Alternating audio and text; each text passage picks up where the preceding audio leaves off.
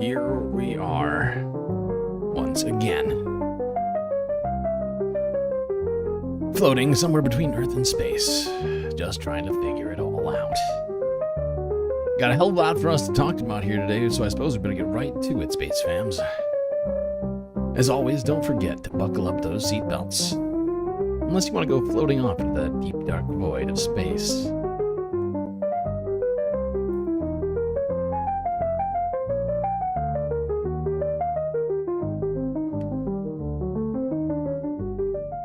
Alright, good to see you all here today. Do some shout-outs before we get to it here. Let's see, Bob Carmody first, Mike Toole second, and Carl Schmidt third in the YouTube chat. Mo and Noah, but close fourth. Omega Star here, Alfredo Gonzalez. Hermit Horologist, Narwhal by Nature. Look Swine. That might be everybody. Well, I hope you Space Fams are having a good Tuesday so far. I was hoping to get started earlier, but we are still having technological issues. I literally have no understanding of why it's happening. 1 second it's perfect. You know, an hour later I go to stream. Totally falls apart, and I still don't have a full answer to why that's happening. But we are going to try and get through this stream regardless.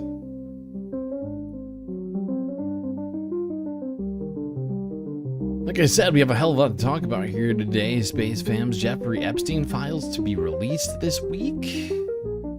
Potentially? Who knows? Donald Trump's poll numbers plummeting. DC federal takeover still ongoing. Donald Trump claiming that mail-in ballots are fraud. And a hell of a lot of other stuff to talk about. We're going to dedicate a whole bunch of time to environmental issues, as well as Russia, Ukraine, and Israel, Gaza.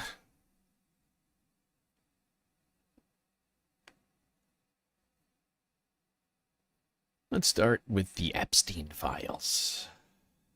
Don't be creepy. Son of a bitch.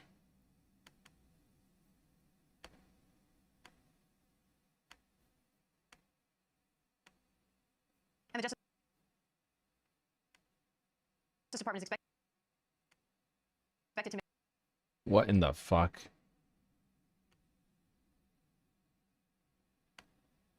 And the Justice Department is expected to miss today's deadline to comply with a subpoena for documents related to convicted sex offender Jeffrey Epstein. The chairman of the Congressional Committee investigating Epstein's sex trafficking case now says he expects those records by Friday. Yesterday, former Attorney General Bill Barr testified behind closed doors as the first witness in the committee's investigation. Chairman Jim Comer says Barr testified, quote, he didn't know anything about a client list, and he had never seen anything that would implicate President Trump. Bill Barr would not. Bill Barr would never have any. So, Alex, what's the... Bill Barr would never have any reasons to lie about that, right? And Trump. Justice Department reporter Alex Malin has more on that. So, Alex, what's the committee looking for in these documents? Well, the committee says that its investigative purpose is based on improving how federal law enforcement investigates and prosecutes sexual or sex trafficking. And obviously looking at the Epstein case, that is a good test case because of the myriad failures in how federal law enforcement investigated and prosecuted him. And obviously he died by suicide in 2019 before he was able to stand trial for his crimes. Obviously, though, I think the thing that's overriding all of this is the outrage that we've seen from the MAGA base related to the Justice Department's botched handling of releasing the so-called Epstein files. Its promise that Attorney General Pam Bondi had early in her days as the Attorney General, promising transparency in all the files that DOJ had and FBI had related to its investigations of Epstein. So I think what the committee is trying to do is both kind of quietly urging the Justice Department to hand over and be transparent as it initially promised in those files, and also mounting its own investigation, trying to give out drips and drabs from former attorneys general and other officials who may have been involved in overseeing the Epstein federal investigations. How critical is Bill Barr's testimony in this case? Not at all Well, critical. it's kind of unclear. I think that what we heard from the Not at all critical. The fact is the Bill Barr stuff, all the grand jury testimony shit, it's all just a distraction. I think most people here know that implicitly. But for anybody wondering if, in fact, the Bill Barr testimony is all important, all of this stuff, they're just distractions, right? They're vetted distractions to hopefully to get you to stop thinking about how Donald Trump's in the files, or to give some sort of credence to the claim that Donald Trump's not in the files. Like, that's basically the Trump administration's main focus when it comes to all this, is to make the base happy, but most importantly, never let on to the base that Donald Trump's definitely in the Epstein files. yesterday, Jim Comer, is he said that, basically what Attorney General Barr testified to is what is already kind of publicly known. He said that there was no evidence that he saw of any client list. He said that he saw no incriminating information related to President Trump or other high-profile individuals. He must not even, or other high-profile individuals. Bill Barr must have not looked at the files at all, and I mean, that's not shocking. Bill Barr was the Attorney General under Trump's first term, and Trump did everything he could to not deal with those Epstein files. Shock of shocks, that Bill Barr probably didn't look into it at all. Nobody. What did they say? No big name. Say that again. No high-profile people in the Epstein files. Give me a joke. Give me a joke. That he saw of any client list. He said that he saw no incriminating information related to President Trump or other high-profile individuals. He also, affirmed what he told the Associated Press back in 2019 following Jeffrey Epstein's suicide, that he had no reason to doubt the idea. You know who I'd like to see testify? Not Bill Barr, because, he didn't really have a hell of a lot to do with any of this. But I don't know. Can we get current Attorney General Pam Bondi to testify, who was involved in the cover-up of the Epstein debacle? Or perhaps Alex Acosta, Donald Trump's former secretary of...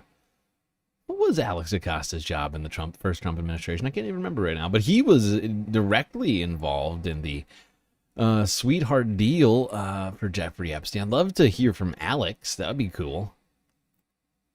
Jeffrey Epstein did commit suicide in his cell in Manhattan. And so this is kind of, again, all confirmation of what is publicly known. The committee is just kind of getting these closed-door depositions affirming what is already publicly known. The committee has also subpoenaed the Clintons, former FBI directors James Comey and Robert Mueller, and several former attorneys general. What are you watching for? What's Robert? What is? I know they didn't. I don't know why they bring up Robert Mueller right now, because of course that's a completely different case that they're bringing Robert Mueller to testify for. And it's not even a case. It's just a witch hunt to try and find election tampering in the 2020 election.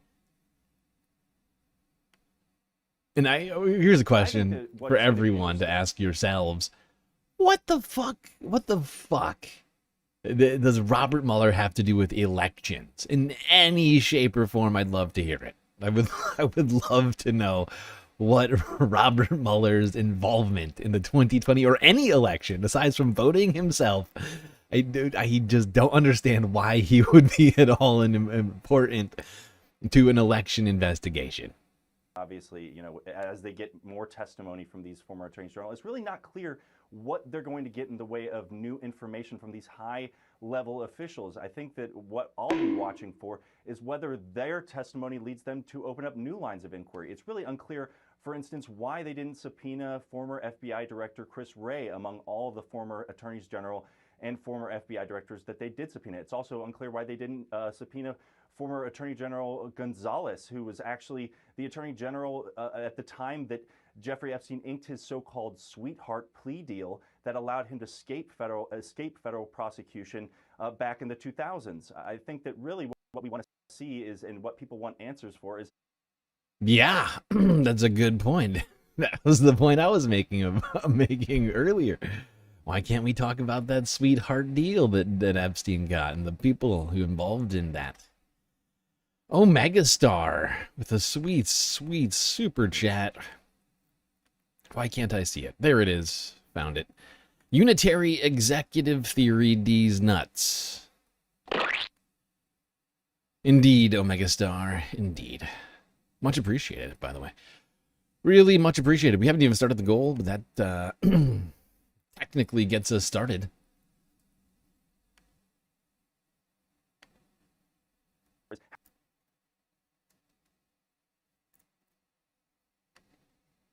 How law enforcement What in the fuck is going on? want to see is, and what people want answers for, is how law enforcement and federal law enforcement in particular failed to properly prosecute and pursue actual investigative leads when they were given so many tips and investigative leads from witnesses and other victims of Epstein. I think that is really going to be the key thing, and I think everybody is also going to want to know whether there's any information that leads down a path that the Justice Department says it's pursuing as to whether any high-profile individuals who knew of Jeffrey Epstein's crimes or his victims are going to be implicated. But I think that is, again, something that the Justice Department says is kind of a road that is not worth going down. Not worth it. It's just not worth it to figure out who might have been involved with Jeffrey Epstein and his crimes. Illegal. That would be too much. That would be too much effort. That would be a waste of time, everybody. We'd be wasting federal tax dollars. You know, this is coming from the same administration who's using our tax dollars to take over Washington, D.C. on the basis of crime, even though crime is at a 30-year low.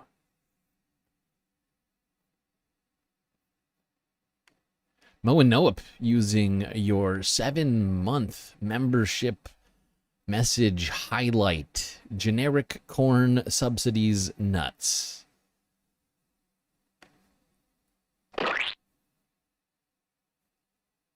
Generic corn subsidies, these nuts. Okay.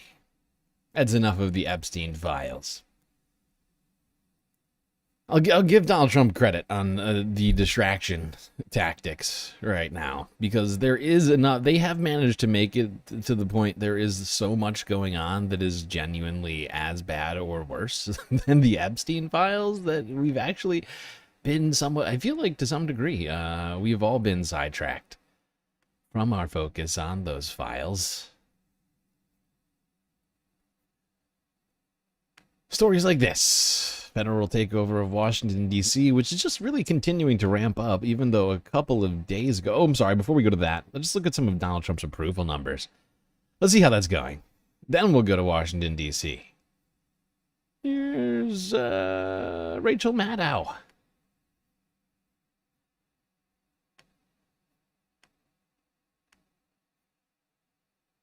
The people protesting against Trump for him botching the situation with Ukraine and Russia, those people outside the White House today are in crowded company. If you look at the latest approval ratings, the latest polling, national polling on this issue, the latest Pew poll that's just out asked this question, for example, quote, how confident are you that Donald Trump can handle the war between Ukraine and Russia? Americans say they are not confident in Trump's ability to handle the Ukraine-Russia war. Americans are not confident in Trump's ability to handle that matter by an 18-point margin. He is 18 points underwater on his handling of Russia and Ukraine. That said, the whole Pew poll on what Americans think right now about President Donald Trump is just one thing after another that's that bad or worse. Are you confident in Trump's ability to handle things with Iran? Not confident by a 12-point margin. Are you confident in Trump's ability to make wise decisions when it comes to global energy issues? Not confident by an 18-point margin. Are you confident in Trump's ability to work effectively with our allies? Not confident by an 11-point margin. Are you confident in Trump's ability to manage our policy toward China, our relationship with Canada, our relationship with Israel? No, no, and no. Not confident in any of those things. Do you approve or disapprove of Trump's Trump's tariff policies. Yeah. Americans disapprove of Jeez, Trump's 23 tariff policies points. by a 23-point margin. How confident Woof. are you in Donald Trump's ability to make good decisions about foreign policy? Not great. Not confident by a That's not great. 14-point margin. How confident are you in Donald Trump's ability to manage the executive branch effectively? Not confident by a 15-point margin. All in all, what effect is Donald Trump having on the way the federal government works in Washington? Americans say, Wow. he is making things worse. By a 26-point margin, Americans say he is making everything in Washington worse, not Awful. better. Awful. Would you use the word weak, honest to describe Donald Trump? No, by a 26-point margin. Would you say Trump is a good role model? Americans say, Damn. no, by a 41-point margin. points. This is a nice one. Honestly, this one is like one of those polls where it's like, how did this guy get elected? You know, he's supposed to be the top official in the country, the person whom all Americans look to for guidance on the future of America. And handily, 7 in 10 people in the United States think you might not want to model your life after Donald Trump. It's like, why is this man? How is this man president? How? This is making no sense. Do you approve or disapprove of the way the Trump administration is handling information related to the government's investigation of Jeffrey Epstein? 70% disapproval on that one. 70% disapproval. Tonight, Fox News is reporting that the deputy director of the FBI, a former podcast host named Dan Bongino, is out of his job. Oh, no more Dan.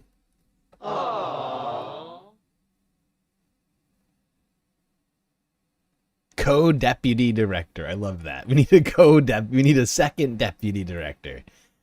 Probably because Dan's a little upset that the Trump administration refuses to release the files. Not gonna do it. Wouldn't be prudent at this juncture. And Dan basically not his entire personality, but much of his brand is built upon those Epstein files. So it's a little inconvenient that the Trump administration, who he's been saying would absolutely get those Epstein files out to us, is doing exactly the opposite.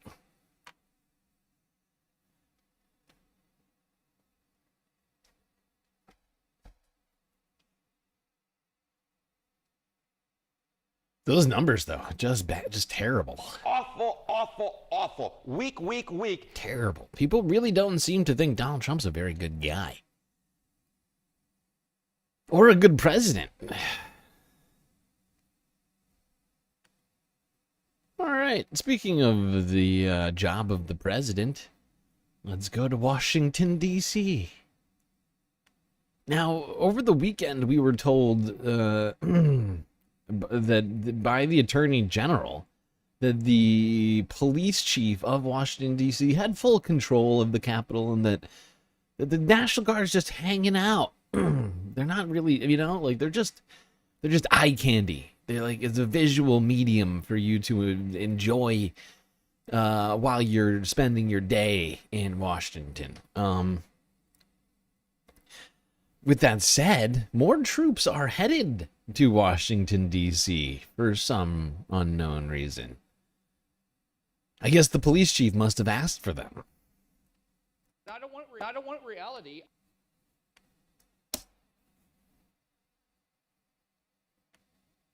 Well, more National Guard troops are en route to Washington today. 3 more Republican governors authorizing the deployment of hundreds more troops. West Virginia, South Carolina, and Ohio will be sending their National Guard members in the coming days.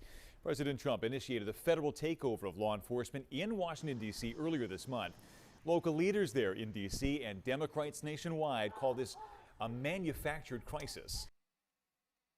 This is ridiculous!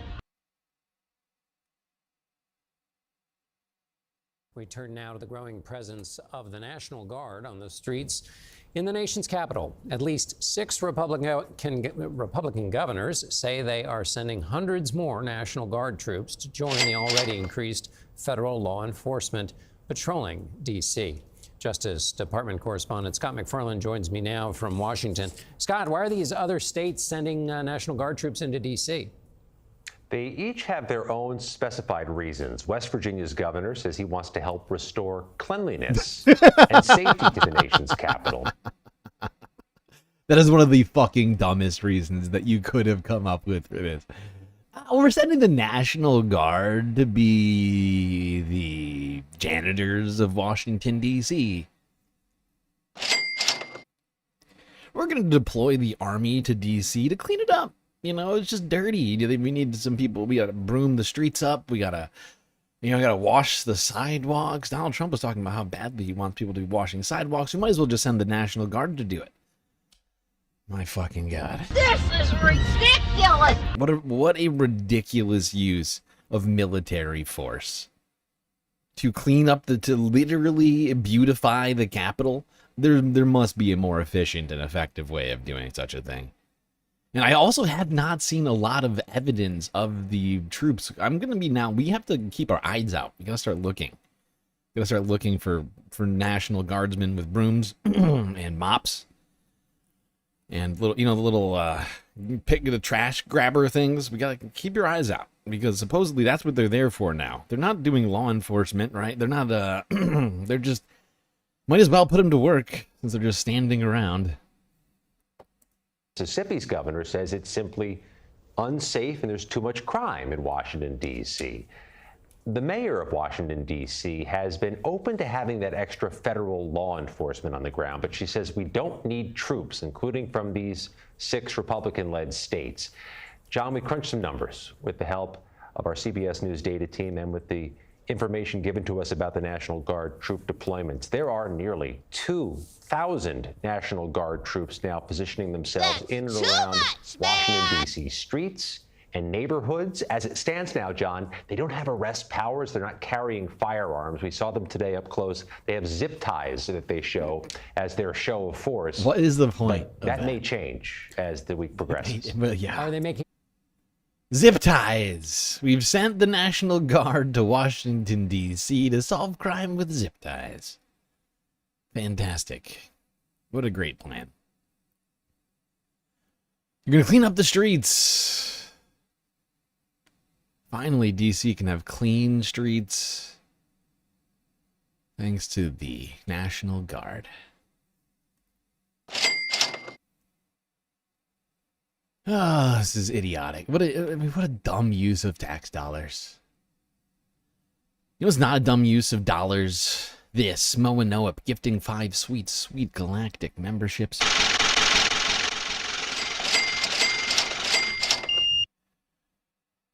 Who got him?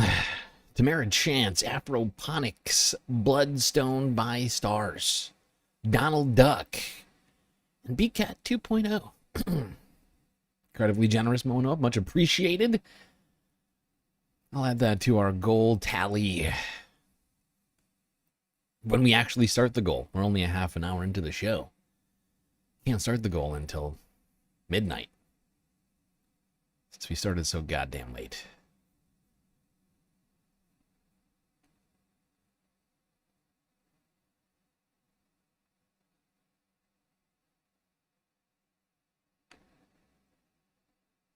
Now, one thing I found fascinating, but it really is on brand for Trump in general and the Republicans. If you don't like numbers, right? This has kind of been the playbook for a while, but they've really leaned into it in the Trump administration. If you don't like numbers, those numbers are fake. Okay? If you don't like scientific findings, those scientific findings are fake. Okay? And what you need to do is you need to have a governmental level investigation into why the numbers aren't what the numbers that you wanted. Right? You know, you're having a hard time, you're very frustrated, you have a view of the world, and then the numbers don't confirm that view. And so rather than amending your worldview or trying to think critically about it, it's better to investigate why those numbers are to, send the investigators in, figure out why those numbers are not the numbers that you want. Help! Help! I'm being repressed! And that's exactly what the Trump administration is doing with regards to crime statistics in D.C. in a sort of a post hoc retconning of of their intentions as it relates to the federal takeover of Washington.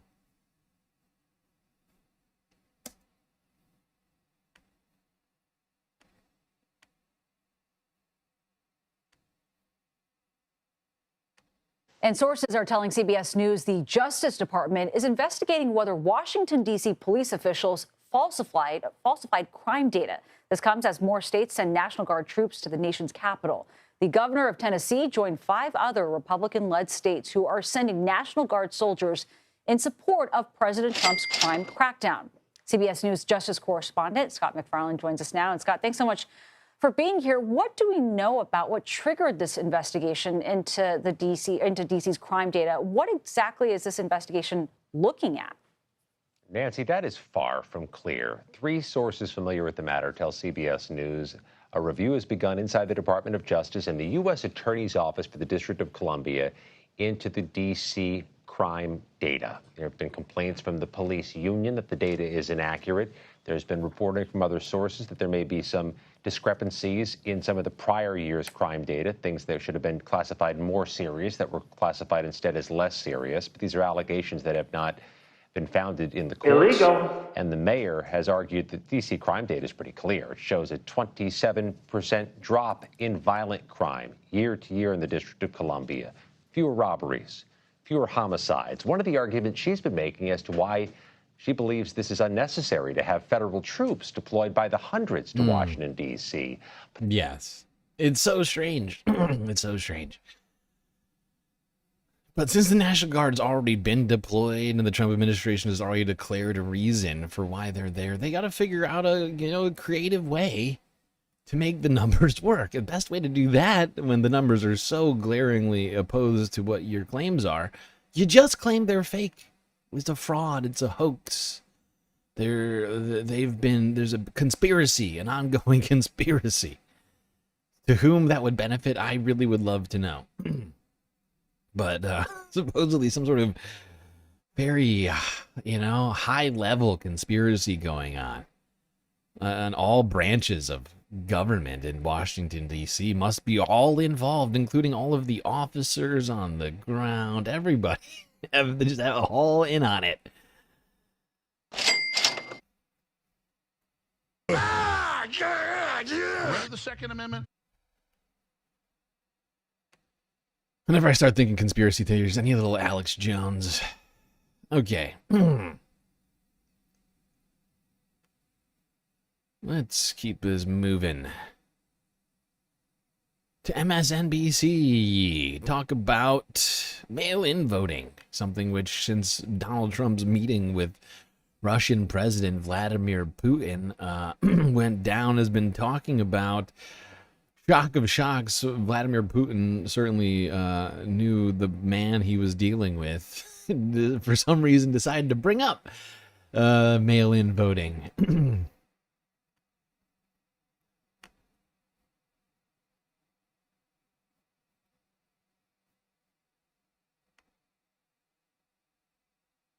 Mail-in ballots are corrupt. Yes. Good point. Mail-in ballots, you can never have a real democracy with mail-in ballots. And Bob Garmity is making a good point. This isn't MSNBC. I don't know what I'm talking about. It's MS Now. Multiple sclerosis now.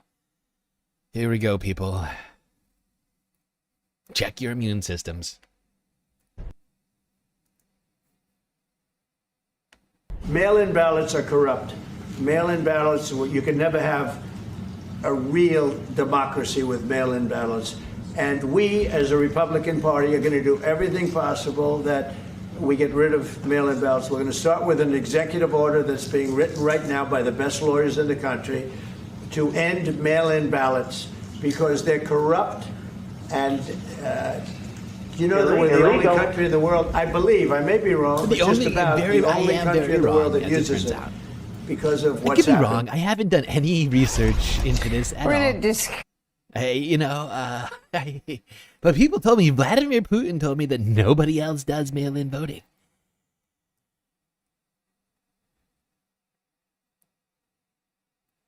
As it turns out, a lot of countries do mail-in voting. A lot.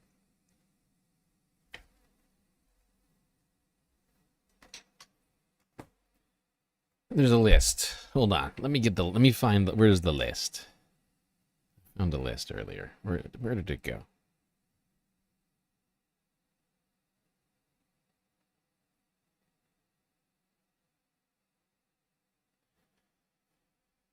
Okay, this is from pbs.org. Data compiled by a Sweden-based organization that advocates for democracy globally found in an October 2024 report that at least 34 countries or territories allow mail-in voting. That's weird. That's weird. It's, 34-0. No other countries, 34 countries. It's the same. It's the same thing. And we need to do an investigation into those 34 countries, actually. Because that number sounds wrong. Right there, because all of that is completely false. The United States is one of many countries that uses mail-in voting, including Canada, the UK, Germany, Australia, and Switzerland. Also important to note, there's zero evidence of widespread voter fraud, and Trump has been looking. But that is how Donald Trump, the current president of the United States, who, as the New York Times reports, has himself voted through mail-in voting, chose to spend his time today in the middle of what we've been talking about, this high-stakes diplomacy, promising an executive order to address one of his longest-standing and most dangerous, unfounded delusions that he didn't actually lose the 2020 presidential election. Another fact check, Trump literally does not have the power to do any of this. According to the Constitution, the power to set the, quote, times, places, and manner, end quote, of elections lies with the states, and only Congress has the ability to override state laws on voting. We're back with Claire. Let me just point out what happened just today. Trump tweeted. Oh, poor Trump, foiled by himself. Donald Trump, having mailed in numerous ballots in his lifetime, claims that actually that's subverting democracy. Illegal. I'm going to lead a movement to get rid of mail-in ballots and also, while we're at it, highly inaccurate, very expensive, and seriously controversial voting machines.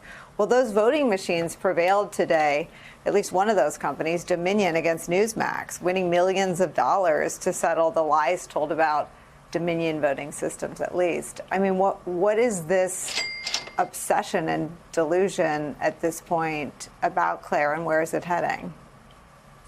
It's just fascinating to me because I think Putin did this. I think our last guest talked about whoever talked to him last wins. And I think Putin said something about mail-in ballots, and that's where this is coming from. And by the way, do you remember during the election, Nicole, that he, at the beginning of the campaign, was saying, oh, mail-in ballots are terrible. And then Susie Wiles and Chris Savita and all of them that are doing the politics say, you've got to quit saying that. We have to have mail-in ballots. We have a lot of elderly voters that use mail-in ballots and have for years. Quit saying that. And then Trump began to talk about. And what's fascinating most about that statistic is that, Donald Trump's voting base are much older and more likely to use mail-in voting.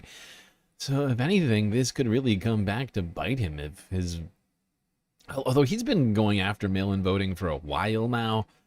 The more and more that he talks about it, the more I think the less likely people are to do it, especially if they trust Trump, and vice versa if they don't. So I think it's more likely to galvanize Democrats to try to use mail-in voting, while Republicans feel more hesitant to do so, and their dear leader is telling them that there's subverting democracy. Let's talk more about this insane claim from Donald Trump.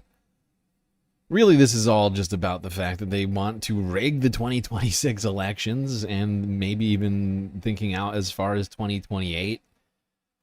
That much is pretty clear considering everything else that's been going on with Donald Trump's insistence that that Republicans in Texas gerrymander the state, 5 more seats in the House. And this is just a continuation of that, in my opinion. All right, President Trump says he's planning to lead a movement to end mail-in voting. And when asked about it today, the president called mail-in ballots corrupt. Our Conan Nolan joins us in the newsroom with a look at how this could affect the upcoming midterm election. Conan. Right. Well, first of all, the topic came up a little strangely during that summit meeting with Volodymyr Zelensky, the president of Ukraine, in the Oval Office as they were, there's a spray taking place, photo spray. The president was asked this guy about... gets too far here.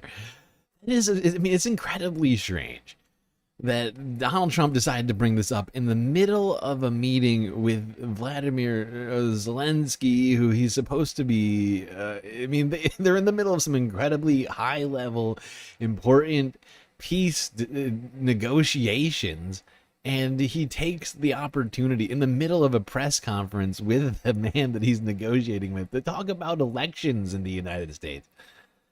It is fucking unhinged. Pictures to show you where he was sitting next to the president of Ukraine about mail-in balloting. Now, the president said that he has an executive order that's getting prepared for him to wipe it away with a signature, end of mail-in balloting. Easier said than done. Article 1, Section 4 of the U.S. Constitution gives the time, place, and manner of elections authorities to the state legislatures, and any changes could be made possibly by Congress, but nothing about the chief executive, the president, just signing away an executive order and changing the way states... He's so easily distracted and manipulated. Absolutely, Sarah. This man has the attention span of a goddamn golden retriever. It is insane. This is the man who's running our country. Actually promote elections or count the ballots. The president picked out California when he made his statements about it being corrupt. Mail-in voting, it's a fraud. As you know what happens in California, it's so corrupt where some people get 5, 6, 7 ballots delivered to them. Now we got to stop mail-in voting, and the Republicans have to lead the charge. The Secretary of State's office has said, yes, there are rare occasions where people get more than one ballot, but because of the signature validation, there's very little, if absolutely no. Yeah, there is none. Okay, there is no substantial voter fraud. And when we use the word substantial, we mean election altering fraud, right? There might be a couple instances a year, right? In a couple of different counties, someone tries to pull a fast one, but there is no substantial amount of voter fraud that exists in the United States, or at least certainly that existed in 2020. Or led to Joe Biden winning. It's just insane. It is just an insane claim. Stats just don't bear it out.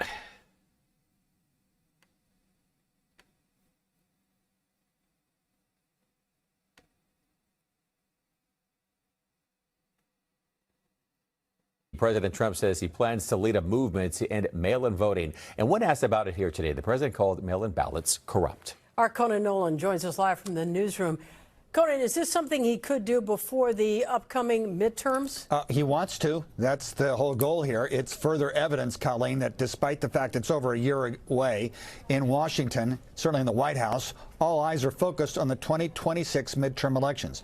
President Trump going after a means by voting that has been popular, particularly in blue states, but one he endorsed in his last presidential campaign. The question came during the summit meeting with Ukrainian President Volodymyr Zelensky. President Donald Trump saying he opposes mail-in ballots, and now he wants them banned. Mail-in voting. We're going to end mail-in voting. It's a fraud. As you know what happens in California, it's so corrupt. Some people get 5, 6, 7 ballots delivered to them. Jesus we got to Christ. stop mail-in voting, and the Republicans have to lead the charge. There have been occasions of multiple ballots being mailed to the same address in California, but county and state officials say efforts at validating signatures of voters have been effective in eliminating voter fraud. California Senator Alex Padilla, who as the California Secretary of State engineered the state's mail-in balloting law, responded in a statement, "Mail-in voting is secure. Congress must stand for free and fair elections," as he, President Trump, continues his assault on our democracy. Yeah, that's a fact. States, I mean, the Republicans supposedly love states' rights. And now, you know, and the fact is, Republicans haven't rushed to Donald Trump's defense on this one yet. I think it might have something to do with the states' rights issue, because this is absolutely a states' right. One that goes all the way back to the founding of the country. That states have the right to, you know, conduct elections as they see fit.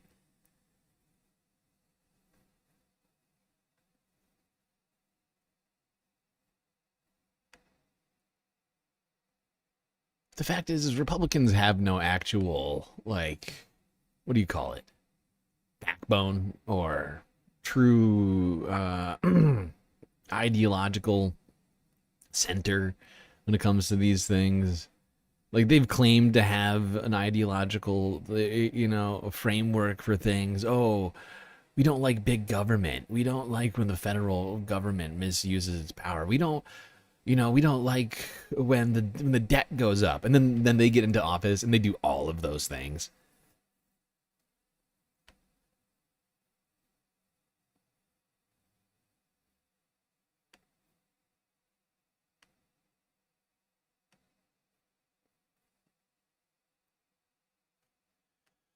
All right.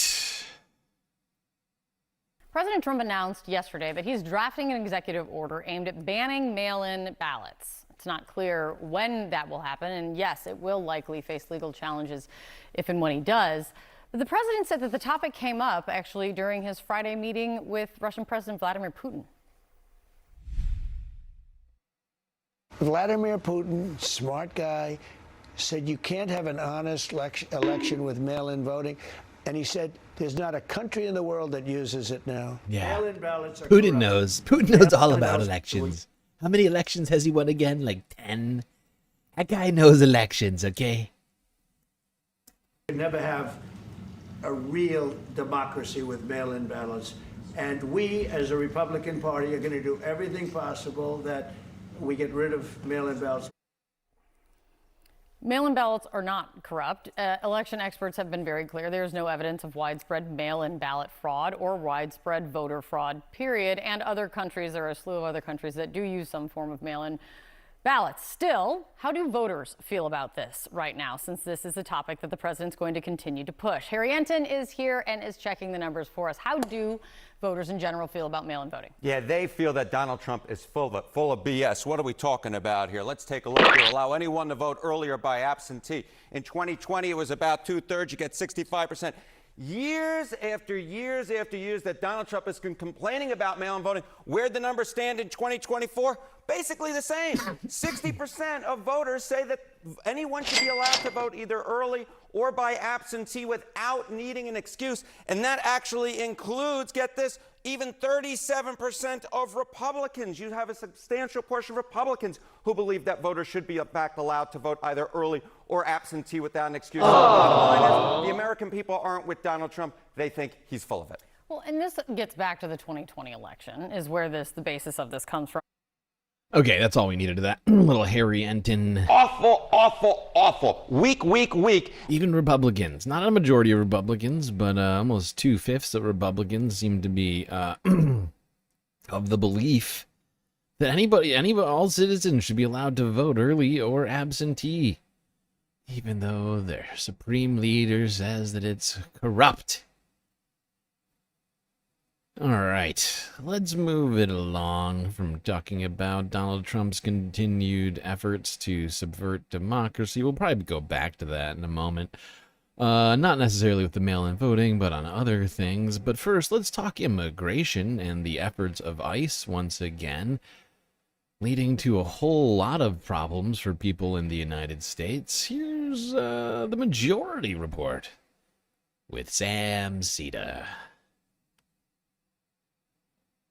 Right now, ICE is in front of the Supreme Court trying to argue that in California, that they should be allowed to basically do roaming searches. Get number 7 ready. And what roaming searches mean is that they can do racial profiling. They can look at somebody, see that they look Mexican, see that maybe they're speaking some Spanish. I'm sorry, sir, you look too wonder Mexican. What their job is, and just go after them based upon that. The idea that they're not already doing that, though, is a pipe dream. Here's a story of George and Esmeralda. Yeah, I mean, if that doesn't strike you as illegal, there's something wrong with your brain, okay? Someone looking Mexican is not probable cause. That's just an observation that you've made, and followed up by the things done is just a racist observation. Is a pipe dream. Here's a story of George and Esmeralda Doylez. This is in northern San Diego County. Whose video is this? I'm not sure. I guess this is a TV. Because here's like, I don't mean to harp on this, but like, I'll bet, I will bet money right now that people cannot guess with any high level of certainty somebody's ethnicity, especially in a multicultural place like in the United States, where you have a lot of multi-ethnic people living in the United States. I'll bet you money if we went, it sounds, it's an incredibly racist game. We're not going to play it right now. But if you were to just, Google brown person and start going through them and like guess what country they're from, I'll bet you get most of them wrong, right? Or enough wrong that this is clearly not a reasonable metric for anything.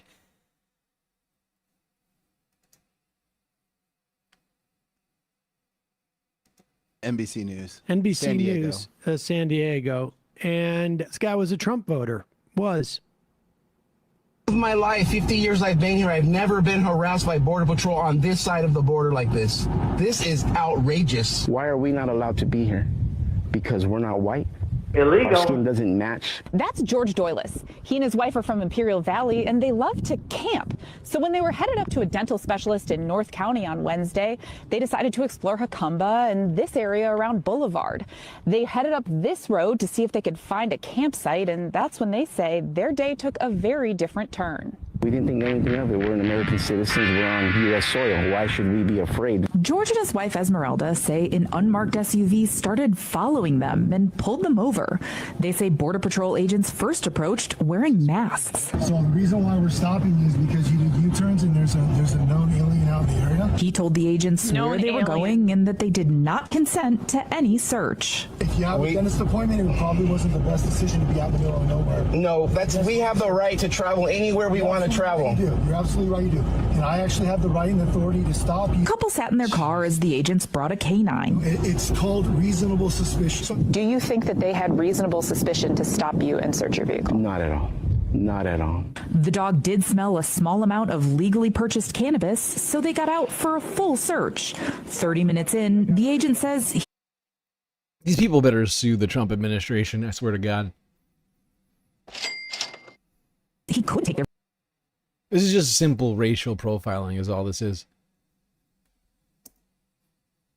And this is being conducted on mass scale across the country now. That's what we have. Vehicle, but... I'm going to go ahead and let you off with a warning.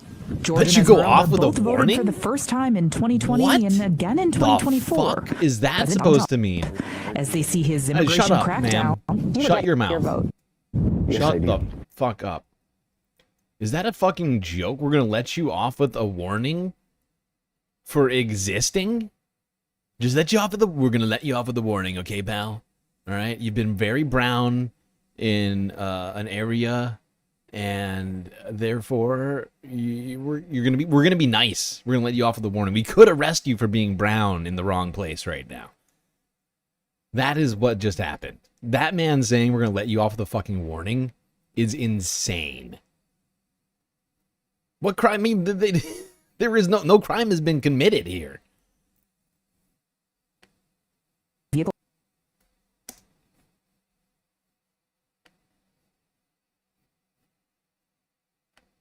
But You want to go ahead and let you off with a warning?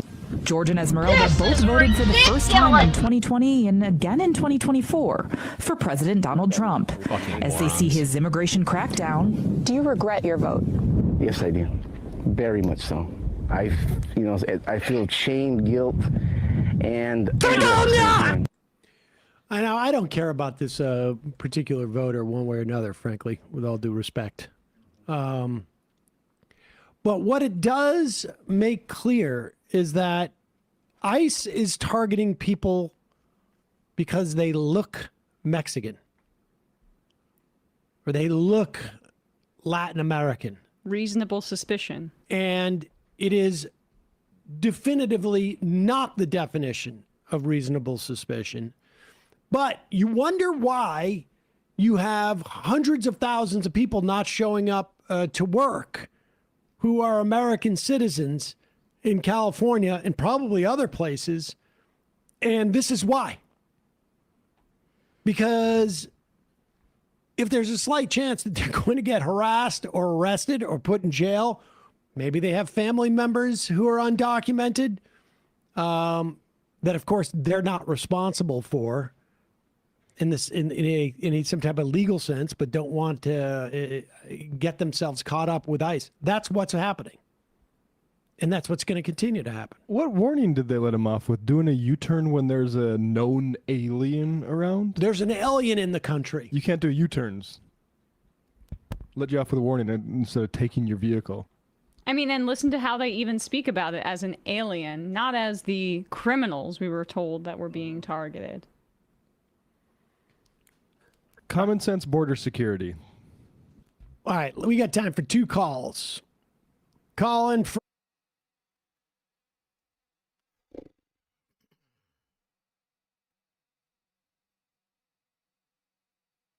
Honestly, though, people like that should be ashamed of himself. When he said he's ashamed of himself, I was like, good. You should be. You should be.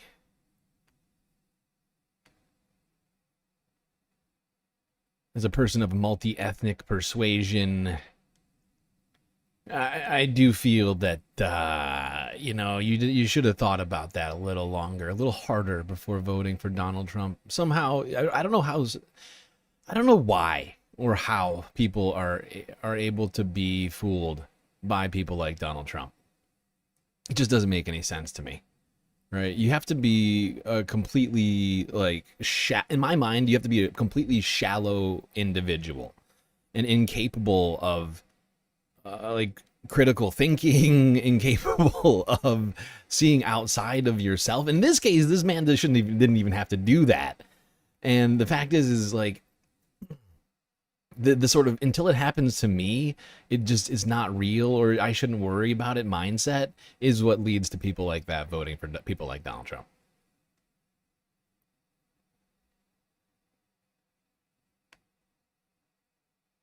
Like, it should not be about, it finally happened to me, so now it's bad. It's like, no, you should have been against this whole fucking time, idiot.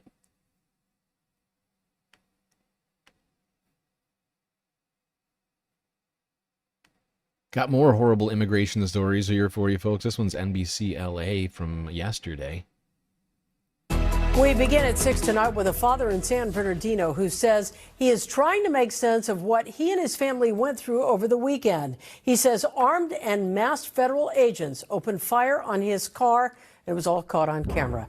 Good evening once again, everyone. I'm Colleen Williams. And I'm Michael Brownlee. The family tells NBC4 this all happened because they refused to follow orders from those unidentified men in masks. NBC4's Christian Casares live in San Bernardino, where a small but loud crowd is gathered to support that family. Christian. That's right, guys. We told you about this gathering that was being organized this afternoon, and I want to show you behind me here that you can see that it's just a handful of families that have decided to gather outside of the San Bernardino Police Department. I just spoke to one of them a few moments ago, and they said that they're here to raise awareness about what happened this weekend. Now, during that encounter with federal agents that was caught on camera, the father, who identified himself as Francisco, tells us he was just running errands with his son and his son-in-law when the encounter turned violent. A quiet scene outside the San Bernardino home today. Only this sign visible to the public, which reads, "No federal agencies allowed, no warrant, no entry." It comes after this intense situation caught on camera over the weekend. What do you want? What do you want? No identification. The driver, identifying himself as Francisco, says he was running errands around town with his 18-year-old son Martin and his son-in-law. They say 3 cars surrounded them, and federal agents repeatedly asked them to open the door without providing any identification. That's when the agents are seen hitting the windows, shattering the glass. Once they didn't identify themselves after we asked, they said one more time, lower the window. Then we were like, no, like for what reason? Once the windows were smashed, Francisco says he hit the gas. That's when Customs and Border Patrol agents shot 3 times. This situation caused a lot of fear in the family. Javier Hernandez with the Inland Coalition for Immigrant Justice questions the agents' actions. This family felt that they needed support, that they needed protection. By the way, if you go back to the video here, and it's kind of hard to see, but there's no one in front of this car. So they are just wantonly shooting at someone in a vehicle who poses no threat to anyone. Okay? You're unloading a fucking clip into a fucking into a vehicle with human beings in it. No one is in danger aside from those people now, thanks to those fucking agents.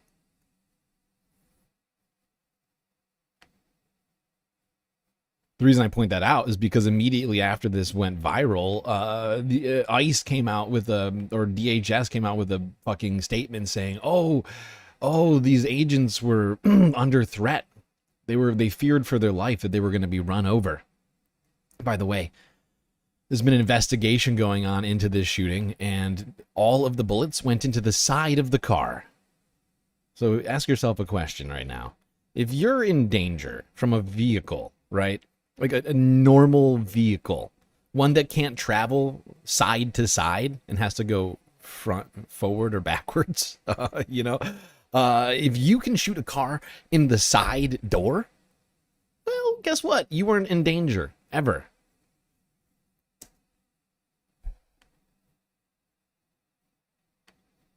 Thank you. New at 5 questions remain regarding a traffic stop and shooting involving federal agents in San Bernardino. The Department of Homeland Security now calling it a targeted enforcement operation and blames San Bernardino police for releasing the driver accused of assaulting 2 agents with his truck. NBC4's Camilla Rambaldi live for us in San Bernardino with the latest on both sides here today. Camilla? Hi, Michael. I have reached out to the Department of Homeland Security today, and I'm still waiting to hear back. Right now, it is still unclear why the driver was initially targeted, and a statement from San Bernardino, from the San Bernardino Police Department says that they were called in by federal officials to assist with crowd control at the driver's home following that traffic stop.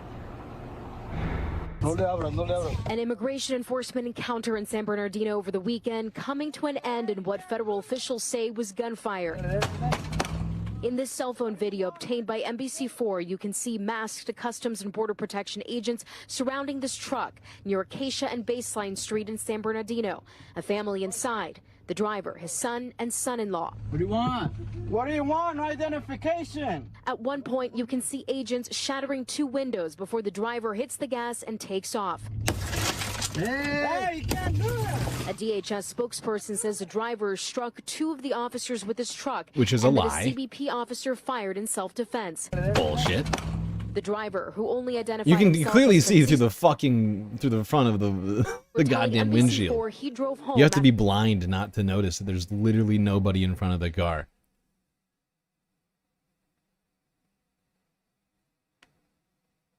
These agents are acting unlawfully.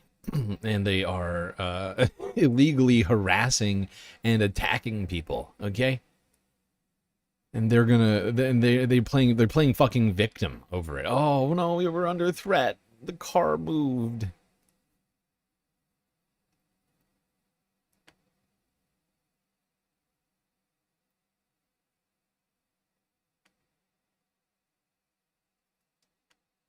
We're talking about immigration enforcement, and might as well talk about the border. And Mexico, Donald Trump and the Trump administration claimed earlier this week, I think it might have been yesterday, that the DEA was working with Mexico's law enforcement and military. However, Claudia Sheinbaum came out earlier today on Tuesday and seemed to not know anything about that. Oh shit, before I go to this, I almost forgot two different things. I made a huge tiny mistake. Almost forgot two different things. One, I want to say thank you to Morbius Dragon for the sweet, sweet Galactic gift membership. Who got it? Lurley, enjoy the 18 sweet, sweet Galactic emotes that comes with that free gift membership, as well as a feeling of galacticness that you probably are already experiencing right now. But we are an hour in, which means the free hour is over. Free half is still technically going on. And since we had so many donations before the goal even starts, we can do a slightly smaller goal than normal, because we already have completed 5. That's right, count them, 5. 5 donos already.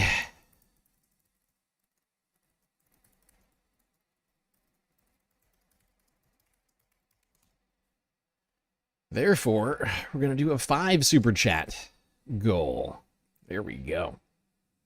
And it has started.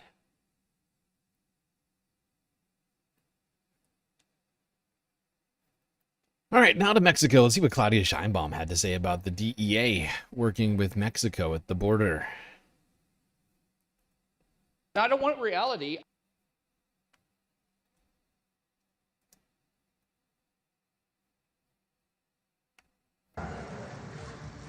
¿Cómo están? Bien.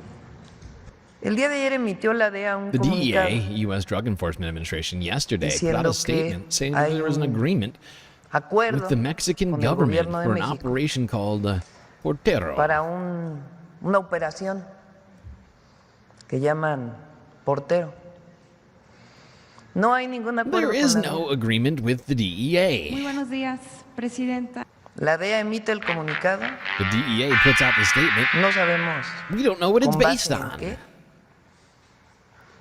Nosotros We no have hemos not reached any agreement llegado a ningún acuerdo, any of the ninguna de las security institutions instituciones with the de DEA. seguridad con la DEA, de 2 temas, uno, bueno, de varios temas, Wow. pero entre otros. Shock.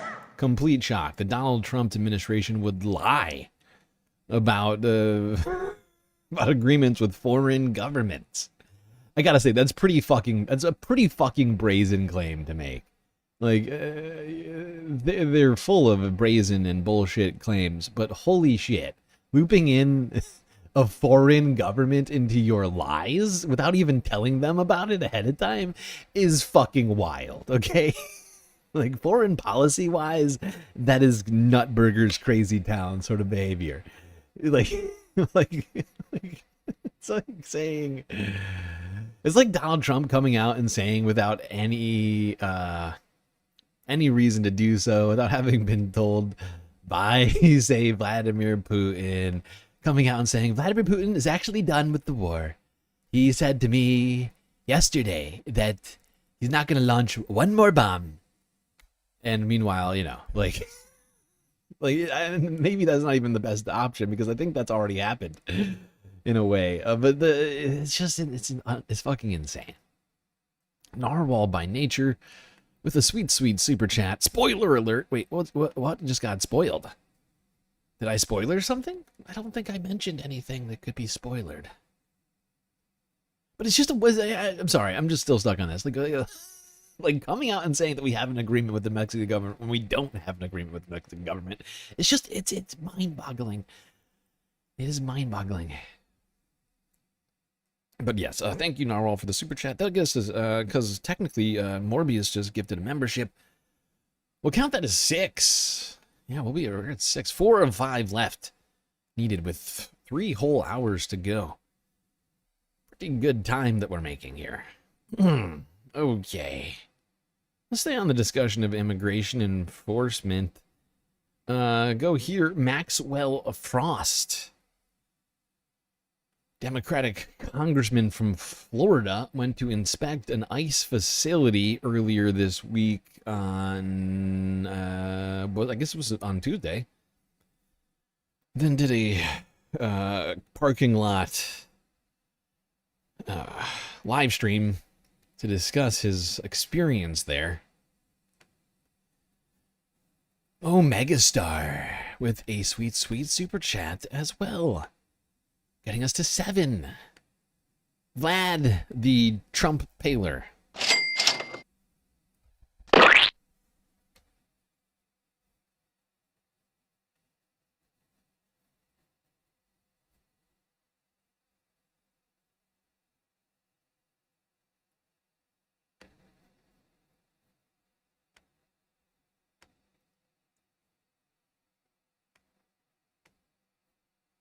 Hey everybody, just got done doing an oversight visit of one of the ICE field offices here where immigrants check in and some of them are being detained. They get detained there and then sent to a different facility. And I'm just checking in to talk about one specific thing.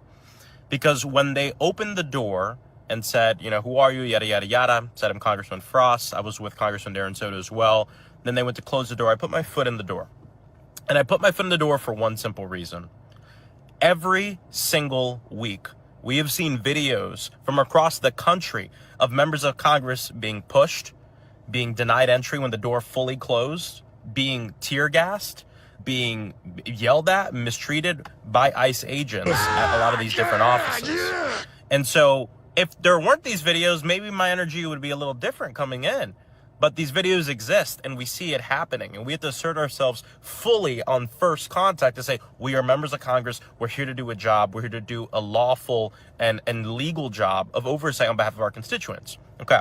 So we get in. I promise you, if I didn't put my foot in that door, we would not have gotten in. When that door closes, oftentimes it never opens. We get in, we go through, we have a conversation with the head agent there, who is very disrespectful to me. Asked me how old I was. Can you fucking believe that? What Asked the me how old I fuck was. is that about? How old and are then you, dipshit? He starts saying stuff like, well, look, at the end of the Ah, for fuck's sake.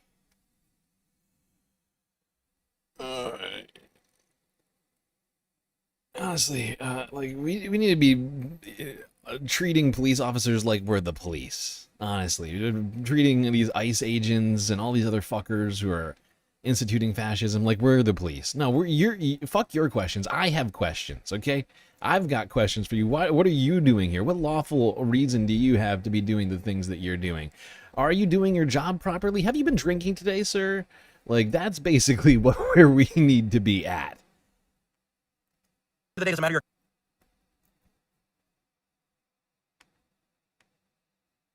You're a congressman. We're all friends. We're all human. No, no, no. And I told him, no, no, no.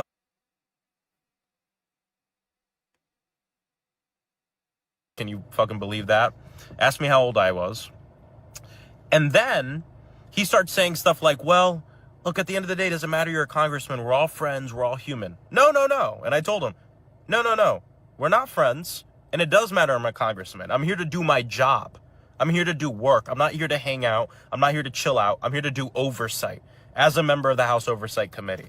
And I bring this up because I just want everyone to know, you know, a lot of these agents are emboldened by the Trump administration right now to talk to me and to really talk to anybody that way. The energy that you bring, you have to set that right away, right? Absolutely, and Maxwell Frost really doing his job as a congressman with great aplomb. You know, he deserves one of these. We need the entire Democratic establishment to be doing this, not just junior Congress people from Florida. The fact that all of Democrats are not actively doing what Maxwell is doing here is pathetic, and is the reason why Trump is getting away with what he's getting away with. But Democrats don't have an immigration policy so much as an immigration comparison. They're like, you know how you hate Republicans' immigration policies? Well, we'll do it. We'll do it with a smile. We'll do everything that Republicans are doing, but we'll smile while we do it. And that'll be better. You'll like that more. Trust us. Okay, hold on. I'll be right back.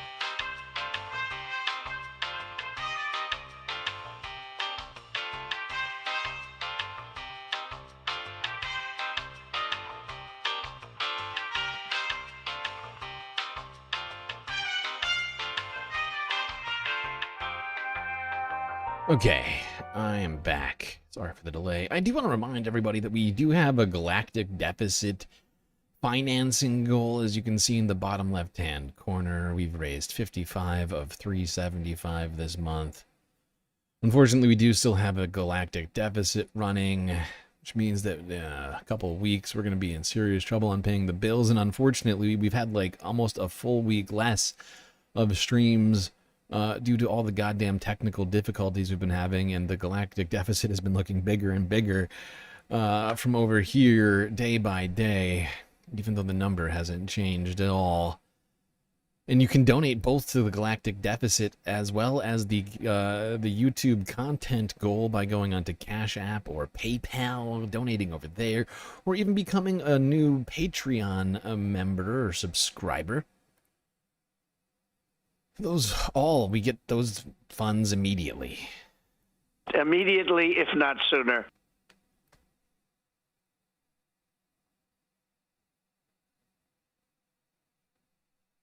All right. Let's go back to talk about the subversion of democracy.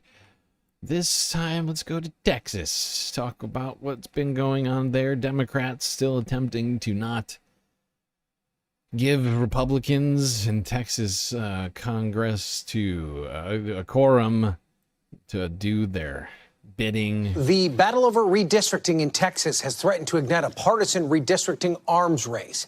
California Democratic Governor Gavin Newsom says his state will respond to Texas and call a November special election over redistricting to redraw California's maps.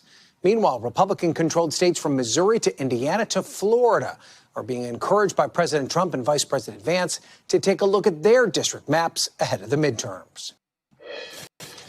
Joining me now is the... Okay, hold on. I gotta pause this thing. What is happening with those numbers? This is a good time for me to pause. PB with a sweet, sweet super sticker. Getting us to 9 of 10? That gets us to 9 of 10. Look at that pair go. That's one of the fastest pairs alive, I think. Faster than a speeding bullet. Truly impressive pair speed, if I've ever seen it before. Thank you, PB. Incredibly generous.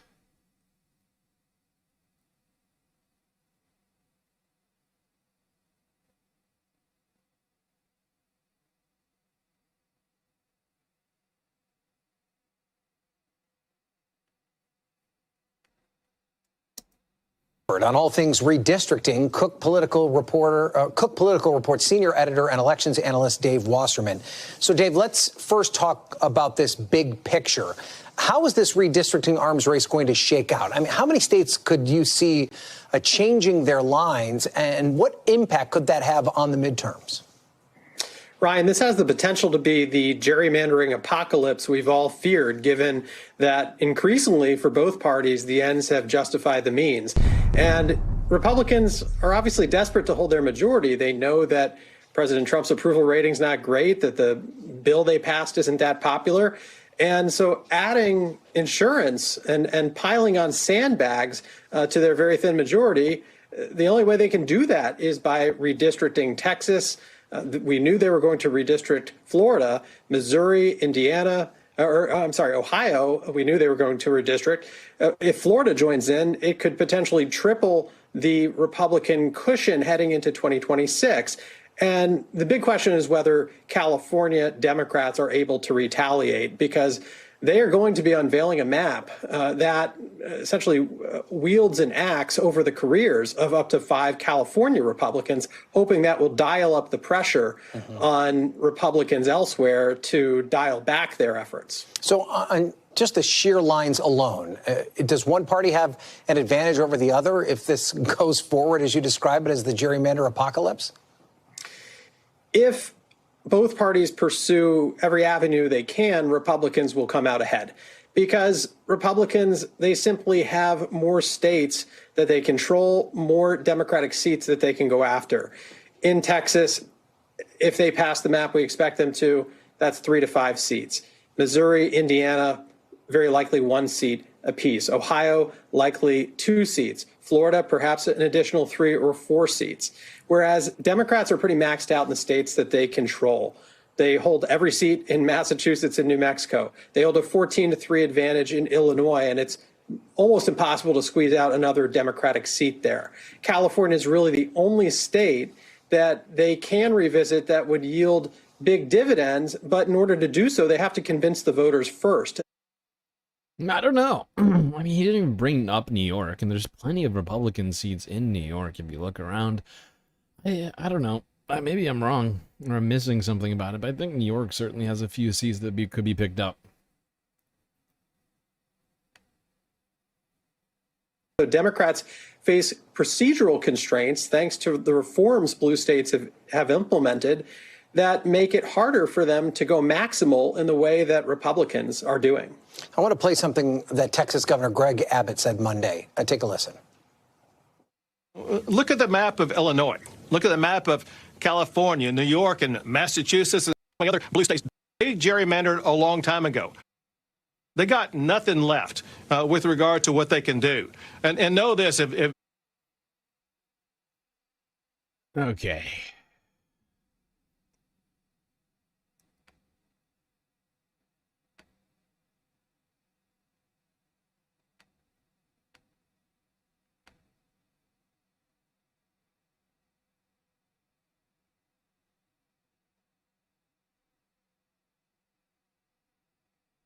Let's keep talking about this.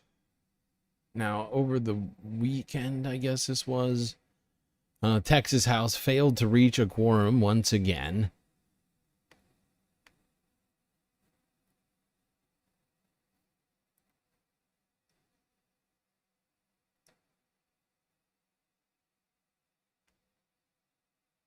Breaking news, the Texas House has once again failed to reach a quorum after Democrats left the state to protest a redistricting plan. But we could see Democrats in Texas return soon after California just made an announcement. ABC News political director Avery Harper has more. So, Avery, let's talk about this quorum first.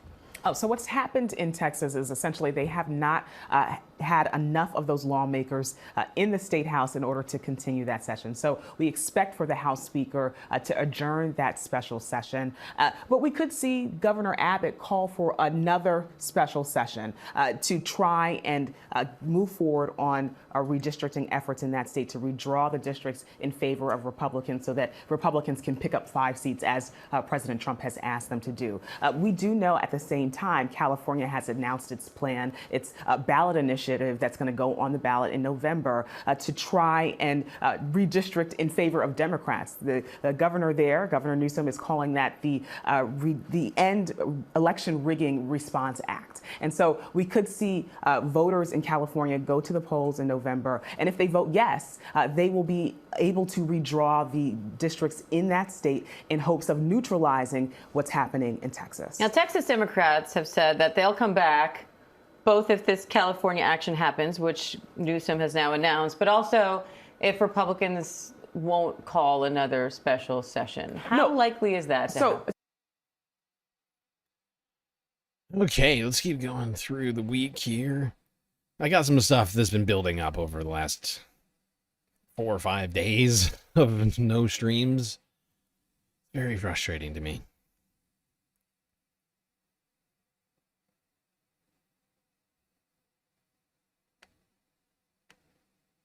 All right, this is from 3 days ago. Redistricting fight intensifies in Texas and California. Here's ABC News. Now to the redistricting battle in Texas. State Republican lawmakers in their second special 30-day session to push for new congressional maps that could add 5 additional House seats to the GOP. Now, some state Democrats who had fled the state now signaling they could return to Texas once California Democrats make progress with their redistricting plan. The lawmakers are set to convene on Monday in Sacramento. Meanwhile, protests are taking place throughout the country over the fight. Joining me now for more on this is ABC's Alex Prochet. Alex, what is the state of California's redistricting plan? Also, what's the latest going on in Texas? Well, I'll start with Texas and Governor Abbott's call for this second special session. The governor saying this week that every strategy is at play. And as you mentioned, it does appear that some of those Texas Democrats that left the state to prevent a quorum have appeared to be open to returning back to the state. But there is this call for basically a nullification across the board whenever it comes to the congressional impact there. And so with that, you're looking at what's going on in California. Governor Gavin Newsom calling for that special election on new maps. That's something that the residents of California will ultimately have to approve. But we've gotten a look at a couple of these maps, or at least according to sources close to this through our affiliate KGO out there in San Francisco. And California is targeting 5 districts here. And I got to do a little bit of math with you. I mean, the margins here for them to flip districts is pretty thin. California has 52 congressional districts. 9 of them are held by Republicans, and you think about 5 of them turning over. So the margin is pretty thin there. But certainly that is one way that Democrats have at least targeted counteracting what's going on in Texas. All right, let's talk more about that California redistricting map. Was released, I think, over the weekend.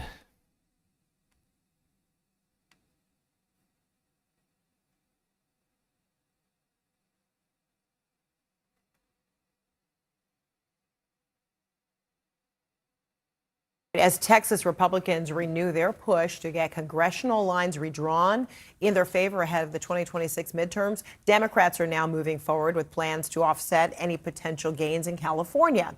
California Democrats unveiling a new map that would strip Republicans of 5 of the 9 seats they currently hold in the deep blue state. State lawmakers plan to hold hearings and a vote to put the new maps on the ballot next week. CNN correspondent Julia Vargas-Jones is joining us right now from Los Angeles. Julia, what more are you learning? Well, look, Fred, the Democrats are saying that this new map they're proposing allows for more compact districts, that it keeps more communities together, so splits fewer cities in California, and it makes minimal disruptions to the old map. They really are looking at about 43 Democratic seats, stay with me, and 9 Republican seats, and going over to 48 to 5 seats, right? California is matching exactly the number of seats that Texas Republicans want to add, virtually trying to make their redistricting efforts a moot point. And you may say it's only those 5 seats out of more than 400, but the majority in DC is so thin that these California seats will matter. The breakdown is at about 219 to 212, so those 5 seats will make a difference. And why are we having this gerrymandering battles? Because President Trump wants to do more. He wants to do more legislatively to have more wins and enact his policy. So he will need those 5 seats. But California Republicans are saying that they will fight for their party and that these are. Here's a question that I keep asking myself. What the fuck more? Like, when she references Donald Trump's desire to do more legislatively, like, what does that even mean? Donald Trump has been governing by executive order for the last 7 months. And Republicans have basically enacted, each one of these things into law as quickly as they possibly could. And I just don't see what having a larger majority would do for them exactly. What plans are they not getting done at this point? So Doug LaMalfa right there, we just saw his photo up there. He particularly just took to X yesterday to say that this was unacceptable, calling this a naked politics at its worst, asking how is it that Modoc County in the Nevada and Oregon border, I'm sorry, I'll ask us to bring that up, have anything in common with Marin County and the Golden Gate Bridge. He's talking about a district right above his, that's California District 2 in the proposed maps, that is stretching all up into Northern California. Now, that's a question for Governor Gavin Newsom to try to answer in the coming days. And then how is the governor trying to, sell his plan to voters? Well, he's taken a page out of President Donald Trump over the past 24 hours. The governor has been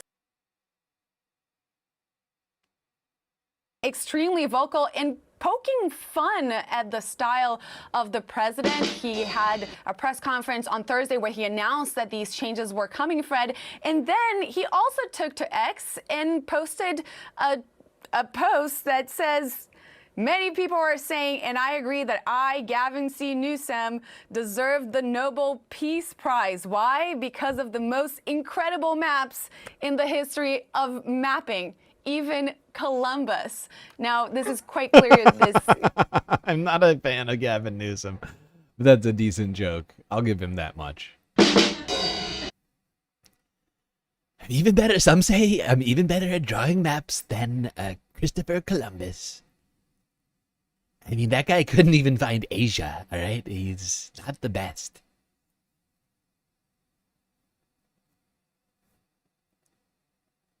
Asia, huge continent. Columbus couldn't even find it. Me, I am drawing amazing maps no one has ever seen before.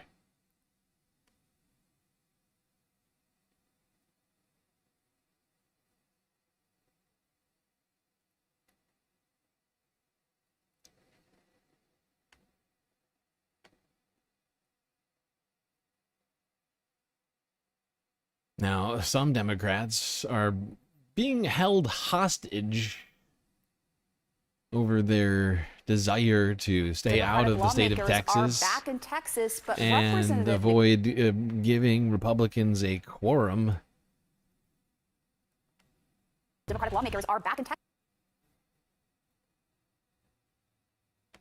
Texas, but Representative Nicole Collier spent the night on the floor of the state house. She refused a Republican demand to have a state law enforcement officer escort her around the clock in order to leave the Capitol grounds. This is ridiculous! To sign the permission slip to be able to leave the Capitol. I disagree with that authoritarian tactic. 2 other Democrats joined her in the House overnight. Republicans now appear to have a clear path to a redistricting plan that could bring them 5 more seats in Congress. And in less than 2 hours from now, California's House will reconvene after it began a redistricting plan of its own. Let's go live now to CNN correspondent Arlette Saenz in Austin. Arlette, do the Democrats have any moves left to block or delay the Republican plan?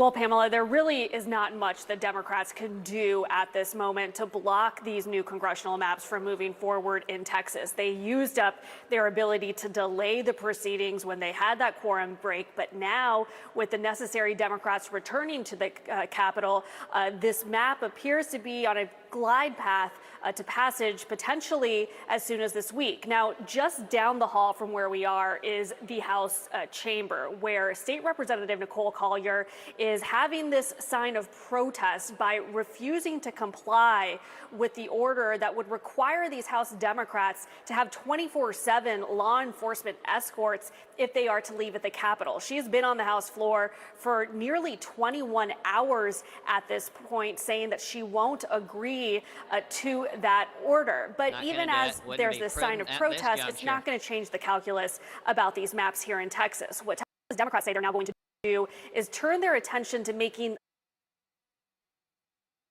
Well, there we go. One woman, one lawmaker being held against her will. Texas Congress people attempting to put her under house arrest, even though she's done nothing illegal.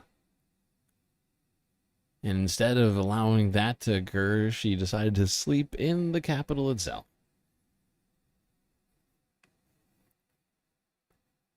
Pretty wild times we're living in, people. Pretty weird stuff going on out there.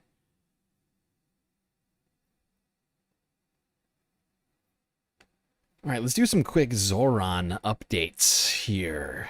NYC mayoral election nearing. It's cutting closer and closer, people. It's like getting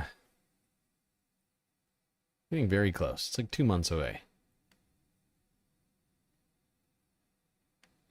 Let's go here. See what some of the NYC mayoral candidates had to say about Donald Trump's moves to take over Washington, D.C., as well as some of his claims that New York would be next. Immediately, if not sooner. President Trump says he's putting Washington, D.C. police under federal control. At a news conference this morning, he said he invoked an executive order to declare a crime emergency so his administration could take over. This comes after he said last week he was considering ways for the federal government to seize control after the recent assault of a member of DOJ. Some are questioning the decision given crime statistics there. This is Liberation Day in D.C., and we're going to take our capital back. President Trump says he's deploying 800 members of the National Guard across Washington, D.C. in an effort to reduce crime, despite data showing crime has decreased across the nation's capital in recent years. You will see them flowing into the streets of Washington in the coming week. At your direction as well, sir, there are other units we are prepared to bring in. The mayor of D.C. weighed in. While this action today is unsettling and unprecedented, I can't say that given some of the rhetoric of the past, that we're totally surprised. Police statistics show violent crime in the nation's capital is down 26% compared with this time a year ago. We're at a 30-year violent crime low. The group Free D.C. rallied outside as the president spoke. This is not about crime. This is about control. This is not about public safety. This is about power. Mr. Trump also said he planned to look at New York City. We have other cities that are very bad. New York has a problem. A spokesperson for Mayor Eric Adams responded that some of the most violent crimes are at record lows here, writing in part that New York City, quote, doesn't need... What I love about this is that Eric Adams has been running on the need for more crime law enforcement in New York since the very beginning of his sort of political career. I mean, considering he used to be a police officer, he ever since he started running for mayor, it's all he's been talking about. Oh, crime is it's out of control in New York City. Even Eric comes out. Actually, crime is down. Actually, crime's down. Thank you, Eric, for that. any help from our federal counterparts in driving down crime. We are doing it on our own every single day. The president also talked about the homeless. We have slums here. We're getting rid of them. I know it's not politically correct. You'll say, oh, so terrible. No, we're getting rid of the slums where they live. He did not provide any specifics, but the Secretary of the Interior says, since President Trump's executive order on March 27th, making D.C. safe and beautiful again, the U.S. Park Police have removed over 70 homeless camps. Well, President Trump did not give a timetable for federal control of the police department. Under the act, he is limited to 30 days unless Congress authorizes it for longer. And the president's decision is playing out in the mayor's race here, with the president's ominous warning that New York could be next. That's right. Political reporter Marcia Kramer is here now with that part of the story. Marcia? Well, Alice and Dick, this is the latest salvo from President Trump, who clearly has made no bones about possible consequences if New Yorkers elect Zohran Mamdani. And tonight, Andrew Cuomo added to the discourse with his own dire warning. Andrew Cuomo is finding his voice on social media, swiftly warning New Yorkers about possible fallout from President Trump's decision to have the National Guard take over the Washington, D.C. Police Department. What you're seeing in D.C. today is exactly what will happen if Zohran Mamdani becomes mayor. Trump will flatten him like a pancake. Cuomo. Yeah. Now, while Donald Trump will flatten Zohran, I'm just going to work with them. All right, you know, that's how I won't get flattened, is actually I'll talk to him like I've been talking to him, and we'll figure out a way for me to help capitulate any and all New Yorkers to the will of Donald Trump. Enjoy that. That'll be better. You'll like that better than Zohran trying to fight for you.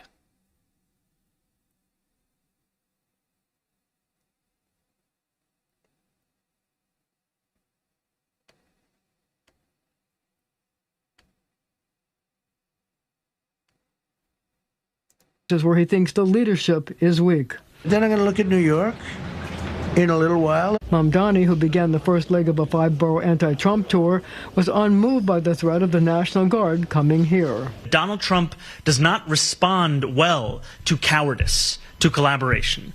He requires a response that showcases the ability to fight back against that same agenda. And that's what I would do if and when he makes these kinds of threats. This was the second time in 24 hours. There we go. Zohran saying that Donald Trump is emboldened by weak, capitulating officials. The only way to truly combat him is to actually fight, to stand up for your beliefs, stand up for your constituents, stand up against the bullying and fight back.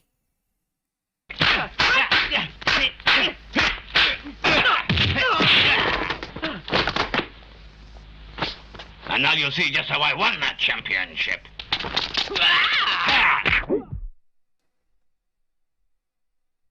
This video came across my feed earlier this week. Actually, it was last week, now that I think about it. This was some of this content was intended for Sunday Fun Day. Let's go here to the Gravel Institute.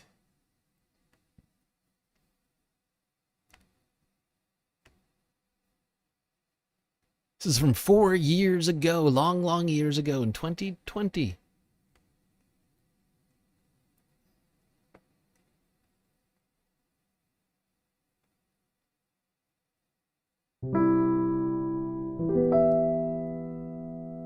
American housing is in crisis.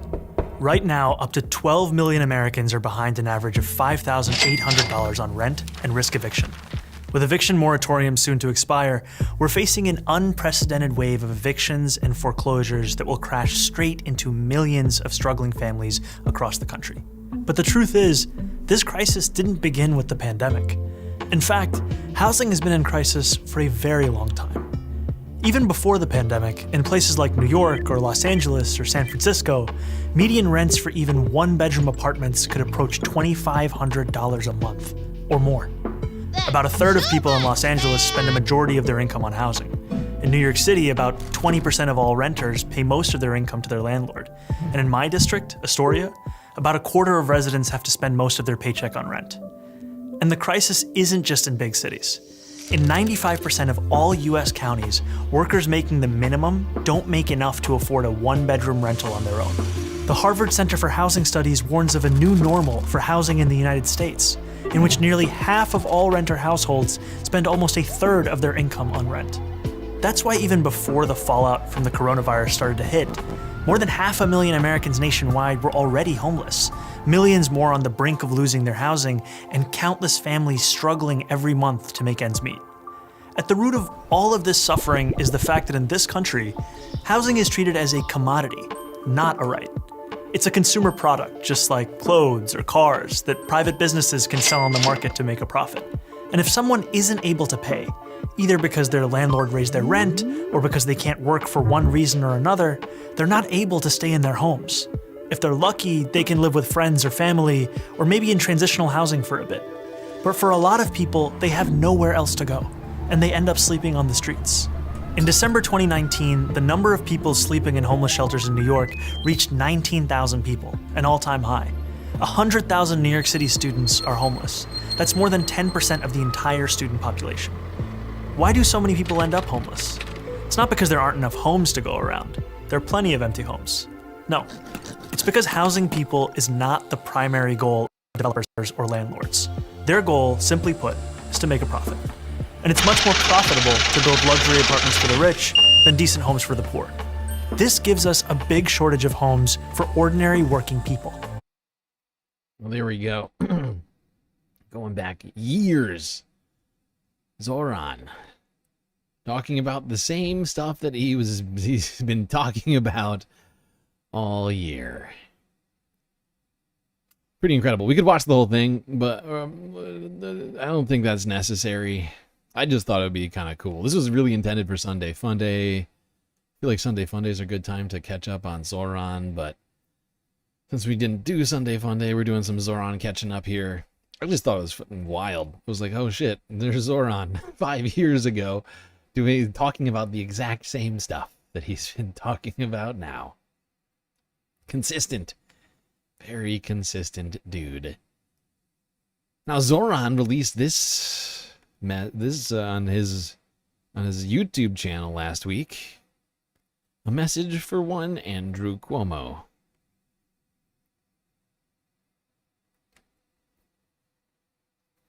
"4 years ago, Andrew Cuomo resigned in disgrace, and you probably know why.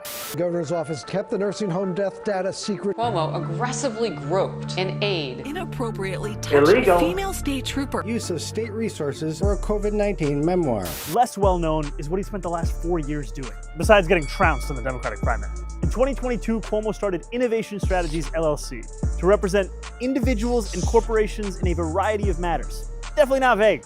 Last year, it raked in more than $500,000. Who paid for Cuomo's services? He refuses to say. But what journalists have been able to piece together is troubling. In April, Bloomberg revealed that Cuomo advised a cryptocurrency exchange based in the Seychelles as it faced federal investigations. Then in May, Politico reported that Cuomo failed to disclose $2.6 million in stock options to the New York City Conflicts of Interest. Come on! His excuse? The stocks were technically owned by Innovation Strategies LLC, of which he's the sole proprietor. Finally, in June, the New York Times uncovered that Cuomo had worked with his longtime friend Andrew Farkas on a luxury marina project in Puerto Rico. Farkas' previous partner on luxury marinas in the Caribbean, Jeffrey Epstein. We had a finance chair like none other, Andrew Farkas. That's the thing about Andrew Cuomo. Once you think you found out about all of his scandals, you find out about another, and then another, and then probably another. But if my friend, the disgraced former governor of the state of New York, feels that's unfair, Habibi, release your client list. Immediately, if not sooner. Well, there we go. Zohran demanding Andrew Cuomo release his client list. Now to Decision 2025 in the city's race for mayor. The frontrunner, Zohran Mamdani, continued his 5 boroughs against Trump tour in Brooklyn today. Well, Andrew Cuomo continued to hammer his self-proclaimed rent-gate attacks, criticizing Mamdani's rent-stabilized apartment in Astoria. News 4's Melissa Russo is live in our newsroom with the latest from the campaign trail. Melissa? Gilma and Adam, in another development just now, we've learned that New York State's first black governor, David Paterson, who endorsed Andrew Cuomo in the Democratic primary, will be endorsing Mayor Eric Adams tomorrow at City Hall, according to an Adams spokesman. This could be a boost for Mayor Adams, who a new poll shows is trailing Cuomo, and Cuomo is in attack mode because he's trailing Mamdani by almost 20 points. Yeah. What is so absurd to me about Andrew Cuomo's proposal is that it wouldn't even apply to me, and yet he uses my name in it. I'm going to call it Zohran's law because it's an abuse of the system. The law Andrew Cuomo's proposing would not force any New Yorkers to move out of their rent-stabilized apartments, but Cuomo wants Mamdani to move out of his $2,300 one-bedroom in Astoria, referencing the assemblyman's wealthy parents and a salary that grew around $50K when he moved in to $142K today. This is ridiculous. This is honestly super, super relatable. Andrew Cuomo keeps trying to go after Zohran for relatable stuff, and I find it kind of hilarious. Yeah, Zohran, this guy, he makes so much money, he makes $100,000, but he's $2,300 a month in rent? What is going on here? It's like, settle down, Andrew. Let's talk about all of your money and all of your moneyed friends who've been giving you money. You want to talk about money? How much did you get paid when you were governor of New York? It was more than $140,000. I know that much. And why don't you live in the city, Andrew?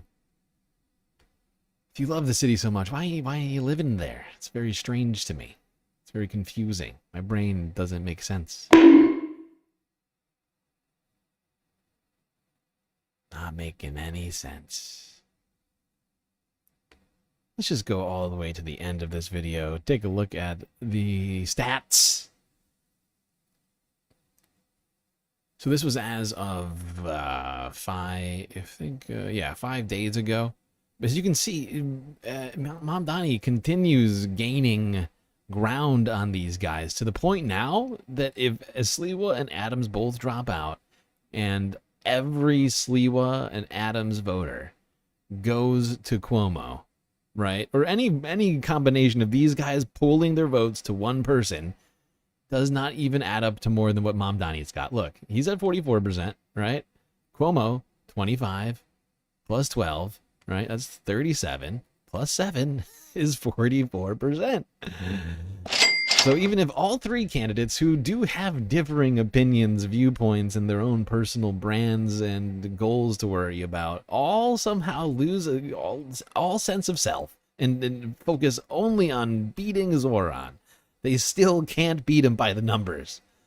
And that's only, I mean, that's if they all drop out and then all of their voters who are going to vote for them decide to vote for the candidate that they support, right?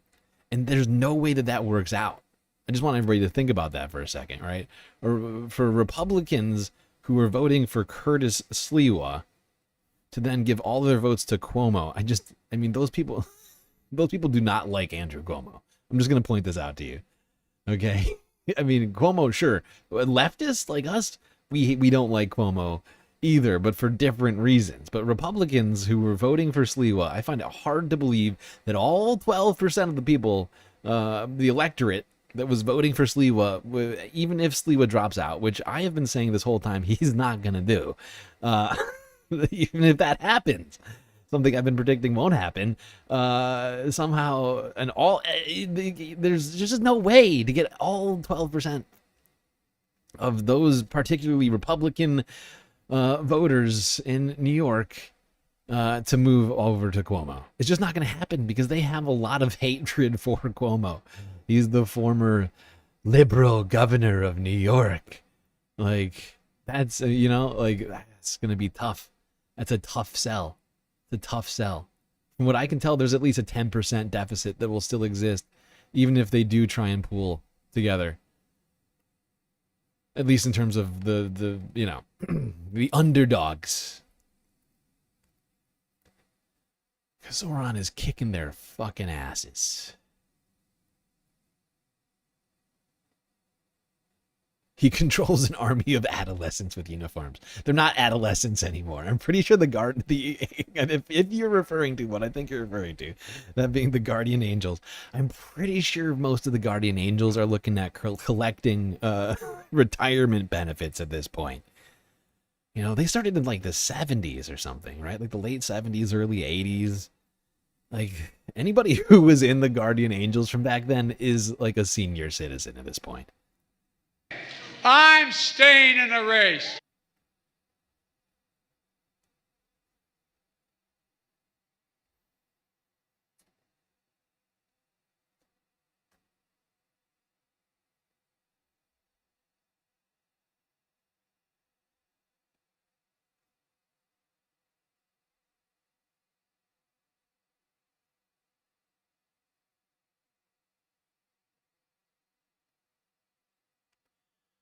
All right. Oh boy, we are at 2 hours. That means it's time for a galactic intermission. Don't worry though, we'll be right back after these brief space messages. I want to remind everybody that we still are 1 donation shy. Is it 2 or 1? Can't remember. 3, 5, 7, 8, 9. I think we're at 9. I think we're at 9 of 10 right now. We only need 1 more donation, and we're still running a goddamn galactic deficit, which is looming over me like a dark cloud. Something that I was hoping to be working on for the last week, and due to all of our goddamn stream problems, we did not do that. And so that number is looking real scary to me right now. You can contribute to both the galactic deficit as well as the content goal by going on Cash App or PayPal or Patreon. Those are the 3 ways to contribute to the galactic deficit, because of course all YouTube funds aren't seen for over a month and or longer, depending on what time of month it is. Okay, let's do this.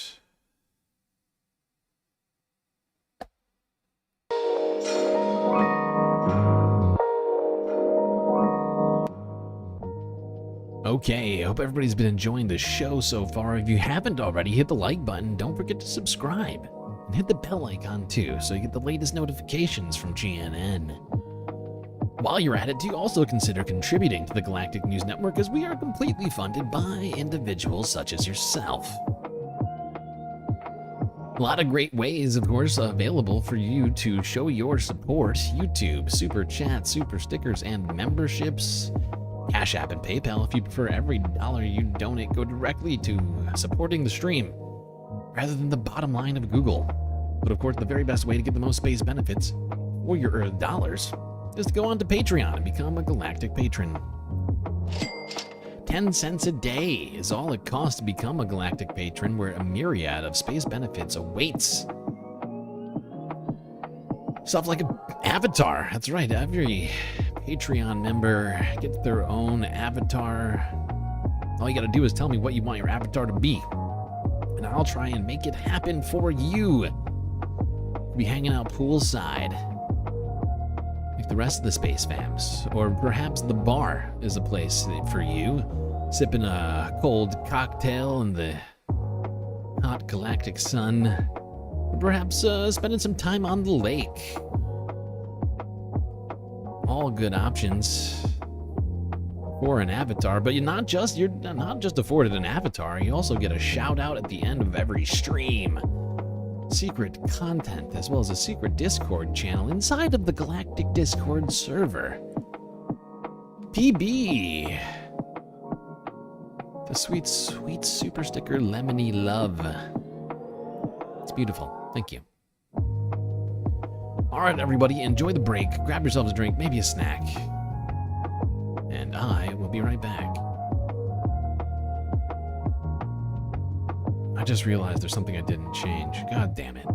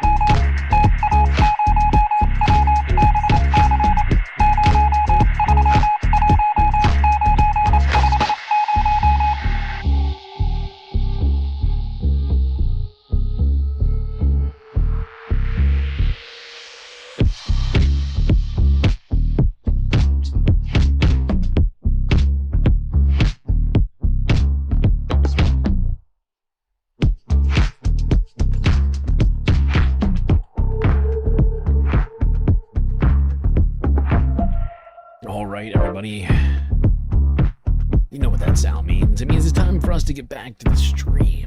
So get back in your seats, Space Fams, unless you want to miss the beginning of the second half.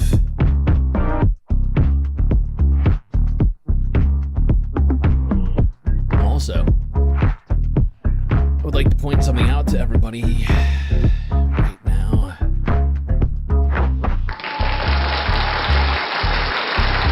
That's right, we completed the galactic content goal for the day, which of course means that we've done it. We've completed great glory, great gloriousness. And that means that we will be getting all of the sweet, sweet galactic content tonight.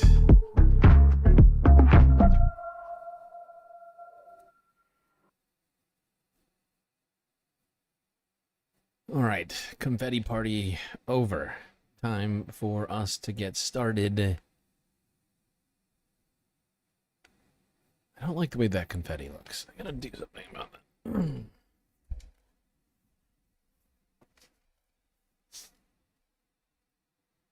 Okay, let's get back to the content. Now, this is in here.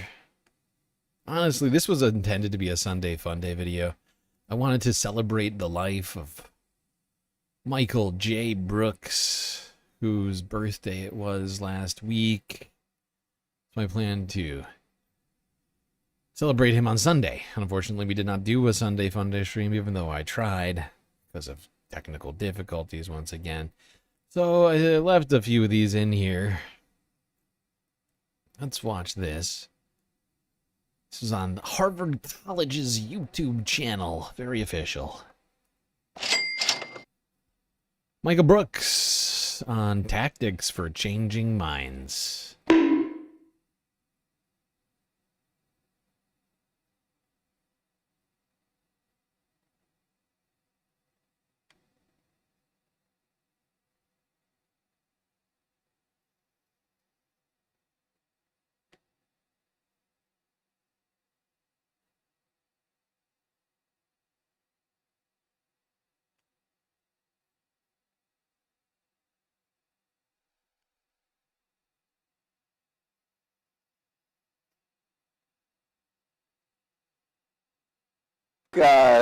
There's a quote from, I always forget the author, I apologize. I'm the master of decent halfway quotes and not remembering who to attribute them to. But it's good. It's from a writer from Mozambique, I know that. And he said that when the people are terrified, they elect monsters to protect them. It's from Lula, right? And that was quoted by him. Oh, it's okay. a writer, Mia, I forget his name. Regardless, I think that you have to be, sorry? Mia Kotu. Mia Kotu, thank you. That's there what it is. And so I think that explains, obviously, the rise of these monsters across the globe, Trump and Bolsonaro and all of these various leaders. But I think it also, in a way that I want to have a compassion and attentiveness for. There's a bunch of people like Hillary Clinton, I have no doubt, she's more angry at Bernie Sanders than Donald Trump. She doesn't care about the results of this election. There is a power elite inside the Democratic Party, which links to your second question, that I have no doubt is more threatened by Bernie Sanders than Donald Trump. That's clear. Yeah. For the people that, as an example, you mentioned, Philip, I think that people are rightfully petrified that some game show asshole is putting children in concentration camps. Yep. And they want to do anything they can to remove him.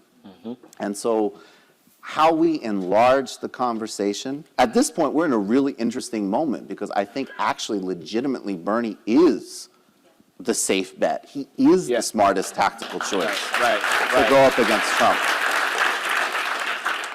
But depending on who you're talking to, you need to disaggregate. There are cynical people who have bad faith motives, the same people that, yes, the DNC being controlled by these interests is a disaster for poor people, for working people, and for democracy. And they have bad faith, and they need that. That's the Machiavelli part I keep talking about. They need to just be gone after hard and strategically.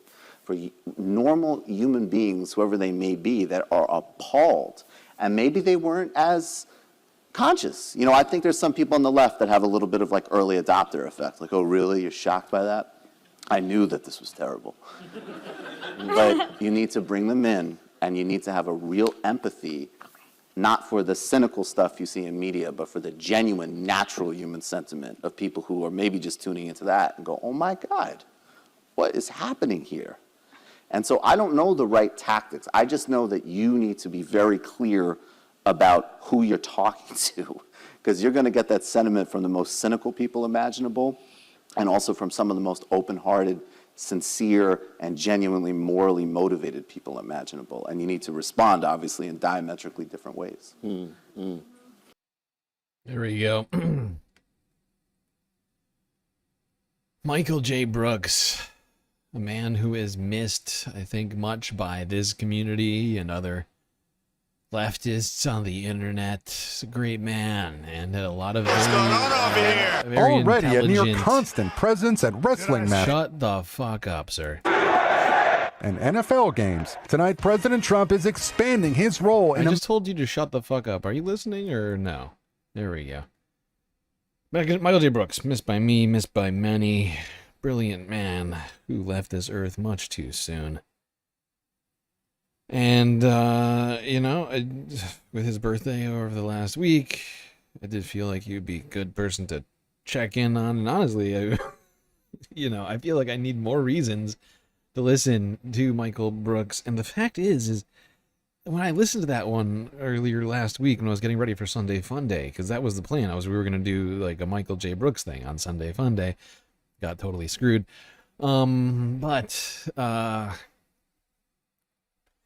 You know, like I felt like in many ways you could, that same speech or comment that he was giving there at Harvard, it's almost could have been from this year, right? He's talking about children being in internment camps and all this other shit, and Democrats being feckless and being afraid of the left wing of the party more than they are of Donald Trump, and Republicans.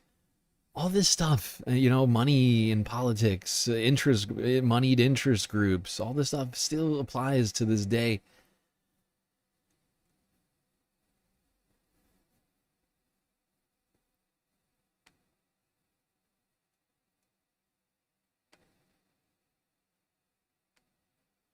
This next one was actually a Sunday Fun Day story too, but let's go here. NBC News from 6 days ago. Donald Trump announces he will be hosting the Kennedy Center Honors Ceremony, which is weird. Don't be creepy. This man is such a malignant narcissist. What's going on over here? Already a near constant presence at wrestling matches and NFL games. Tonight, President Trump is expanding his role in American pop culture at the latest battleground of the culture war. We ended the woke political programming, and we're restoring the Kennedy Center as the premier venue for performing arts anywhere in the country. After naming himself chairman of the board earlier this year, President Trump is now declaring he'll lead the Kennedy Center's awards ceremony in December. I've been asked to host. I said, I'm the president of the United States. Are you fools asking me to do that? Sir, you'll get much higher ratings. He was asked The Kennedy Center has been home to dazzling performances his since the own 70s. sycophants? Today, President Trump announced this. What an insane claim that Donald Trump is like, oh, everybody's asking me to host the awards. People like Susie Wiles, my chief of staff, or any of my other sycophants and enablers who I have put at the Kennedy Center. They all tell me they want me to do the honors. And I'm like, are you serious? Like, I got a lot of stuff going on. They're like, no, people will love it, sir. People will love it so much.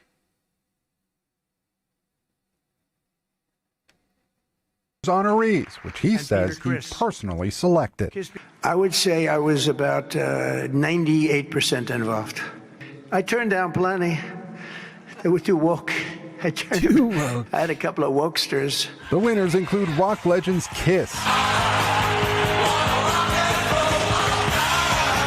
disco queen Gloria Gaynor, blockbuster action hero Sylvester Stallone. Sly is a pillar of the really American pop culture and one of the biggest names on the Hollywood Walk of Fame. In fact, the only one that's a bigger name on the Hollywood Walk. Why is the Kennedy Center honoring Sylvester Stallone? It hasn't traditionally been super focused on film, mostly focused on theater and art and music and things like that. So I find it very strange that he wants to honor Sylvester fucking Stallone. But the whole thing is fucking weird. I mean, never in the history of the Kennedy Center has a president basically just kicked out the entire board of the Kennedy Center and replaced them with themselves. And they're fucking, like, they're best friends. Nothing is normal. It's all, we're all living like ridiculous nonsense time.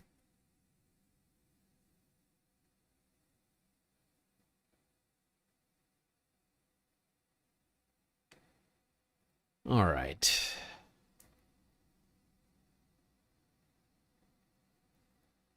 Let's talk women. How's that sound? I mean, this woman is dangerous, ladies and gentlemen. This was intended to be a Sunday Funday vid, but fuck it. Let's do this today. Emma Vigeland, Krystal Ball. Two very well-known ladies in the newscasting space, if you will, got together, had a little conversation, and that conversation was then reposted to the Secular Talk YouTube channel. Here's that video from 4 days ago.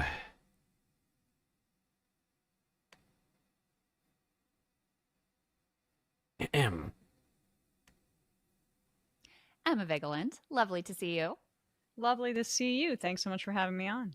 Of course. How's life? How's life? How's the show? How's the world? Life is good. I mean, the world's insane.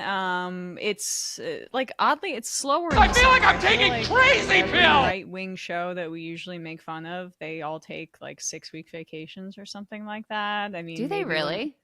I don't really pay close enough attention, but I always feel like when we even take a little bit of time off, I feel like we get punished in the algorithm. I don't know.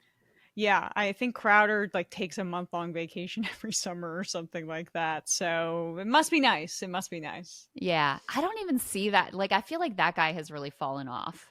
Am I right about that, or is that just my sort of? He took a shot at the Daily perception. No, I think he took a shot at the Daily Wire a little bit too early, right? Like he missed the opportunity there where he was trying to say that the contract they were offering him tens of millions of dollars to be on their program was somehow exploitative. And then he kind of just faded into the background. Plus, you know, he's all tied up in this probably court case with his ex-wife who was caught. Or the lawsuit. Not so nice to on camera. So, right.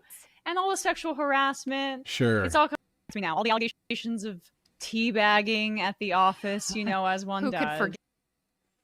Yeah, and like we're also forgetting the other lawsuit that was ongoing with relation to his false, very easily falsifiable claims about that shooter. Was it a Texas shooter or something like that? Where he put the photo of a man that he was not able to verify as being the shooter, but did not care whatsoever, even though all the other agencies were reporting who that shooter was. And Steven Crowder was being sued over that earlier. I think it was earlier this year. Was it last year? Either way, he's had a lot of stuff going on. Very busy. The old teabagging allegations. I think I had repressed that one, honestly. Have you been following this like spat between a bunch of sort of like trad wife type MAGA right-wing influencers? Have you been following this? I haven't really, but I did just read the very good Michelle Goldberg piece in the New York Times that you sent me, and I followed the Lauren Southern story a bit, but they have all these little subcultures, so enlighten me on this. I know. Well, the Lauren Southern one is almost like a separate thing. There was this wild spat that broke out over one of them posted a picture of her hand with her engagement ring and said like, I won. And then another one came in and was like, oh my God, look at the size of that ring, like making fun of it, saying it's basically too small. And then that just opened up the floodgates of like, well, you're ran through and you got fingered in the TPUSA lobby and you just, God. It was the messiest, nastiest drama you could possibly imagine. You got fingered at TPUSA. Positions themselves Jesus as like Christ, the arbiters of female moral virtue. So I highly recommend, just for your own edification and cultural knowledge, I'll send you some TikToks that break it all down for you. Yeah, I need to get that into my algorithm. It seems like something I've sorely been missing here. Because like it's almost reflected and I know we'll expand our conversation, but the juxtaposition of the trad wife like back to the 1950s aesthetic with the complete vulgarity of it is reflective, I think, of like, how Andrew Tate is so exploitative of women's bodies, for example. Like even though the trad wife movement is aesthetically, we're in some sort of flowery meadow and it's back to the 1950s or whatever the case is, it's quite modern in the way that it is both like violent and capitalistic as well.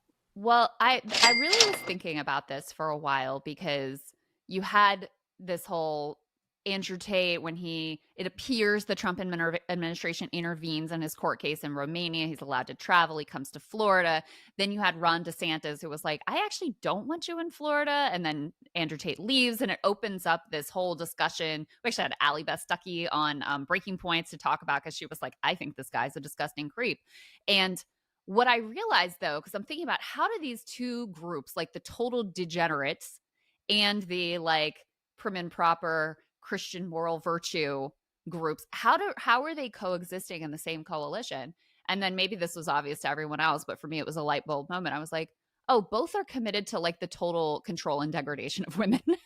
Like that's the overlap, right? Both are like, whether you're on the hardcore Christian right and you're like, women should be in the house, women shouldn't vote, women should submit to their man, there's no such thing as spousal rape, like total retrograde illegal views, or you're doing the red pill Andrew Tate version of that there actually is a lot of overlap there when it comes down to it. Absolutely. I mean, it's a fascinating phenomenon in all the ways that you talk about. But I think what's interesting is that like past patriarchal systems, they had this emphasis on women being in the home. And yes, that's for control, but it was also about them being mothers or caretakers. And in this other kind of flavor of reactionary, anti-feminist, patriarchal sentiment that I think Andrew Tate really personifies, is it's more leaning into the women as property angles. So the soft edges of keeping them in the home so that creates this nuclear family and the values that engenders is discarded in favor of a much more transactional relationship where it is also reflective of our economic moment and the precarity under capitalism currently, where like Andrew Tate collects and abuses and discards these women proudly, as opposed to say like marrying a woman and keeping her as a kept woman in the home like other patriarchal systems had, like almost as if they are, you know, it's a crypto coin that you can pump and dump, or it's a gig economy job. Like Clown World, around a year ago, there's a book that's written about Andrew Tate that we interviewed the authors of, and they kind of embedded in his little pyramid scheme camp with these men that had been recruited by other men who were recruiting women. Often they were women from the global south or from economically developing countries, or women in the United States who were down on their luck, who were enlisted into doing kind of like virtual sex work, and that started to escalate. But it's about, and then they're basically discarded, right? So instead of locking a woman down in a marriage, this modern form of like patriarchal domination is about exploiting people. And you can see that reflected in like how in our economy previously, you could be a man and have a job at the same company for 40, 50 years, retire with them, have a defined benefit pension or whatever, and largely things were working for you. And now it's not the case. So I find it fascinating, I guess, how these systems of exploitation and domination recycle, overlap, replicate are themselves. Yeah, and rather than having women not be contributors to the household in terms of economic value, they are now active participants. And I guess, you know, it's modern. It's very modern when you think about it. But this kind of goes contrary to what they claim to believe. But like all these tradwife women seem to have very successful jobs online talking about being tradwives while not actually doing all that tradwife stuff. And instead being, you know, political commentators and having careers. By the way, I just noticed somebody donated to the Galactic Deficit over on Cash App. Thank you. You know who you are for that donation. Much appreciated. We are making progress.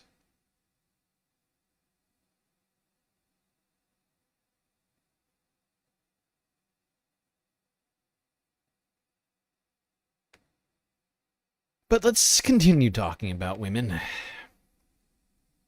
Go here to CBS News from last week. Why more women are leaving the U.S. workforce.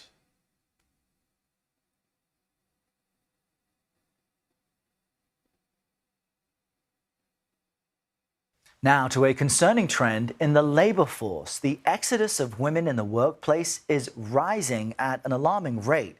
Take a look at data from the most recent jobs report. It shows 212,000 women aged 20 and over have left the workforce since the start of this year, while men of the same age have added 44,000 workers. Alana Samuels is a senior correspondent for Time who is writing about this, and she joins us now with more. Good morning, Alana. This is fucking ridiculous, but this is in many ways sort of lines up with what we were just talking about.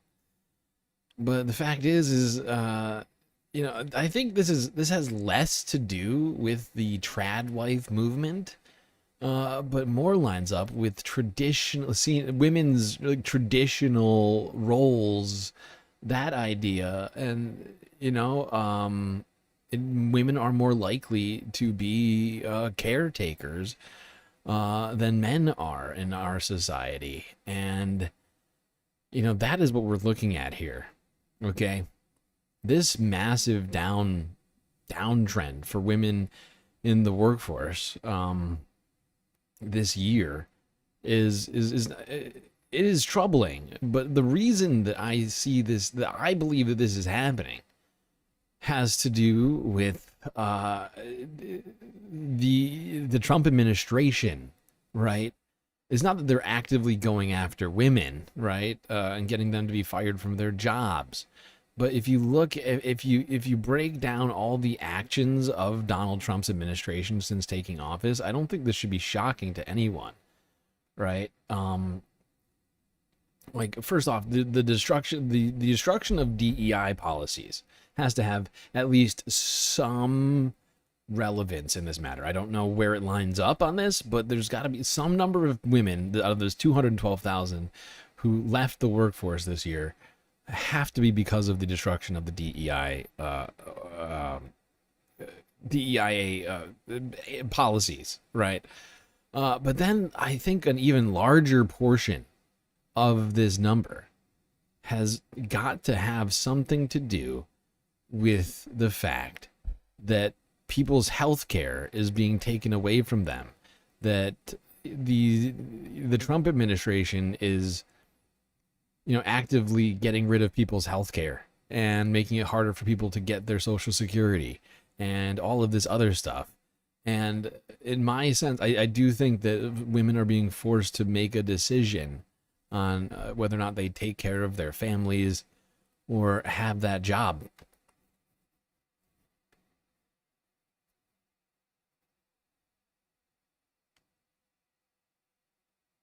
By the way, I almost missed this. Gnarl by Nature with a sweet, sweet super chat. Andrew Tate is nothing but a pimping cult leader. Illegal. Like the Nexium guy. He's not original or clever. Aw. I bet that makes Andrew sad to know that he's not original or clever. Thank you, Narwhal. Much appreciated.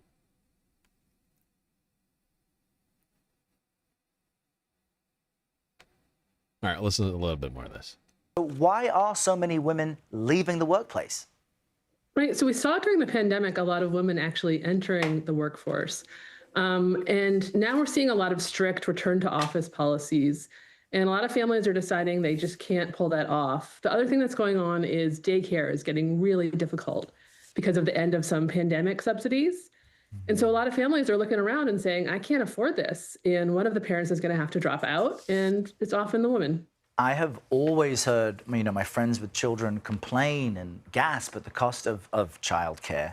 Can you just help me understand how much that does cost? Because there are some long-term impacts to women with young children leaving the workforce. Right. So in a lot of states, it's about 33 states, it's actually more than college tuition. It really ranges.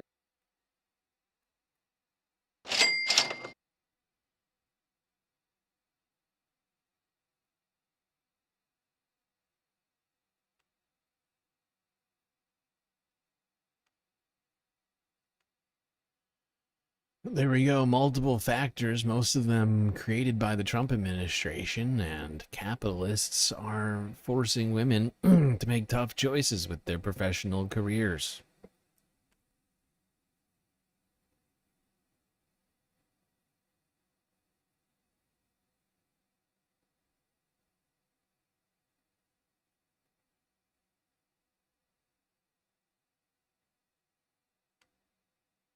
All right. Let's keep talking about the economy. Starting with this one, CBS News from 5 days ago. Why fast food customers are cutting back.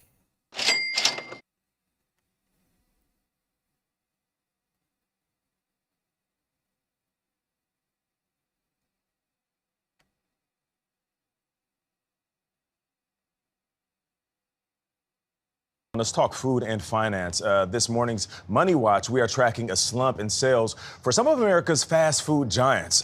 Their customers are cutting back on spending because the price of dining out has increased nearly 4% over the past year. Nancy Chen is here with a look at how fast food customers are responding. Nancy, good morning. Hey, Nate, good morning to you. It is part of a daily routine for so many, a breakfast sandwich there, a salad to go there. But now, as their budgets are ballooning, more people are making food at home or even skipping out on meals altogether. Of all the times you've made it at home, has it ever tasted like our McMuffin? It turns out even McDonald's signature McMuffin isn't enough to draw customers in for the most important meal of the day. In earnings calls last week, the fast food giant and its rival Wendy's reported slow breakfast sales, especially among low-income diners, who they say are their core customers. We're really talking about a fast food market, generally speaking, that is basically tanking right now. Jonathan Mays is editor-in-chief of You know, I'm not sure if everybody heard that because I was playing that sound shot, but they just said that the majority of these fast food brands' customers are poor people. Huh. Weird. It's almost like poor people are keeping the economy alive, and when you attack them actively on multiple fronts, they decide to stop spending money because they're scared shitless. They won't be able to pay their rent or their health insurance or whatever else. Business Magazine. Why are customers shying away from fast food breakfast? Well, the low-income consumer in particular are concerned about the state of the economy. They've been frustrated by prices, hurt by inflation, and breakfast is just an easy thing to cut out. But it expands beyond that. New Chipotle Honey Chicken. Fast casual restaurants like Chipotle and Sweetgreen also saw sales slow in the second quarter, year over year. If you're seeing Chipotle and Sweetgreen reporting significantly negative same-store sales, that suggests to me that there are more consumers that are really sort of rethinking how often they're eating out at restaurants. Still, Mays says a sales slump could ultimately be a win for consumers. Now? We are tracking it's a a win slump for in all of us, sales don't you for see? some of America's fast food giants. You won't have to wait in that long line. It's huge. It's all very exciting. The fuck is Sweetgreen? Never heard of Sweetgreen. My God.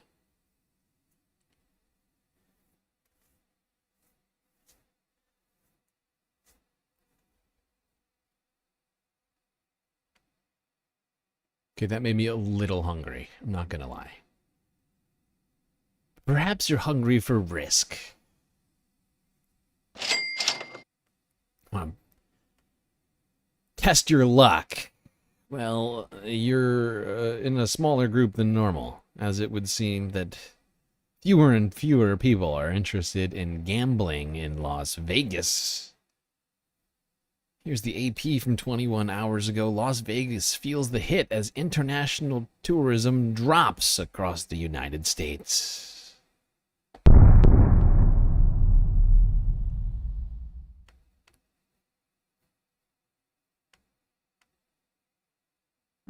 Tourism is down across the U.S. due in part to a drop in international tourism, and Las Vegas is feeling the effects.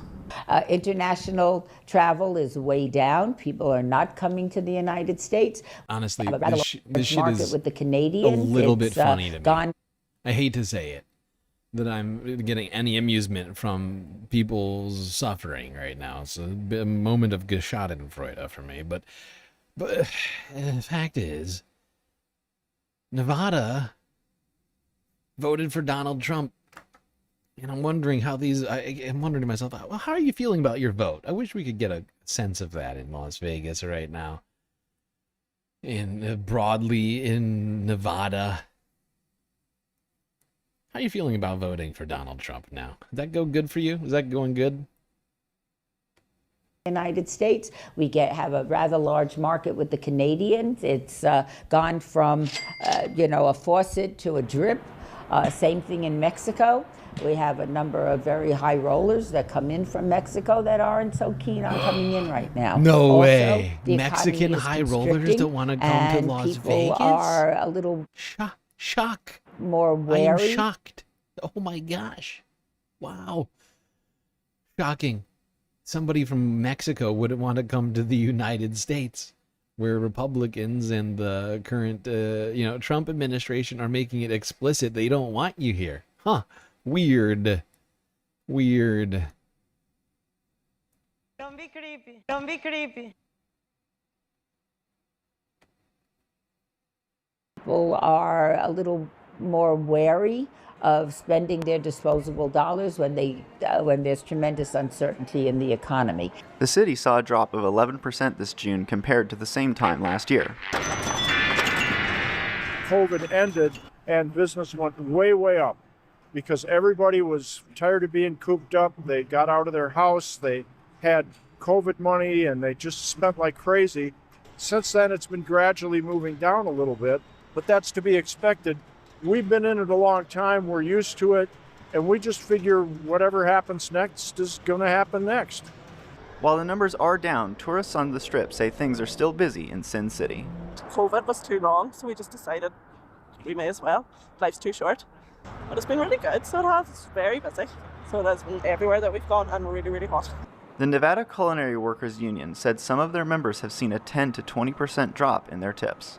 We need heads and beds in Southern Nevada. We need people in the amenities that Las Vegas has to offer. And when there's less people, hey, at least you'll be paying less taxes on those smaller tips.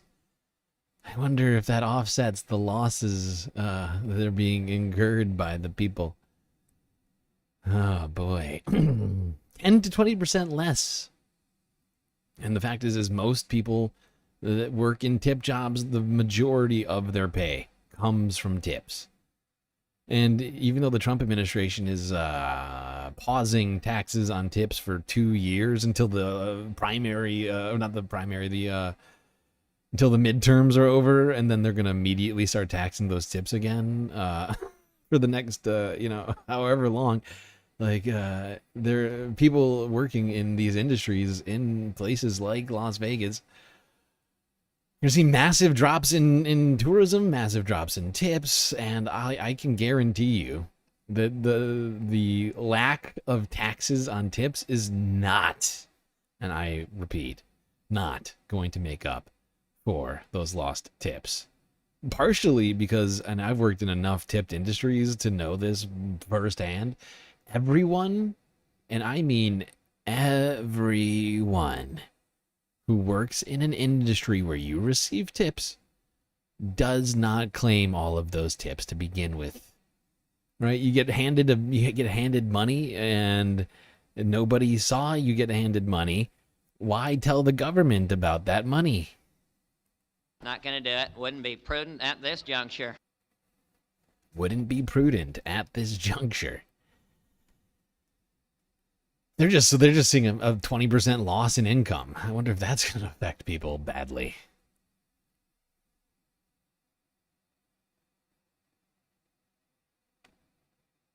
But hey, maybe that'll solve the housing crisis. Maybe if enough people cannot afford to pay the rent, we'll see huge surges in housing stock. All right, sorry, that's a bad joke. There's a bad joke. You are not funny. Shut up. Okay, let's continue talking about the economy. Let's go here. NBC News 5 days ago. Wholesale inflation surges. That's right, this was, I think, Friday or Thursday. Wholesale inflation numbers came in, CPI, PPI on Thursday and Friday, and those numbers were higher than expected by the market.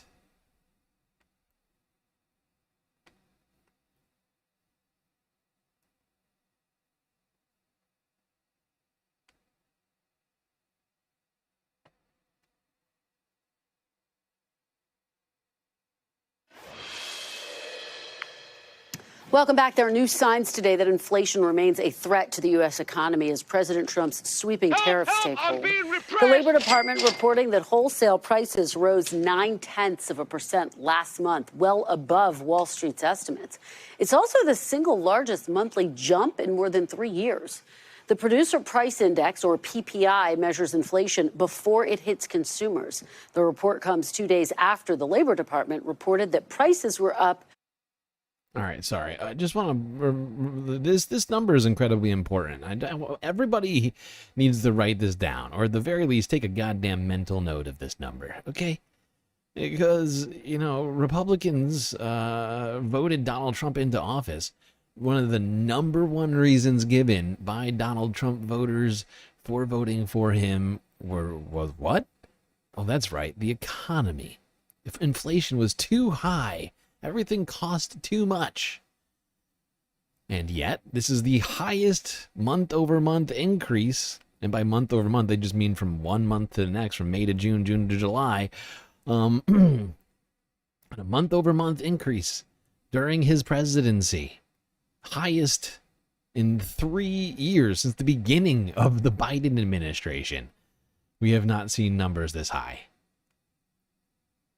That is how bad this is. Awful, awful, awful. Weak, weak, weak. So it seems like Biden would have been better. Better choice on the economy. I'm staying in the race. Days after the Labor Department reported that prices were up 2.7% in July compared to 1 year ago. Core inflation, which excludes more volatile food and energy prices, climbed to 3.1%. It also comes as the Fed considers cutting interest rates during its meeting next month. CNBC senior economics reporter Steve Leisman joins me now. Steve, thanks as always for being here. So talk to us about these numbers. What are the key takeaways? Well, I think the key takeaways is that tariffs are not disappearing. That was sort of like it had not really been showing up in the data, and we got a bit of it this week in the consumer prices. Now we look essentially up the pipeline, stuff from the exporter to the wholesaler and the retailer to the shelves where consumers buy them. A little bit of a blip in the consumer we got on Wednesday, and now we're seeing a little bit more pressure or pricing to the wholesalers right now. And the fear now is that it works its way down to the consumer. It doesn't have to be all of it because the producers and the wholesalers might absorb some of it in their profit margins. Yes, but it does suggest that there's more on the way. Look, the government raised $27 billion in tariffs in July. It's like producers, businesses, they love not passing all of their costs on to consumers. They prefer them to lower their profit margins. Give me a joke. Give me a joke, Steve. Give me a joke, sir. Yeah, maybe those companies, they won't worry about how they're paying more for goods. They'll just eat it. These are, come on. When you think of places like Walmart and CVS, what do you think of? You think of philanthropy, of course. They're not businesses. They're just here. They're just here to make society better and consumers' lives more enjoyable. Anywhere they can lower costs for you, they want to do it. They don't want to raise costs. That's not a specific goal that they have. Oh, wait, what's that? Almost every single board on every single company is looking for ways to increase the price that you pay for whatever it might be, from a Netflix subscription to a new car. Yeah.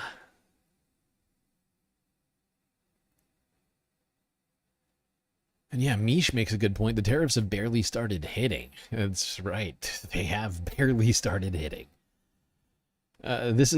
We are up.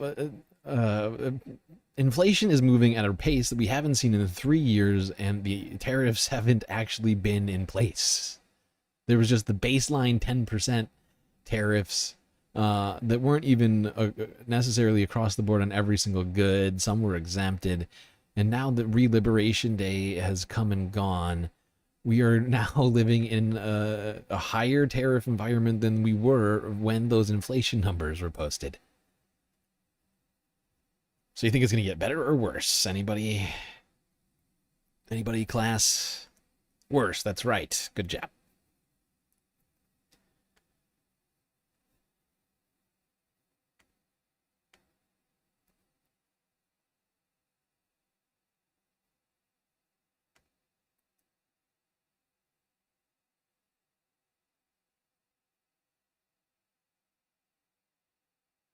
In our money lead now, an unexpected spike in the prices that producers and manufacturers pay. Inflation on the wholesale level picked up steam in July, that according to the Producer Price Index, or PPI. And though consumer inflation is holding steady to a large degree, the new July wholesale numbers could serve as a bellwether for what shoppers could soon see. Joining me now is Jean Soroka, Executive Director of the Port of Los Angeles. Jean, good to have you on.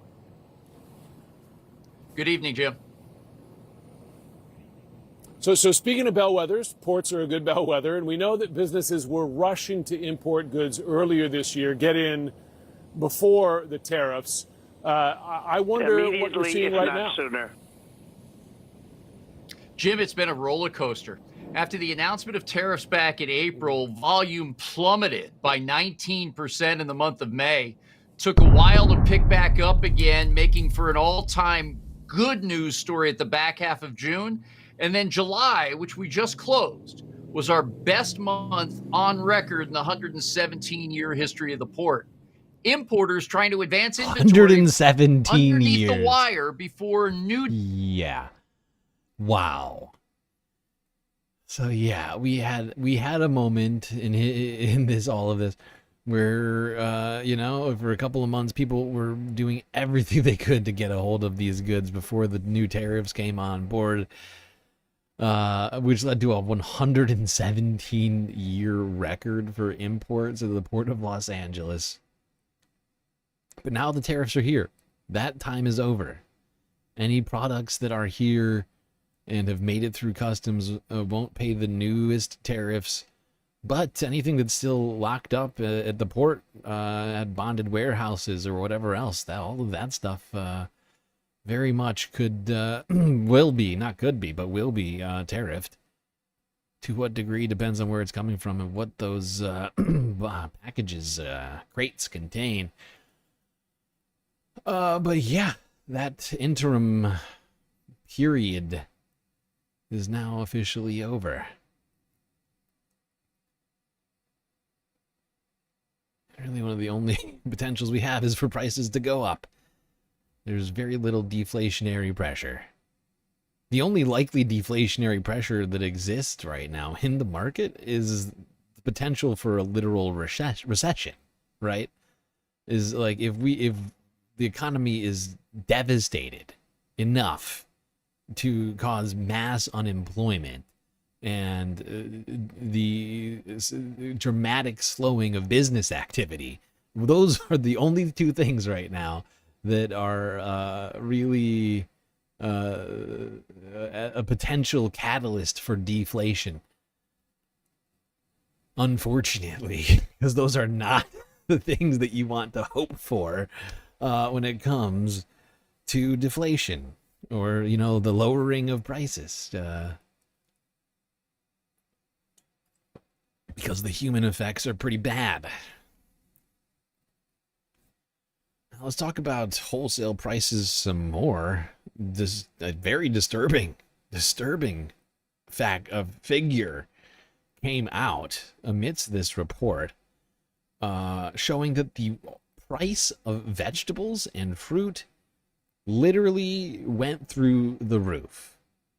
I mean, if you think 0.9% over month is a lot, I need you to brace yourself for this next story. ABC News from 4 days ago.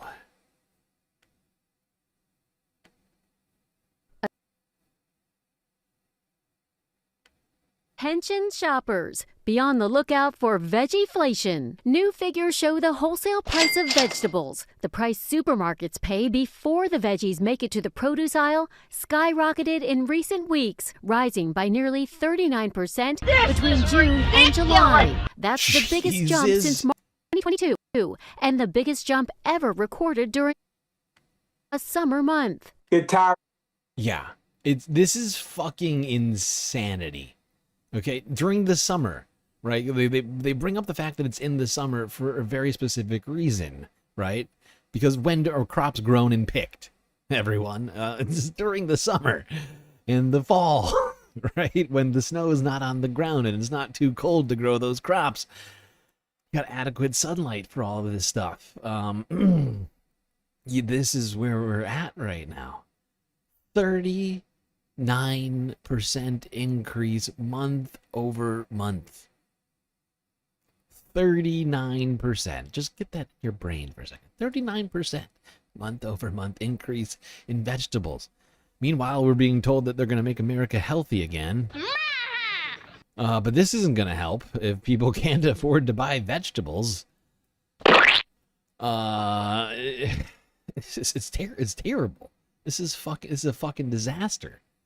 If you want America to be healthier, you make vegetables less expensive, not more expensive.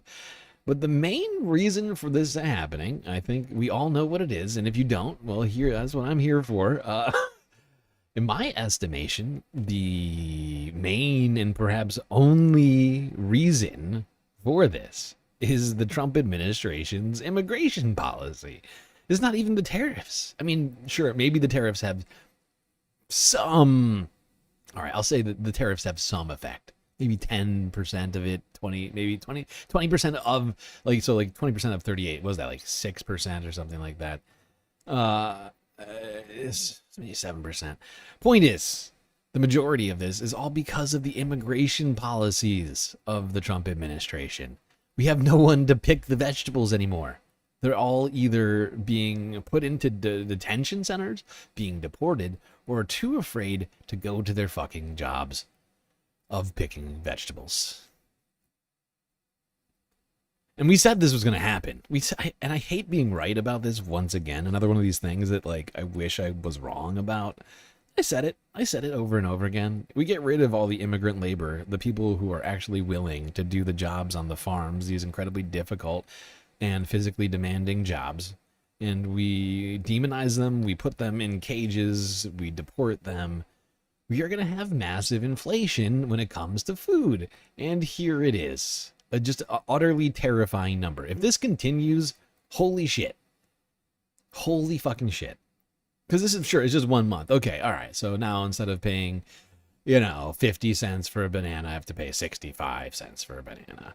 But if these sorts of numbers, and even if they get smaller, right? If these numbers happen, aggregate, like month over month over month, we are going to be, we're going to be living in, this is going to be Nigeria next month. Well, not next month, but you get what I'm saying.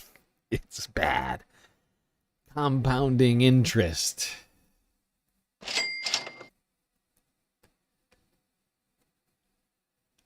Yeah. That's bad. 39%. Just terrible. Now let's talk about a story which hits me personally. And I've already been making moves to avoid dealing with this. I'm an avid tea drinker, as many of you know. I have now started making tea at home because prices on a particular beverage are already going up. Arizona iced teas. For nearly 30 years, Arizona iced tea has been a sweet deal at 99 cents. Now the company says that bargain could be at risk. They say tariffs on imported aluminum from Canada is forcing them to raise prices. Those 22-ounce cans account for roughly half of the 2 billion cans Arizona sells each year. The company's CEO says he still hopes that... There we go. The tariffs once again hitting us here in the United States on multiple levels. It's not just the aluminum tariffs for this one. It's also the tea itself that's getting more expensive because we're tariffing China. We're tariffing India, two of the biggest tea manufacturers on the planet. And then we're tariffing Canada and all aluminum imports to the United States. I've been thinking this the whole time. This is going to happen. And the 7-Eleven near me already charging $1.50 a fucking can. Basically increasing the cost by 50%. And poor people are the most likely to be drinking Arizona. So once again, another decision from the Trump administration hurting the people who are already hurting the most in society. You thought that happened a few years ago? No. Arizona has been the same price for a long, long time. I've been drinking Arizona's on stream for the last 2 years, paying $1 a piece. Now, being forced to change my goddamn routine. Been really frustrating to me, honestly. Now, not everybody has increased their prices, but I'm just trying to get ahead of it at this point, because I knew it's coming. I knew it was coming.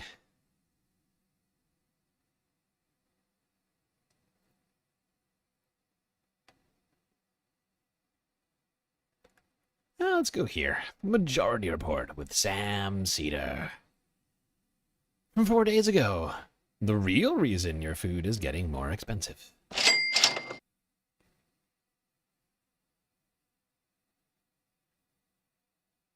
Calling from a 308 area code. I think I know who this is, and if it is who I think it is, I would love a tariff take from number 308. Hey, it is Kowalski. Is my reception okay? I know I'm in kind of a bad spot. Sounds good right now, Kowalski. Good to hear from you. Wait, well, I have an agricultural report. Yes. If you're interested. This is going to be a spicy one. Well, we're doomed. Okay.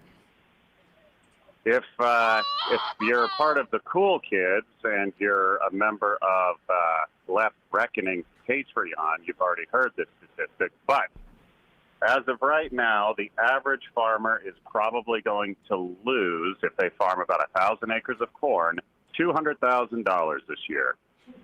As of this morning, the price of grain is basically $1 below break even. So for every bushel you produce, which is 56 pounds, you'll lose $1. Since 1 acre produces about 200 bushels, it's $200 lost per acre. Average farmer is about 1,000 now. So yeah, 200,000. Winning. I mean, and this is after also the USAID cuts. That was something that I don't think many people talked about, but a lot of American farmers were in that like chain of creating food or producing food that was going to some of those poorer countries via USAID. So this is like that was a hit, but this is just an absolute gutting here. Yeah, there were a few programs that were going to cut some of the crop production this year because sometimes the USDA, when they see that we are heading towards a massive grain glut, they'll try to put in programs to limit production to try to cut it back a bit, because this year we are projected to have a record-setting crop. Rains have been good, hasn't really been enough wind and hail. There has been some, just not widespread enough to do enough damage. There's no drought, which is usually the big killer for us. But no, the aid programs are definitely hurting us on the margins. Crop production in general is an inelastic good, so if the supply goes up just a little bit, the price will drop rapidly, and then vice versa. So, yeah, the aid stuff would definitely be helping. There are 3 major zones right now that are going to be at a famine risk. Sudan, obviously, has been the big one. Gaza, which is... it would be like one of the easiest famines to fix, because, I mean, you know, like, that's actually something that kind of irritates me, is that all these European leaders are like, well, we wish we could do something. You have a navy. If Israel shoots at you, Article 5, congratulations, Israel. Like, Turkey could just sail in tomorrow. There'd be nothing anyone could do. It's dumb. But that could be fixed. And then the other one is on the Congo border with Rwanda. That's actually a really good point from old Kowalski out there in Nebraska. Turkey could just sail a fucking destroyer filled with aid to Gaza. What is Israel going to do exactly? It's a great question. That's a great question. Great point made. Now, honestly, if I recall correctly, don't really get that much into why food is getting more expensive. I don't think anything Kowalski said actually described why food is getting more expensive, but farming is becoming a worse and worse employment and or, you know, job, career plan, it would seem, at this time, especially since the U.S. government is now taking away subsidies from them by way of dismantling things like USAID, certainly putting farmers in peril, I'll say that much. But the fact is commodity prices themselves have been going down. That's the thing that is so shocking about all this. In many cases, the underlying commodities themselves are becoming less and less expensive in many cases. But because of the tariff environment, but because of the immigration enforcement actions of the Trump administration, things like that, inflation is just going up. in the United States. Other countries, in some cases, have been lowering interest rates because inflation's going to come down in their country. But that's not the case here in the United States. Some of it's greedflation, of course, but a massive portion of what we're seeing right now is thanks to the Trump administration and Republicans who allowed Donald Trump to take away their power to regulate trade.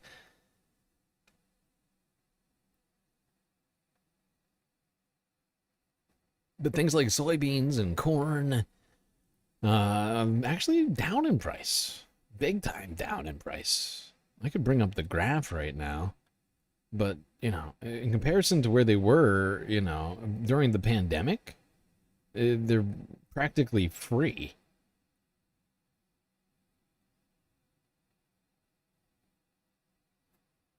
Like right now, and I'm sure it doesn't feel like that to anybody. Here, I'll show you right now, just to prove it to you, in case anybody's like skeptical about what I'm talking about. If you just go back 3 years, the price of commodities like corn, like soybeans, you would have, you know, more than twice the price in some cases on some of these commodities.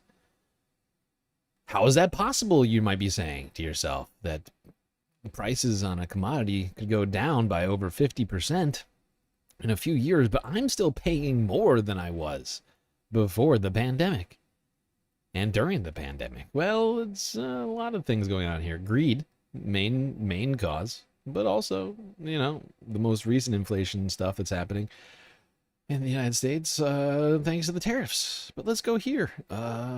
Corn futures. Here they are. Look at that. Look at that way back here.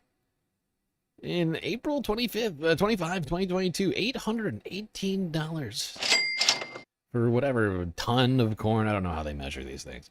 But now, $383, 400. So less than 50%. 818 down to under 400 to 400.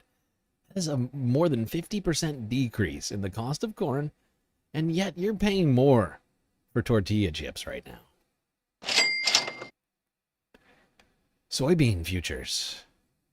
Go back here. Look at that. Back in June of 2022, they topped out at $1,745 a bushel or whatever that is. And then hit just last month, this was 2 weeks ago, July 28th, $961. It's nearly 50% less. And yet we're all still paying higher prices at the supermarket. It's so good. I feel like I'm taking crazy pills! Narwhal by nature with a sweet super chat. Where is the invisible hand of the market when you need it? Am I right? Oh, well played. Yes, where is that dang Adam Smith? Like to have a word with him.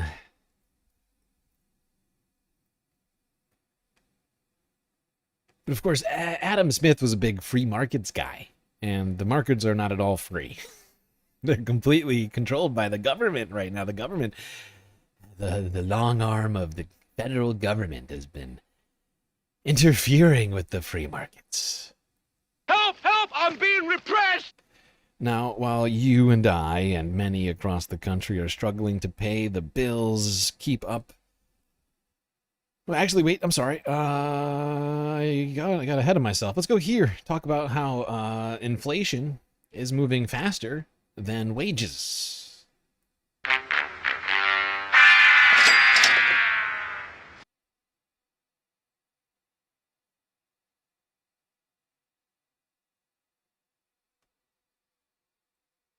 Well, 4 years after the pandemic caused prices to increase, a new study finds that U.S. wages still have not caught up with inflation. According to Bankrate's 2025 Wage to Inflation Index, Americans are earning 1.2 percentage points below the rise in the cost of living over the past 4 years. So what does that mean? In simpler terms, that means that the average employee's pay increases over that time have not caught up with higher prices. Bankrate's study comes after a CBS News poll from last month found most Americans think negatively of the economy. 55% rated it as bad. A majority also said that they have seen prices rise in recent weeks and expect those increases to continue. Sarah Foster joins us now. She's a U.S. economy reporter. Well, there we go. We just needed the numbers in there, but people's wages not keeping up with inflation, which means in many regards, all of the fights for higher wages have been nullified. All of the efforts that, unions and other activist groups, legislators in some states to raise the minimum wage are being hampered by the Trump administration's tariff policies. Because we were on a downward trajectory with inflation, right? Like, we just looked at the graphs for corn and soybean prices. If you look at many of the other commodities out there, it's the same story, right? Prices were coming down.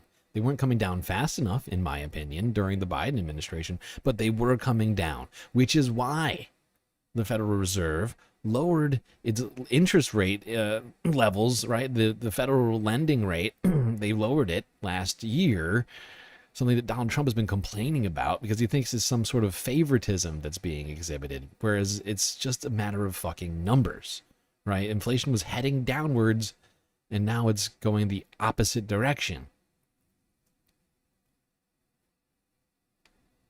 So while you and I are, and many Americans across the country are struggling to keep up with inflation, one man who's causing all of those problems for us is doing real good.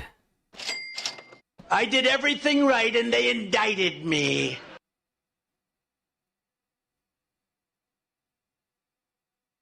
This week, the Trump family's crypto firm announced a $1.5 billion digital coin deal, another investment in a venture that's already raked in millions for President Trump and his family.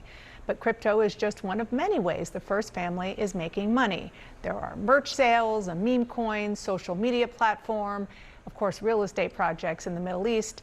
It's a dizzying number of deals that leave a huge question. Quote, the number. How much is President Trump pocketing off the presidency? That is the title of the piece you see there in The New Yorker, where staff writer David Kirkpatrick tried to answer that question. And David joins me now. Thank you so much for being here. Did you get an answer to your question? What is the number? I came up with the best answer I could at press time, and it was $3.4 billion. Astonishingly, it's probably gone up since then. Okay, so let's break down that eye-popping number. More than $3 billion with a B, crypto.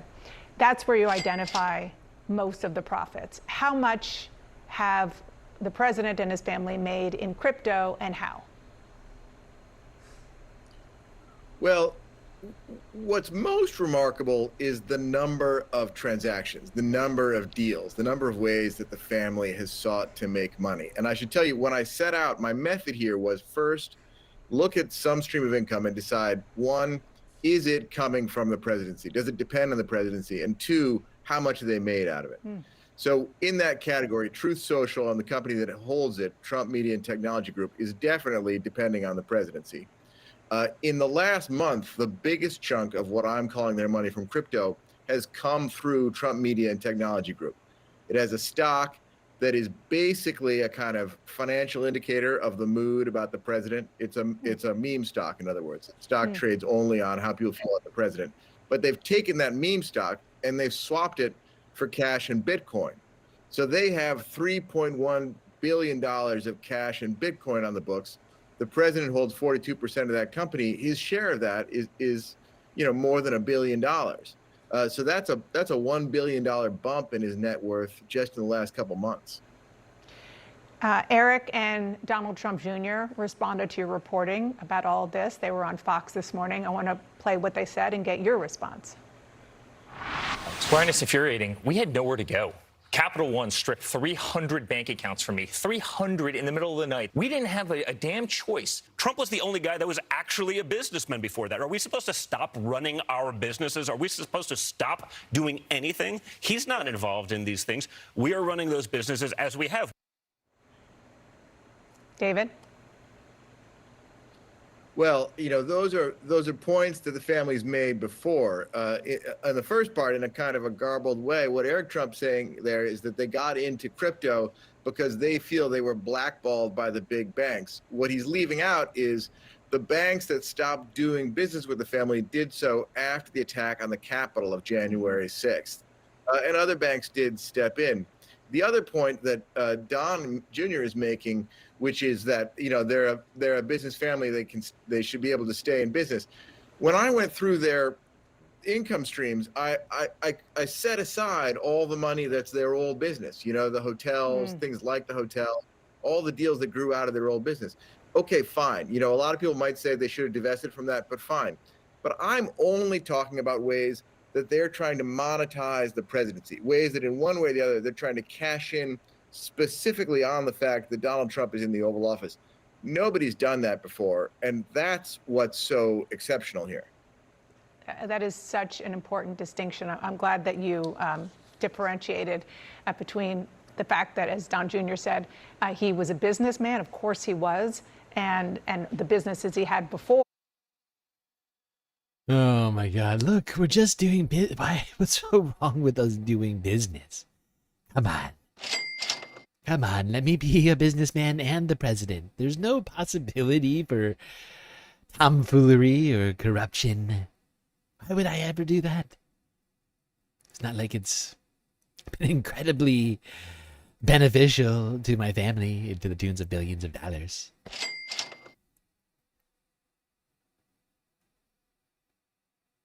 So yeah, not counting Donald Trump's own legacy businesses, as this guy from the Wall Street Journal called it, or the New York Times, whatever fucking outlet he works for. It's not even including that number, that $3.5 billion number. Doesn't even include all the money he's making on whatever properties he has, still doing what they do. All the golf courses, all the hotels, and whatever other real estate businesses he might be in.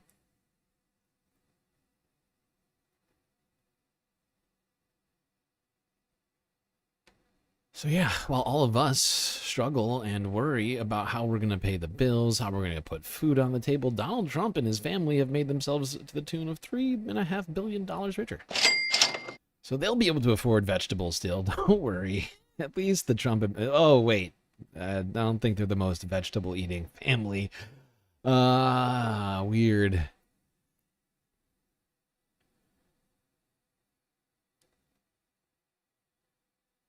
Does hit me because I've been trying to eat more vegetables lately in my diet because of the health issues I had last month. I have been trying to eat better. Something I've been struggling to do with the stream schedule, but I've been adamant about trying my best in recent weeks. Really last month and a half, I guess. Damn. Oh, honestly, my sense of time is all fucked up because last week was just completely thrown to the wind. I had big plans for streaming all week last week, and those were completely thwarted. Spent the whole week banging my head against the wall in the weekend, questioning my existence on this planet, having an existential crisis over the malfunctioning of my stream software. So time's all fucked up. It was almost the end of August. I'm screwed. I'm screwed when September comes around. We are in trouble. At least we made some progress on the galactic deficit today. All right, let's go here to MS Now. Multiple Sclerosis Now, where they did an interview with former Secretary of Labor Robert Reich.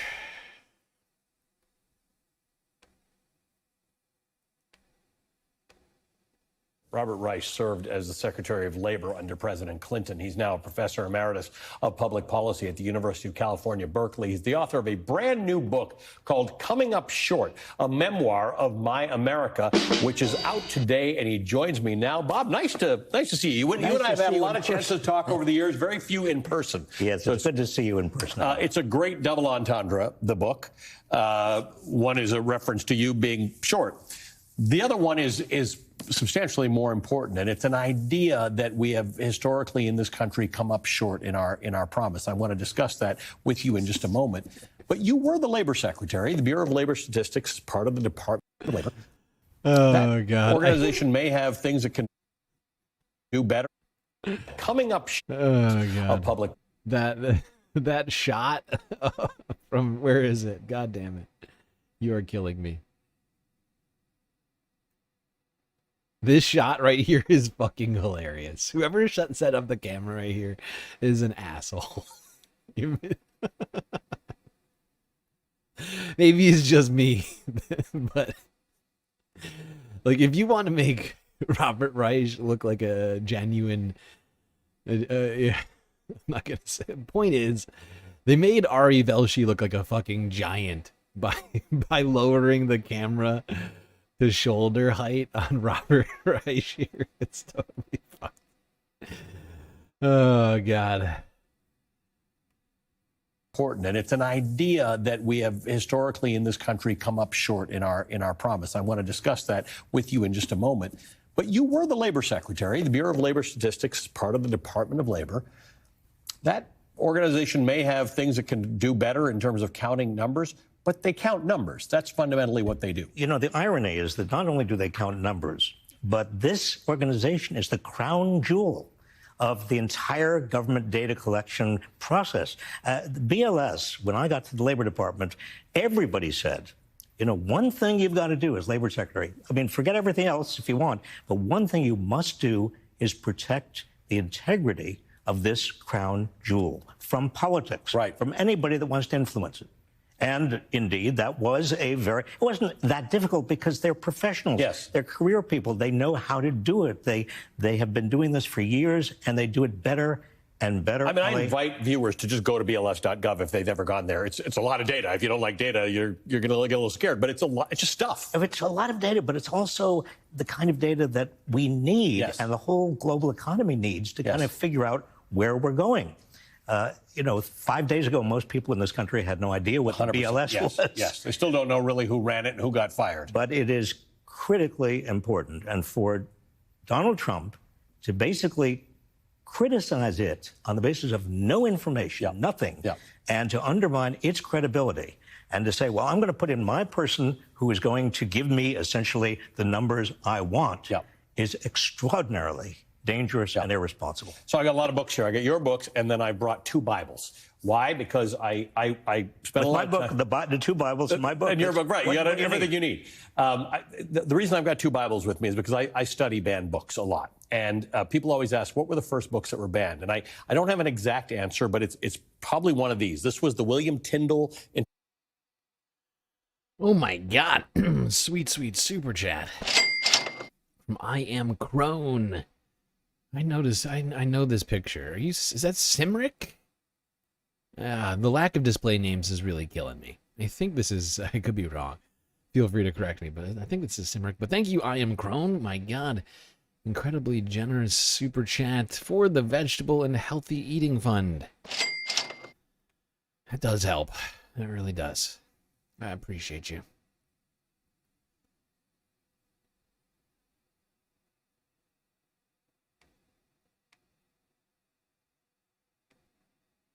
By the way, probably one of these. This was the current the person with Robert Reich's former job, Secretary of Labor, is Lori Chavez de Reamer, politician, a Republican politician from Oregon, who has effectively no understanding. She may very well understand economics, but she certainly doesn't have a degree in economics or any long history involved in labor or statistics or anything like that. But she has the job now. And she's really just she's just there to do whatever Donald Trump tells her to do. Tyndall interpretation of the Bible in English from Latin. This was done in 1380. We didn't really have printing until the mid 1400s. This is the William Tyndall. This is John Wycliffe's Bible. This is William Tyndall's Bible. Jesus, from I say that. 1526. This was definitely banned. These were banned because the Illegal. Bible used to be in Latin and nobody spoke Latin. All of a sudden, you print them in English, and you've messed up the church because the church wants to tell you what's in these books. It's not for you to determine. This is what we're seeing. Well, we're also saying, in 1984, the book 1984, yes. George Orwell's 1984 dystopian novel, there is in that a ministry of truth. That's right. And the dictator in 1984 has a ministry that basically censors everything, wants people to understand what the dictator believes is the truth. Nobody else. He has all the facts. But of course, you can't have a democracy. You can't have people thinking for themselves. You can't have science. You can't have anything that we take for granted as part of our culture. It's not just economics. This goes way beyond economics. It's way beyond economics. That said, we are in this economic moment that you have been talking about your entire career, about growing inequality. One doesn't actually need statistics to understand that everybody in America...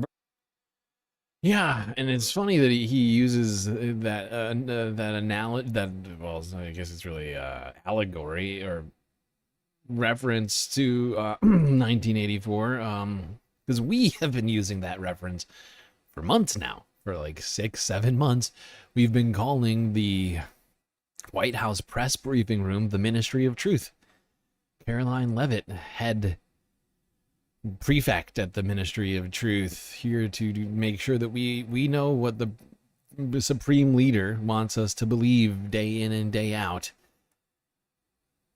It's an apt analogy, honestly. Around in the world feels it. They feel that something's not right. There's huge GDP growth, there's huge trade, there's huge corporate profitability, stock markets do really well, but a lot of people feel they've not done that. And you write in your book, and you worry about the fact that we're at this moment we're at with a guy like Donald Trump, with these types of leaders in many countries, because we've let this inequality get out of hand. I think that Donald Trump is the consequence, Ali, the culmination of decades and decades in which we have basically not kept our eye on the switch. We have allowed more and more wealth, more and more income to amass at the top. We've allowed the corruption that comes with that naturally. We know. I mean, Louis Brandeis, the famous justice, said in the 1920s, reputed to have said, this country, we have a choice. Either we have great wealth in the hands of a few people, or we have a democracy. But we can't have both. Right. And we seem to have chosen one. There's something very relevant about references to your being short in the book. It's actually relevant to today. Okay. Thank you, Robert. Good to see you, buddy. One of the few people from the Clinton administration that I have a very positive view of, I would say. I suppose there's like a couple others in there who I don't hate. Okay. But yeah, Robert Reich has been, he's been right about this stuff all along. True student of history.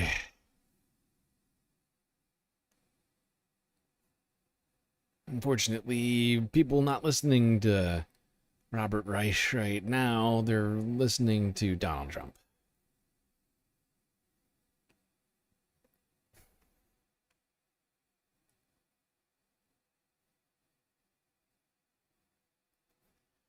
Now, we should talk about this because it's been completely, we have not been talking about Doge at all for not at all, but we've barely talked about Doge. Ever since Elon left, it's almost like Doge disappeared. But it still exists. And they're still lying and making up figures, which is definitely problematic, especially because, I don't know, the big beautiful bill attributed, you know, like the Republicans were claiming, well, look, all the cuts from Doge are actually going to help.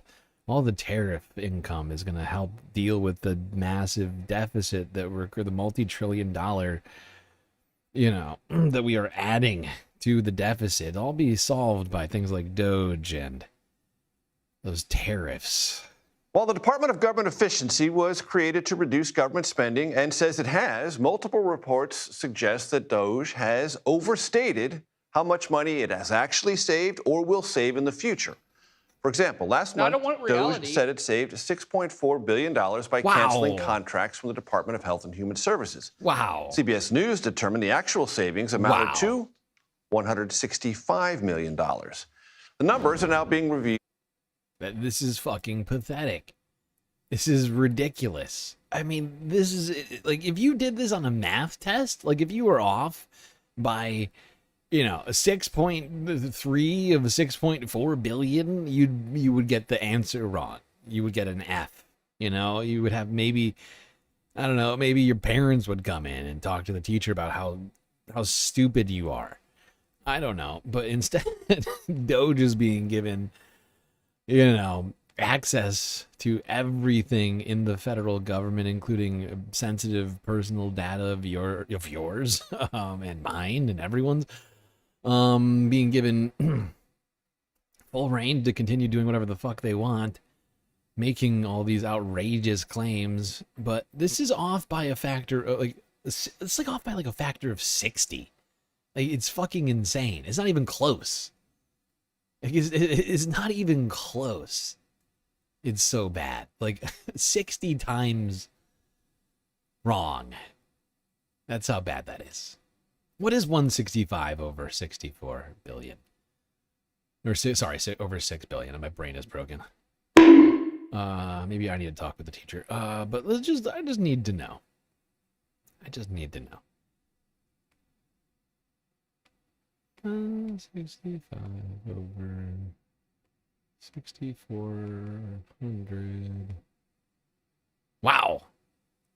Off by a factor of 97.5%.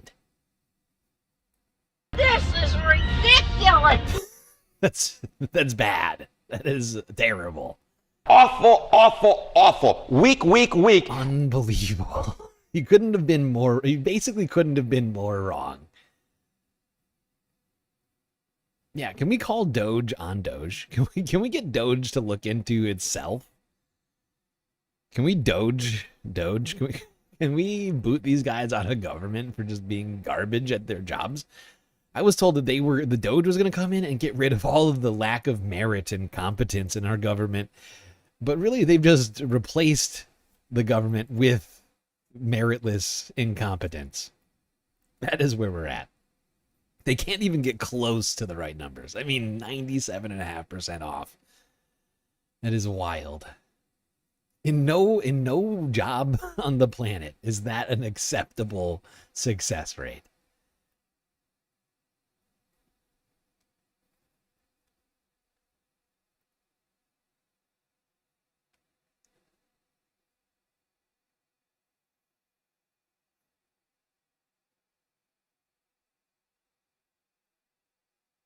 Okay. Time. Okay, we're doing okay. Let's do a few stories on transportation. A number of things, both in the United States and Canada, to talk about today, actually. But let's start in the United States. Let's talk SEPTA.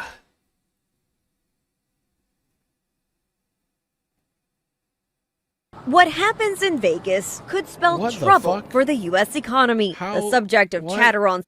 What in the hell? Sorry, chat. Hold on. Somehow I'm in the wrong video. What just happened?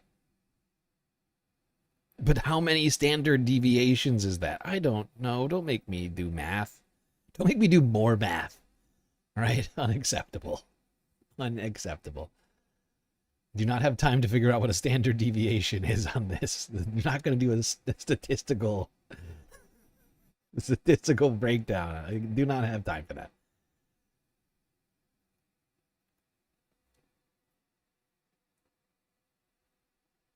Okay, what was I doing? Oh, right, SEPTA. What's this goddamn video?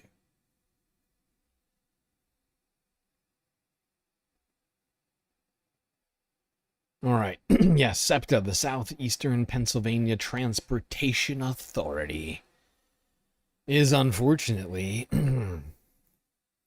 going to be shutting down routes, amongst other things, due to budget cuts.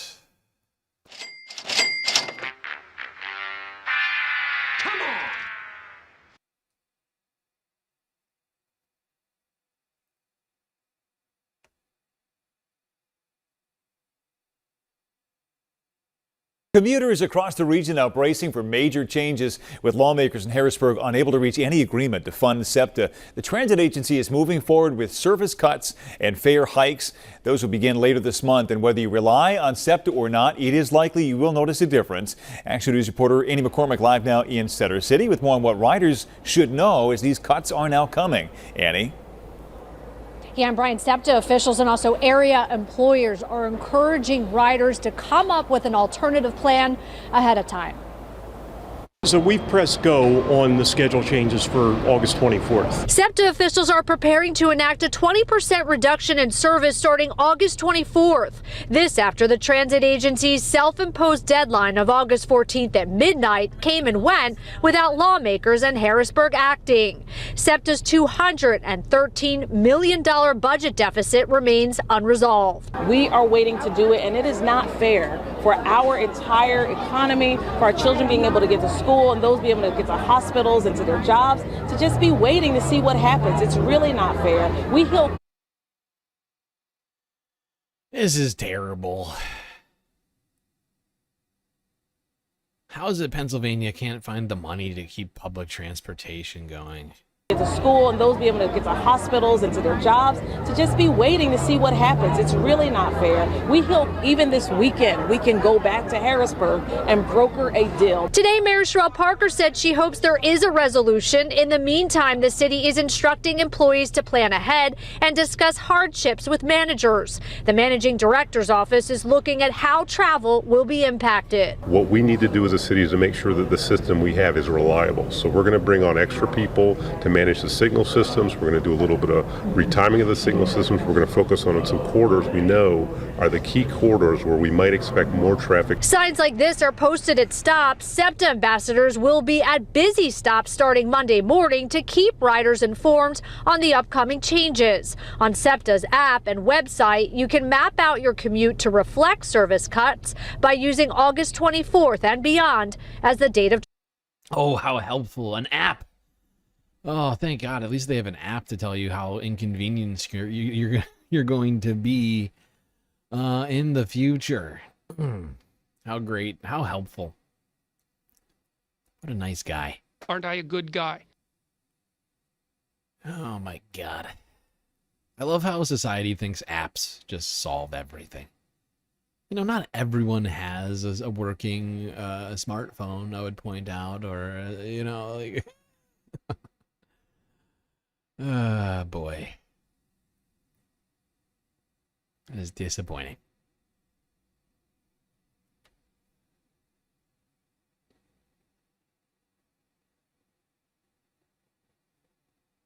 Is it private? No, it's public. It's publicly run by, I think, mostly eastern counties in Pennsylvania.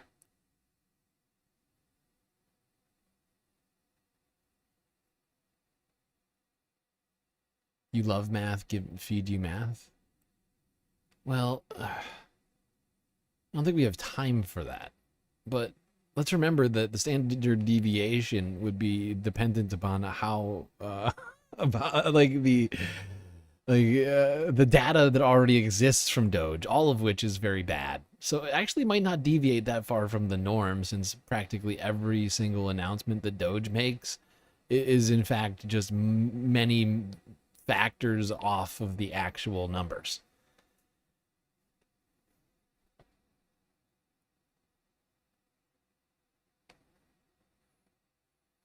Okay, let's go from Pennsylvania up north to Canada, where a strike was ongoing earlier this week with relation to Air Canada. What do you call them? Why can't I think of what they're called? Flight attendants. Flight attendants, thank you, brain. Were on strike for almost a week at Air Canada.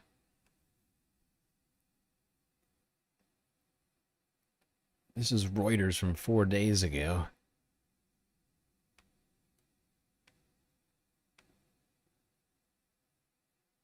Air Canada expects to cancel the majority of its estimated 700 daily flights on Friday, ahead of a planned Saturday strike by unionized flight attendants. The country's largest carrier operates over 250 aircraft on flights to more than 65 countries. The cancellations have left some 100,000 passengers scrambling to make alternative travel plans. Air Canada's Chief Operations Officer, Mark Nasser, spoke at a press conference held by executives at the airline on Thursday. This approach will help limit the strike's impact by allowing as many customers as possible to complete their journeys. But importantly, it will also help facilitate an orderly restart, which, under the best circumstances, will take a full week to complete. Nasser added the airline would allow travelers to change their travel plans without a fee if they so chose. The press conference ended abruptly when union members entered the Toronto hotel conference room where it was being held. The two sides are at odds over higher pay and compensation for unpaid work. Most airlines traditionally pay flight attendants only when planes are in motion. But in their latest contract negotiations, flight attendants in North America have sought compensation for hours worked, including for tasks such as boarding passengers and waiting around the airport before and between flights. The union said Air Canada had offered to begin compensating their 10,000 flight attendants for some unpaid work, which it said amounts to about 35 hours a month, but only at 50% of their hourly rate. The airline said it had offered a 38% increase in total compensation for flight attendants over 4 years, with a 25% raise in the first year. The Canadian Union of Public Employees, which represents the flight attendants, has not publicized what it has asked for in terms of higher wages. Yeah, as you can see, flight attendants across Canada banded together, demanding better pay from the company that they worked for, Air Canada. Now, honestly, this was the next story we're about to talk about was incredibly disappointing. Canada's Labour government, under Mark Carney, decided to end the strike.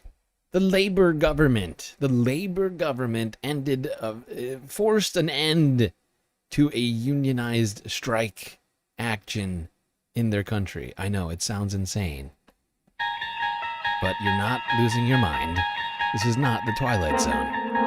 That's right, the Labour government actively working against labor. Come on! Help! Help! I'm being repressed!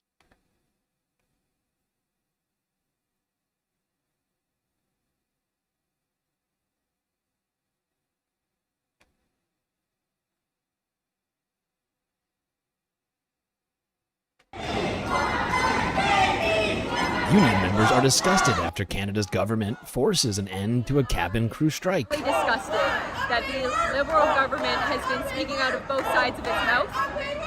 They said that the bargaining table was the appropriate place to make this address, and here they are having invoked 107. I'm incredibly disappointed.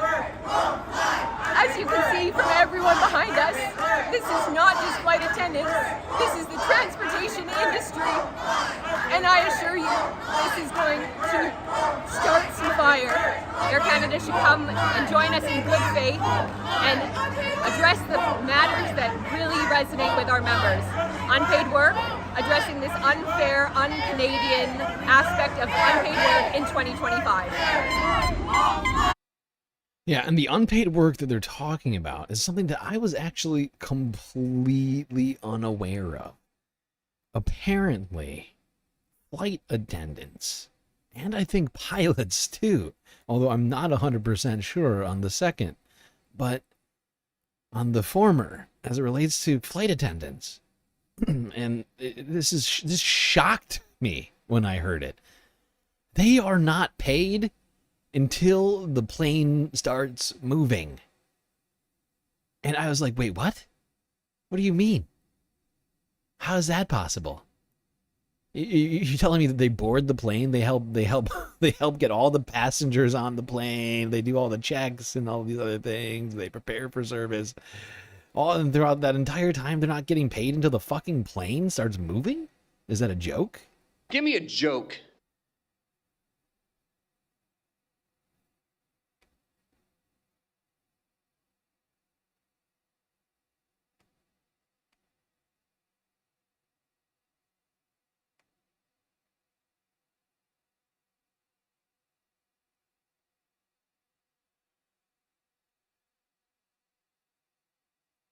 Beginning with breaking news, Air Canada and the Flight Attendants Union have reached a tentative agreement ending the strike that began on Saturday morning. Jaden Lee Lincoln joins us now from Pearson International Airport with what we're learning. Good morning, Jaden.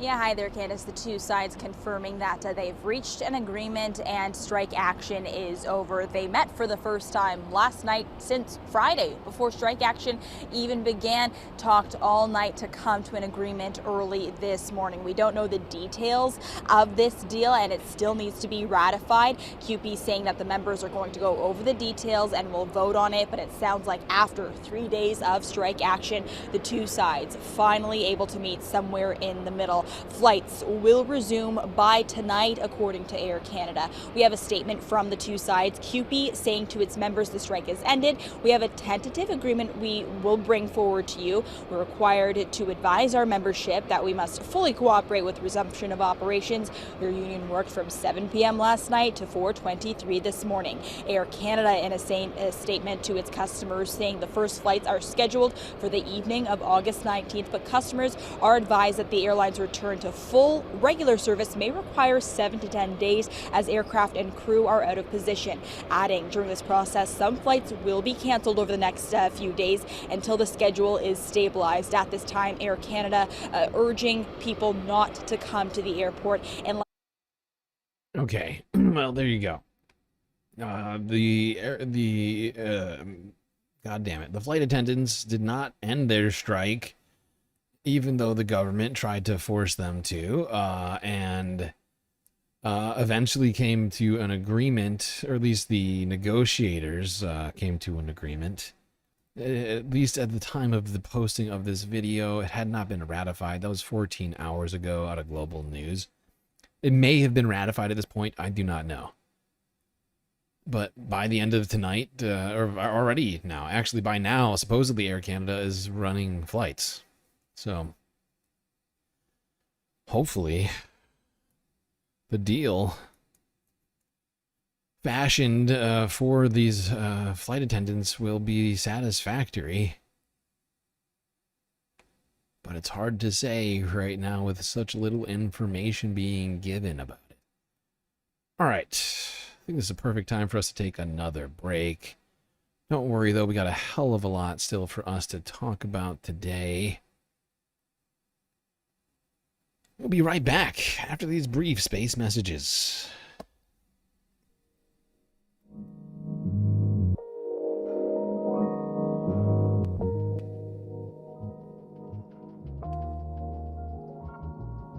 Okay, I hope everybody's been enjoying the show so far. If you haven't already, hit the like button. Don't forget to subscribe and hit the bell icon too so you get the latest notifications from GNN.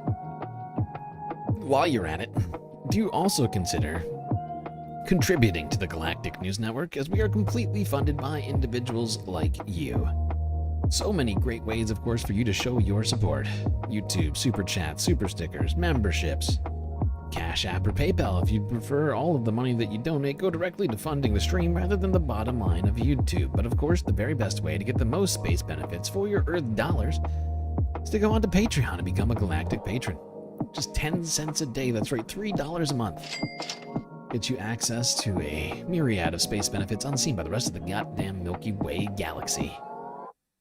So make your way onto Patreon and find out what lies in store for individuals like you.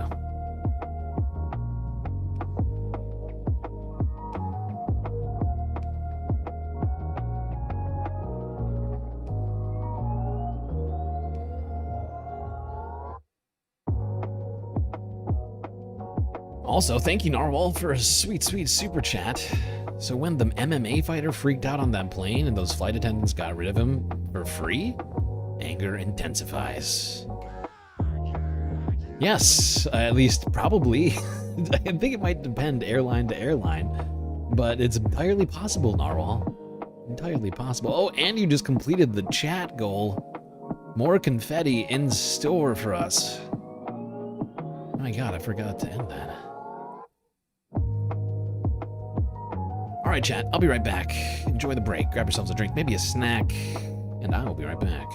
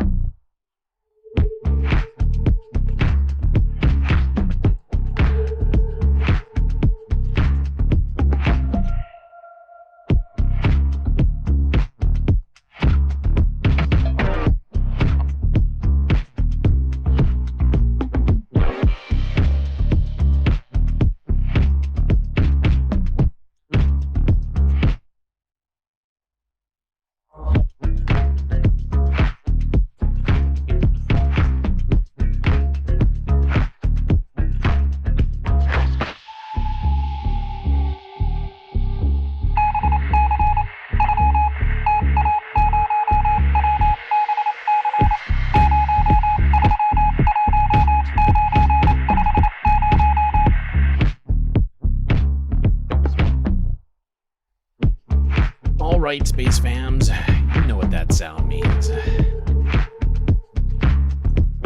Of course, it means it's time for us to get back to the stream. So get back in those seats, space fams, otherwise you're gonna miss the beginning of the third half.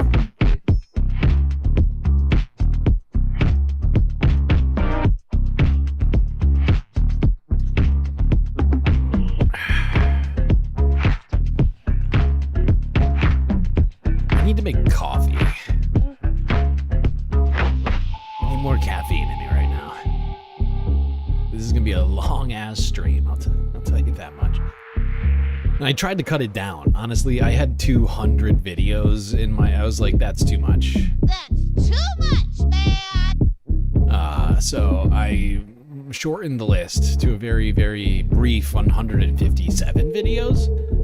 I felt like it was a good job. Like, I really cut out a lot of stuff leading into the stream today. But I'm still thinking, wow, who made this list? This is too much.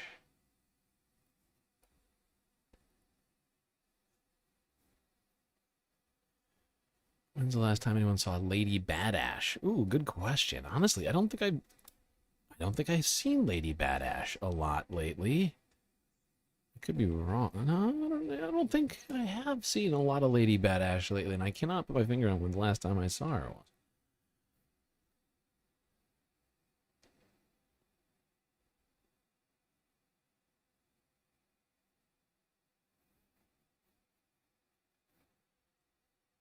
Okay, let's start here. CBS News 5 days ago. Report highlights unprecedented temperatures and precipitation in 2024. That's right, we covered most of it. Last year, 2024, broke all sorts of terrible climate records.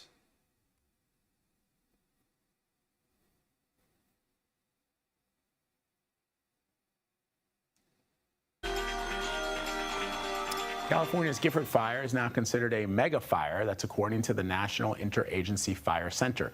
The wildfire has burned more than 130,000 acres in the Los Padres National Forest in just 2 weeks. As of now, it's only 40% contained. From fires in heat in the west to a tropical storm brewing in the Atlantic, extreme weather is spreading from coast to coast this month, according to the... I'm sorry, I just realized something. I've just made a huge tiny mistake. I made a huge tiny mistake. You know what you deserve? A second confetti party. That's right. Double the confetti, double your fun. Yeah, I don't have a follow-up to that. But yeah, that's something I should have done before even starting here today. And that's my bad. I got a lot of stuff in my mind here, so trying my best. Thanks to Narwhal's super chatting. We've gotten even more confetti, and it's glorious. Bask in that glory, space fams.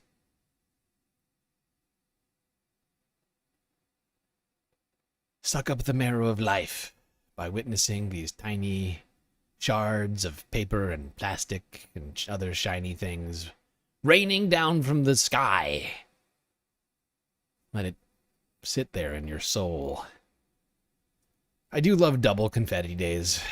They get me excited. 2 confetti parties, 1 stream, that's too much. That's too much, man! But it's actually just right. It's the perfect amount.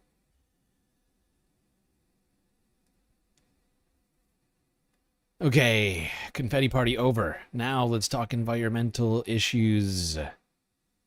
Back here, CBS, once again.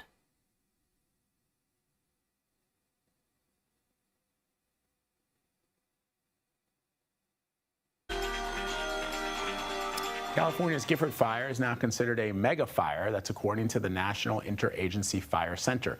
The wildfire has burned more than 130,000 acres in the Los Padres National Forest in just 2 weeks. As of now, it's only 40% contained. From fires and heat in the west to a tropical storm brewing in the Atlantic, extreme weather is spreading from coast to coast this month, according to the American Meteorological Society State of Climate Report published this morning. 2024 set numerous weather records, indicating that we are experiencing temperatures and precipitation never seen before in the modern era. CBS News national environmental correspondent David Schechter joins us from Dallas to break down that report. David, good to see you. So what stands out to you? Hey, Vlad, I know I'm here to give you the highlights, but the truth is this is not a very cheerful report, so don't shoot the messenger. But here are three things among the many that I think are worth thinking about and remembering. One, let's talk about air temperature. Earth's average air temperature reached a new high in 2024. That warmer air helps drive more extreme floods and droughts and fires. Two, we have ocean temperature. The global average sea surface temperature was the highest in the 171 years of record keeping.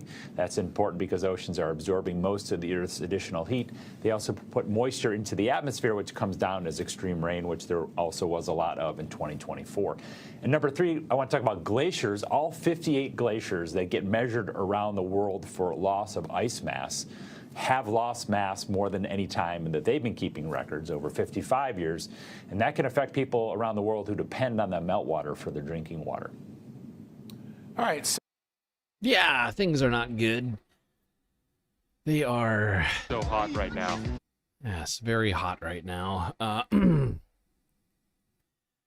it's pretty shocking when you think about it. For almost 200 years of record keeping, oceans are at their warmest levels ever recorded last year.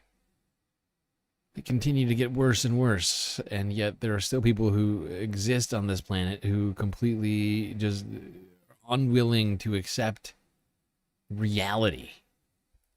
I don't want reality. I don't want reality. I don't want reality. I feel like that should be, I should make a song of that. I don't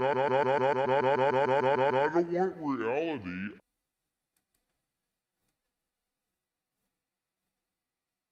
Like I can just feel I can feel a good ass beat under that.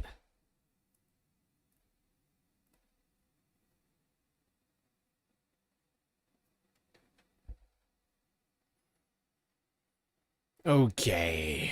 Now, more research has been coming out, being done by scientists, which is very troubling. People have been, I gotten this recommended to me like 3 times in the Discord.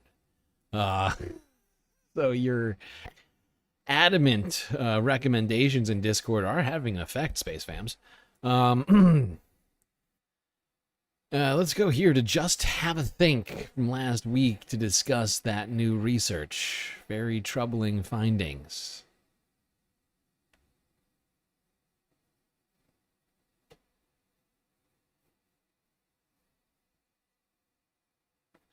In 2023 and 2024, the Pacific Ocean Circulatory System, known as ENSO, got itself quite firmly established into its so-called El Niño phase, which, as I'm sure you know, tends to have a warming influence on the climate, as opposed to La Niña, which tends to cool the climate. Nothing unusual in that, of course. The ENSO system moves from La Niña to neutral to El Niño every few years or so, and has done for millions of years.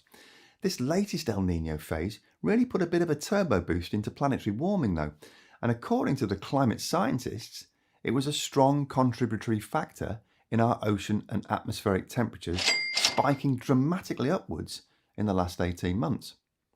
The ENSO system isn't the only phenomenon that can have a significant but short-lived influence on temperature charts. There's also periodic variability in the influence of the sun, something the scientists call solar luminosity, and back down here on Earth there's a lot of volcanic activity of various magnitudes which releases sulfur dioxide that transforms into sulfates high up in the atmosphere that reflect sunlight back into space and cause a bit of cooling at the Earth's surface. All those things are a completely normal part of the cycles that our planetary and solar systems go through over time. The trouble is, they have the very undesirable effect of completely skewing the decadal trends in global temperatures. So although the temperature rises in the last couple of years are very concerning indeed, and generated lots of cataclysmic headlines, The uptick that we've seen recently can't scientifically be regarded as representative of a long-term trend. But what is the long-term trend, and how can we work it out accurately if these meteorological and geological anomalies keep coming along to mess up all the numbers? Well, that's precisely the question that's just been tackled by one of the world's foremost oceanographers in conjunction with a highly respected statistician with decades of peer-reviewed research under their belt. Okay, so if you're not keeping up with what's happening here, I always forget this guy's name, but the Just Have a Think guy here is describing to you a particular predicament which has caused climate scientists some bit of difficulty in explaining over the years, or at least in terms of determining what factors things like solar activity, volcanic activity, and the rest, El Niños, El Niñas, have in terms of the data, right? Like how much of an effect it has. But multiple researchers and scientists decided maybe we should find a way to solve that. And so they've done just that. Spent a bunch of time and effort in removing all sort of external, non-anthropogenic, otherwise human-caused sources of climate change. And the results are not great.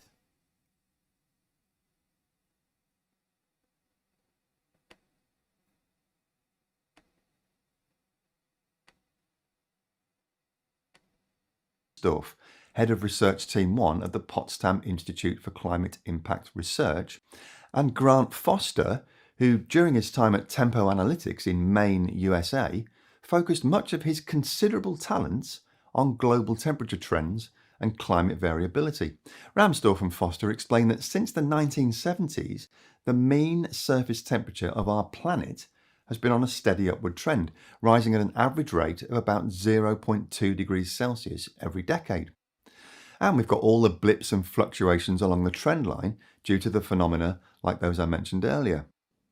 When those blips occur, the natural human temptation is to regard them as the new normal and conclude that the longer-term trend line has changed, which I think is where statisticians start pulling their hair out and screaming that this is not how proper data analysis works. A good example is a brief period during the early 2000s when warming slowed down, an event now generally known as the pause. At the time, it prompted very enthusiastic speculation in the climate skeptic community that global warming had slowed or even stopped. But as more data has come in and analysis has been carried out more forensically, it turns out that brief period of slowdown was at no point statistically significant. It works both ways, of course, though. It's equally rash to take a couple of uncharacteristically warm years, like 2023 and 2024, and immediately extrapolate those data into a new paradigm without applying the same rigorous analysis.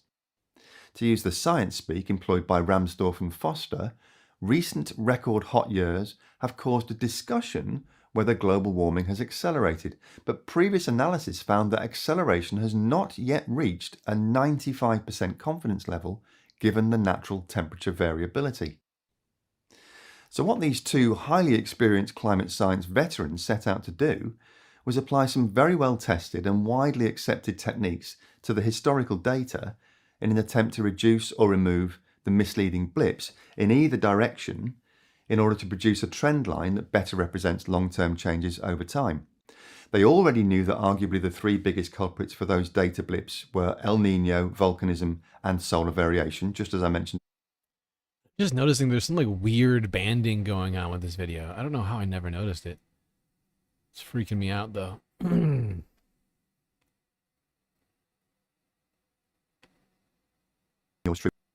you see it at the top? Look at it. It's like flashing. It's gonna give me a goddamn seizure or something.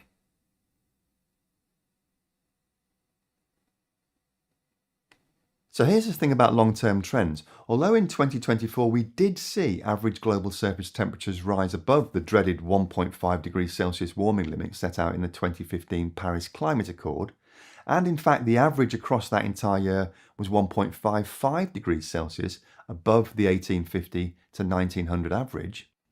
That doesn't mean the world has breached the Paris Climate Accord target, at least not yet anyway.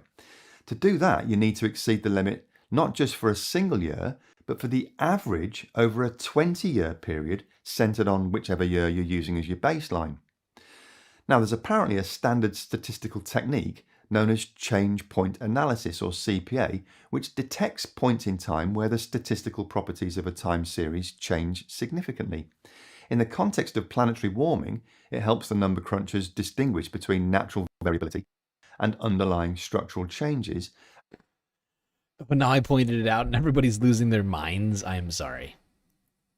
I'm sorry, everyone. I didn't notice. I watched the whole thing earlier and I never noticed it until just now. It's super weird. Probably because I was listening to it more than I was watching it.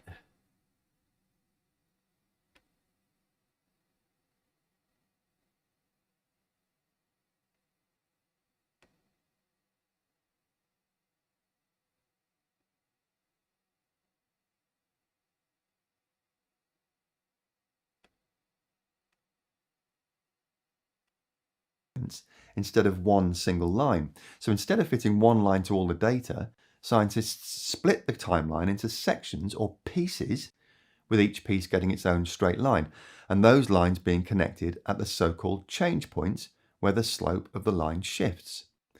Ramsdorff and Foster's so-called PLF10 piecewise linear fit indicates that the most recent 10-year trend is significantly steeper than any previous, at about 0.4 degrees Celsius per decade. They'd found a regime shift in the data, which in 4 of the 5 data sets was centered around 2015. And then the last statistical technique applied by our learned friends was something called a low-S smooth. Sounds a bit like a cocktail, but is in fact a standard low-pass filter that can illustrate gradual trendline changes. Applying that filter revealed that the warming trend has been accelerating from a rate of 0.15 to 0.2 degrees Celsius per decade between 1980 and 2000 to more than twice that rate most recently. The authors do accept that their method of removing El Nino, volcanism and solar variation is approximate and therefore not perfect, which means it's possible that something like the effect of El Nino on recent temperatures may not have been completely eliminated, but even so, even if you disregard 2023 and 2024 altogether, there is still a visible acceleration which Ramsdorff and Foster say can't be accounted for by the usual suspects. So where does that leave us then? Well, we're not all going extinct by 2030 or anything like that, and that's true. We're not all going to die on January 1st of 2030. But we do. 2030 is part of the timeline of the climate science's in terms of expectations and / goals, is that we need to solve this by 2030 because some of this stuff gets away from us. The worse this all gets, as in the more this compounds, the harder it will be for humanity to solve it, right? Like it's like a runaway train. If you let, if it's going too fast, you're not going to be able to slow it down. And but we still have time to solve this stuff. We just need to be doing stuff now, right? Like immediately. We should have been.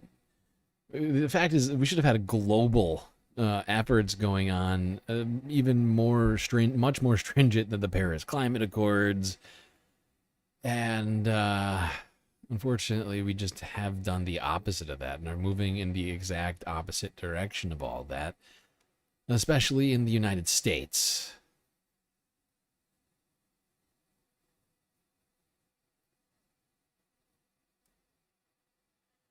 All right, now let's go to Alaska.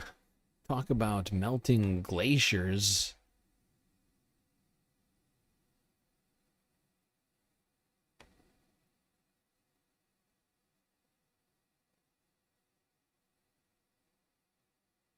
Residents are being strongly encouraged to evacuate their homes as record-breaking glacier-related flooding is expected today. CBS News correspondent Chanel Call is tracking this active weather story today, and she joins us now from New York with more. Chanel, what do we know? Well, Muga, officials have been warning people who are in the flood zone to be ready to evacuate for days now. Today, the area near the Mendenhall Valley is most at risk. Residents there are now being urged, Muga, to evacuate as that glacier is releasing floodwater. So here's how this happened. Every spring and summer, warming essentially is causing a small glacier that's near the Mendenhall Glacier to retreat. There's a basin known as Suicide Basin that fills up with rainwater and snowmelt. And then when the water creates enough pressure, it's then forced under or around the ice dam. So what happens after that is it then enters the Mendenhall Lake, eventually flowing down the river and then downstream toward the capital city. Now, we know that the National Weather Service is saying that we'll probably see peak flooding at around 8 a.m. And I just want to contextualize as well, what you're looking at right now is a time lapse. That peak is supposed to happen at noon Eastern time. So we're keeping a close eye on this for the next hour or so. And just to put this into perspective for you, Mugo, the Mendenhall Glacier is about 12 miles north of Juneau. It's got a population of about 30,000 people. It's also, as you probably know, a very popular tourist destination. And flooding there has become a really big concern in recent years. In fact, researchers last year had said the flow rate in the rushing Mendenhall River was about half that of Niagara Falls. And nearly 300 homes were damaged by floodwaters last year. So now the government, Mugo, did install some temporary barriers this year to try to protect several hundred homes that are at risk from any kind of widespread damage. There you go. Massive efforts underway over the weekend in Alaska to protect the city of Juneau from being, inundated by floodwaters from melting glaciers. Now, of course, the glaciers to some degree melt every year. There's supposed to be an ebbing and flowing of them, a natural one. But it's been flowing a lot more than it's been ebbing lately, and unfortunately, that leads to problems for humanity down here.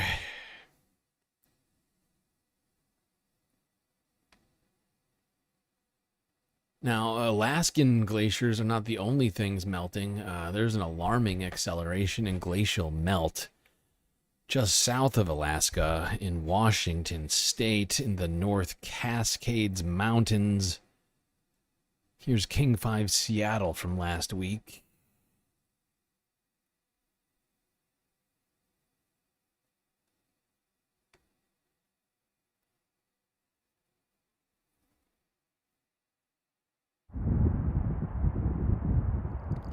It's a powerful sight. A glacier. This one more than 5,000 years old. But for as old as it is, the end of its life is quickly coming. As soon as we get to the snow, we'll put on the crampons.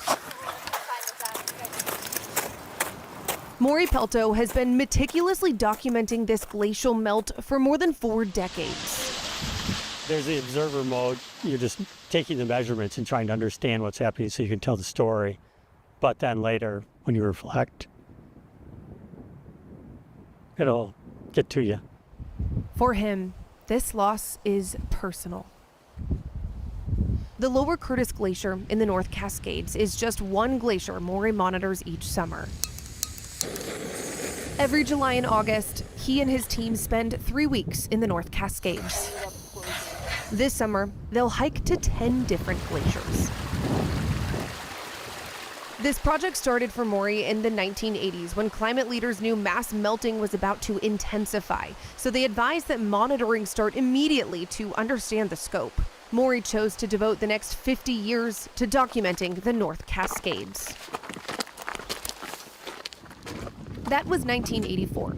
Now, 42 years later, and he's seen with his own eyes how far glaciers like this have receded. Like a lot of glaciers, you can see where it's really struggling. There's a wall on the far side of the glacier, a little couloir that goes up, and there's a ton of rocks poking out through that. And that used to be just a smooth snow face. We'd just walk right up it. And so when you start to see rocks emerging from below the glacier in an area that should be an accumulation zone where snow never melts, that's when you know the glacier can't survive. After decades of data collection, he's now responsible for 3 of the world's 60 longest documented glaciers called reference glaciers. 2023 was the first year when every single glacier in the network lost mass the same year. In 2024, it happened again. So that's telling you it doesn't matter what mountain range in the world you go to, the story's the same. In the U.S., there are only 8 states that have glaciers. Half of all glaciers in the lower 48 are found. Oh, this story is so fucking depressing. And we're living in this terrible anti-science time.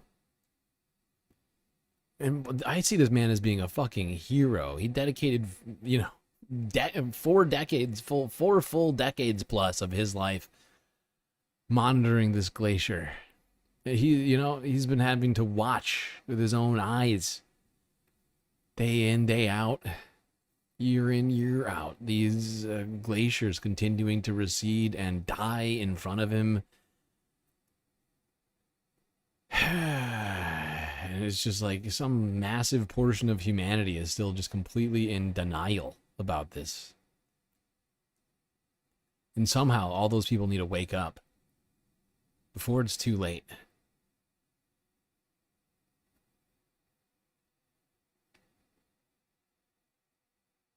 And for the religious people out there who are like, actually, I love the apocalypse, the idea of the apocalypse. God wants the apocalypse. God put you here on this planet. If you want to go by that, you want to get all biblical, the Lord made the planet and you and all the people on it. So don't you want to protect that planet and the people? Just a thought.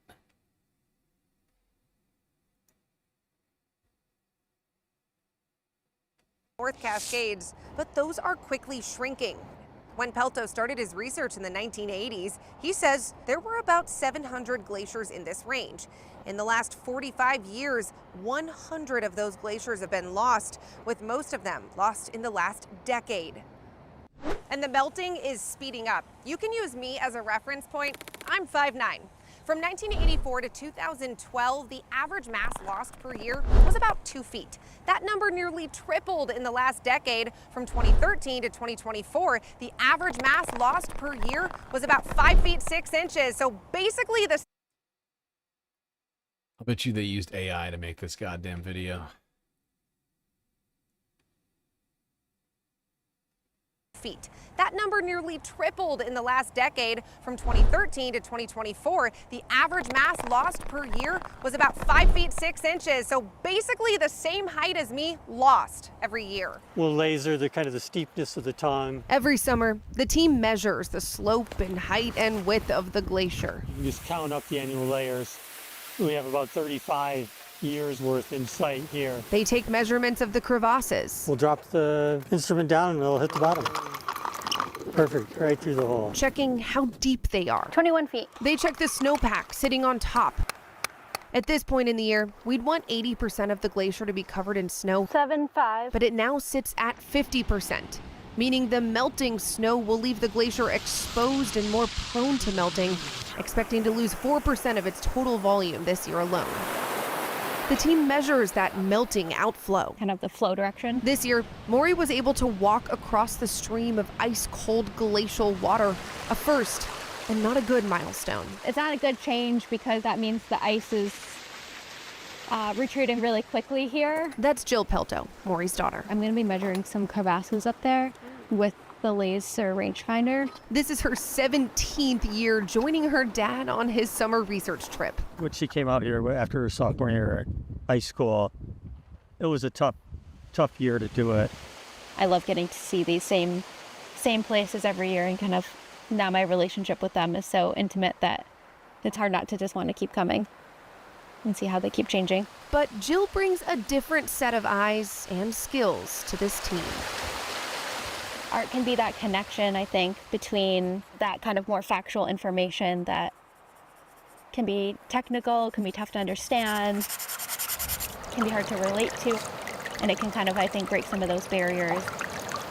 She creates art that is based off this glacial melting data. I'll want the angle of the slope. Working graphs and information into images. Trying to dig into some of the stories of what we know about these landscapes, what we're learning and observing and measuring, and share like more kind of actual information with people, and also trying to really share like the kind of the beauty of these places and kind of the emotions tied in with that science. There we go. Father-daughter duo doing absolutely everything they can to document this horrifying retreating of the glaciers.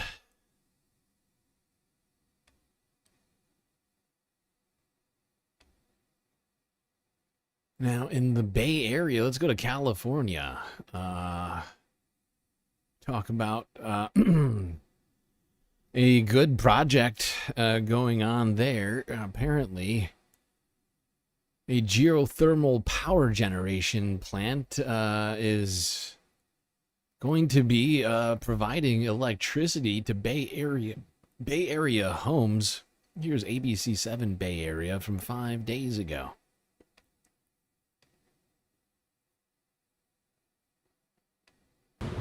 Some Bay Area customers are getting a new jolt of green energy. That's thanks to a nonprofit power company and the largest geothermal electricity generator in the country. ABC 7 News weather anchor Spencer Christian has a look in tonight's Climate Ready report.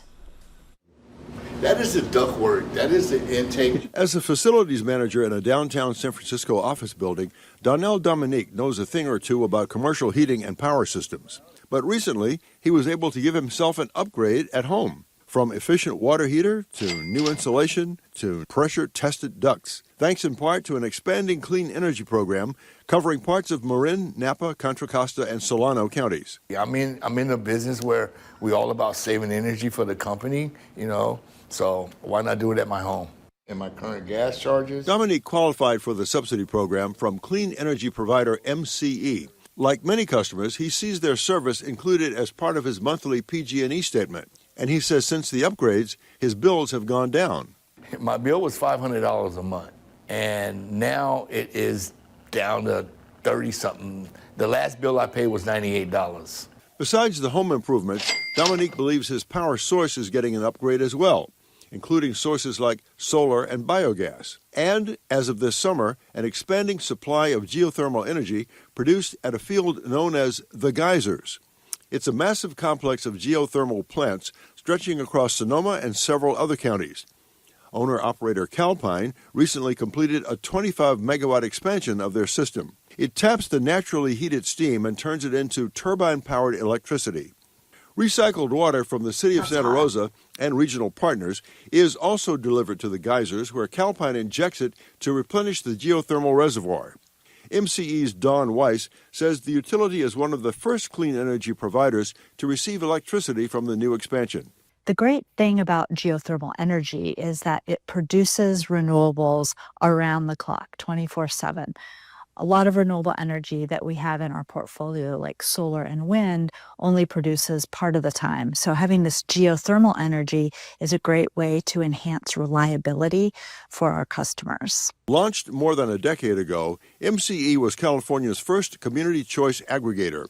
Weiss says nearly 40 Well, there we go. Very exciting project here. Clean energy still something that we should all be working on, even though the Trump administration wants to end any and all references and or uses of clean energy. It is actually much better than fossil fuels once you've got it all set up, cost-wise, and, of course, environmentally.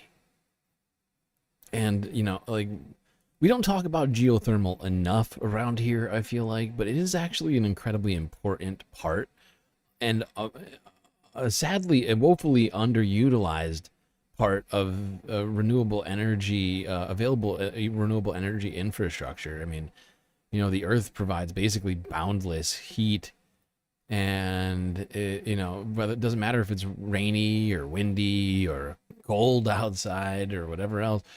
Geothermal energy continues to supply day in, day out, whatever season you may be in.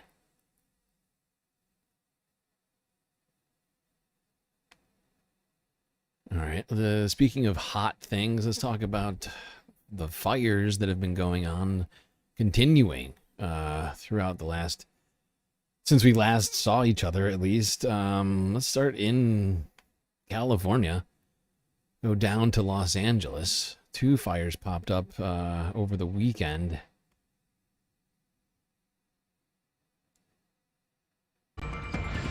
We are continuing to follow breaking news in northern LA County, where flames are burning dry brush near the 5 freeway at Smoky Bear Road. The King Fire broke out just after 1 a.m. and quickly grew to nearly 400 acres. A shelter-in-place warning has been issued east of the 5 freeway and south of Highway 138. There is also an evacuation warning in place for people living in Hungry Valley east of Caswell. Now, drivers traveling through the Grapevine being asked to exercise caution in that area for the conditions that the firefighters are facing. Let's turn it over to Henry. Okay, another fire erupted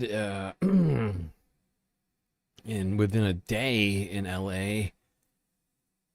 Here's KTLA5 from 4 days ago. Firefighters have stopped forward progress of a brush fire that broke out today in Acton, triggering evacuations. CAL FIRE says 400 acres have burned with 6% containment at this hour. The fire first reported just after 3 p.m. Fueled by winds and dry brush, flames could be seen racing uphill. Several communication towers in the hills appeared to be threatened, but aerial drops of water and fire retardant kept those towers from burning.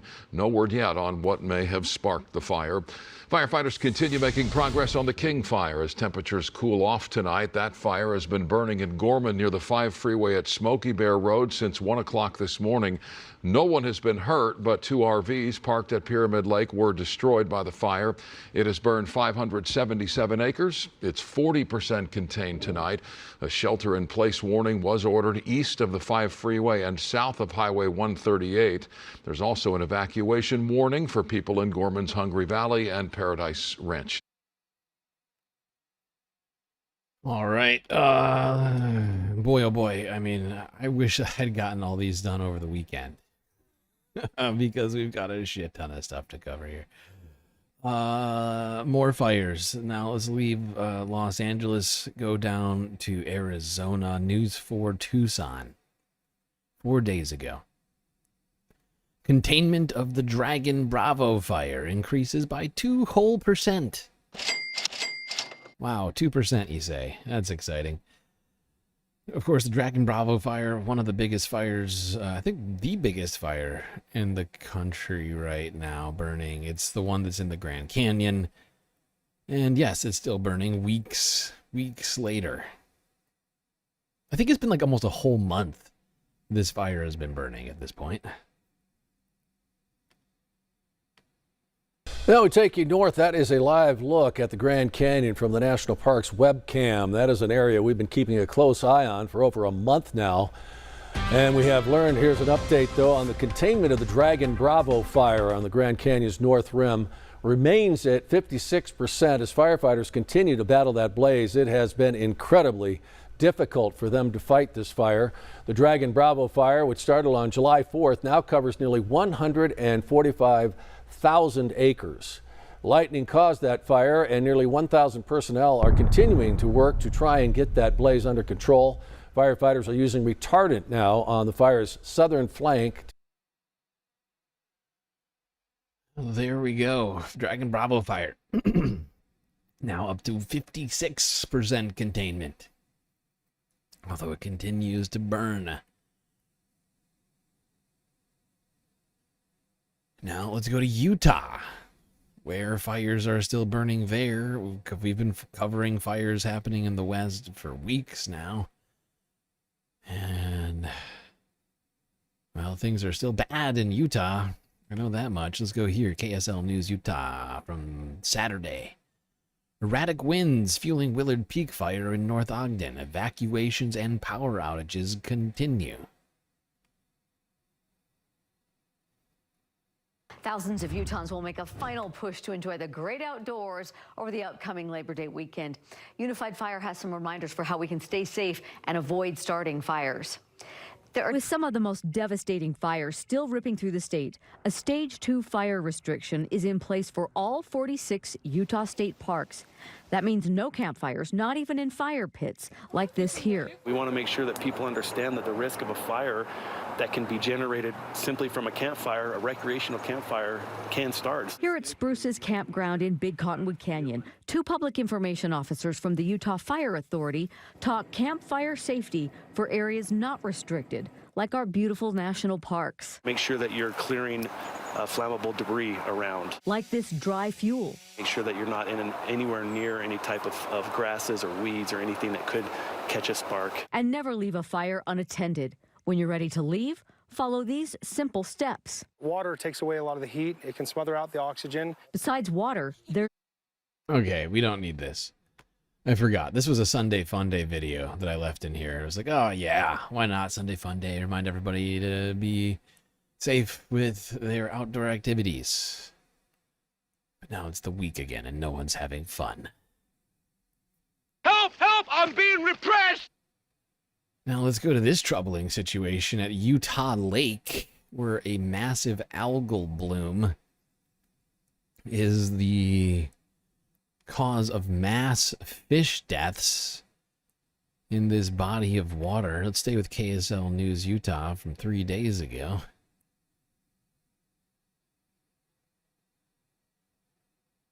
New at 10, dead fish, and lots of them are washing up along the shores of Utah Lake and the Jordan River. News specialist Debbie Worthen joins us live from Saratoga Springs tonight. Debbie, this can't be a welcome sight. Or smell, Deanie. In fact, the fish may be victims of an algal bloom, and officials say once the weather cools down and the water gets a little bit cooler, the problem will be gone. But their advice, at least for now, is to stay out of the water, which will likely be pretty easy since it smells like something died in there. We're out just going for a nice bike ride. Colton Boyd and his wife love this area, but tonight? It is pretty terrible. Pretty terrible to say the least here. It smells. Cecily Robertson and her partner Kenzie say they knew something was wrong when they got here tonight. It normally has a scent to it, but it's really bad lately. They love this park. So does Cooper. But right now? Yeah, we don't go near the water. John Mackey is the director of the Division of Water Quality. He spoke to KSL News Radio today. We do know that there's been heavy algal blooms on Utah Lake recently, and that affects the amount of oxygen that's in the water.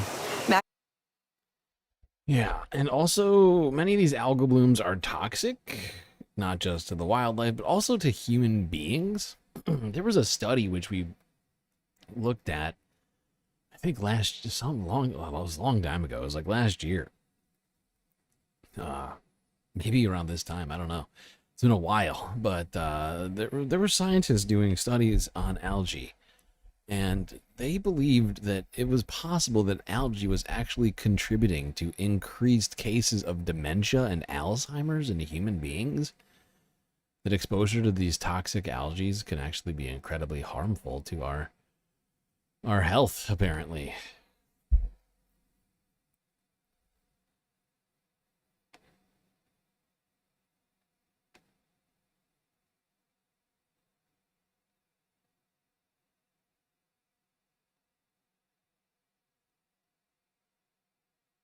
All right, let's go to Colorado, where more fires have been burning.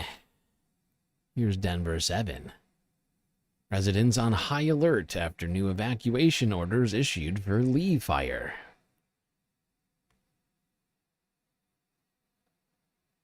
There are new evacuation orders in the western slope as multiple large wildfires continue to grow closer to populated areas. Now, the Lee Fire in Rio Blanco County has now reached the Garfield County line to the south. That fire has surpassed 123,000 acres, and containment has decreased actually to now 4%.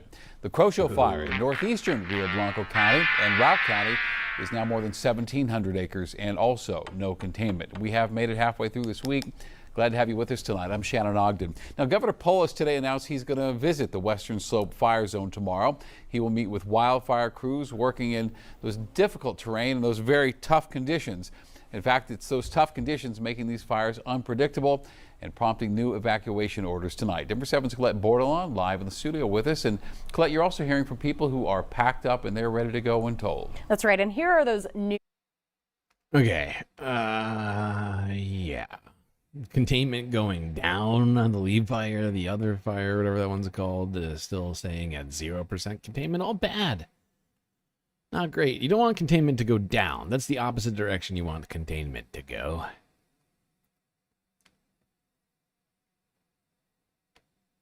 Firefighters have actually lost containment on Colorado's fifth largest wildfire as that fire continues to grow. The Lee Fire is now burning more than 127,000 acres. It's only 3% contained. Officials say the whole change in those numbers is really because of better mapping overnight. Right now, firefighters are dealing with active fire behavior on the ground because those hot and dry conditions that Kathy was talking about. In 2 hours, officials are going to hold a public meeting at the Colorado Mountain College's Rifle campus. Now, northeast of there, the governor has declared a disaster emergency for the Crow Show fire. He authorized Colorado's National Guard to support crews working in the area. The Crow Show fire is sitting around 1,700 acres, burning uncontained this afternoon. That one started in Rio Blanco County, but then spread east into Routt County and eventually triggered evacuation. Okay, I got one more on the Colorado wildfires. This is Denver 7 from 3 days ago, the latest update that I have for all of you folks.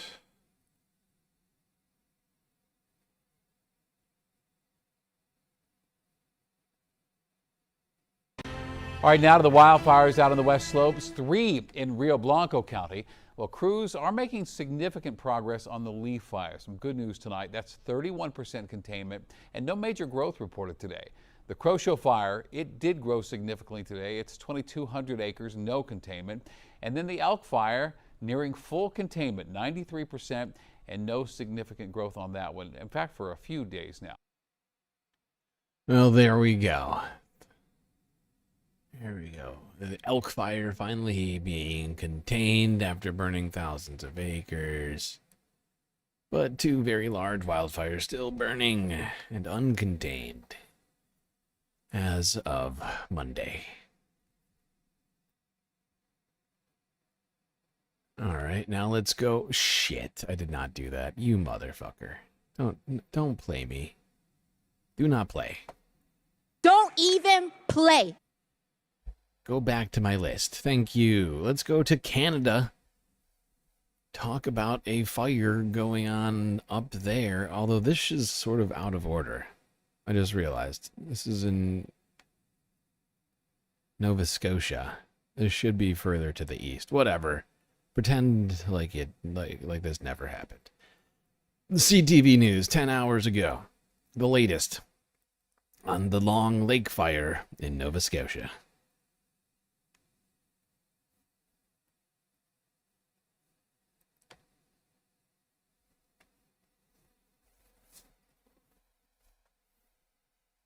The wildfire situation in Nova Scotia's Annapolis County continues to burn out of control this morning. The size of the fire is now estimated to be more than 32,000 hectares, and more than 100 homes have been evacuated. Sorry, that's 3,200 hectares.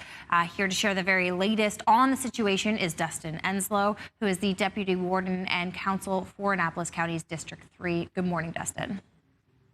Good morning. How are you? I'm okay. How are you? What's the latest on the fire in your region? Well, myself and a lot of others are very tired, of course, from listening to the weather update just before we came on. I wish we had the same forecast as Newfoundland and Labrador. Yeah, no kidding. Where do you things stand with the evacuation order at this time? So as of right now, the evacuation order that we did a couple of days ago was just an extension.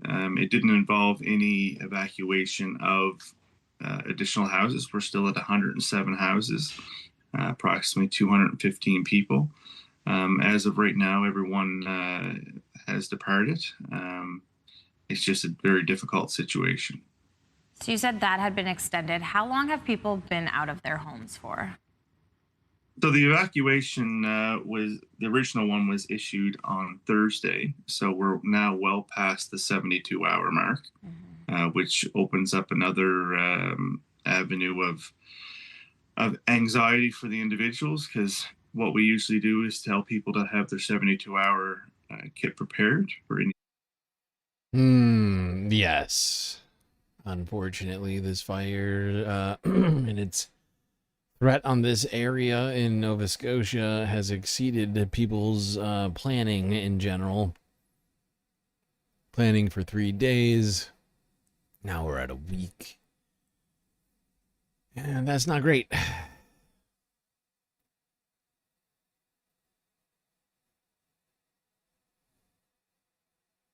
That is not great. Have we done the Joe Rogan? No, we have not done the Joe Rogan thing. We're going to get into that. Actually, we're getting pretty close to talking about that. Getting pretty close. But before we do that, I just want to cover a couple of storms which affected people from the Midwest to the Southeast. Let's start in Milwaukee. This was from Saturday.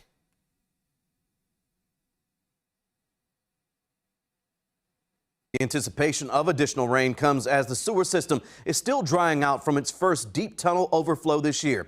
12 News' Hannah Hilliard leading us off with that story tonight. McKinley and Bradford beaches are closed to swimming right now through Saturday after last weekend's storm forced a deep tunnel overflow. It's the most water the deep tunnel has taken on since its construction in 1993. And now what no one wants to hear, more rain is on the way. This week, News Chopper 12 showing murky Lake Michigan waters after epic rainfall forced the deep tunnel's first overflow of 2025. How would you categorize this weekend's storm? It's historic. Yeah, no question about it. The Milwaukee Metropolitan Sewerage District recorded more than 14 inches of rain at 81st and Florist, with many other neighborhoods taking on 10 or more inches, falling in just one day. MMSD's Bill Graffin says an overflow is the only option when that happens. It's a big bathtub. It holds excess water until we have time and capacity to clean it at the plants. Dumping untreated water directly to nearby waterways to help lessen basement backups. MMSD now says they took on a staggering 158 million gallons of water in just an hour, triggering that overflow. And this is why preparation is so important. Can you imagine? Because we covered these. I mean, these floods were devastating to Milwaukee. But can you imagine if they didn't have the infrastructure necessary to let water off, oh my God. Oh my fucking God. And now the Trump administration is trying to cancel funds to FEMA and all these other organizations intended to help with these sorts of infrastructure projects. It's fucking insane. It's a fucking idiotic plan. But that's what we get right now. We get a science-hating administration who also hates human beings, does not care about anyone, taking funds away from making communities safer in this country.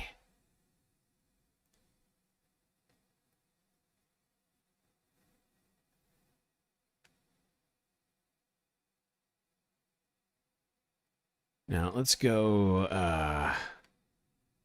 to Tennessee. Last Friday, they got slammed by floods.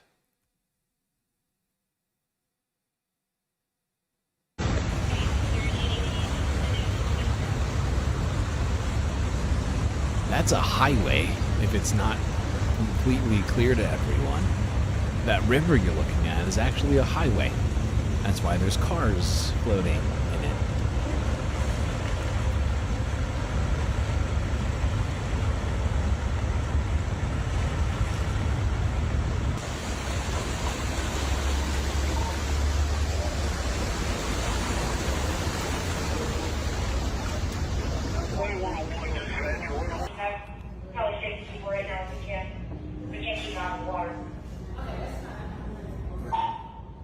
Copy that. The dispatch said they had somebody coming to you.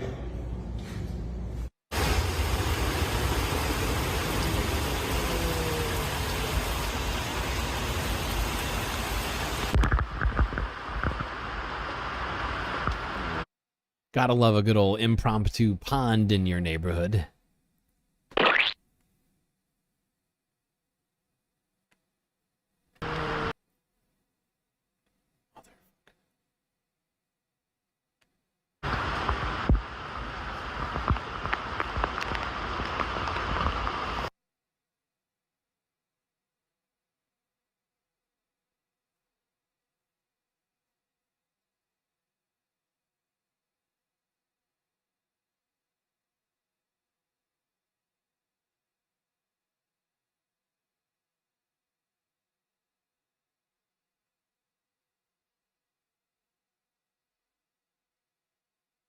That is wild. I need to clip this one. This feels like the state of the planet right now. Just a garbage bin amidst a pile of refuse, circling a goddamn sinkhole. Love that. Circling the drain. That's us.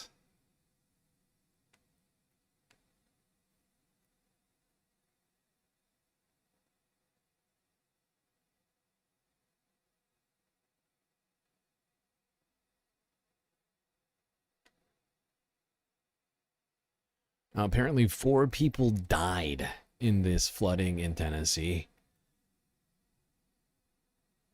Whether or not those were preventable deaths, I don't know. I mean, pretty much all deaths in flooding are kind of preventable.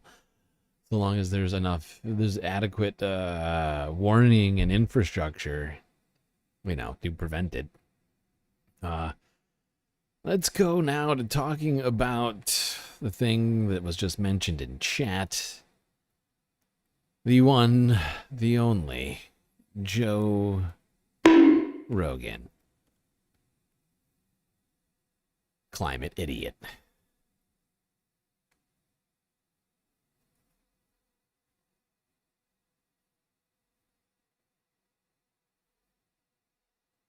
Well, it finally happened. I watched an entire episode of the Joe Rogan Experience for a video I made, and now my YouTube algorithm is convinced I'd like another 1,000 Rogan clips, please. Oh, and can they have that shitty TikTok backing track? Christ was born of a virgin mother. What else is born without a mother? What? AI. AI is born without a mother. Perfect. I mostly ignored them, but when Joe Rogan's episode with Mel Gibson came across my feed, I just knew I had to see what Mel had been up to lately. And folks, it did not disappoint. I look at all sorts of stuff like that, like, the icebergs melting and the water overflowing. It's not. Ever have a glass full of ice and watched it melt? Did you ever see the glass flow over? No. Takes up less room, Yeah. Now, I was bummed to see Mel Gibson dusting off a tired old climate denial talking point in front of an agreeing Joe Rogan. But who cares, right? No one is going to Mel Gibson for their climate information. This is not something that I need to get worked up about. Except right after Mel got done with the whole Ice Cube thing, Joe jumps in with something far more interesting. Did you see the Washington Post article that they published recently about temperature change on Earth? No. Well, there's a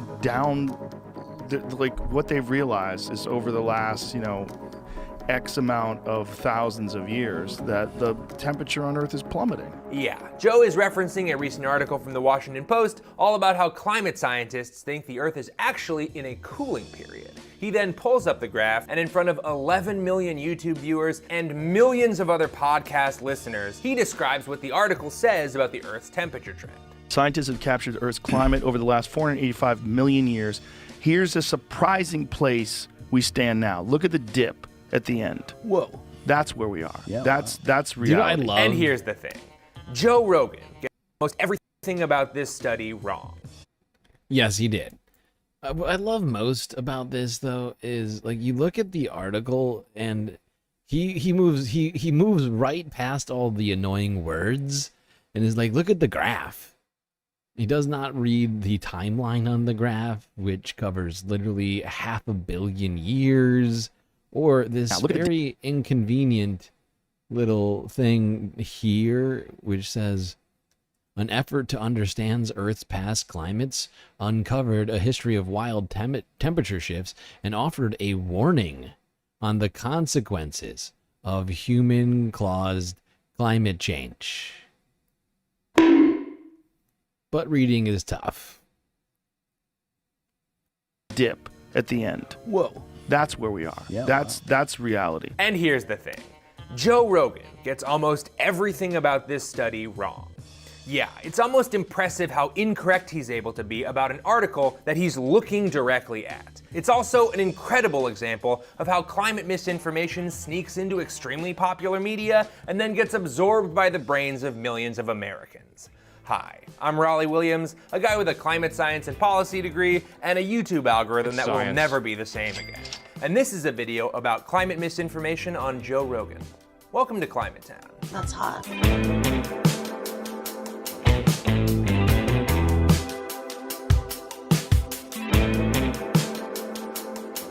New graph agrees with me and my friends. That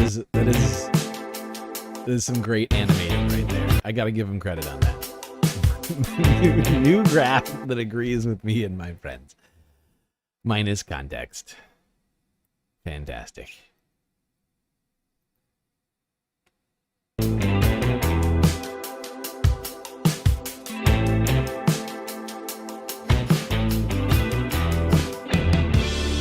So I honestly hadn't thought of Mel Gibson in a while, so if you need a reminder, the Gibson Greatest Hits album goes like this. In the 80s and 90s, he was a pretty awesome movie star. Give me back my son! You want him? Yes! But in 2006, he got arrested for drunk driving and said some anti-Semitic shit to the cop that arrested him. Then in 2010, some audio recordings of Gibson saying some racist shit surfaced. He got dropped by his management, and then he was in timeout for 6 years, where he got sober, said he was sorry, and then directed Hacksaw Ridge in 2016, and now he's back. Anyway, Mel Gibson had just directed the movie Flight Risk with Mark Wahlberg, and he went on Joe Rogan's podcast to promote it and generally just talk about whatever comes up. And after about an hour and 15 minutes, we get this. You know, the icebergs melting and the water overflowing. It's not. Ever have a glass full of ice and watched it melt? Did you ever see the glass flow over? No. And I'm not going to waste your time re-debunking this climate myth. A ton of people have already done that. Here's a glass of ice water. Hey, that ice isn't making the water overflow because it's already in the water. But imagine there's a whole bunch of other ice that's not in the water. It's on the land. You know, the part where the water isn't. And then when temperatures rise and the land ice melts enough to fall in, oh, it's everywhere! It's everywhere! Do you understand? But the Mel Gibson Ice Cube gotcha bullshit just got Joe Rogan all fired up, and he gives it to the climate crisis with both barrels. The hot greenhouse, whatever. Well, there's a lot of horse that's involved in climate change for sure. I've studied that, and I've had many discussions over the last 4 years. Did you see the Washington I love how he Post, started saying article I've they taught published people recently about like he's like some sort of climate change researcher. Like he's some sort of degree having scientist. He goes to start like, look, I've studied a lot. I've taught. I mean, I talked to people. I didn't teach. Incapable of teaching. Yeah, Joe. I like how Joe thinks of himself as a climate researcher. Hilarious. For sure, I've studied that, and I've had many discussions over the last 4 years. Did you see the Washington Post article that they published recently about temperature change on Earth? No. What they've realized is over the last, X amount of thousands of years that the temperature on Earth is plummeting. Yeah, there it is. Yeah. Scientists have captured Earth's climate over the last 485 million years. Here's a surprising place we stand now. Look at the dip at the end. Whoa. That's where we are. Whoa. That's Whoa. reality. Whoa. It's never a straight line. Way before human beings had ever existed. There's always rise and fall. And this idea that the whole thing is... Joe Rogan is such a fucking moron. He's a dangerous moron because of how big his audience is.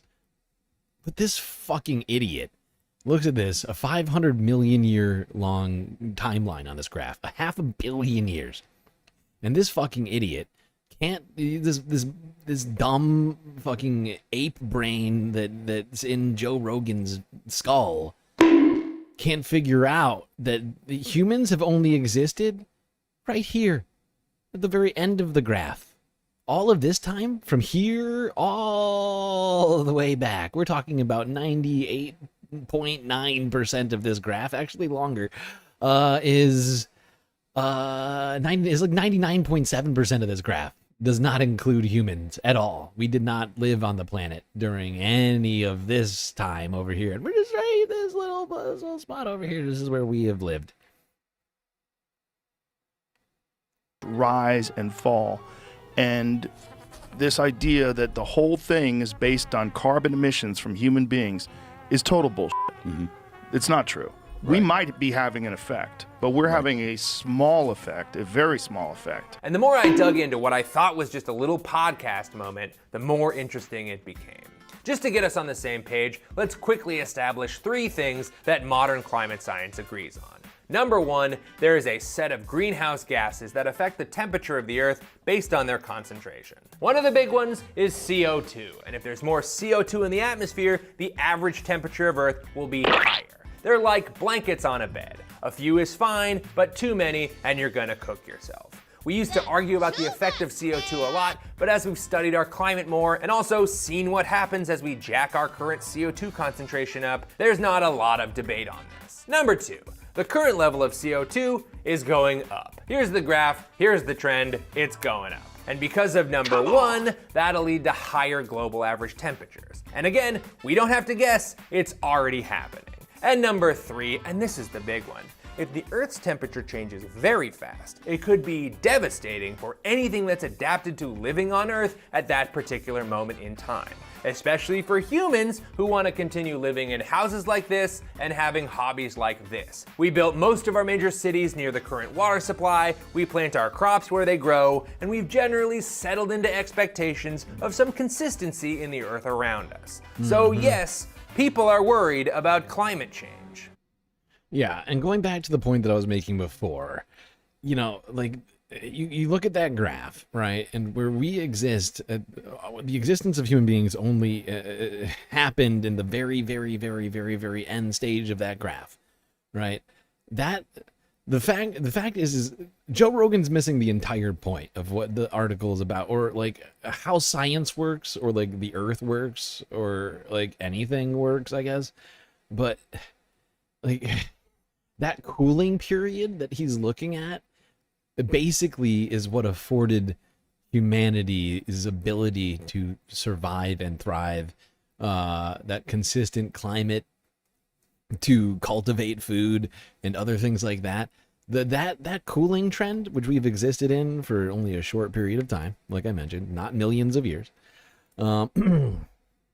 is the only reason we are alive. And the faster that it heats up, back to one of those previous times, the faster that human beings just won't be able to live here.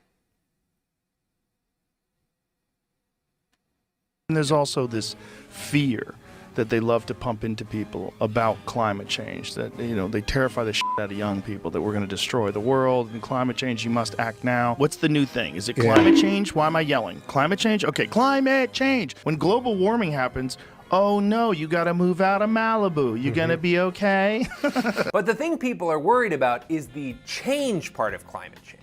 And it's not just the scale, it's how fast the change happens.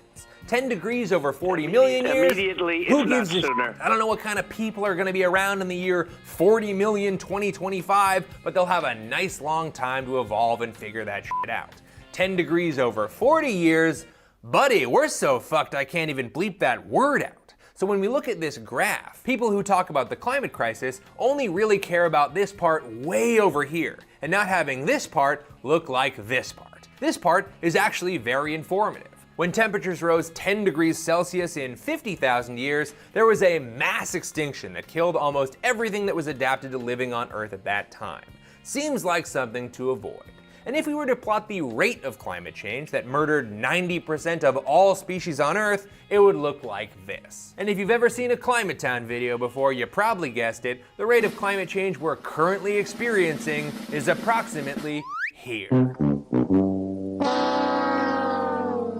Yeah, it's like 50 times worse than one of the worst mass extinction events that has ever happened to the planet. And 50 times is probably underestimating our current rate of change. But at this moment, you might be asking yourself, why should you trust me? I mean, Joe Rogan's source is the Washington Post, plus he's studied this stuff. There's a lot of horse shit that's involved in climate change for sure. I've studied that, and I've had many discussions over the last 4 years. I don't know exactly where or what he has studied about climate change, but he's definitely been having a lot of discussions about it. See, here's the thing, this climate change narrative, this is a really goofy thing that people on the left are talking about. This is because of climate change. When there's global warming, you just move to where it's not so warm, and that's what people have done forever. The climate apocalypse narrative is a social contagion that's driven by power-mad psychopaths who are hell-bent on using fear and compulsion to make sure everyone steps in line so that they can...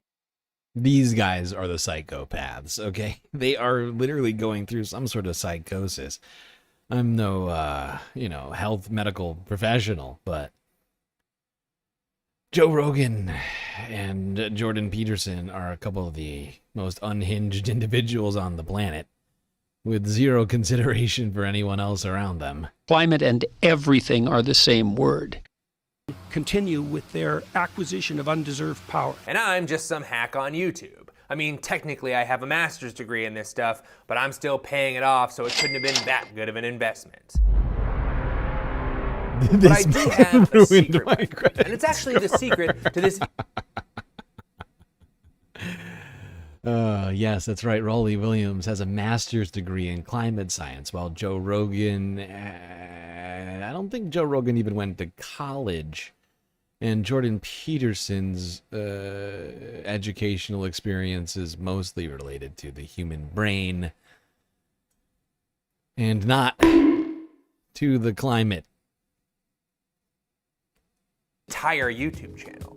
I read the article he pulled up. No. That's right. Below the headline and the With graph your at the eyes? top, there's an entire fucking article. No. And almost every counterpoint to Joe Rogan's argument is just stuff I read in the article he's talking about. So when Joe says this idea that the whole thing is based on carbon emissions from human beings is total bullshit. Mm-hmm.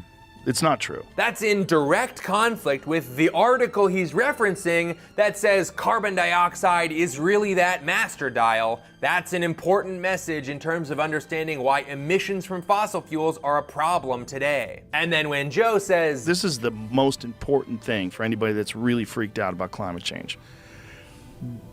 There's no static temperature of Earth ever. we can compare that to this other quote from his new favorite article that says we should be worried about human warming because it's so fast. There's no We're static changing Earth's temperature of that Earth. exceeds This is anything we know. one of the more dumbest things that Joe Rogan's ever said. He said some real dumb shit. Someone in chat saying that Joe Rogan went to college. I'm looking it up right now. I don't think he did go to college. I think he went straight into show business. Doesn't look like it. I'm looking on his goddamn Wikipedia page right now. Does not look like Joe Rogan ever set foot in a college. And just to be clear, these are not random quotes from a reporter at the Washington Post. These are from Dr. Jessica Tierney, one of the authors of the study that generated the graph we've been spending the last 10 minutes talking about. No one is saying that the Earth's climate was stable until humans came along. We've known for a long time that the temperature of the Earth has changed over millions of years and has even been much hotter than it is today. And just one more for you. Actually, I take it back. Joe Rogan did go to University of Massachusetts, then dropped out because it was too difficult for his little puny brain. Here's a quote from the lead author of that study, Dr. Emily Judd. Even though climate has been warmer, humans haven't lived in a warmer climate, and there are a lot of consequences that humans... And by the way, I know that sometimes based upon the way that they frame Joe Rogan, like he looks like he has a big head, but he's actually a very small man. Look it up. Joe Rogan's like 5'3". He's like 5'4" maybe, with good pair of shoes on. face during this time. Climate changes are usually driven by events over millions of years. That's what we're seeing in this graph. We're talking about entire continents moving across the Earth and forming land bridges between previously disconnected places. Planets could get closer together or further apart. We think the Grand Canyon only started forming around 6 million years ago, a time frame that's almost impossible to find on a graph at this scale. Human beings have only been around for a couple 100,000 years. That is 1 pixel on this image. And I know he says he's studied this stuff. I've studied that. But trying to draw a conclusion about human-caused climate change just by looking at this graph is a lot like trying to tell me what color someone's garage door is by looking at this picture of their house. The impact that industrialized humans have had on the temperature of the Earth over the past 200 years, the thing people are actually worried about, is represented by 1,000th of this pixel right here. So let's use a more zoomed in graph to see what there is to see. Yeah, in less than 200 years, we've already warmed the planet by 1.5 degrees Celsius. And by the way, 200 years is generous. They were still trying to drink oil as a health tonic in Pennsylvania 200 years ago. Modern emissions are absolutely insane, and they are not slowing down yet. So if we look at a graph of Earth's CO2 levels over the past 800,000 years, that spike in temperature starts making a lot more sense. Here's hundreds of thousands of years of natural CO2 levels, here's the start of the Industrial Revolution, and here's where we are now. About 50% higher than we've been for 800,000 years. Now, these graphs were not in the article, so you can't fault Joe for not seeing them in the Washington Post. You can't? They are, however, from NASA, and eagle-eyed viewers may have noticed that Joe is wearing a NASA Raleigh shirt during is being incredibly generous here. I would personally like to fault Joe for not seeing these graphs and figures in the article, or, you know, at all even attempting to read the article. I think as a man with a multi-million person audience, millions and millions of dollars at his disposal, you would think he would at least read the article, or at least pay someone else to read the article for him and explain it. You know, somebody with qualifications.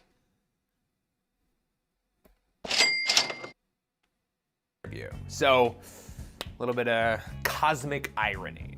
But to Joe's credit, this is an interesting graph. From the perspective of 485 million years, the Earth is currently in a relatively cool phase. At its hottest, the Earth's average temperature might have been almost 100 degrees Fahrenheit. Sea levels were hundreds of feet higher than they are today. It's fucking crazy. But when I see the graph, I don't see a climate change hoax. I see an Earth that is susceptible to having its climate changed. The global temperature is malleable, and a few major events have already caused massive changes over relatively short periods of time. There also don't appear to be physical guardrails that stop the Earth from reaching extremely high temperatures. Yes, the climate is always changing, but one, fucking climate scientists are the ones who told you that in the first place, and two, the rate of this particular change happening right now is unprecedented in 485 million years. So that's probably something we should pay attention to. But maybe I'm being too hard on Joe Rogan. I mean, maybe he saw the graph, mentioned it offhandedly to Mel Gibson, and then never thought about it again. Totally possible. Whoa, looks like we're building up to a big reveal. I promise it's gonna be good. But first, here at Climate Town, we really do have an official phone number that we give out to people who join the Patreon page, and we really do answer it. But then I'm gonna have to call that.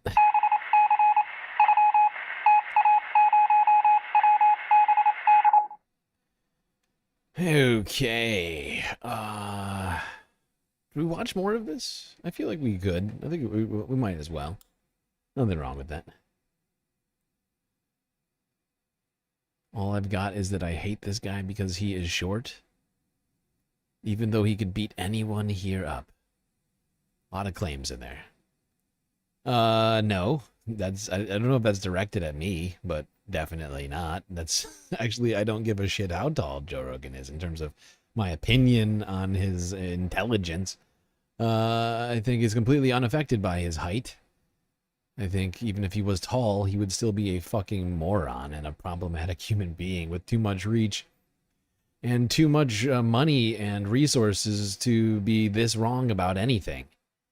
And no, I also disagree with the premise that Joe Rogan could beat anybody in this chat up, especially if it counts me. I will fuck Joe Rogan up right now. And we're back. Where were we? Oh, that's right, the big reveal. Was this just a one-off thing? To answer that question, I took a trip to the Roganverse to see if I could find another example of Joe Rogan misusing that Washington Post graph. And I couldn't find another one, because I found 5.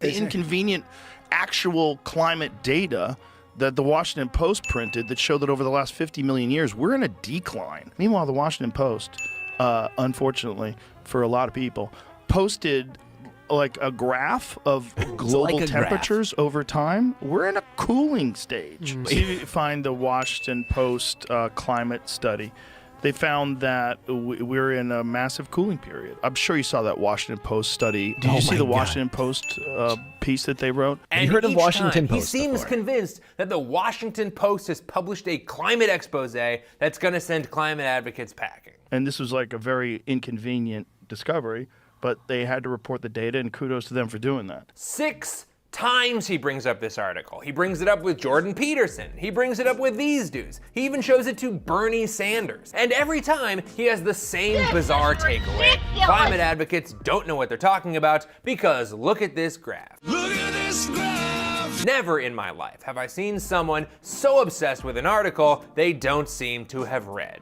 And I know Joe Rogan has always considered himself a just asking questions kind of guy, but he's got a massive and powerful platform here. Apparently, Joe Rogan can influence the outcomes of presidential elections. I want to thank the Nelk Boys, Aiden Ross, Theo Vaughn, Bustin' with the Boys, and last but not least, the mighty and powerful Joe Rogan. The mighty and powerful Joe Rogan. He is not just some dude no one's listening to. This man So when he consistently repeats the same weird lie 6 times, the temperature on Earth is plummeting. We're in a massive cooling period. We're in a cooling stage. We're in a decline. We're in a cooling period. We're in a cooling period. That's not good.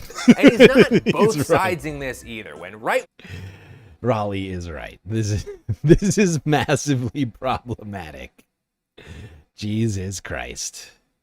I feel like I'm taking crazy pills! We're in a cooling period. That's not good. And he's not both sidesing this either. When right-wingers come on the show, out comes the graph, and they're all into it. And when Bernie Sanders comes on the show to talk about how serious the climate crisis is, Joe Rogan shuts down Bernie by bringing up an article that actually agrees with Bernie's position. Joe even cuts him off to imply climate scientists are corrupt. You know, the scientists who are out there, I think. I know, but there's a lot of money involved in that too, Bernie. That's part of the problem. There's a lot of money involved in this whole climate change emergency issue, and there's a lot of control. To the millions of people who listened to that particular episode, the look on Bernie's face takeaway, while Joe Rogan is going dusting in on off that a shit. tired old climate denial talking. Whoa, the fuck just happened? What just happened? Where were we? Oh my god, I lost my place. This is disastrous. Oh, there we are.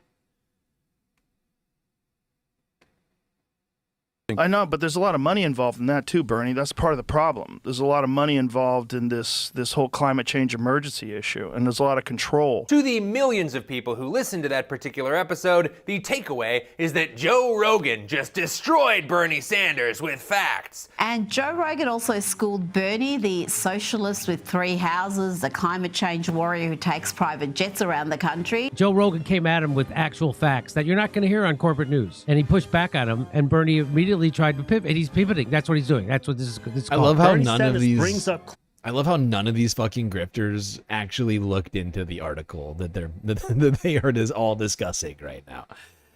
Oh god. In many ways, and I hate to say this, you know, as a podcaster, but in many ways podcasting has sort of ruined the brains of society.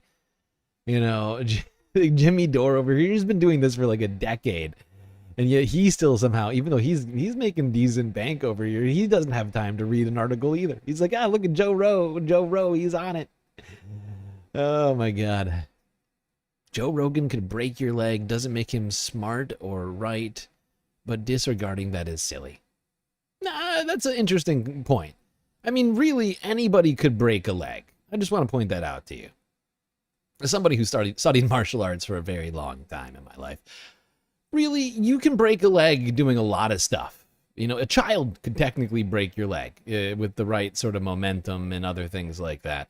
So I don't know what your point is. Are we just supposed to be fearful of Joe because he's a 5'3" dude who studied martial arts? I mean, okay.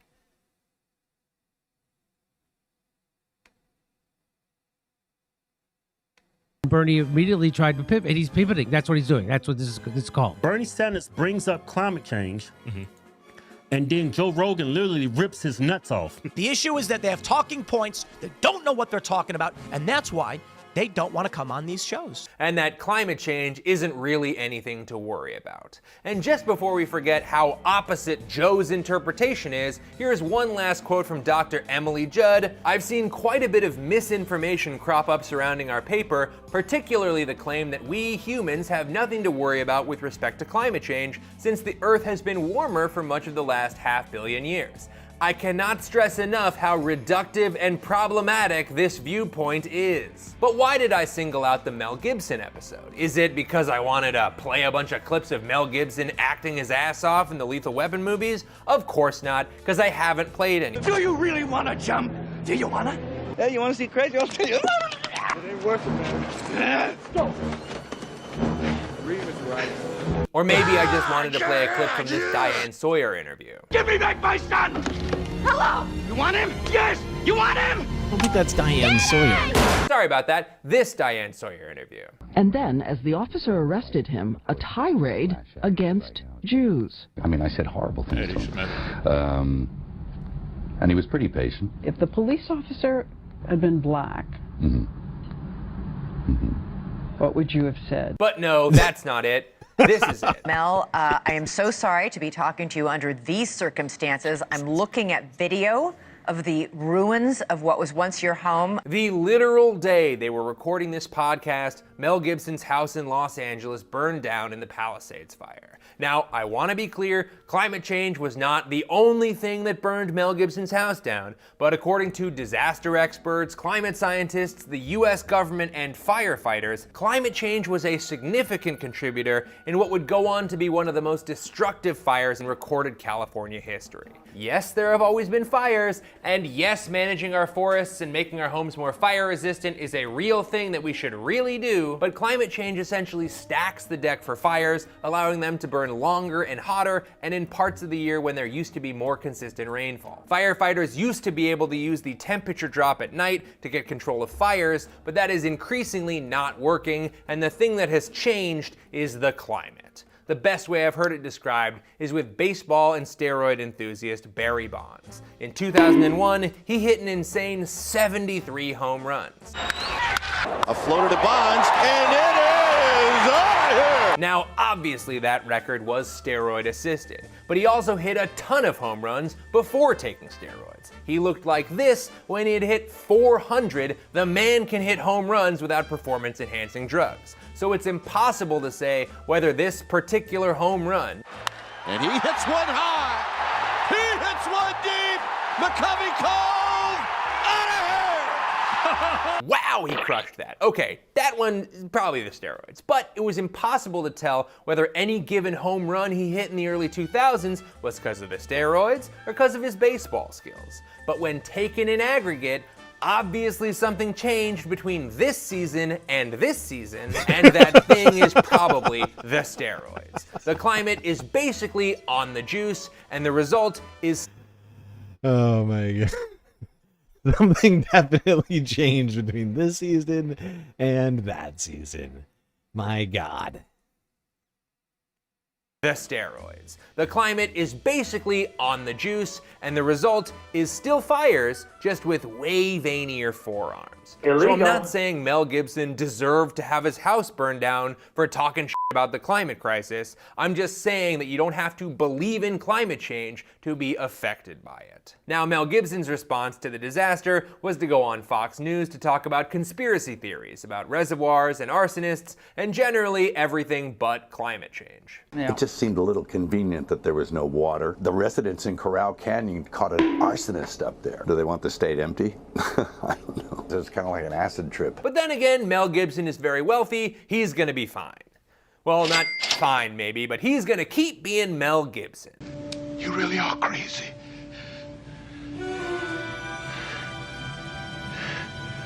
I'm hungry. He even knew his house. I'm getting too old for this shit.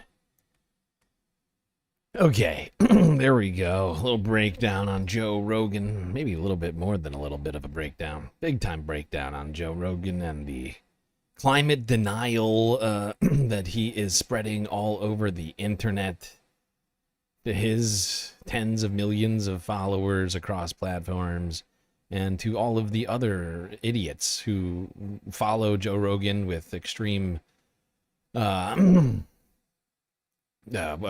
damn it, my brain just broke. Extreme ferocity, I guess you might say, and then pump out all of his messages without, fact checking them themselves. Yeah, it's not a great time to be alive, not gonna lie. Not great. Let's go here to France 24 English. Actually, what is this? This is in the wrong spot. This is... You bastard. Okay. All right, let's do this. I'll switch it like this. We go backwards, then we go forwards. All right, let's go here. Let's talk quickly about Hurricane Erin, which is currently, I believe, slightly north of Cuba, and is slated to affect the entire East Coast, even though it's not expected to actually make landfall. The effects of the storm are supposedly going to be felt from like Florida all the way up to like Nova Scotia.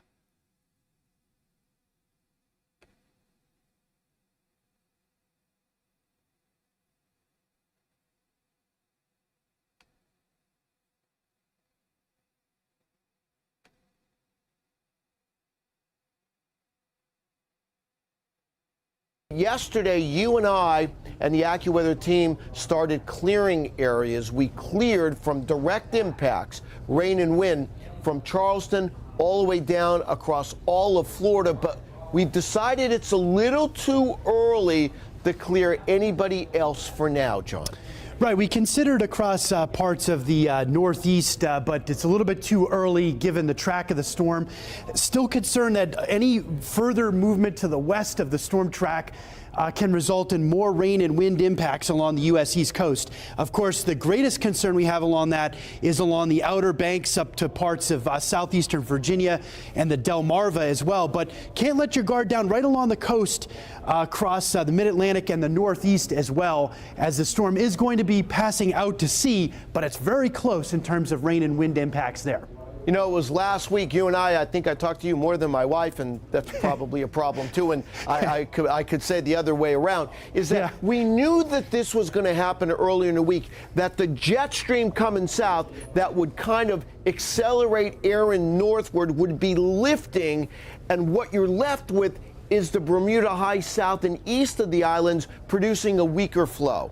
Yeah, that's the setup that our hurricane experts saw last week, in the sense that you're just dealing with weaker flow around this area of high pressure east of Bermuda, because the stronger steering winds were displaced up to the north. So now it's kind of waiting for the next jet stream disturbance to start driving the storm more to the north and northeast. And that's going to happen. We're not concerned about a U.S. East Coast landfall. It's just how close can the storm get to the coast. And the other problem is we've been talking about here at AccuWeather is that the wind field of the storm is expanding. It's growing larger as it moves to the north, which is typical. And so that means those tropical storm force winds, at least in gusts, are going to get right to the North Carolina coast. Yeah, because we're thinking about maybe 230 miles west of the storm center as it passes to the east of the Outer Banks. And right now, John...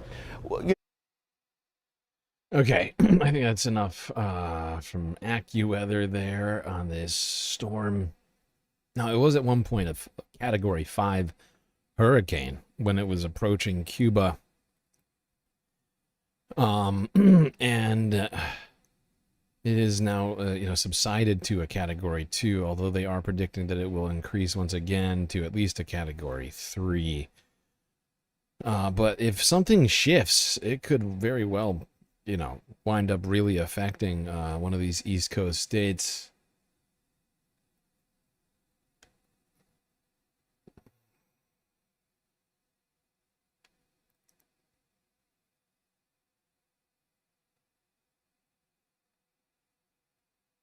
All right, now let's go here. This is the latest, and when I say latest, I mean the very latest on Hurricane Erin. Here's the NBC News Hurricane Erin tracker live stream.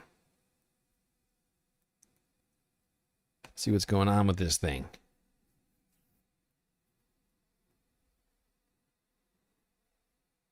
Okay, so it's currently here. Looks like it's, you know, whatever, like 500 miles east of Florida. You can see the eye is somewhere around here.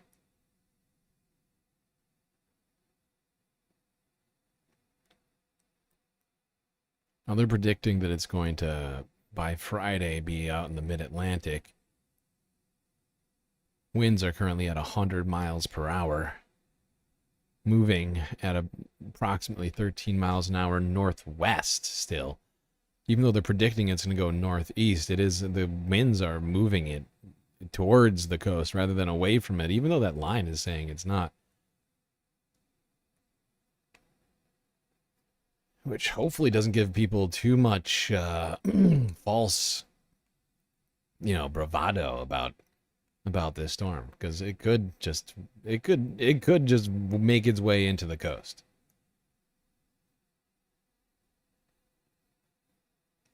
It's honestly a terrifying picture. The thing is pretty massive. It's a really big storm.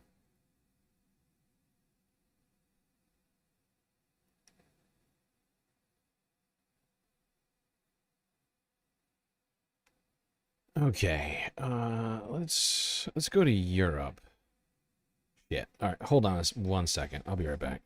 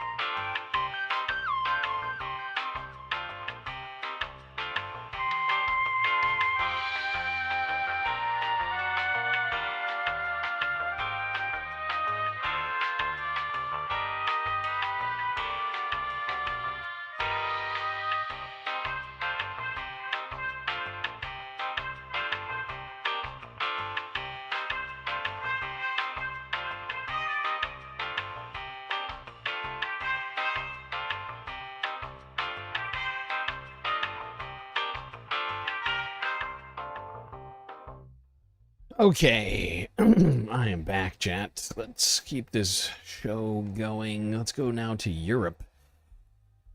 And for approaching 2 weeks now, Southern Europe, the Mediterranean in general, has been dealing with horrible wildfires across the continent. Let's start here. This is Reuters from 4 days ago. In Portugal.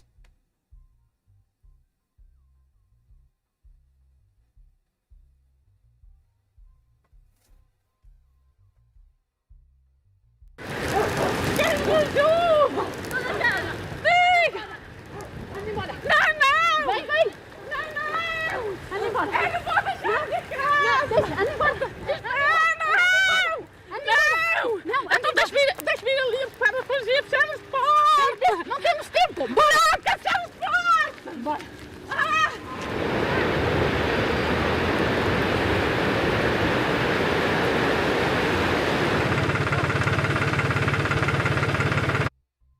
Honestly, that is so sad, watching this woman trying to fight a fire. This elderly woman attempting to save her home.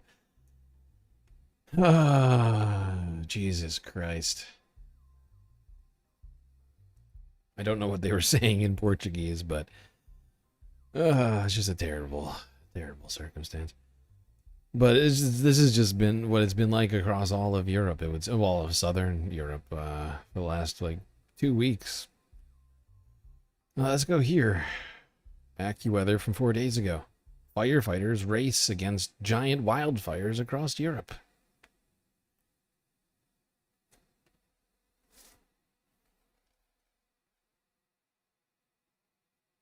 Europe is facing its worst wildfire season on record, with deadly fires raging across France, Spain, Portugal, Greece, and Albania. Fires on the continent have burned through more acres so far this year than any of the last 19 years, according to a CNN analysis. So far, nearly 2.4 million acres have burned, more than double the average for this time of year.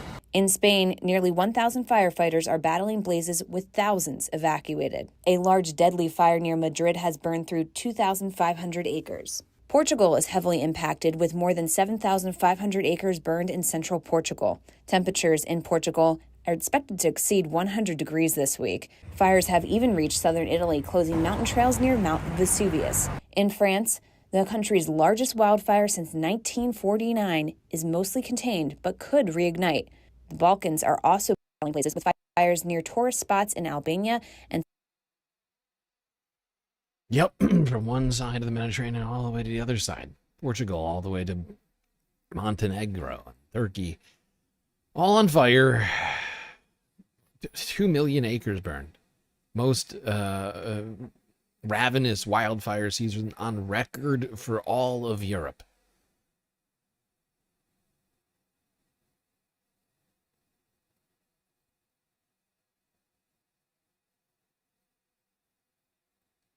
All right, this is also from 4 days ago. We're just going chronologically on this one, mostly just because we've been like we're so far behind on everything. It just I don't know why. In my brain, it just made more sense to do it this way. Let's go here. This is in Greece.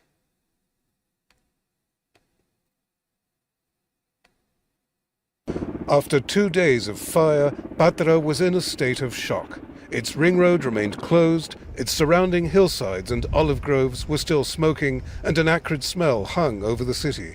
Many areas remained without electricity and water as municipal water pumps idled. Constantly circling overhead, water-bombing helicopters and planes were putting out flare-ups. Even the army committed Chinooks to this singed battlefield. But this firefighting armor was late to battle, said locals, who defied evacuation orders to defend their properties, seeing that the government couldn't. 3 patrol cars came by my house. They threatened to arrest me. I refused. I sent away my family and saved my house and those of 2 neighbors who were on holiday. I had my own reservoir with 7 tons of water and my own pump. The owner of this house put his pool at his neighbor's disposal. The mayor of Patra said such self-reliance was dangerous and accused the government of overusing evacuation orders while delaying resources. When I can't defend you and tell you to leave, I'm taking part in your destruction. Why, when we call for an evacuation, don't we have an evacuation? Because we haven't earned people's trust. The government said it's high. Okay, I'm just going to keep going through these chronologically. Let's go to Turkey.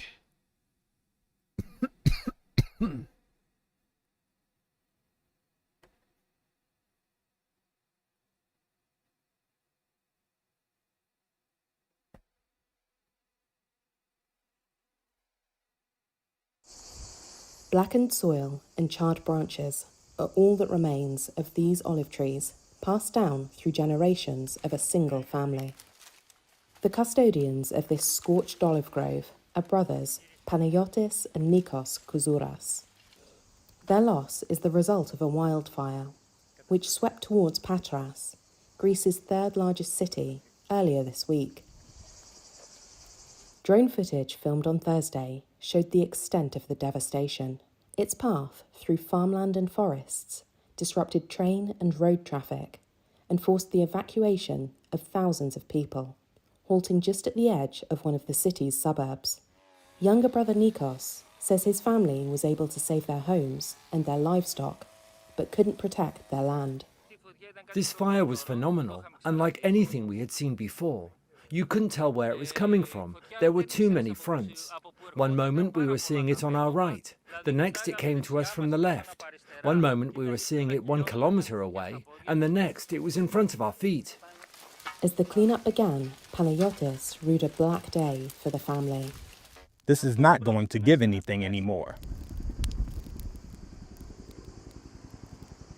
It is still burning. With this field of olive trees we were making a living. They are over 150 years old, and now they are destroyed, and there is no way anything can regrow here for decades. 3 people suspected of deliberately igniting wildfires near Patras were arrested. A senior police official told Reuters on condition of anonymity. And further wildfires. People who are setting wildfires are fucking insane. I swear to God. I don't know what mental deficiency you have to be doing such a thing, but there's something wrong with you. And just because, you know, humans may start the fires does not mean that it's not climate change that's causing them to be as outsized as they are. In fact, this is all the vast majority of wildfires in history, or at least in the modern history, are caused by humans. You know, sometimes lightning strikes cause fires. That's true. Not gonna, you know, take that away from the lightning, but vast majority of wildfires are caused by human activity, intentional or not.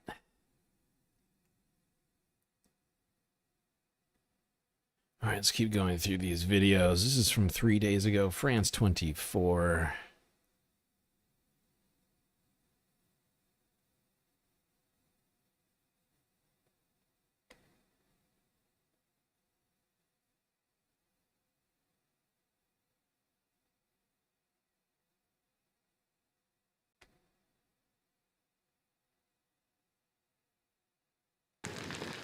Using buckets and garden hoses, these residents of the village of Prova are doing their best to protect their homes from the flames.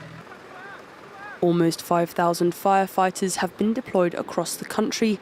Faced with an almost never-ending heatwave, emergency services are struggling to keep up. If it weren't for the firefighters, what would be of us? Strength to the firefighters. On Friday, the Portuguese president announced his country's first death and requested support from the EU's firefighting force, as well as 4 Canadair planes. Meanwhile, in Spain, 14 major blazes continue. The country is considered to be at extreme risk of new wildfires. Yesterday the fire was almost extinguished and today it reignited. We are trying to keep it from crossing the road because if it crosses to the town, it will reignite and come back through the other side just like yesterday. Yesterday it arrived from one side and today from another. Spain's heatwave will continue until Monday. Weather conditions are expected to worsen the spread of the fires, with moderate winds as well as temperatures of up to 44 degrees. That's hot. Damn, 44 degrees? That's like 110? That is a lot. That is very hot. All right, that was from 3 days ago. Let's go here. This is France 24 once again from Monday.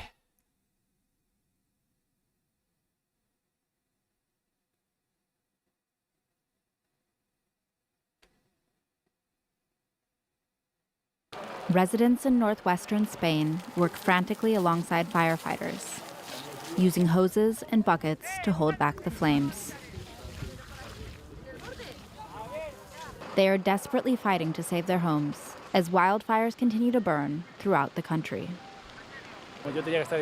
I was supposed to be in Bilbao working, but I can't abandon my family or my village. We've been working non-stop and haven't slept in 4 days, helping surrounding villages. It's our turn, so we're here protecting our homes. Over a dozen major blazes are tearing through northern and northwestern Spain, a reminder of deadly fires that ravaged the country in 2022. Thousands of firefighters and military have been deployed. Similar scenes are playing out in Portugal. Locals in the village of Zapateria say they've had to face the flames themselves. It was very distressing, very distressing. There are no words. No help from anyone. Just friends and the few of us who are here, nothing else. Spain work frantically alongside firefighters, using... Oh my God.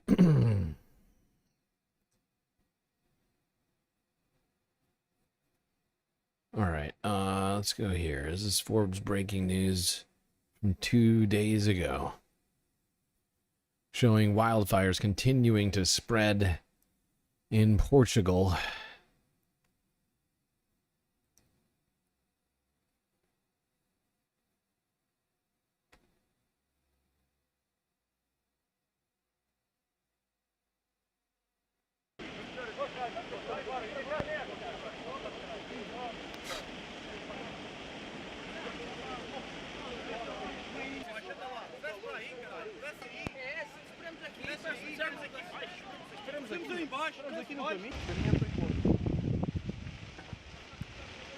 Nós o único sítio é aqui, olha. Se vai para cá já, olha o que cai lá, olha o que cai lá, olha. Se vai para cá já, pô. Nós havíamos cafés de terreno.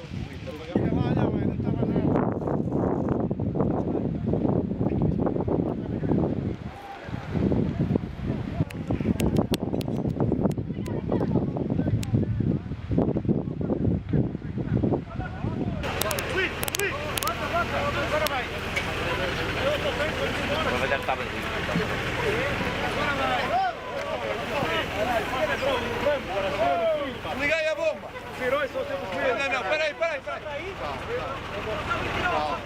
Aqui, está controlado. Só estamos a explicar para baixo.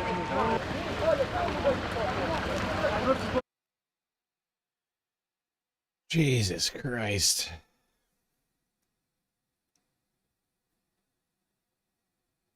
The fucking Mediterranean looks like the gate to hell or something.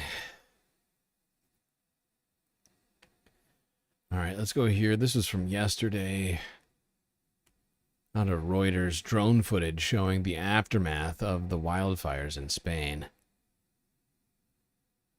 300,000 acres burned up in northern Portugal already in that other fire. Pretty insane. Oh, geez, look at this.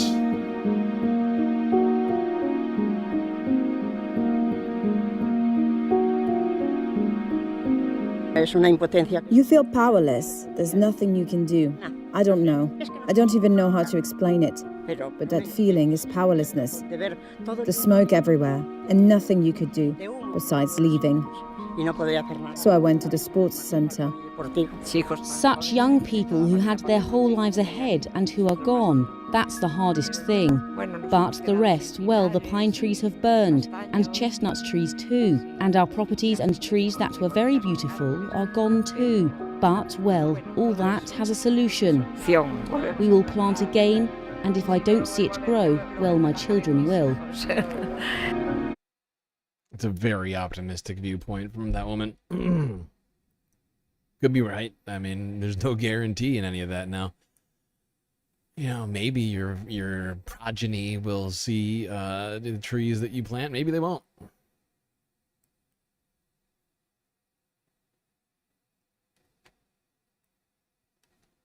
Now, on the other side of the Mediterranean, in Africa, more wildfires have broken out in Algeria, literally on the very opposite side of the Mediterranean from Spain. Let's go here. This is from 15 hours ago out of Reuters.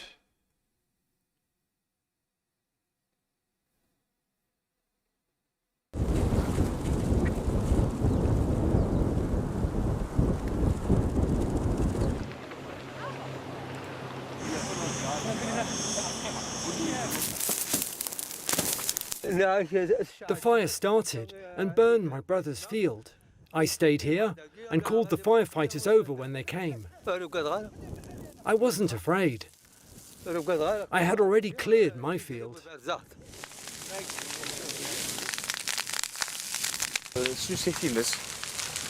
We try to stop the fire when it approaches, because there is no road for firefighters' trucks to reach us. So we do what we can.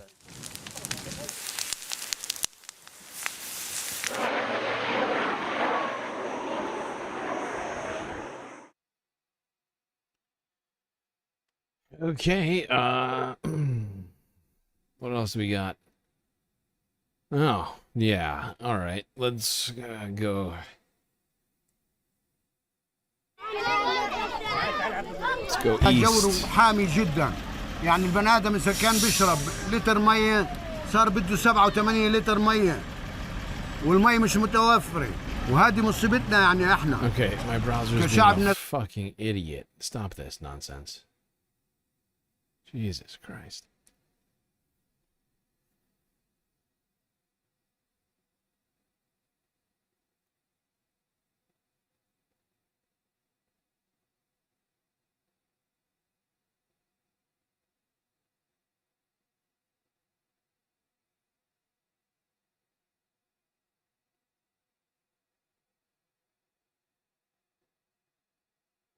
All right, yeah, let's go. Let's go to Palestine. As we've been talking about this whole time, the Mediterranean is experiencing a heat wave, and of course, Gaza is on the coast of the Mediterranean. Let's go here. It's the AP from 6 days ago.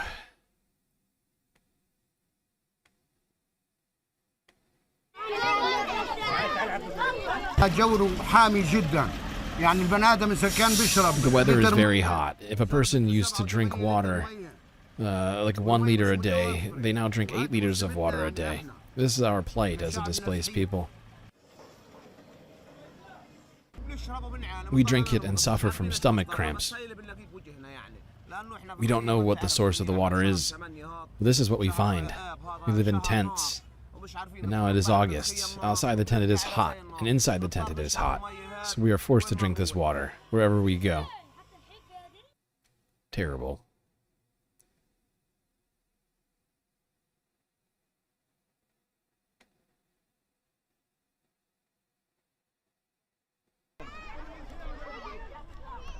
People in Gaza are struggling to secure water amidst a Mediterranean heat wave. Oh shit.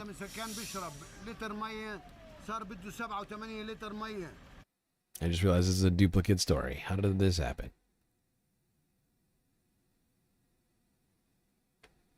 Screw it. We get it. It's hot in Gaza too.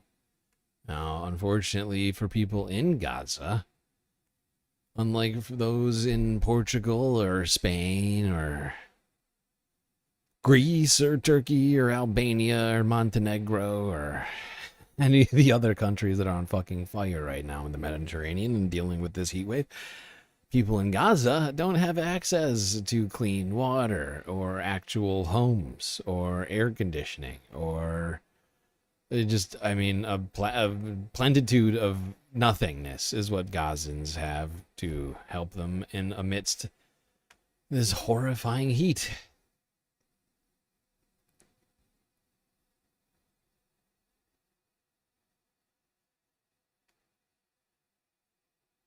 Now, on Saturday, floods led to landslides in the Indian-controlled portion of Kashmir. Dozens were killed, and I think over 100 people missing.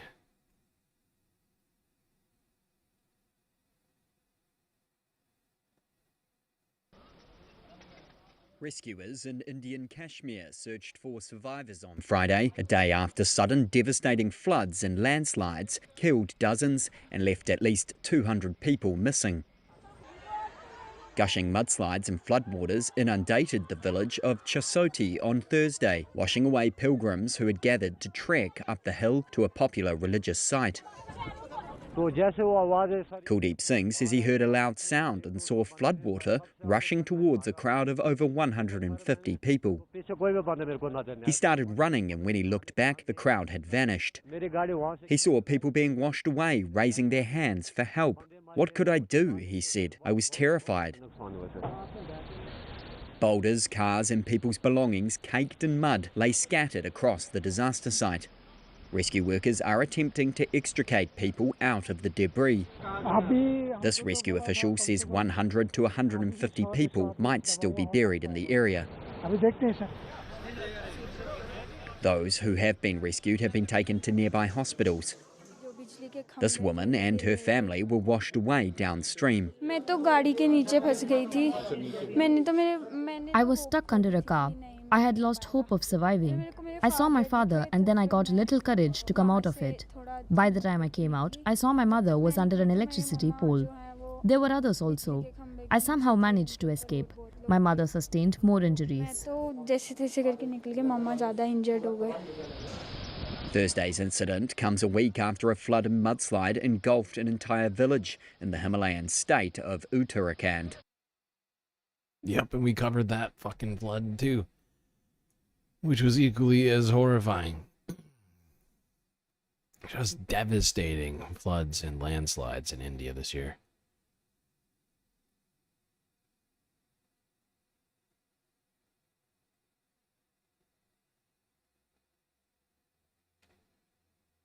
Now, on the other side of the border in Pakistan, more people died as a result of the same storm. Here is Reuters from Saturday.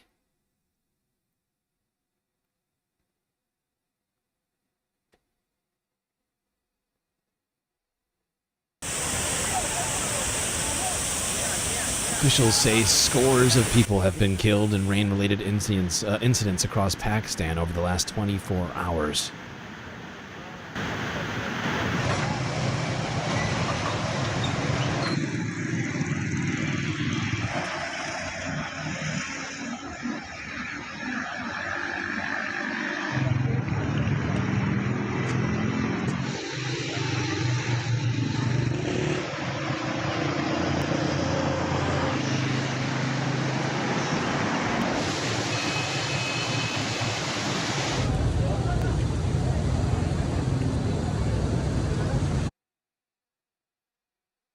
Scores of people. I don't know exactly how many scores of people, but one would assume it, if you're using the term scores, is probably at least nearly 100 people died in Pakistan as well. Just horrifying.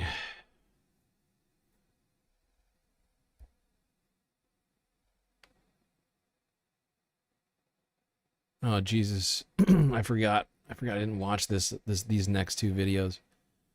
Oh, this is detailing more of the floods in Pakistan. I'm just looking at the title of this next one. Yeah. Certainly scores, actually hundreds of people died, apparently. France 24 English from Sunday. As helicopters evacuate the stranded from the destruction left by flash floods Friday, witnesses take stock of the devastation in northwest Pakistan. I've seen several houses that were washed away. I also saw 7 people, including women and children, washed away by the flash flood. The sudden deluges and subsequent landslides were caused by a massive cloudburst or sudden intense downpours over a small area. Dozens of bodies have already been recovered from the rubble, and search and rescue missions will continue, according to the Provincial Emergency Service. We rescued as many people as we could. The speed of the flash flood then increased, and then rescue teams started their operations, and with the help of locals, we rescued people. Relatives have identified around 130 bodies at the hospital, which have been handed over to legal heirs, and some of them are lying without ID. We are working to identify them. Experts have also observed that cloudbursts are becoming more frequent in the region due to global warming. threatening the inhabitants living in an area already prone to flash floods and landslides. Jesus Christ.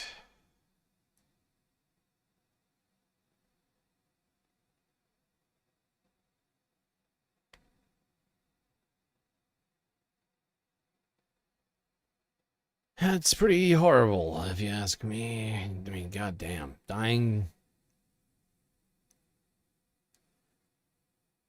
I mean, nobody wants to die, but I mean, dying by flood cannot be a good time.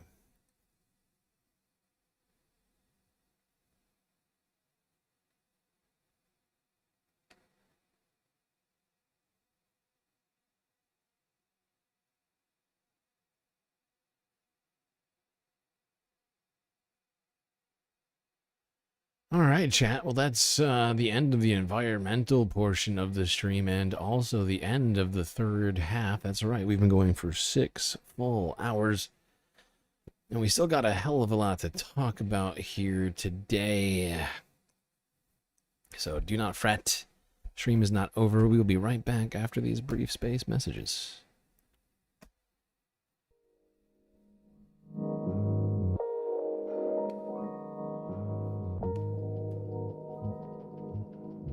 Okay, I hope everybody's been enjoying the show so far. If you haven't already, hit the like button and don't forget to subscribe. Hit that bell icon too, so you get the latest notifications from GNN. While you're at it, do also consider contributing, as this programming is brought to you by viewers like you. A lot of great ways, of course, for you to show your support, help keep the space station in low Earth orbit. YouTube, Super Chat, Super Stickers, and memberships. Cash App, and PayPal. If you prefer your money go directly to funding the stream rather than funding the bottom line of YouTube. But of course, the very best way to get the most space benefits for your Earth dollars is to go on to Patreon and become a Galactic patron for the low, low price of 10 cents a day, $3 a month. You can get access to a myriad space benefits unseen by the rest of the goddamn Milky Way galaxy. So what are you waiting for, space fams? Go onto the website now. Find out what lies in store. For those willing to pony up an entire $3 a month. Become a little bit more galactic. Anyway, chat, that's enough for me. Enjoy the break, grab yourselves a drink, maybe a snack, and I will be right back.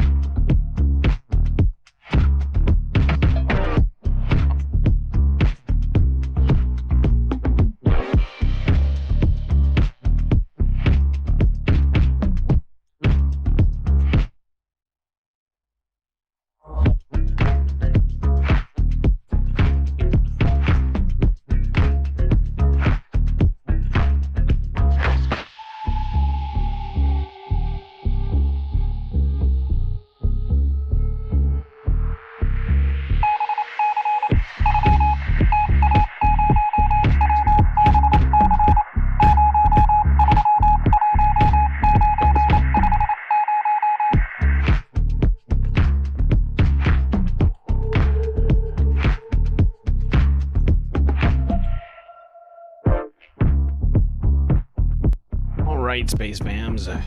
You know what that sound means. It, of course, means it's time for us to get back to the stream. So you might want to think about getting back to your seats, unless you want to miss the beginning of the fourth half of this stream.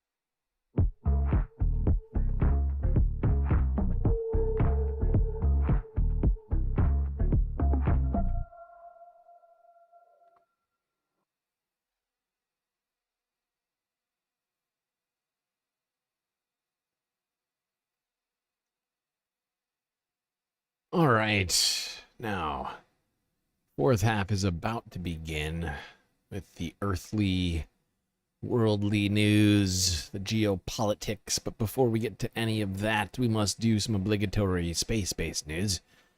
Talk about Europe's efforts to gain space sovereignty. Here's France 24 English from last week.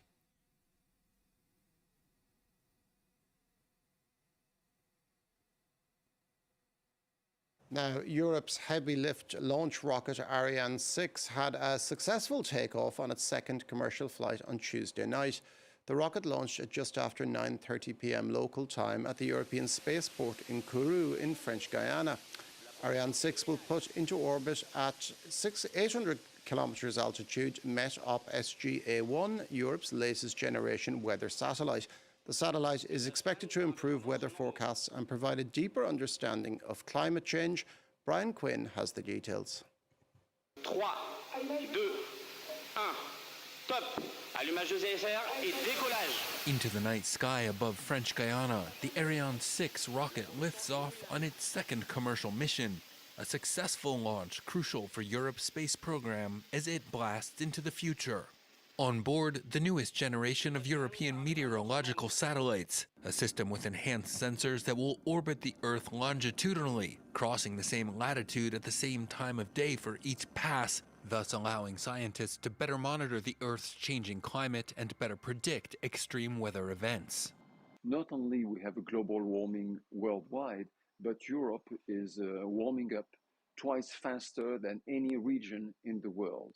So we have to understand this process, and it's the World Organization about weather is working together, but the leading force in terms of science and means, it's Europe. The Ariane 6 is itself the new generation of European space transport, a heavy lift rocket whose full power setup is capable of taking payloads of over 21.5 tons into low Earth orbit. It's aimed at securing the bloc's space transport sovereignty in a sector dominated by the US and Elon Musk's SpaceX. And while Ariane 6 has had just 2 launches this year compared to more than 90 for SpaceX, the European rocket's order log is filling up. 32 missions are currently planned, half of them booked by Kuiper, a satellite internet service that billionaire Amazon founder Jeff Bezos is building to compete with Musk's Starlink. Ariane 6 is aiming for 10 launches per year by 2027, more than twice the pace of its predecessor, Ariane 5. And for more, I gotta say, it's a little sad to me that Europe's attempt to beat back America and billionaire Elon Musk involves American billionaire Jeff Bezos' fucking satellite company. Seems to defeat some of the purpose of this, but hey, okay.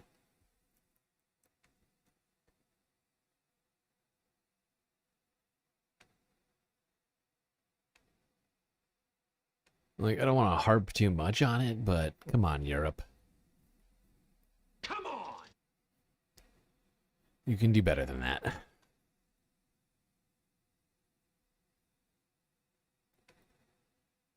All right.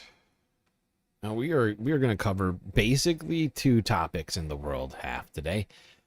I know that sounds insane to you. It sounds insane to me as well. There's a couple of topics we're going to hit on at the end, outside of the main two topics, but I decided to remove some of the excess stuff. The volume's low. God damn it. Thank you for reminding me. Thankfully, it wasn't the highest stakes of news. But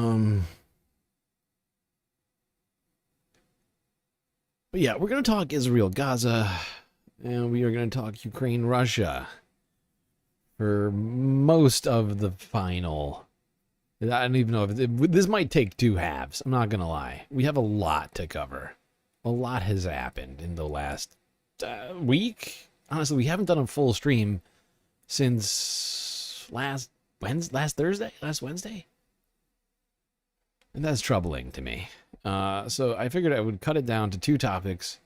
Those two topics may very well take us two full halves to get through. So let's just get it started with Zateo. Mehdi Hassan had on two U.S. doctors who are dedicating their time and their lives to helping people in Gaza. Here is that clip from 4 days ago. Hello, I'm Mehdi Hassan, and you are joining another Zateo Live Town Hall. We're live on YouTube, we're live on the Substack app, we're live at Zateo.com. I hope you have subscribed to support our media company. We are talking about Gaza today and the ongoing genocide on the ground in the Gaza Strip, where international media has been banned from entering and where local Palestinian journalists continue to be murdered by Israel, the latest being Anas al-Sharif and his team from Al Jazeera, shockingly earlier this week. The only real insights, therefore, we get from foreigners in Gaza are the doctors, who are still barely allowed to go in from the US, UK, Canada, and elsewhere. Right now, there are 2 American doctors from Dallas on the ground at the Al-Ahli hospital in Gaza City. Dr. Umar Birni is on his second trip to Gaza. He's a founding and managing partner at Orthopedic Specialists of Dallas. And Dr. Mohammed Khalil, who's on his third trip to Gaza, who's an ultra minimally invasive and complex spinal surgeon and medical director of orthopedic spine surgery at Medical City Frisco. They both join me now from the Al-Ahli hospital in Gaza City. Doctors, thank you both for joining me. First question, what is it like right now? We're Friday. I believe you just got there a few days ago. This is your third and second trips. What is your instant reactions to being there on the ground again? It's heartbreaking. There's every time we come back here, we're surprised to see that things have gotten worse. I know when we came together in April of last year, the hospital at European was overcrowded with 35,000 refugees living on the hospital campus. When I came back in November, I came up north to Gaza City here at Ali Hospital, and the scene is post-apocalyptic with the destruction around the hospital. And then now the added factor of the humanitarian aid distributions and the I gotta say, that number is pretty perplexing to me. How that's even possible, I don't even understand. It's hard to fathom. 35,000 people living on the campus of a hospital? I mean, sure, there are some big campus hospitals out there, but 35,000 people? It's like the population of a very large town or small city. I mean, it just packed into a single hospital campus is a wild thing to try and fathom. that are happening there are just another level of how bad it can get. Omar, Benjamin Netanyahu and the Israelis say there is no starvation, there is no hunger in Gaza, it's all made up. What's your response to that, being there on the ground? Yeah, no, there's definitely starvation. I mean, this is, like Adil said, this is an absolute humanitarian crisis at all levels. Starvation at levels that we've never experienced, even though both of us have, like you said, been here before. Damn, I forgot about this. So yeah, I mean, it's starvation. That's the only explanation for why people keep going back. This dude's volume levels are super low. Hold on, I'll see if this. Hopefully, this helps a little bit. I just turned the volume way up.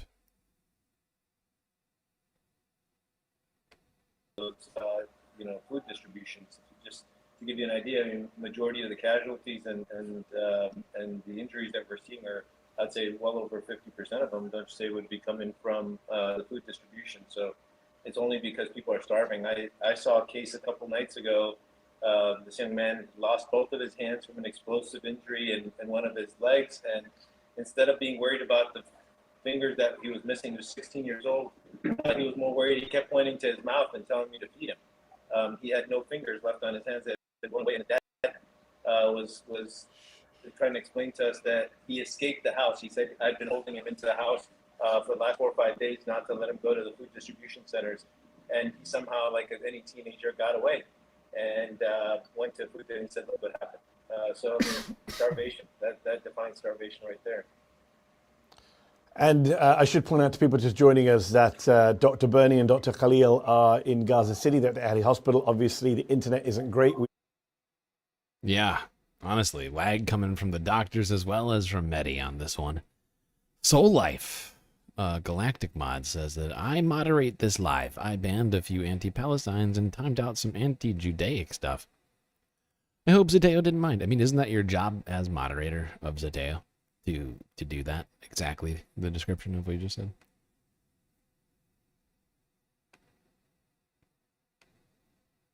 Appreciate them making time for this live in between treating patients. If you have questions for our two doctors, if you're on YouTube, if you're on the Substack app, stick your questions in the chat. I will try and read them out to our doctors. Let me ask you this, Mohammed, you've been there before, right? It's your third trip. What are the other doctors and nurses, the Palestinian healthcare workers on the ground, what are they going through? Because they're treating patients, but I assume they're hungry too. Oh my God, yeah. I mean, just the same people, you encountered the same people that you met before, and it's remarkable how much weight they've lost. You know, they come in for a hug when they see you again, and you can feel their ribs and their spinous processes on their back. Like it's everybody has lost a significant amount of weight. It's actually kind of it's one of the things that they do socially is kind of show you pictures of what they look like before. Almost so many people actually have their home screen set to what their family looked like before, and Wow. the amount of weight loss is really remarkable. Like it's they're exhausted. It really is incredible how organized a system they continue to run and how high quality the care is that they provide, despite being incredibly limited in resources and incredibly limited in energy remaining. Yeah, it's honestly incredible to me that any level of care is being provided in Gaza, let alone actual, good medical, providing going on. I mean, considering how there is basically nothing left in Gaza and nothing coming in, I cannot imagine trying to practice medicine under those conditions. No access to running water or, the electricity grid. Like, it's insane. It's insane to think about.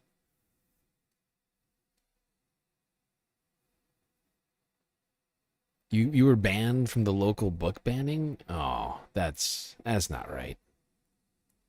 How rude. Oh my God, I gotta deal with the sound shots.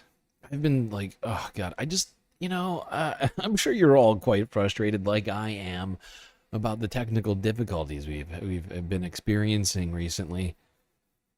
I do hope that we can put those behind us because it keeps me from being able to do the things that I would like to do to improve just the general stream experience or like plan for like other shit for us to do or like me to actually like work on other things when I'm just like every single day like just trying to fine tune the goddamn stream settings. It's like it feels like such a massive like time destroyer in my life.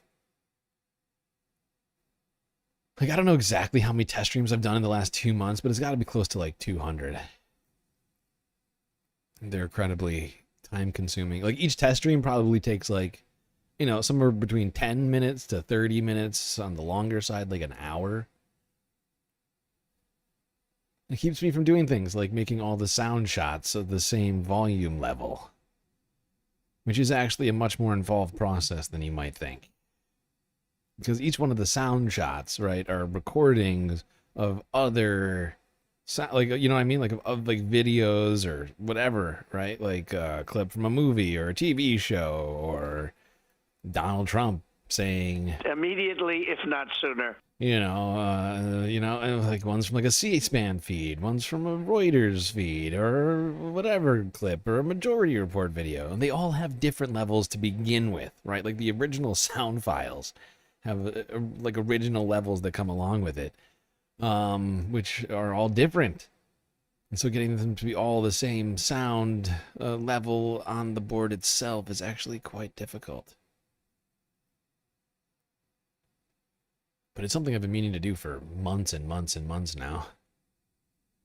Because I know some people are bothered by and I'm also personally bothered sometimes by the difference in sound levels on those goddamn things.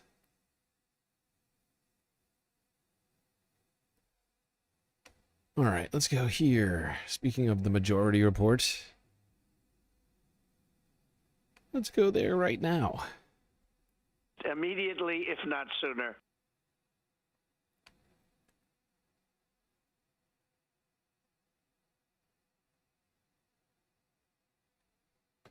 Jasper Nathaniel has been reporting on a 16-year-old Palestinian American who was arrested a month ago in the wake of his cousin being killed by the Israelis, and he is still in prison. Pop this up and we can play the video. Yeah, Jasper's just been doing great work, and I feel like it's getting more and more attention these days because the violence in the West Bank is escalating. There's been a record number of attacks on Palestinians in the West Bank, and we're just seeing out and out executions on a regular basis that now, where the Israeli courts just let the perpetrator who's been caught on camera go free. It's uncomfortable because it shows very clearly that this is not just about Hamas in Gaza. This is about Israel's will to ethnically cleanse all Palestinians.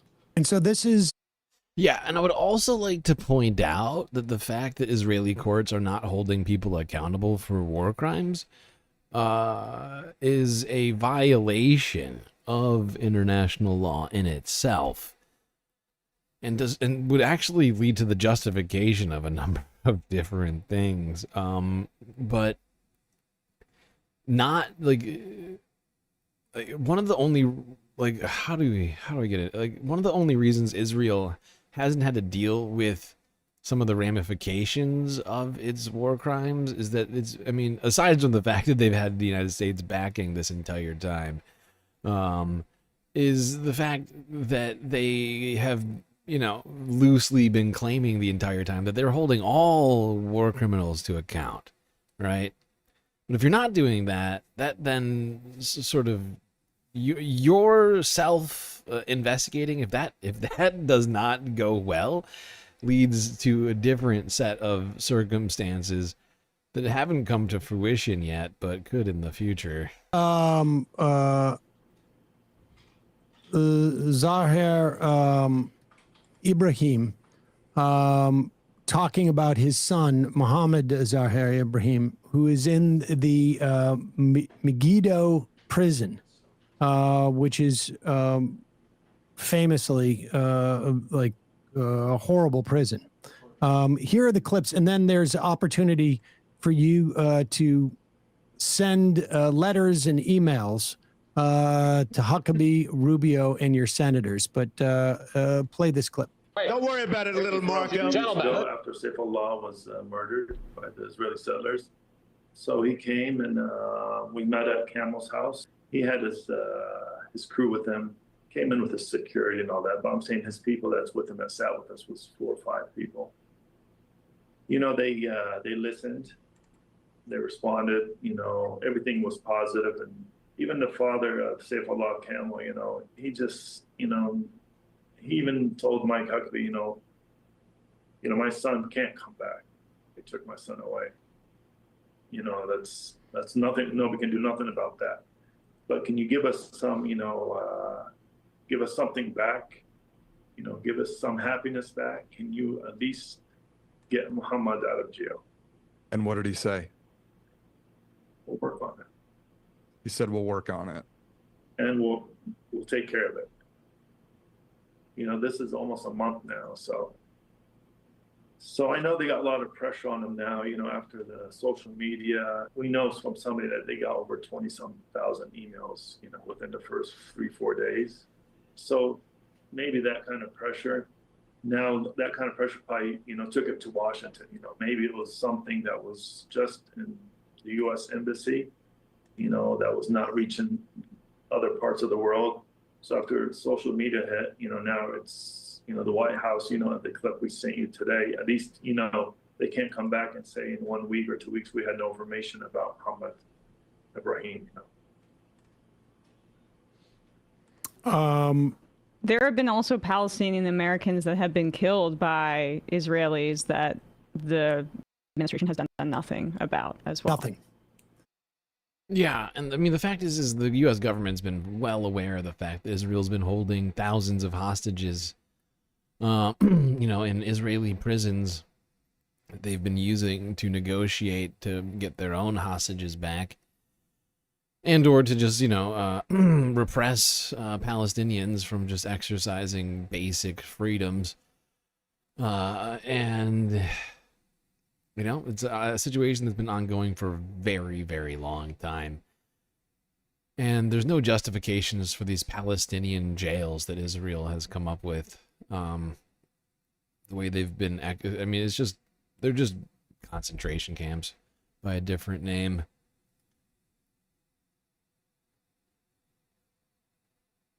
And it's very disturbing. And the U.S. government is well aware that the Palestinian children in these jails and these detention camps are not criminals. They did not commit crimes aside from just being Palestinian. So at least the deep state, if you will, the apparatus of the U.S. government is aware. Whether or not one particular American, I wouldn't bet on Donald Trump knowing that, for instance, but qualified people in the government certainly do know that. Now, in the last few days, protests have been breaking out in Israel, demanding not just an end to the war, but an end to the starvation of Palestinians. Let's go here to CNN 2 days ago.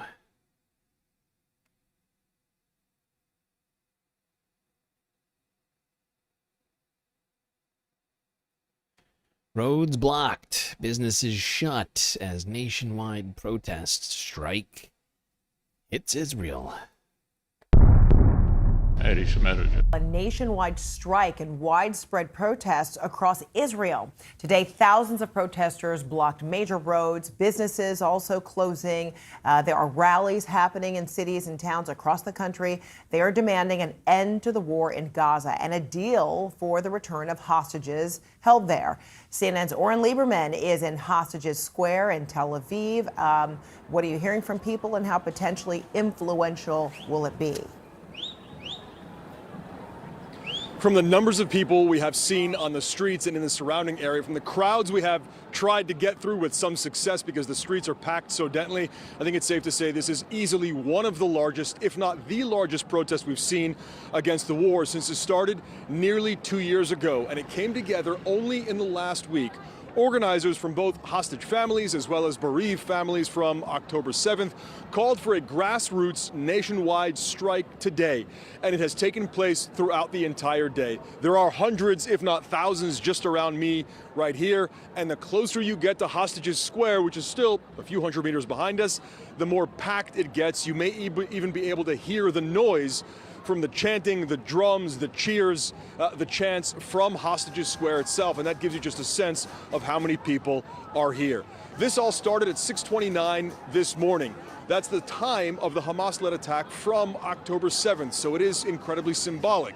It began with road closures at major intersections across the country as protesters and demonstrators blocked major intersections. From there, it grew and it spread. Throughout the day, we have seen protests across Israel demanding an end to the war, some calling for the end of Prime Minister Benjamin Netanyahu's time leading the country. That all led to a march, which we followed as it led to Hostages Square, and then the main event, packing Hostages Square. Organizers say there are 300, perhaps even 400,000 people in the square itself and blocking the surrounding streets, and that's why it's so easy to get a sense here of the energy, of the calls for an end to the war and the demand to come to a deal to bring home the remaining 50 hostages, 20 of whom are still believed to be alive. Now, in the weekly cabinet meeting, Prime Minister Benjamin Netanyahu tried to dismiss the strike today, saying it strengthens Hamas and that it's the destruction of Hamas that's necessary right now. This, of course, coming just days. Israelis protesting. Actually, that's your Hamas, okay? My God. All of these Israeli Hamas people out here. Who knew how many Israeli Hamas leaders there were? Must be thousands and thousands of them.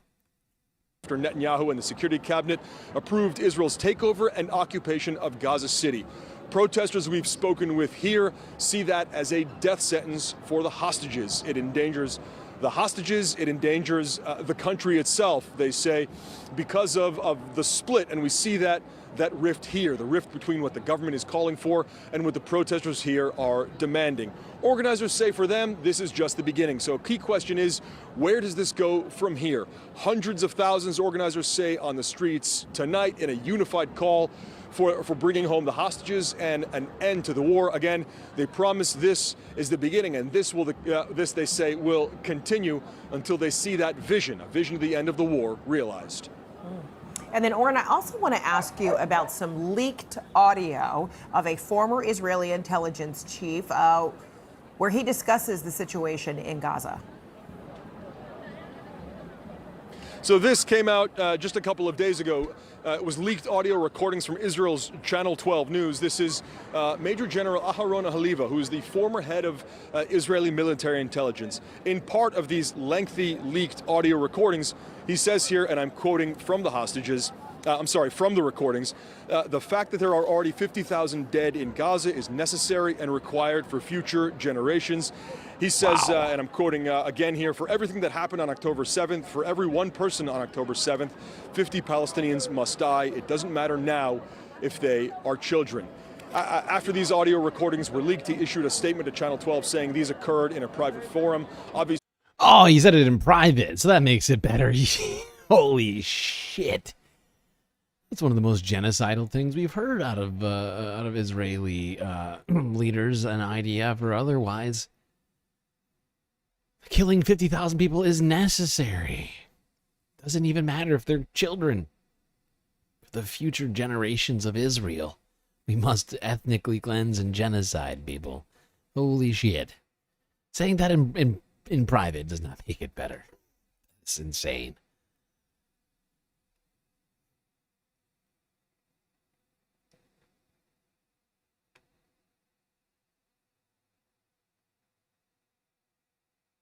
All right, let's go here. We'll talk a little bit more about the protests. France 24 English from yesterday.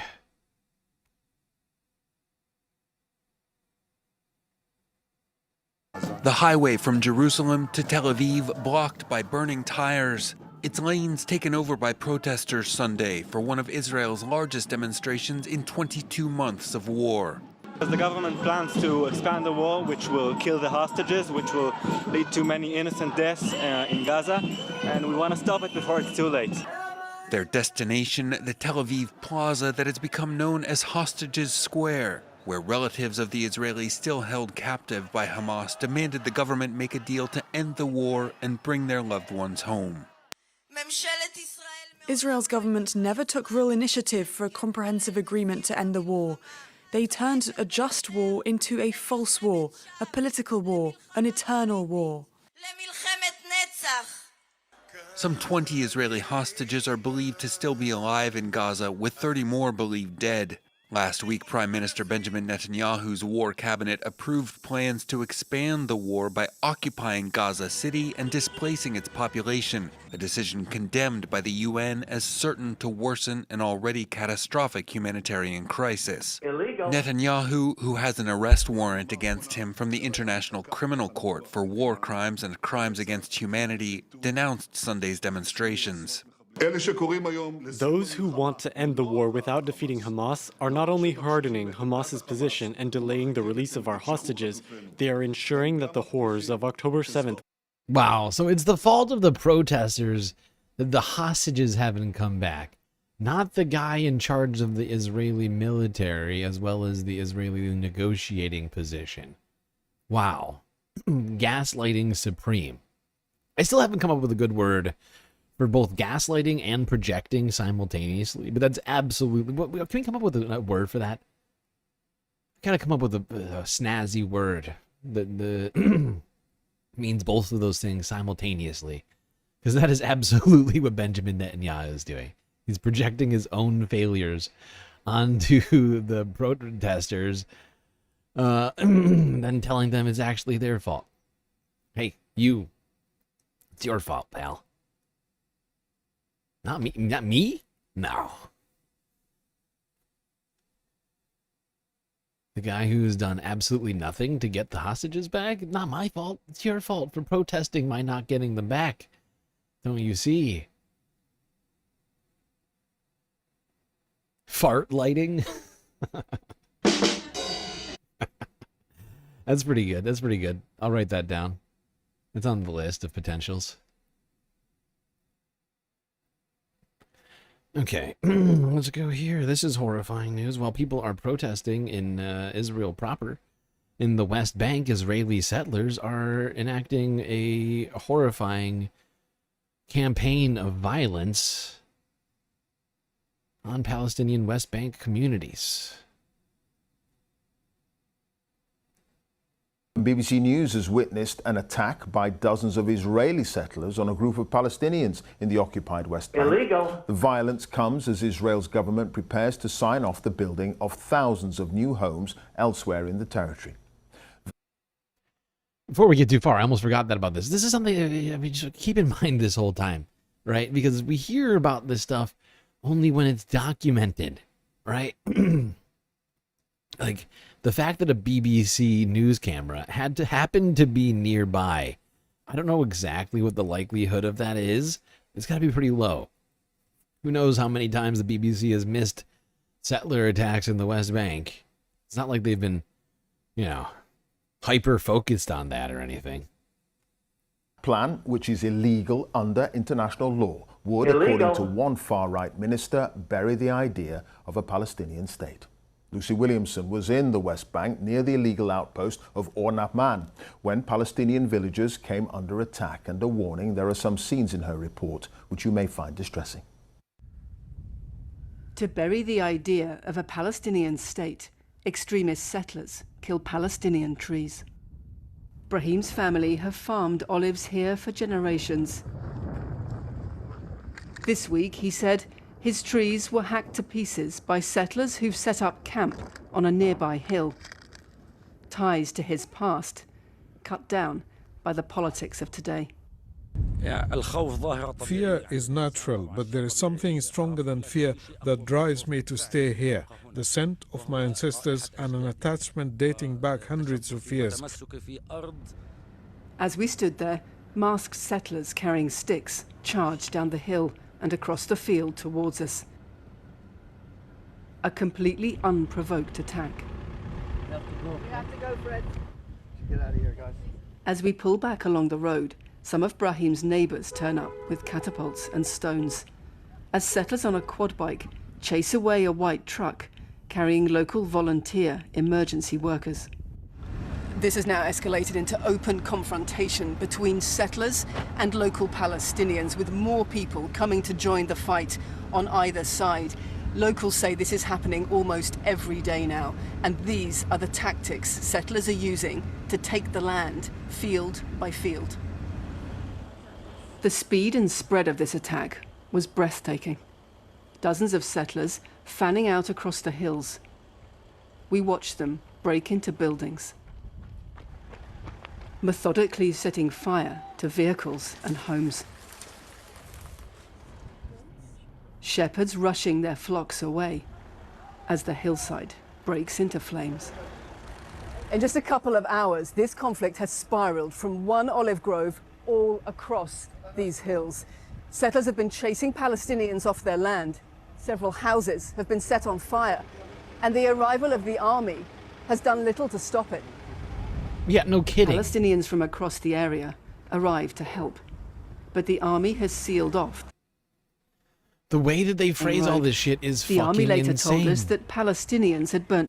They are still using words in a way that gives Israel some sort of like, what do you call it? Like probable deniability, I guess you would call it. Like, oh, the arrival of the army just hasn't managed to stop it. As if like they're trying.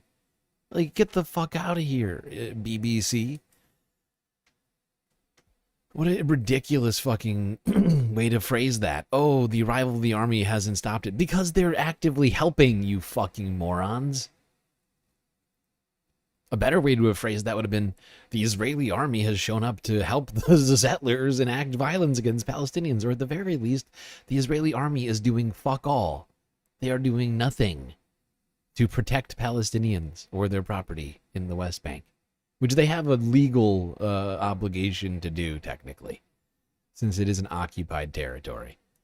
But, nope, none of that. Oh, it's just the arrival of the military. Somehow that doesn't stop these horrifying atrocities.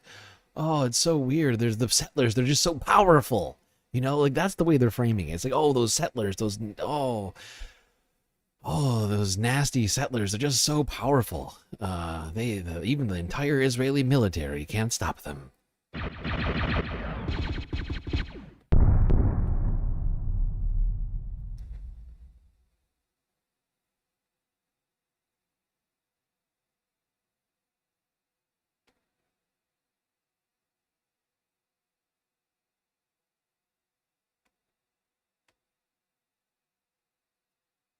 All right, this is from 15 hours ago. Associated Press, Palestinians rush to get aid in Gaza.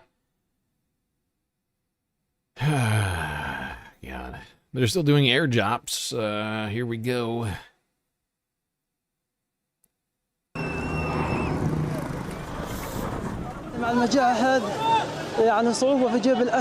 With this famine, it's difficult to get food. Very, very difficult. We are unable to find flour. It's been a real struggle to get this one box. I came to wait for aid because there is no food or drink. All the trucks go to Marag and nothing comes here. I have 3 children in addition to the displaced people. The risk of starvation is everywhere in Gaza. This is a direct result of the Israeli government's policy of blocking humanitarian aid. Hundreds of thousands of Palestinians displaced to Al-Mawasi have little or no access to essential services and supply. We don't even need to look ahead of how possibly this could get worse. It has already gotten worse. Shelter has been banned entry for about 5 months. And in that period, over 700,000 people have been displaced or redisplaced.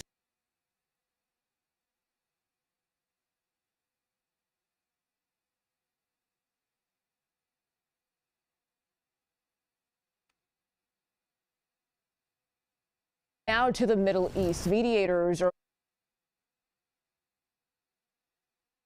Okay, well, perhaps shocking to no one, the aid situation in Gaza has not improved whatsoever. Aid trucks are still not being allowed in. Really, the only form of aid that exists is the airdrops that are coming from countries like the UAE and Jordan. Of course, the Gaza Humanitarian Foundation has not been providing aid, just cover for Israeli snipers.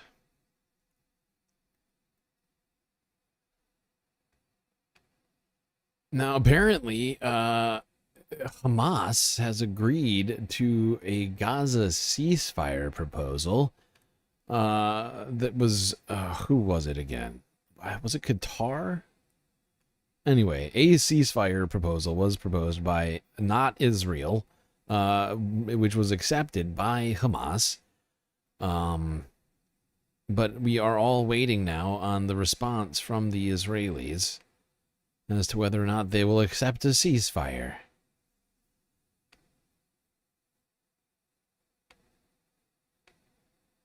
Now to the Middle East. Mediators are waiting for Israel's response to the latest Gaza ceasefire proposal. Hamas accepted the Arab proposed deal, which reportedly includes a 60-day truce and the partial withdrawal of Israeli forces in the enclave. It's also said to include the release of around half of the Israeli hostages being held in Gaza, while 200 Palestinian prisoners in Israel would also be released. Let's turn now to CBS News contributor Robert Berger. Robert, thank you.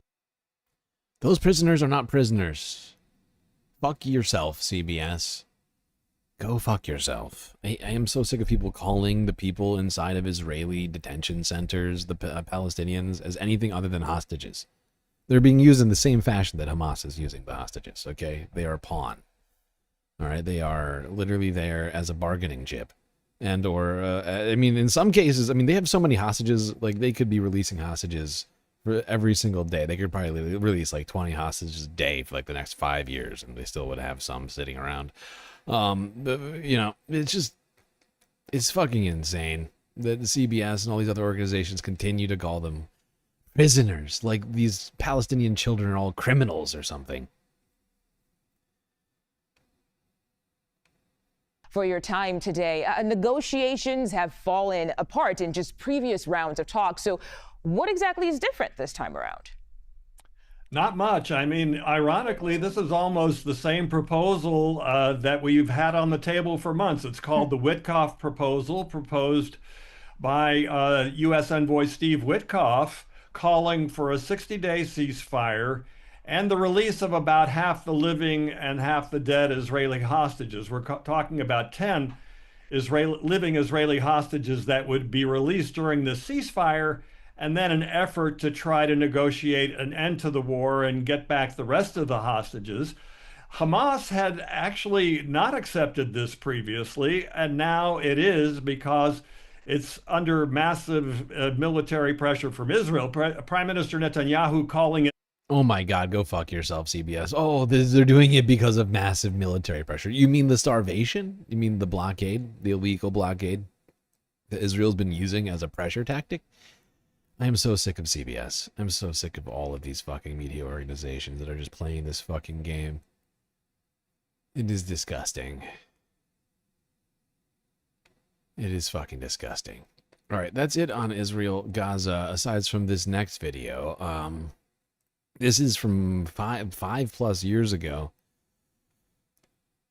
It might be even longer than I'm saying. Like it might be 6 or 7 years ago now. But since we were doing this, like I said earlier, the birthday of Michael Jerome Brooks, formerly of the Majority Report, a man who passed away too soon, we are celebrating his life. I was planning on celebrating his life on Sunday, but I guess today is good enough. Let's go here. See what Michael had to say about Israel back in the day.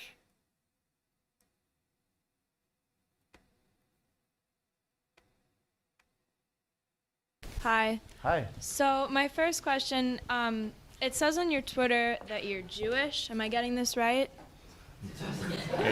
No. I am a Jew.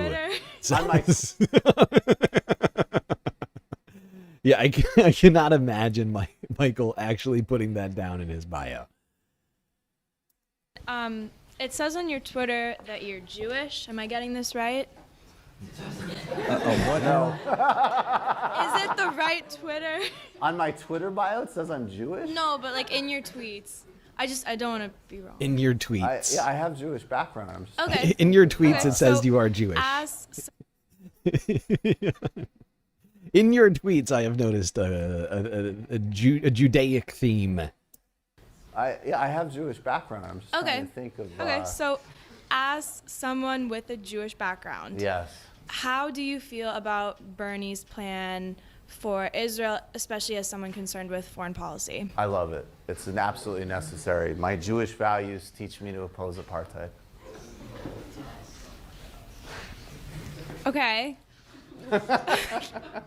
Could you elaborate, please? I mean, there really isn't that much to elaborate on. I mean, has anybody ever been not only to Israel but also to the? Have you been to? Have you been to the West Bank? Have you been to Gaza? Yep. You went to Gaza. I went to the border. Oh, okay. But not. I went to the border. She says. I went to the border. I saw the wall. You definitely go to Gaza. I saw the wall. I didn't go in it. That's too scary. That's too much, man. Well, I know people who've gone to Gaza. You could definitely go to Gaza. So for me, my politics are built on a base of, economic justice and actually really like anti-racism, as in some ways as distinct from some of this sort of woke stuff in a way. But when I was already, look, I grew up, I was pretty connected to left politics, so I always knew growing up about the travesty that was the human rights situation there. And I knew that people I admired, like Nelson Mandela said, South Africa is going to not be properly free until the Palestinians are free. In 2006, I believe, I read a piece by a guy named Tony Judt in the New York Review of Books, who was a really important Jewish scholar. And he just said, the argument was that, literally this is childish. Like, the idea that you have an ethno-state or a religious state, if you're committed to any type of broad-based social, economic equity and civil society, it doesn't work. No matter how justified, right? Of course there's justification because of Jewish history for Israel.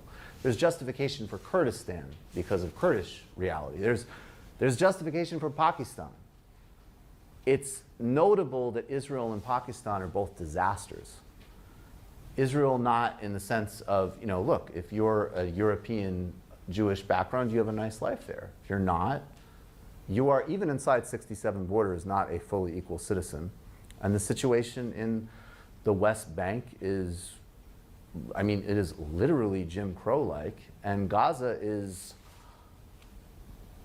it's just an atrocity. So that's not something that anybody could reasonably ask me to support. And I understand, there's some actions from some Palestinian groups that, we can condemn.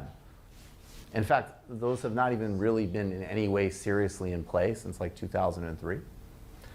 And when we talk about, look, and the apartheid word specifically is both used by people who were crucial in ending apartheid in South Africa, like Desmond Tutu or Ronnie Kasrils, who served as intelligence minister under Mbeki, who I've interviewed. And the other main people who use the apartheid word are Ehud Olmert and Ehud Barak. So it is what it is. And I don't support second-class citizenship and occupation and sieges for anybody, no matter who they are. Are you not concerned about the binary between either condemning Israel entirely, being also a stance that a lot of very strong and notorious anti-Semitic people agree with, versus seeing this as more of a complex issue where it is wrong what's going on, and that there's also a way to do this, that Israel still exists and is supported? So it's not a complex issue. That's the big thing. It's super simple. There's one group that has enormous power. It's the most powerful country in the Middle East. It's backed by the United States.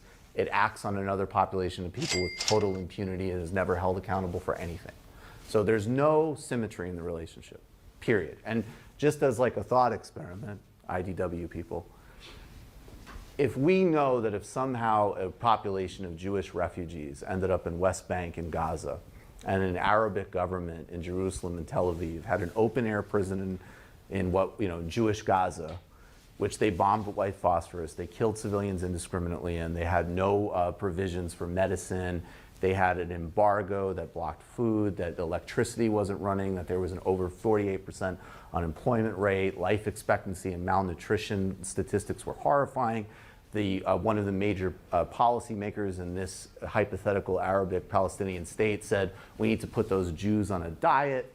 In the West Bank, there was another Jewish area where there was a little bit more autonomy, but there was regular Arabic settlements where they pulled up the Jewish farmers' foods, they terrorized them with rocks, the security forces broke children's bones, and they couldn't drive their own roads. We'd all have no problem understanding what that was. So there's nothing complex about it. The second part of your question, it's a pure asymmetry relationship. And the question is rights or not. So that's it, it's not complicated. The second part of your question, at this point, there's always going to be crackpots who are anti-Semitic who condemn Israel.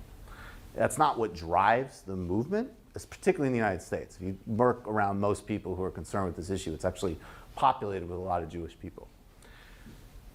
The real question we have to ask is, why is it that AIPAC is hosting an information minister for Slobodan Milosevic? Why is it that there's relationships between the Israeli government and far-right parties in Europe? Why is it that Benjamin Netanyahu's son is posting borderline alt-right memes? Why is it that Israel is an alt-right state, even though it is from the descendants of the victims of one of the greatest crimes in history? That's a serious question, and that's inseparable from the racism of the project, which goes back to the first part that we have to solve. But thank you, shalom. And I am serious about it coming from Jewish values. Like Tony Judd, my reading, to the extent I do, which I actually do have some connection to that in a religious sense, it's unacceptable for me. But yeah, no, I know. There we go. The words of Michael Brooks live on. And this is the second Michael Brooks clip we've watched today in remembrance of that man. And both of them were from over 5 years ago, and both of them feel like they could have been, if Michael Brooks were alive today, in many aspects of these two different clips that we watched, I feel like there were just so many parallels to today, so many things that he said, arguments that he made about all of these different things that still apply, that are just as poignant of a point, as an argument, as they were back then, if not more so. It's kind of incredible, and it's he had such a loss. The loss of Michael Brooks, I think, was just a massive loss for humanity. You know, and honestly, I was really broken up over his death. You know, which was around 5 years ago now. Getting close. It's like four. What's it? 4? I guess it's like 4 years. How many years has it been now? Jesus Christ. Was it 2020 or 2021? I feel like it was 2020, wasn't it? I cannot remember now. All right. Anyway, let's transition to talking about Russia, Ukraine for what will be basically the rest of the stream, with a discussion between Hassanabi, that's right, Hassan Piker, and Matt Duss, where they discussed both Israel and Russia earlier this week. I think it was actually over the weekend. Hassanabi YouTube channel 3 days ago.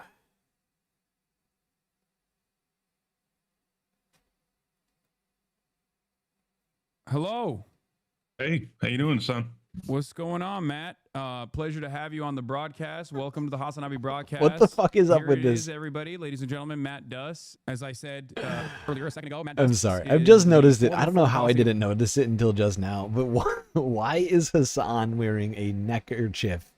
Or what is happening right now? You about to rob a train or something? Illegal.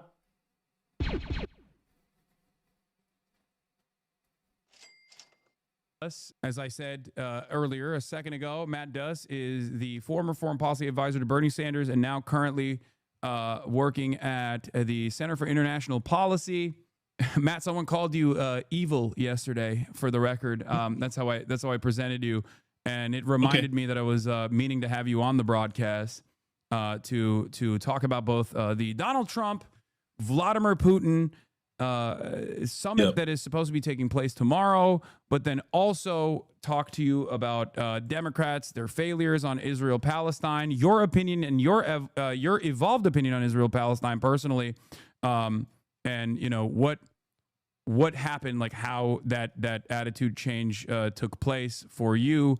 Maybe that can be instructive for others as well, and numerous other things that we can talk about. And I'm very excited to have you here. Thank you for coming on. No, glad to be here. Thanks so much, man. Looking forward to it. Yeah, you also are a Sam Cedar acolyte as well, right? Or you go on the Majority Report every now and then. Yeah, I like to refer to myself as one of his designated foreign policy nerds. So Yeah, that is one of the roles I play for Sam. hell yeah. Foreign policy advisor to Bernie Sanders, foreign policy advisor to Sam Cedar. Yes. Okay, I love Sam. All right, well, Matt, we are actually currently talking about Pete Buttigieg's horrible response, or very Pete Buttigieg style response, if you will, to the question that came from the Podjohns on a podcast where they asked him, like, what do you think about Israel-Palestine? Like, what do you think about what's going on? And he gave this incredibly wishy-washy answer. Let's take a look real quick. More than half of Senate Democrats just voted to oppose the sale of over $500 million worth of U.S. bombs and guns to Israel. Would you have voted to oppose sending those weapons? I think we need to insist that if American taxpayer funding is going to weaponry that is going to Israel, that is not going to things that shock the conscience. And look, as opposed to weapons that don't shock the conscience. Yeah, I love upholding the law. No, I love weaponry that doesn't shock the conscience, like when it's, you know, specifically not baby melting weaponry. I mean, that's all weapons. That's what weapons are. Anyway, sorry. We see images every day that shock the conscience. So much of this is complicated, but what's not complicated is that if a child is starving because of a choice made by a government, that is unconscionable. And I think this is a pathetic. This is fucking pathetic garbage from Pete Buttigieg here. And after getting done listening to Michael Brooks talk about how it's not complicated, it sounds even more hollow. Hearing Pete, like, I don't accept the premise that it's complicated, but after that impassioned speech from Michael Brooks, it sounds even more ridiculous. This is ridiculous! Including voices who care about Israel, who believe in Israel's right to exist, who have stood with Israel in response to the unbelievable cruelty and terrorism of October 7th. I think there's a reason why so many of those voices are speaking up now too, because this is not just something that is on its face and in itself a moral catastrophe. It is also a catastrophe for Israel for the long run. How do you think the next administration... So, Matt, you had until recently a different opinion, I think, right? If I'm not mistaken. I mean, you've been very progressive. You were a lot more progressive than the average person in American politics in terms of your analysis. I think Hassan was there staring at chat or some something. Instances I feel like but where Matt just literally just shook his head. He's like, "No, what are you talking about? I did not change my opinion on this." Hassan, be better. Disagreement ultimately on like Zionism in general, probably a reasonable disagreement. But overall, if you don't mind elaborating on your position for the people that might not know, like what your take is on what is currently going on in Israel and Palestine, and then we'll talk about Pete as well. Sure. No, I mean, I guess we may disagree on, Zionism or some other questions like that, but my position on conditioning aid and stopping arms sales has been that we should do it for a long time. Yeah. This going back many years. I mean, and the point is not just to kind of punish Israel, it's to uphold U.S. law, because U.S. law like explicitly prohibits providing U.S. weapons to governments that are abusing human rights. And that's one of the weird things about Pete's answer is that, like, he answered the question. This is actually a very helpful little window that just popped up over here. I was about to make a comment about the Leahy laws, and I looked over and I'm like, wait, There's the Wikipedia information on the Leahy laws, the U.S. laws which prevent the United States from contributing to,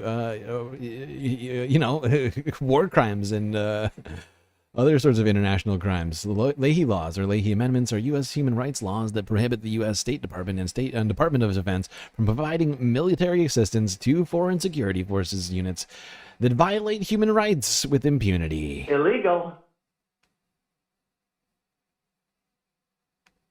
Even if he didn't intend to, when he said that this government is making a choice to starve children.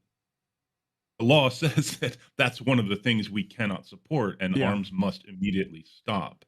So if he's familiar with the law, he should understand that he kind of answered his own question, even if unintentionally. In terms of things that we might disagree with, happy to chat about that. But like my own view, initially, going back for a long time, has been that the U.S.-Israel relationship is just completely bonkers. It exists in kind of this weird Alice in Wonderland. I was listening to your stream early on. The way we talk about this, like Steny Hoyer, that we could go on and on about this. It's like, what the hell is he talking about? Yeah. In what reality is he looking at? The point is he's just not looking at reality, and that there's an enormous kind of machinery of lobbying and advocacy and fundraising and kind of punishment and consequences imposed on anyone who wants to kind of tell the truth and refuses to hew to the usual talking points that exist in Washington. But that's really changing. It's taken far too long for it to change. But I think the backlash that we've all seen to Pete's comments, example, the fact that, as you said, the fact that he needed to clean this up. Pete may be making this decision because he's sensing a change in the weather, but that change in the weather is what's very important here. That's the result of not only of the inescapable, undeniable reality of starvation and genocide, but a movement that has been working very hard for many years to make presence felt and to be able to kind of, to apply pressure from the left. So it's not just coming from the right. Yeah, no, absolutely. I think that without so many people consistently mounting pressure everywhere around the globe, really, I don't think that we in an environment, in a media environment where like someone like Pete Buttigieg would feel the need to go and course correct, which I thought was still, again, in classic Pete Buttigieg fashion, like some of the statements that he made in this piece, in this political piece, were also incredibly bad. He did the classic, like, I would have signed Bernie Sanders' proposal, even though he didn't say it initially, right? Fine. But then he still turned around and still was like saying, oh, it's because it's important to clear something about this something this enormous and this painful. It's just that it's so enormous and it's so painful that sometimes words can fail. It's like your job is a communicator. That's what you're billed as. You're like the main communicator of like the establishment Democrats. You're the voice of the establishment Democrats who can actually show. Yeah, I mean, it is literally the job of lawmakers to be able to communicate and to find those words that sometimes are failing the rest of us. The words should never fail Congress, any Congress people. I mean, we see it all the time, but it is ridiculous. And especially a guy as young as, it's not like Pete is like, dealing with like early onset dementia or something. He's a spry, middle-aged man. I think he's like 40 something. He's, he shouldn't be struggling in the way that he does, considering what his fucking job is. Hey, what the fuck? Come on. A young face. I hate this. Why does this happen? Some kind of dynamism that like these guys are desperate for, right? And I think they're looking for all of the they're looking at all the wrong reasons why Zohran won, and they think like maybe Pete Buttigieg could be the type of Zohran style candidate for third way neoliberalism and the continued American foreign policy. What does that even mean, consensus though? that we see, which is like what a nonsense constant, idea. endless. Like Zohran style military third way funding. liberalism, like is the sort of the quintessential opposite of everything that Zohran stands for. Oppose the sale of over $500 billion worth Oh my of US god! bombs and Why is my browser doing this? This is annoying the shit out of me. Okay, hold on. We can't do all of this.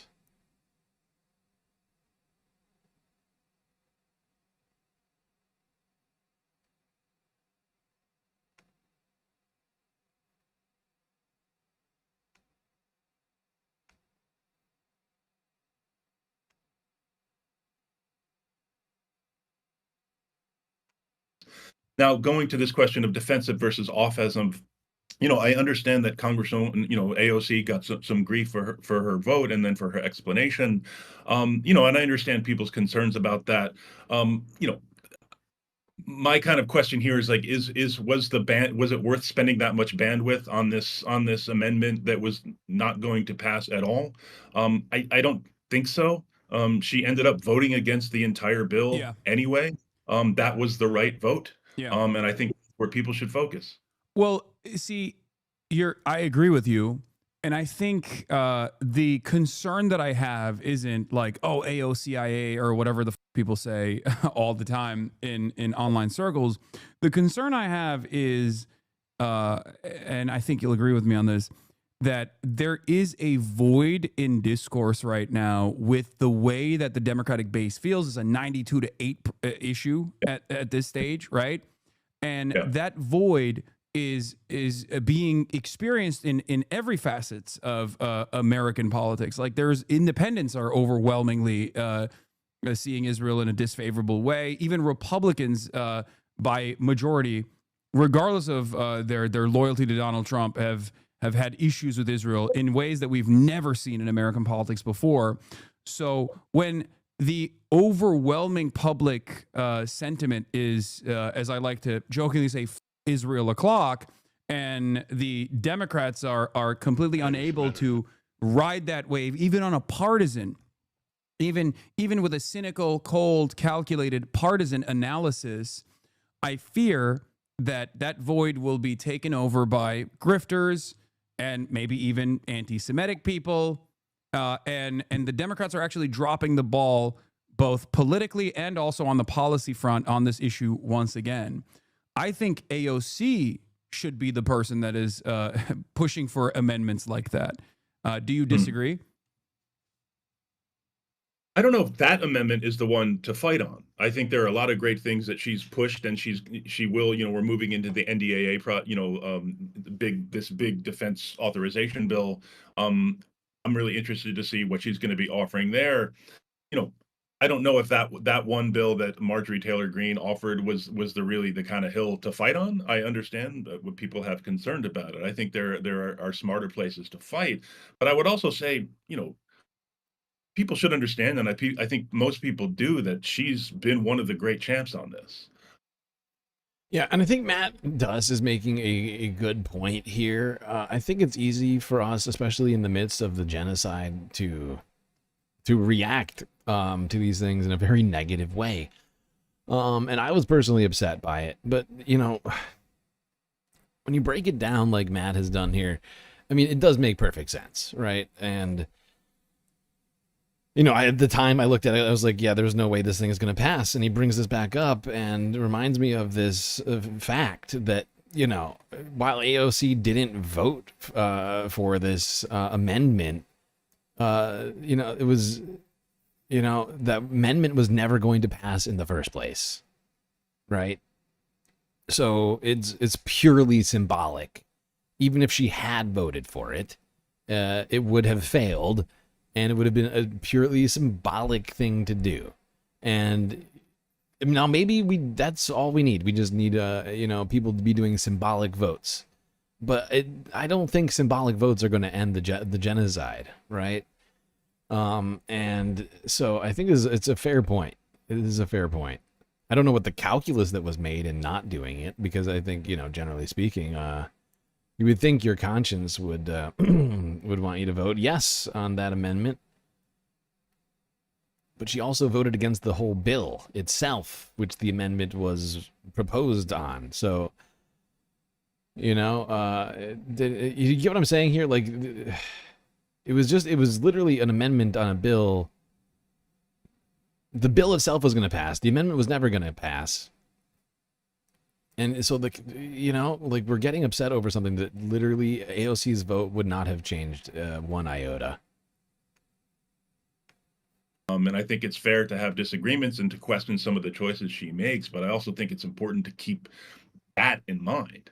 I mean, she has done enormous work. Oh, for sure. She called it a genocide way before many people did in Congress.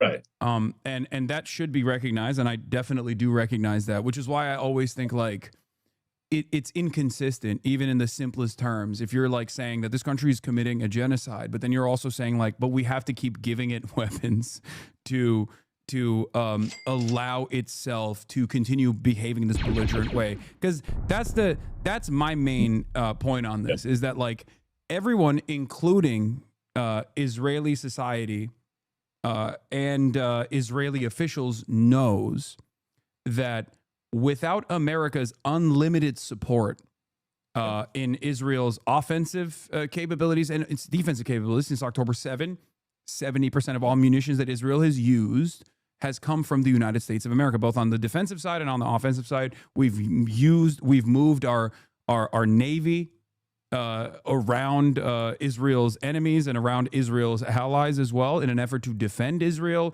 whenever there's retaliation from countries or militancy groups that have the capacity to resist against Israel or to fight back. And in that process, like, I think we're giving Israel bandwidth to continue behaving in this belligerent way, and defensive weapons, I think, play a formative role in this. Yeah, I get that. I mean, and also, you know, I get that, you know, money is fungible, and money they are getting for, you know, quote unquote defensive weapons is money that they don't have to, you know, that they can then spend on offensive weapons. So, you know, I get those arguments. Yeah. I guess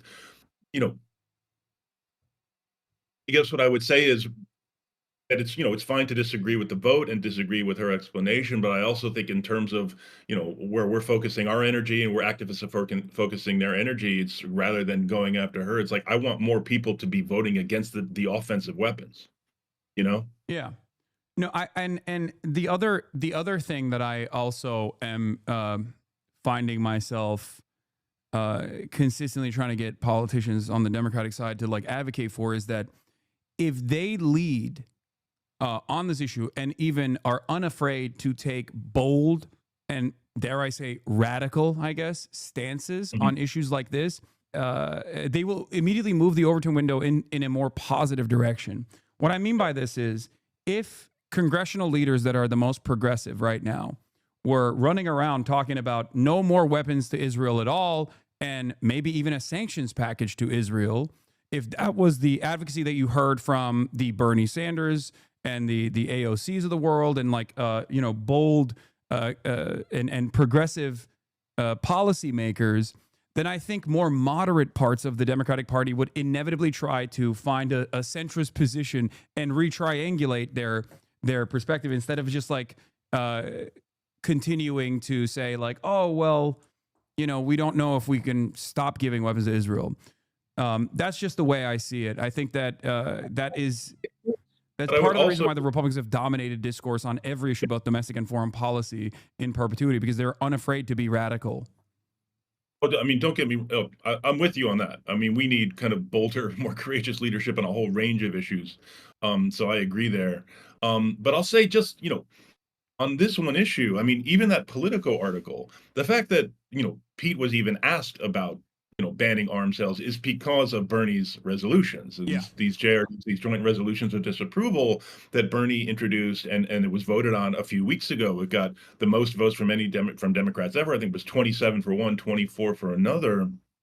Both of them more than half of the Democratic caucus in the Senate. Still too few, in my view. I mean, this should have, you know, when you look at the reality of the genocide and what's being done with our weapons, I mean, we should have stopped these arms sales a long, long time ago. But still, recognizing the weird way that this issue works, I think it is important to chalk that up as an important achievement. But also, one of the achievements was getting, you know, potential candidates for 2028 to have to answer, what would you have done? Yeah, no, that is a good point. And that is, you know, the paradigm that we are living in right now. Democrats completely out of power, and Congress bifurcated along party lines. You know, it's a matter of, it really is all a matter of messaging and, you know, displays of, God damn it, my brain is broken right now. Let's move on from Israel. They wind up getting in on Ukraine and Russia here about an hour. It's like a 2-hour long discussion that Matt and Hassan had here.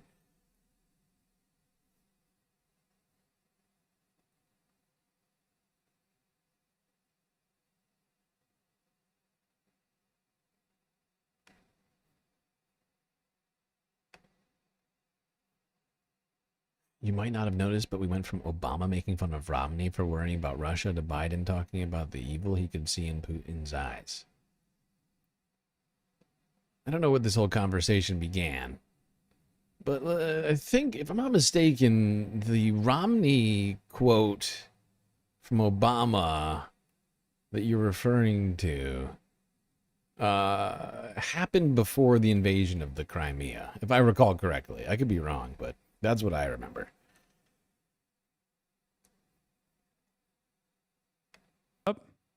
Let's talk Ukraine. Okay. So, Ukraine. Some people, like Tim Pool, have called it the enemy of the United States. I do not have this mindset, of course. I feel like it's been a litany of policy, a string of policy failures overall. And I do think that there were exit ramps, but I fear that it's an unsalvageable situation that the Trump administration is making even worse than the Biden administration. What do you think is going to happen at these summits by your estimation? Yeah, I mean, I honestly don't really know, because I mean, this summit is, let's just say Donald Trump is not a traditional foreign policy leader, to put it lightly. I mean, a summit of this kind, you would have seen at least some real work being done at the lower level by kind of lower level diplomats from both sides to kind of hammer out an agenda and a set of kind of key, discussion points and a general expectation of what you're going to try to get out of it. Whereas Trump is just kind of charging in and saying, I want to end the war. I want to get a ceasefire. And if Putin doesn't agree to it, then, basically something bad will happen. I'll also say, like, I don't necessarily see that as, a criticism. I mean, I think there's sometimes good reason to do non-traditional foreign policy. Like when Trump with Kim Jong-un, the North Korean leader, back in, I think it was 2018, a lot of people criticized. I loved it. Bernie was one of the people who didn't. Yeah. It was like, we should be talking. We should be talking to our adversaries. Diplomacy is good. The question is what you get out of it. Yeah. And I think that's the question to have here. What is Trump hoping to get out of it? Clearly, he came into office saying, oh, it'll be easy to get peace in Ukraine. This will take me 24 hours. I'll go in. I'll kind of push the Ukrainians to make an agreement. I have a good relationship with Putin. He found out it's a bit more complicated than that. Even though I really didn't enjoy watching the kind of brutal treatment of Zelensky in the Oval Office, the kind of upshot of Trump really, strong-arming the Ukrainians into agreeing to ceasefire talks is that he's revealed once again that Zelensky isn't the problem. Putin is the problem. Yeah. It's Putin's choices who are driving this war. And as far as I've seen, Putin has not really changed his goals here. And his goals are, if not necessarily to kind of occupy all of Ukraine, it's to prevent Ukraine's independence. It's to curtail Ukraine's ability to make its own foreign policy and to kind of restore Ukraine to its proper role as he sees it, as kind of this subject within the larger Russian imperium. And if that continues to be his goal, it's hard for me to see what kind of workable agreement could come out of this meeting. Okay, that's interesting. So you said that Russia's goals in Ukraine might not necessarily be like the entire takeover of Ukraine, which I feel like is a position that other liberal foreign policy wonks would disagree with you on. I think that is. And there is like real fear, I think, from what I've seen from the Western world, liberal capitalist countries in Europe that are worried about an even further incursion of Russia. Like, this is a real fear. Whether Russia has the capabilities to do so does not even matter in this equation, even though I feel like that calculation is obvious. They recognize longer, but Russia does not have the capability to do this. Otherwise, Finland and Sweden would not have voided their choices made. On the whole, and this is where I've had, an ongoing discussion and debate with some of my brothers and sisters on the left. I think all things considered, Joe Biden handled this fairly well. I think he clearly didn't want this conflict. You go back to 2021, I think it was June 2021, he actually had a summit with Putin. I mean, his goal for Russia was like, I want to park the Russia relationship over here. We're not going to be friends with Putin, but at least let's have some stability and clarity in the relationship. Because the Biden administration wanted to focus on China. Strategic competition with China was China, the kind of the obsession. It's a kind of an obsession. Washington generally, but Biden definitely started. I would say started by Barack Obama. By the way, one thing that a lot of people I think fail to consider is that even when Donald Trump came into office initially, people were worried that he was going to dismantle NATO. I wasn't worried. I obviously am. I will say I am anti-NATO for historical reasons. But the idea, the thing that they pointed to was Donald Trump's demands that NATO allies are supposed to give back more of a higher percentage of their GDP to their own defense, buy more American weapons, right? With a higher percentage of their GDP. That was actually an Obama era provision.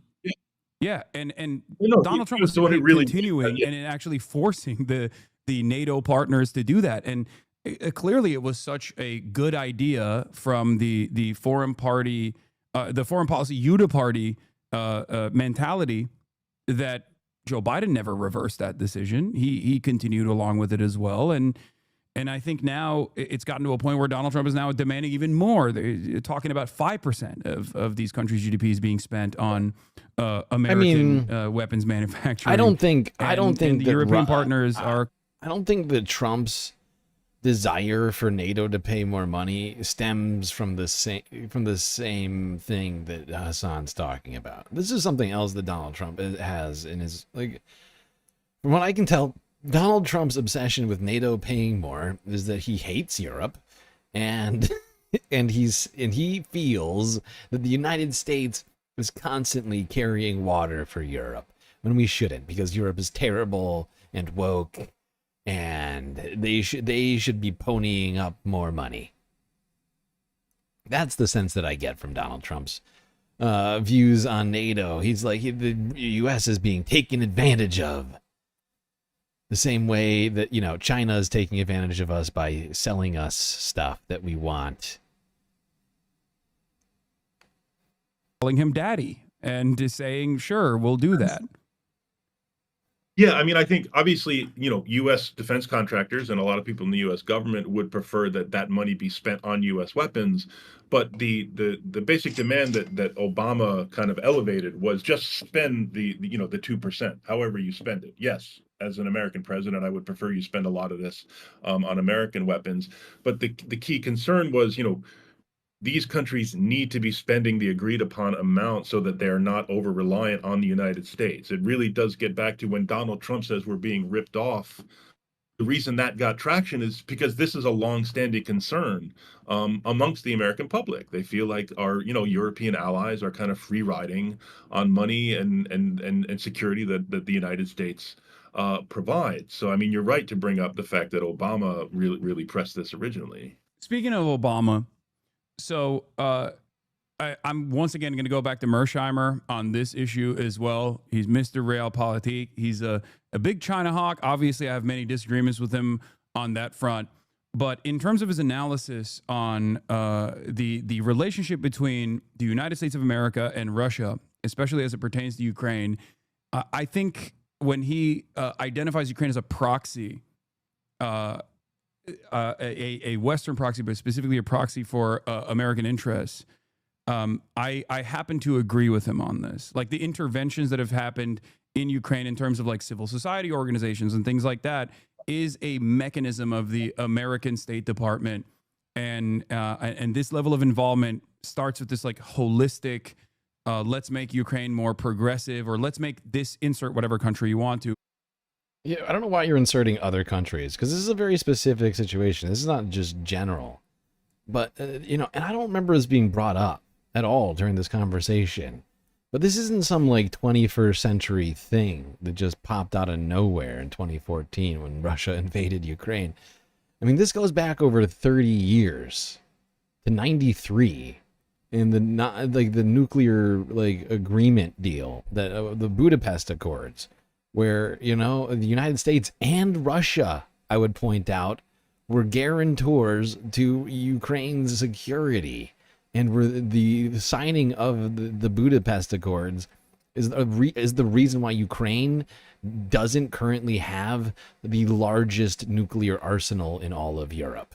Because if they hadn't given up all those nuclear weapons back in 93 on the guarantee of U.S. provided security in the Budapest Accord deal, they would in fact have the largest supply of nuclear weapons in all of Europe. Right? And Russia probably would not have invaded back in 2014. And I personally have some, I don't think Obama responded to the invasion of the Crimea back in 2014. I felt, and I still do to this day, a decade later, do not feel that Obama did enough to help Ukraine when we had that decades old agreement at the time, at least 20-year-old agreement, sitting on the fucking table with very dry ink on it and being like, yeah, whatever. Do you need that port? You're fine, Ukraine. And I felt that was not the strategy to take at the time. More progressive, but then it's like it turns into a way to utilize and maybe even kind of rip apart the sovereignty or whatever sovereignty that these countries might have. Not just Ukraine, but every other country, at the behest of America's foreign policy interests. Yeah, and I'm sorry, I got distracted. I got distracted a little bit on my point. Russia's Hold on. attempts. Shut up, Hassan. But his claim that Ukraine is this proxy, and I hear this from people. I've heard this not just from Hassan, but all sorts of people claiming Ukraine is a proxy. It's a U.S. puppet state. That U.S. is enacting policy within the country. I feel like it just misses everything that's going on here, right? Like, Ukraine is not a proxy state of the United States. Are we allies? Yeah, but you can't call the UK a proxy state of the United States or France a proxy state of the United States. And, you know, it's the same deal. We've been giving all of those other countries I just listed, you know, military aid, you know, NATO, the spending, you know, and all this other stuff. But Ukraine, we had a specific fucking pact, which Russia violated in 2014 and again in 2022. And it's our responsibility to live up to that pact, right? They denuclearized that fucking country and got rid of all of their nuclear weapons, which was supposed to bring peace to the planet. And unfortunately, we did not stand by them in the way that I think we should, both during Obama's term. And I think, you know, Biden was too afraid of Vladimir Putin in some regards, and not allowing Ukraine to use offensive weaponry while Russia committed war crime after war crime. You know, and my position on this has not changed for quite some time. Which would be to undermine Russia's attempts of violating Ukrainian sovereignty and bringing Ukraine into its sphere of influence. Would you disagree with that assessment? I would disagree that, you know, with, you know, treating Ukraine as just a proxy for the United States or for NATO. I think the Ukrainians themselves have wanted to you know, get independence from Russia. I mean, this is a longstanding, you know, again, just speaking as a Ukrainian myself, this is something I was raised with as well. I mean, when Russians refer to Ukrainians as our little brothers, every Ukrainian knows what that actually means. It's not a compliment. But there has been many efforts going back even before the Soviet Union to achieve Ukrainian independence, with the understanding that there are going to be strong relations between Russia and Ukraine. A lot of Ukrainians are Russian speakers first. I mean, there's obviously family relationships. There's culturally a lot that's shared, but the stuff that USAID is doing, like supporting democracy efforts, supporting civil society efforts. I mean, yes, there's an element of that where the United States obviously is looking to achieve its interests. He wants to bring countries closer to it and farther away from its adversaries. I would not just interpret that as all of this was kind of like this coherent effort just to kind of weaken Russia. I think the Ukrainians themselves have had and still have a strong desire to set up an independent sovereign democracy. Mhm. And again, that's why I've been supportive of efforts to. These are some good little pop-up windows that are coming. This editing, whoever did this editing did a great job. 1991 Ukrainian independence reform. This is the Wikipedia excerpt. A referendum on the Act of Declaration of Independence was held in Ukraine on the 1st of December of 1991. An overwhelming majority of 92% of voters approved the Declaration of Independence. Yeah, and then this is I can't read this. This is in what's that called? I always forget that language. Basically, it's Russian. 85% of Ukrainians would vote for independence today. That was last year at the end of August. Basically 1 year to the day. To help them defend themselves. I mean, I want this war to end. The Ukrainians want this war to end more than anyone. But I think referring to Ukraine as a proxy for the United States, really denies the Ukrainians agency in a way that I just don't think is right. I don't disagree with you on this, by the way. Of course, I think your assessment is completely correct. I see it as converging interests. Ukrainians have always in their yeah, but that's why I think that his claim is a proxy state is ridiculous, right? I mean, is every country that because the fact is, like, if we talk about, there's multiple countries have been mentioned during this discussion, but like Russia and China, for instance, like, is every single state that they are trying to bring closer to them through business, through the Belt and Road Initiative or whatever else, are all of those countries proxy states of China? Are all former Soviet states that Russia still has close relationships with, Georgia, are they all also proxy states and vessels of Russia? I mean, you could maybe make especially when it comes to Georgia, you could probably make that argument. But it's a case-by-case basis, and all countries are trying to increase their influence with their neighbors and allies. Generally speaking, that's diplomacy. To get other countries on board with your plans. National history, and you know this a lot better than I do, given your personal background, have always always made their national project to be outside of the sphere of Russian influence, outside of the to have complete sovereignty. So that part I understand, and maybe along the way historically there have been some not so great attempts to do so by some Ukrainians, while the overwhelming majority of Ukrainians were busy, liberating the concentration camps. So, and it happens. I mean, the IRA also, an institution that I am wholeheartedly in favor of, may or may not have in the same time frame thought that they could have allegiances with someone who is an enemy to the British Empire. I won't say who, but both the Ukrainian groups and the IRA had found themselves in the throes of a dark allegiance, let's say. So I understand, of course, the IRA did not participate in some of the initiatives that the Ukrainian collaborators did initially. So obviously it's not to the same degree, this allegiance.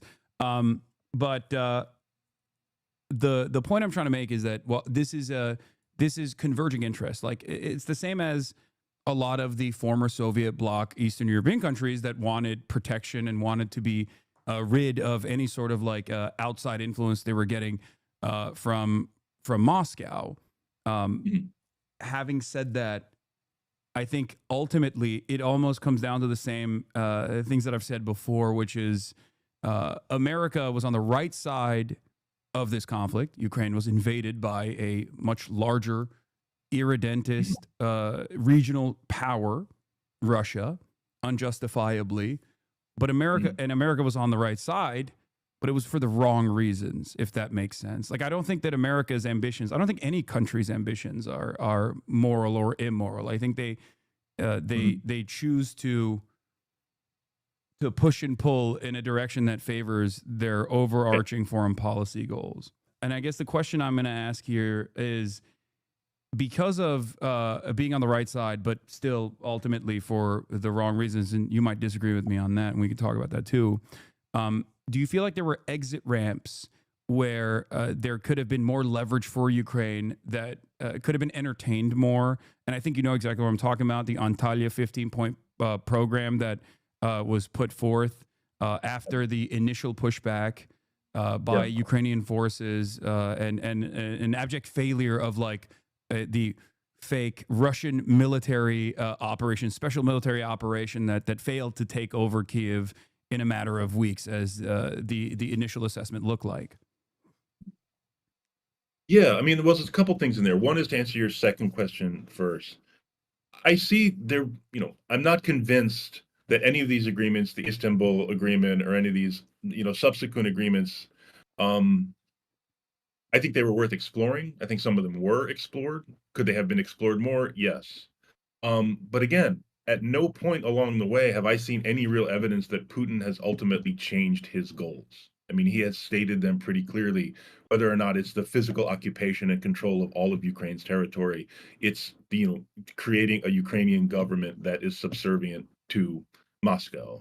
I think the United States definitely could have leaned in on, wanting a ceasefire and an agreement, could have leaned in on diplomacy at a few points along the way. Not necessarily because I think that would have achieved much, although that is always worth exploring, but because, again, it would have.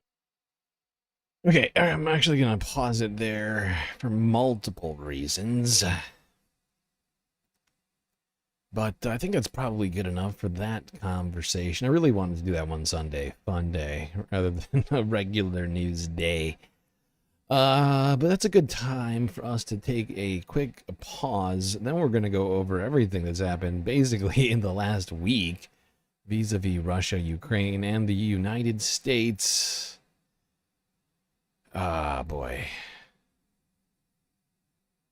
Okay, but we gotta take a quick break because we are literally 8 hours into this puppy. So we gotta take another galactic intermission. As always, stick around because we got more for you in the fifth half.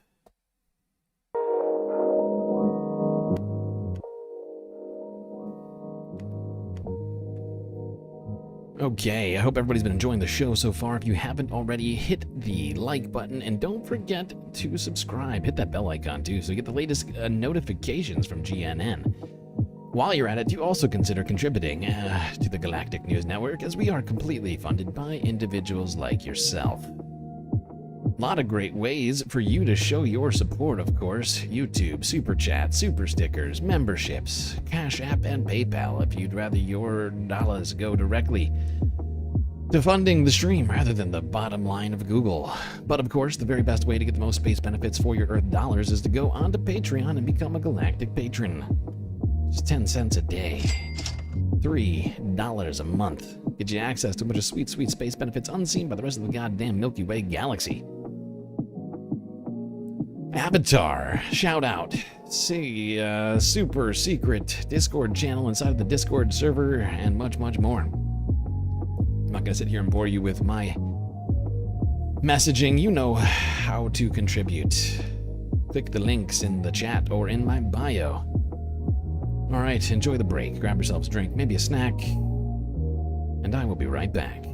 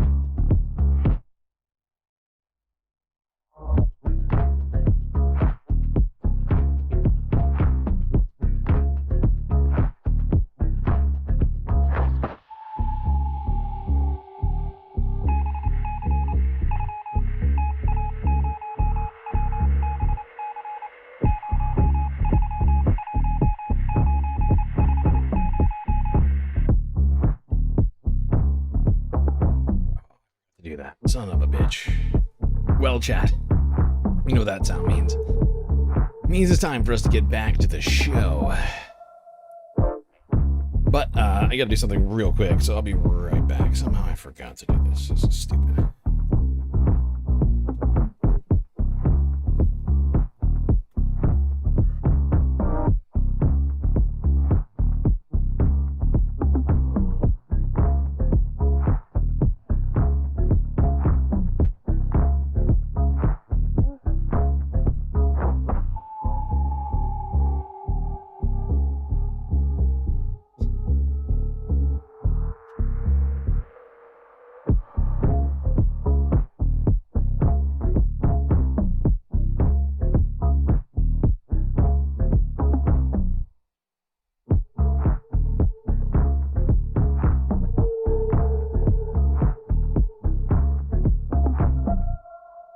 Okay, back in the nick of time.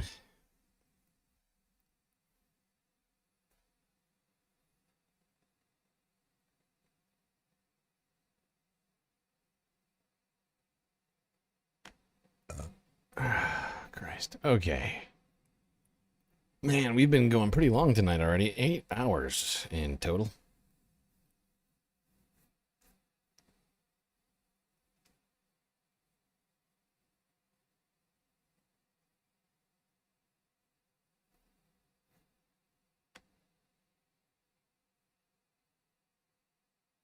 All right, let's pick this back up. Oh my God, so long ago now. So long ago. Can't believe it's been this long since we had a full stream. The fact that this stuff is still in my list is insane. This is ridiculous! Let's start it here. BBC News from 6 days ago. U.S. quote, ready to support, unquote, Ukraine.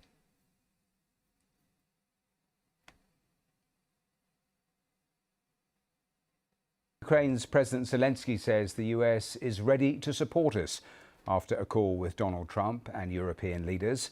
The talks in Berlin come ahead of Friday's Trump-Putin summit in Alaska. Well, they're being hosted today by the German Chancellor Friedrich Merz and chaired by the UK Prime Minister Keir Starmer. Moscow has already dismissed the European diplomatic initiative as insignificant. Well, the German Chancellor talked to the media in the last hour and said that sovereignty of Ukraine had to be respected. He also said more pressure would be needed if there was no movement from Russia. Okay, we're going to blast through some of the oldest vids because I think many of us are probably up on some of this stuff. Leading up to the Anchorage, Alaska meeting, the mayor of Anchorage had something to say. Here was Reuters last Friday.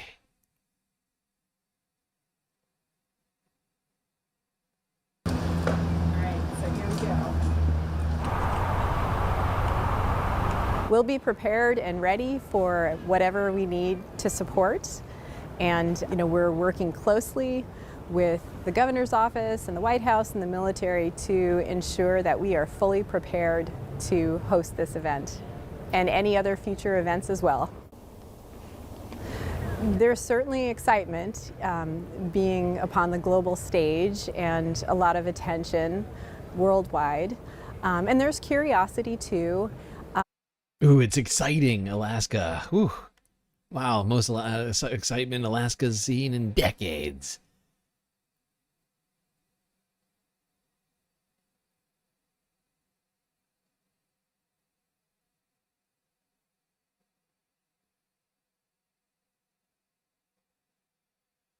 All right, let's see here. Stunning video of U.S. Air Force jets over the Trump-Putin venue summit.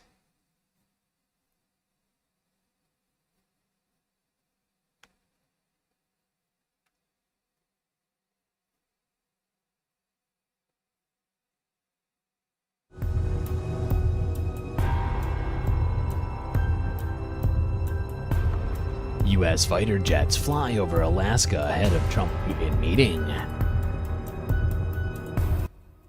Missile threat to Alaska summit? American Air Force in action.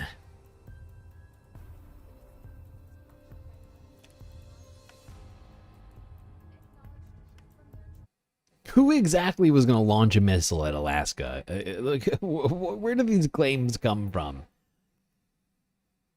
It's a very strange claim to make, but apparently led to U.S. Air Force planes being mobilized to the skies around the Trump-Putin meeting. Now, unfortunately, it went off without a hitch. No security problems occurred.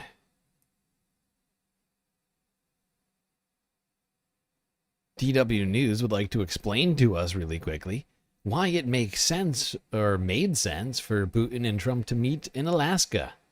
Probably geography.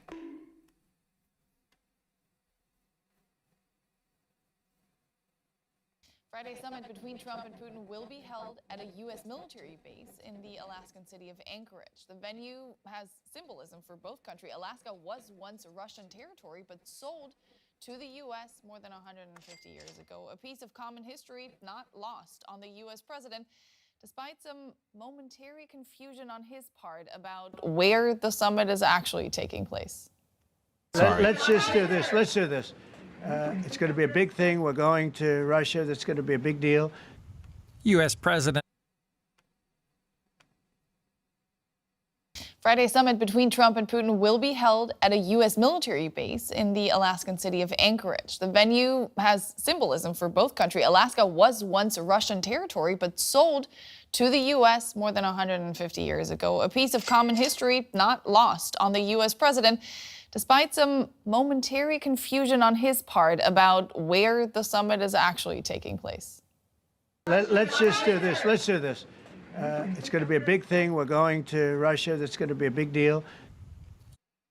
A big thing. We're going to Russia, everybody. Write that down. That's where we're going. Yeah, there's definitely some confusion around it, but the fact is the main reason for it to be in Alaska, it makes sense. It's basically the meeting spot is as close as you can get to Russia and still be in the United States. There was talk about Donald Trump potentially giving Alaska back to Russia. Didn't happen, unfortunately. Just kidding, Alaska. I love you. Okay. Let's go here.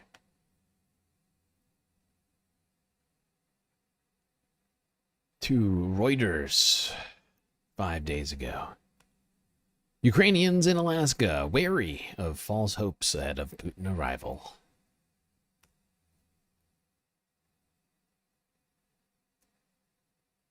Halfway between both capitals. Yeah, I would say it's approximately equidistant. For Ukrainians living in Alaska's Anchorage, the arrival of Russian President Vladimir Putin for Friday's summit with U.S. President Donald Trump brings mixed feelings.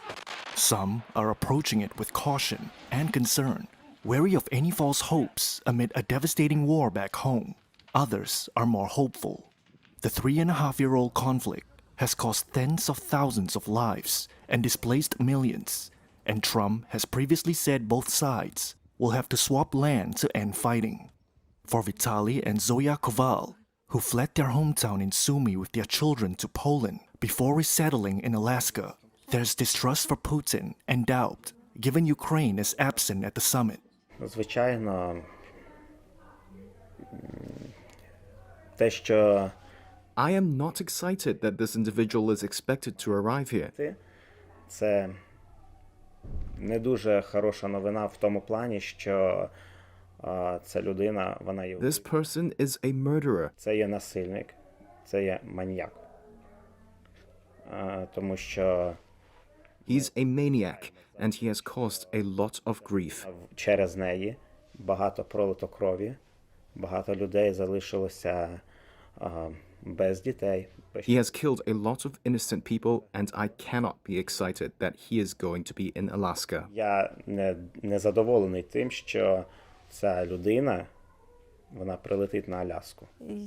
My thought is a little bit different than my husband's because I am hopeful that this will be a conversation. I hope that he does arrive so that this conversation can begin and peace talks can begin. I have to have hope that something can change. The Koval family. Yeah, varying opinions between Ukrainians are in the United States on this meeting. Certainly ahead of it.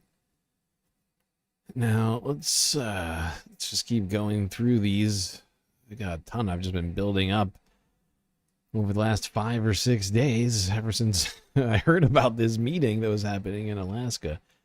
I intended to be talking about all this to you on last Friday, or at least the stuff we're talking about right now. All right, let's go here. France 24.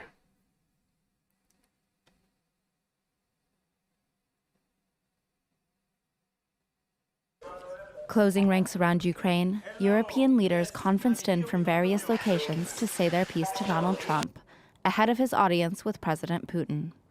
For President Zelensky, himself sidelined from talks on the future of his country, the priority was to warn against what he sees as Putin's bad faith.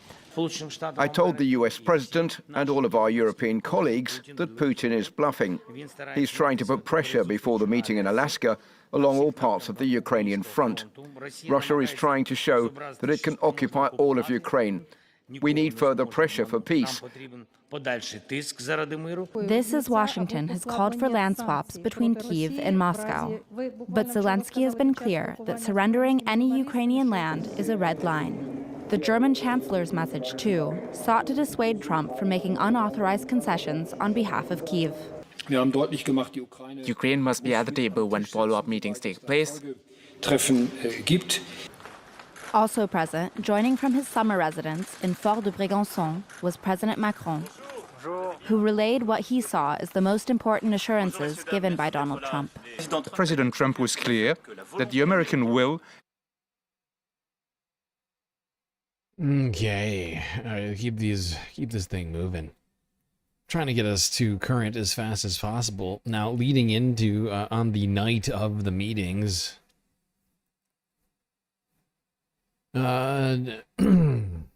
Ukraine did a drone strike in Russia. It's the AP from last Thursday.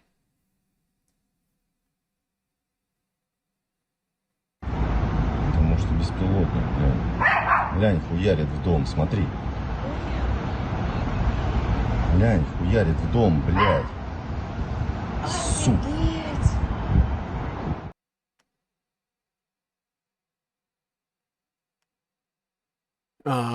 And while that meeting, I meant to put these in a different order. Let's go back to that meeting that was happening.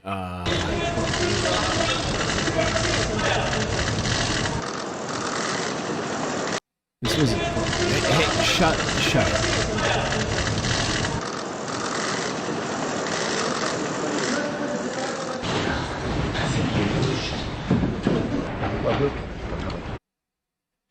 Well, there we go. Vladimir Zelensky and Keir Starmer both met while European leaders were in London discussing Europe's stance and plan ahead of this Trump-Putin meeting, which happened last Friday.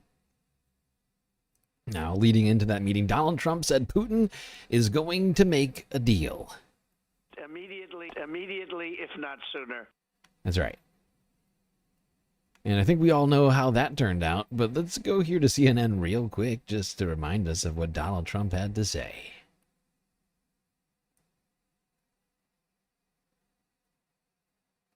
On the eve of his crucial summit with Vladimir Putin, President Trump is setting the bar low, and then high, and then low again. Here's what he said just this morning on the Brian Kilmeade Show. I believe now he's convinced that he's going to make a deal. He's going to make a deal. I think he's going to, and we're going to find out. I'm going to know very quickly, but there is a 25% I'm going to know chance very that quickly. This meeting will not be a successful meeting. 25% chance. I will run the country, and we have made America great again already in 6 months. And you'll hit them with consequences, right? You'll hit them with more sanctions. The Senate sanctions go front and center if he disrespects. Yeah. Oh, sure. If it's not solved, look, again, we didn't lose any soldiers. We didn't lose anybody. But this was a war. If I didn't get in here, this could have been World War III. Oh. That came just hours Thank after God. these comments from President Donald Putin Trump is in here to Moscow. avert World War III. Phew. If he wasn't here, we'd be much closer to World War III than we were 7 months ago. To tell you about the stage we are at with the current American administration, which as everyone knows is making, in my opinion, quite energetic and sincere efforts to stop the hostilities, stop the crisis and reach agreements that are of interest to all parties involved in this conflict in order to create long-term conditions for peace between our countries and in Europe and in the world as a whole. If by the next stages we reach agreements in the area of control over strategic offensive weapons. CNN's Elena Treen is at the White House. Elena, what are you learning about the preps in the building behind you for this really important meeting? Yeah, we're getting a lot more details, Dana, of what this is actually going to look like and what the parameters that the president believes need to be set as he heads into it. One is we know, of course, the location of it's going to be at Joint Base Elmendorf in Anchorage. But they both said, both the Kremlin, but also President Donald Trump and his White House press secretary, Caroline Leavitt, that they expect there to be a joint press conference between Donald Trump and Vladimir Putin tomorrow after all of this ends, which in itself is incredible. All right, that's enough from this. There we go. Directly leading up to the meeting, Donald Trump was saying Vlad wants a deal. Vladimir, he just wants to do a deal. He wants to end this thing. Who bombed Nord Stream? What kind of question is that? What's that? Was it, what? To what end? Like, what is the point of this? Why are we talking about Nord Stream? Let's not forget that the bombing of the Nord Stream pipeline happened after the Crimean invasion and after the Donbass invasion in 2022. I feel like I hear a lot of people like bring up the Nord Stream pipeline as like some sort of like justification for what Russia's doing. It happened literally like 9 months after Russia invaded for the second time. Illegal.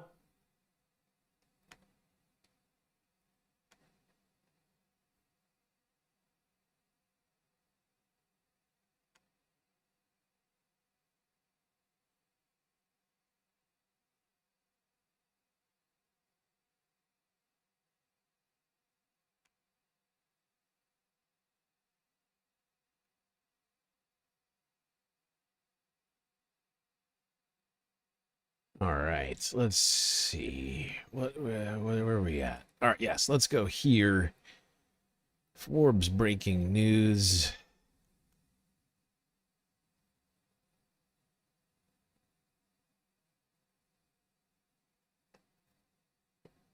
This is from 5 days ago as well.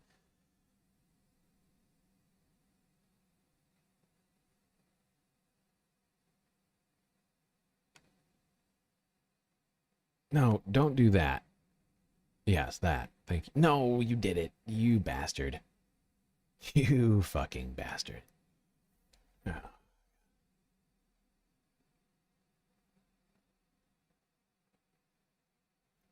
Alaska stands!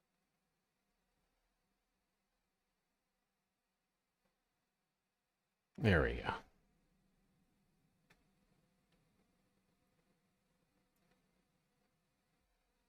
And he's not going to mess around with me. Mr. President, on Russia, Mr. President, would you support or agree to reducing NATO troops in Europe, in countries like Poland, in order to get Russia to agree to a peace deal? That hasn't been put before me, and I'll think about that for later, but it has not been put before me. Go ahead. Is anything less than an unconditional and immediate ceasefire a victory for the U.S.? Tomorrow? Yes. Well, tomorrow we'll see. I say, I don't know where that comes from. It's sort of not a good question. I would say that tomorrow, all I want to do is set the table for the next meeting, which should happen shortly. I'd like. Next meeting's gonna happen very quickly. You do one fast one and then another fast one right after that. See it happen very quickly, very shortly after this meeting. I'd like to see it actually happen maybe in Alaska where we just stay because it's so much easier. But are you really claiming that the United States couped Ukraine, did a coup d'etat in Ukraine in 2014? I would love for you to actually, explicate your point there on the U.S. supposedly doing a coup in Ukraine. Give me the details on how that happened, because I'm not seeing it, and I am being facetious. Please do not do that, because it's a load of bullshit, is what you're saying right now. The United States did not do a coup in Ukraine, okay? And the thing that I hear from people constantly is that an American official went to Ukraine during the Maidan uprising, amidst an election that was supposed to be being held there. Now, last election cycle, the UK sent representatives to the United States to help Joe Biden in the election during that time. Was that a coup? Did the UK do a coup by sending, and it's not, the people that showed up did of their own volition, came here, to help a particular political party in the United States. Is that a coup? It's not. We know that definitionally it's not a fucking coup. And it's the same thing with Ukraine. I think it's ridiculous to claim that the United States did anything of the sort in Ukraine in 2014. I hear a lot of Russian apologist type people make that claim, and it's one that with very little evidence.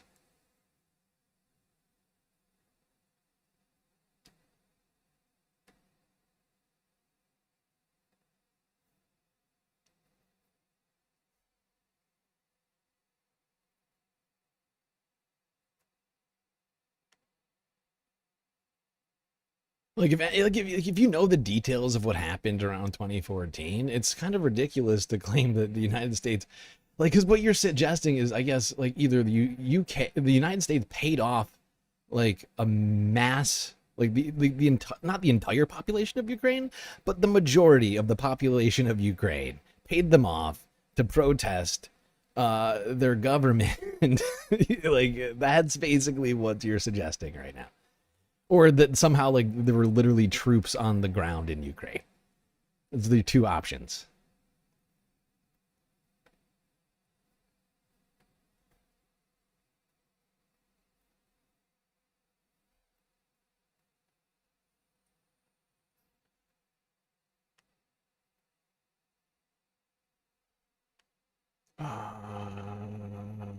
Where did it go?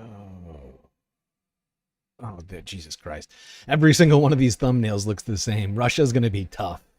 This is going to be tough to get through because hold on, I just got to keep this. If I just keep this here, I'll know where I'm at. This will keep my place.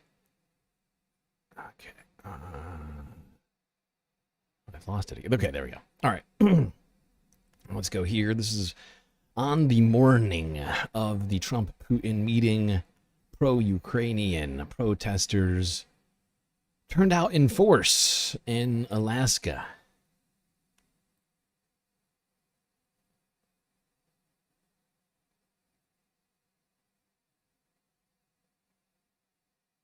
Alaska, stand Ukraine! I think they are both malignant narcissists who have only their best interests at heart. If they truly wanted to talk about what was going on in Ukraine and how to end the war, they would have included President Zelensky. It's really disturbing that Trump is meeting here with Putin without Zelensky present. I think it's about Trump probably sizing up Putin, Putin looking strong because Trump has invited him alone. No, I think it's all for show and it won't lead to anything good. I hope it will be a successful meeting and something can be resolved. However, I'm concerned that the Ukrainian representative is not here as well.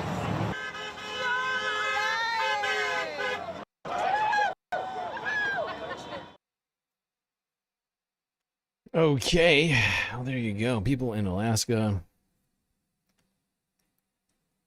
protesting Donald Trump and Putin meeting without Vladimir Zelensky. Thank you for coming back to take questions. We saw that Russia continued its violence in Ukraine last night, launching even more drones. What did you make of that? I think they're trying to negotiate. He's trying to set a stage. I mean, in his mind, that helps him make a better deal. It actually hurts him. But in his mind, that helps him make a better deal if they can continue the killing. Maybe it's a part of the world. Maybe it's just his fabric, his genes, his genetics. But maybe it's just his genetics. That is some wild eugenics talk right there. Maybe it's just in his genes to blow people up.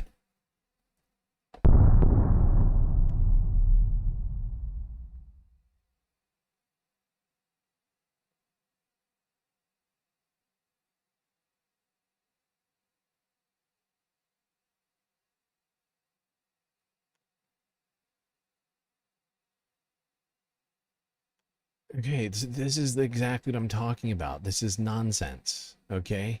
This would not justify what you're claiming it would justify. I mean, if you think, like, honestly, this upsets me, okay? Like, if China started arming up Mexico to liberate from the United States dependence, what do you think would happen? I don't care what I think would happen. What I know would be wrong is the United States invading Mexico. Okay, that would be wrong. I object to that. Okay, the same way I object to Russia invading Ukraine because they got some new friends. It's unacceptable. It is like the framing of this is insane. You're not the first person to say this to me. I've seen this time and time and time again, and I find this claim to be utterly laughable and lacking all sort of like integrity. Like if you object to, you know, like like if you object to Israel taking land from, you know, from Palestinians, you know, you should object to what's happening in Ukraine, right? And, you know, vice versa. Like, you should not, like you can't, like, do not try and justify something with something unjustifiable, all right? Like that is ridiculous to me. Like, it is so frustrating when I hear people suggest that, oh, well, the U.S. would definitely invade Mexico. I would object to that. Just, like, on... you know, like on all grounds. Invading, that would be a huge problem to me. And we talked about how the United States is already talking about doing that completely in a vacuum. You know, China's not arming up Mexico, and Donald Trump's talking about doing that. And I object to that, the threat of it. I object to it, generally speaking, in reality. Like, it's not justifiable. Just because, like, it's a preventative strike is what you're talking about. Not a preemptive strike, but a preventative strike. You're talking about a war crime right now. You're justifying war crimes with another theoretical war crime, essentially. Okay? Like, preventative strikes are illegal according to international law. You can't attack your friends, like you can't attack, you know, somebody in the United Nations Security Council just because they have bombs, right? You have to have a verifiable threat. Verifiable is the important key to all of this, all right? Like, you have to be able to verify that there is an imminent threat that you're about to get invaded, basically. Troops have to be amassed at the border, and war plans have to somehow have been, like, you know, released or retrieved somehow. Without that, you are paddling up War Crime Creek without a fucking battle.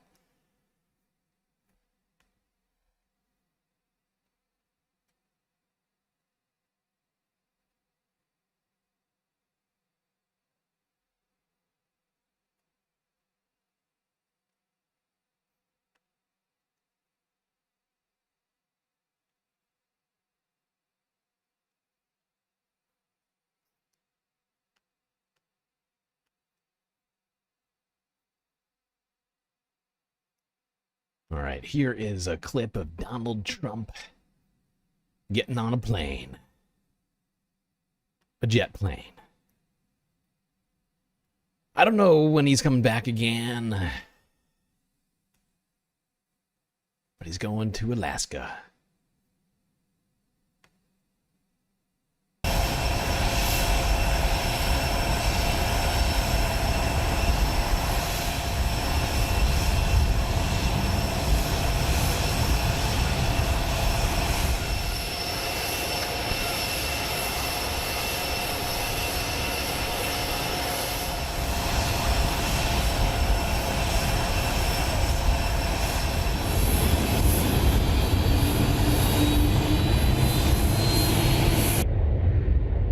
There we go. Supreme Leader Trump heading off to Alaska to meet Supreme Leader Putin.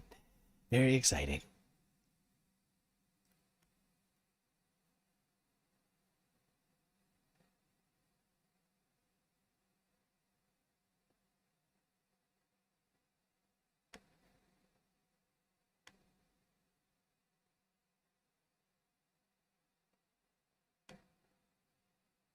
All right, let's go here to Democracy Now! From the day of the meeting.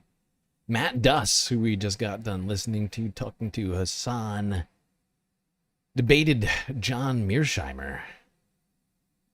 Democracy Now! Turning into Jubilee all of a sudden.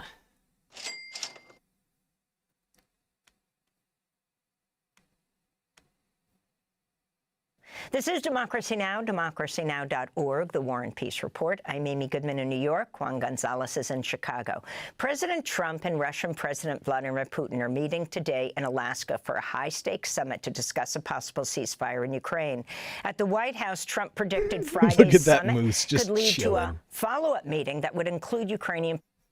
This moose just, like, sort of, like, lackadaisically walking across the road, like, try me. Love it. Trump predicted Friday's summit could lead to a follow-up meeting that would include Ukrainian President Volodymyr Zelensky. I think it's going to be a good meeting, but the more important meeting will be the second meeting that we're having. We're going to have a meeting with President Putin, President Zelensky, myself, and maybe we'll bring some of the European leaders along, maybe not. It's, I don't know that it's going to be very important. We're going to see what happens. And I think President Putin will make peace. I think President Zelensky will make peace. We'll see if they can get along. And if they can, it'll be great. On Wednesday, Trump warned Russia would face very severe consequences if Putin doesn't agree to a ceasefire deal. Meanwhile, Zelensky's rejected proposals for Ukraine to give up territory in the Donbas region as part of a ceasefire. Today's summit is taking place in Alaska, which the United States purchased from Russia in 1867. The meeting marks Putin's first visit to the United States since 2015, when he met with President Obama during the United Nations General Assembly. Trump and Putin last met in 2019 at the G20 in Japan. Today's summit's taking place even though there's an outstanding warrant from the International Criminal Court seeking Putin's arrest for war crimes involving the unlawful transfer of children from occupied areas of Ukraine. Neither Russia nor the U.S. is a party to the Rome Statute that established the ICC. This all comes as Russian forces claim to have captured 2 more settlements in Ukraine's eastern Donbas region, while Ukraine ordered the mandatory evacuation of families from a town close to where Russian forces recently broke through front lines. To talk more about the war in Ukraine, U.S.-Russian relations, and more, we're joined by 2 guests. In Washington, D.C., Matt Duss is with us, Executive Vice President at the Center for International Policy, former foreign policy advisor to Senator Bernie Sanders. And John Mearsheimer joins us from Cambridge, Massachusetts. Mearsheimer is professor of political science at the University of Chicago and author most recently of How States Think, the Rationality of Foreign Policy. In 2014, he wrote a widely read piece for Foreign Affairs headlined, Why the Ukraine Crisis is the West's Fault. Well, Professor Mearsheimer, let's begin with you. Talk about what's happening today in Alaska and what your view is of Trump's relationship with Putin and Zelensky and what needs to happen now.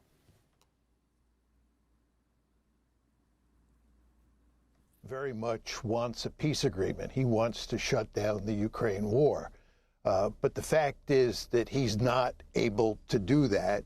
And meeting in Alaska with Putin today is not going to do anything to help achieve that end. And the principal problem here, Amy, is that the Russians have a series of demands that they will not compromise on, that Trump cannot accept, and certainly the Ukrainians won't accept, and the Europeans won't accept. And those three demands involve the West and Ukraine recognizing that Russia has annexed 4 Ukrainian oblasts and the Crimea. That's number one. Number two is the Russians insist that Ukraine be a neutral state. This basically means it can't be in NATO and it can't have security guarantees from the West. Yeah, you want to talk about proxy states? That's what Russia fucking wants, okay? Russia wants Ukraine to be a puppet state without its own sovereignty, without the ability as a sovereign nation state to choose who its friends are and who its friends are not. Right? They've taken Ukraine's territory, and now they want to take away their what's the fucking word? Oh God, I can't think of words right now. God damn it. Their agency to act as its own state and not as a vassal state of Russia. Actually, the United States. And then the third demand is that Ukraine disarm to the point where it doesn't have significant offensive capability against Russia. These demands are unalterable from a Russian perspective, but obviously they're unacceptable to the Ukrainians, they're unacceptable to the Europeans, and there's no way that Trump can agree to them. So there'll be a lot of talking today about a lot of issues, but I find it hard to imagine you're going to make any progress in agreement. I'd also like to point out that even if Donald Trump did agree to them, it would still require Ukraine to sign off on the agreement. The United States does not get to choose for Ukraine whether or not they continue fighting. Sure, we decide whether or not we continue to give them weapons, but that is basically all. Mearsheimer, the mere fact that this summit is between Trump and Putin, doesn't that in effect reinforce the perspective of some that this has essentially been a proxy war between the United States and Russia from the beginning? Oh, it's clearly been a proxy war. And there's no question that's bullshit. That the United States and Russia are almost at war with each other. And therefore, it makes sense for Putin and for Trump to sit down and talk and try to work out the broad parameters of a deal. But the problem is there are two other players in the game, and those two other players are Ukraine and Europe. So you have a situation here, Juan, where even if Putin and Trump were to work out some sort of agreement, they could lay out the parameters of a deal. They have to run that deal by the By Mearsheimer's own logic, any time that a NATO country has come to the aid of another NATO country, it's been a proxy war on behalf of someone. That's basically the claim, right? It's like if ever a NATO ally is invaded and its allies came to defend it, then, I mean, it's the same situation, aside from the fact that Ukraine wasn't in NATO, but they were in a security guarantee agreement with the United States. Ukrainians and the Europeans. And I think if Trump makes the necessary concessions to accommodate the Russians, the problem is that there's no way the Ukrainians, the Europeans, and truth be told, a large chunk of the American national security establishment would accept the deal that Putin worked out. And that's why this one is ultimately going to be settled on the battlefield.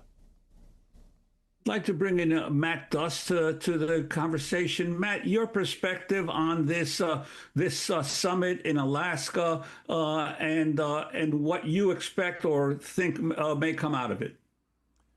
Yeah, thank you. I mean, in terms of what's going to come out of this summit, I actually don't disagree with Professor Mearsheimer. It seems like there's not been a great deal of preparation going into this summit. And Putin, as the professor said, Putin's goals do not seem to have changed much, if at all. He wants a Ukraine that's effectively under his influence, part of Russia's sphere of control.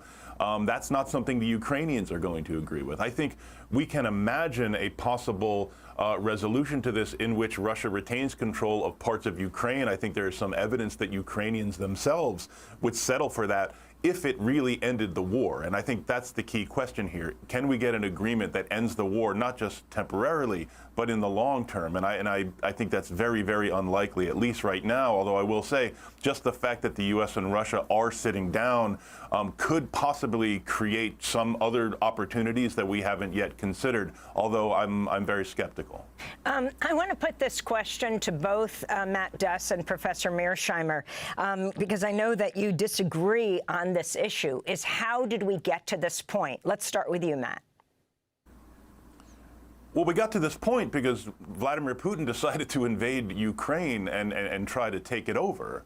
There's a longer history there, of course. I mean, Professor Mearsheimer has talked a lot about the growth of NATO and how Russia sees that as a threat. I think there is evidence that that is true. I mean, that others have claimed that as well. U.S. officials throughout the 1990s, former Secretary of Defense Bill Perry, former head of the CIA, Bill Burns, have all in their time as diplomats mentioned that this is a real problem for Russia, not just for Putin. However, that does not explain the entire problem. NATO alone was not the cause of this war. Putin himself has made clear various times, most notably in a speech that he gave in June 2021, of his much grander vision of a kind of restored Russian imperium in which Ukraine was a part.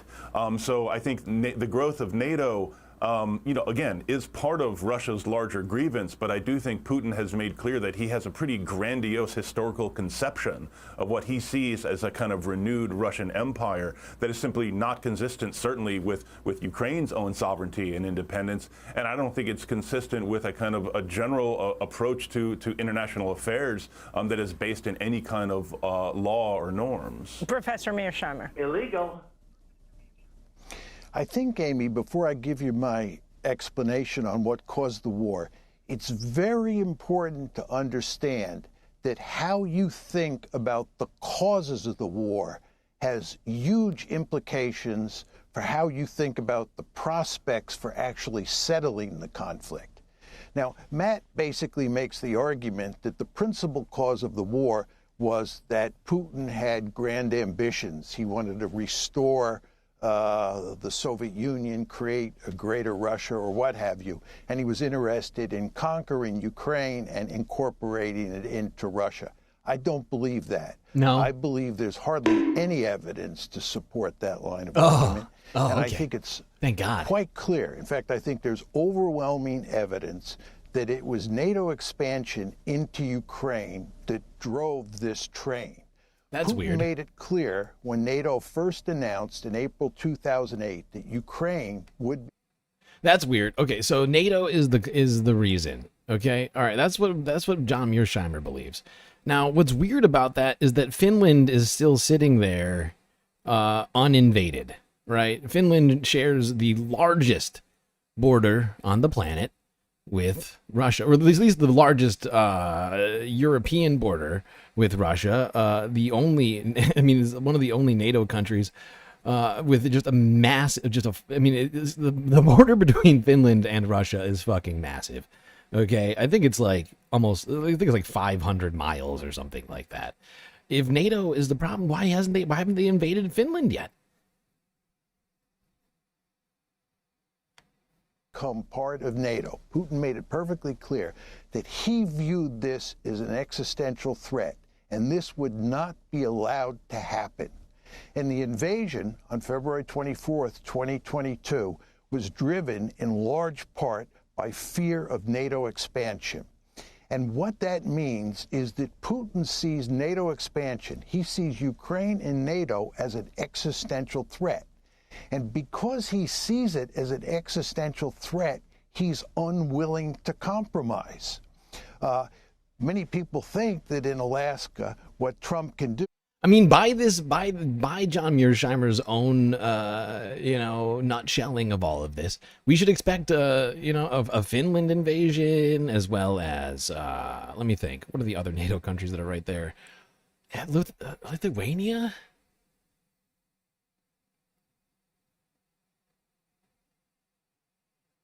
Who else is right there? Poland, I guess. I mean, if NATO's the problem, I mean, because the further that Russia goes into Ukraine, the more NATO borders that it starts to touch on. I mean, what's the plan here? I mean, is that like so? It's just gonna. So why are we? I mean, why are we making excuses for a man? If we take John Mearsheimer at face value, a man who basically has, plan to invade half a dozen fucking countries that are nearby, right?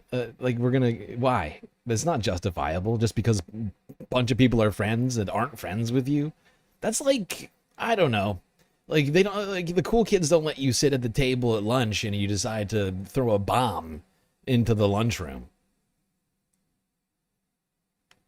Is work out a deal where there's a territorial swap, where there's a ceasefire to start with, and so forth and so on, and the Russians will make this accommodation and that accommodation.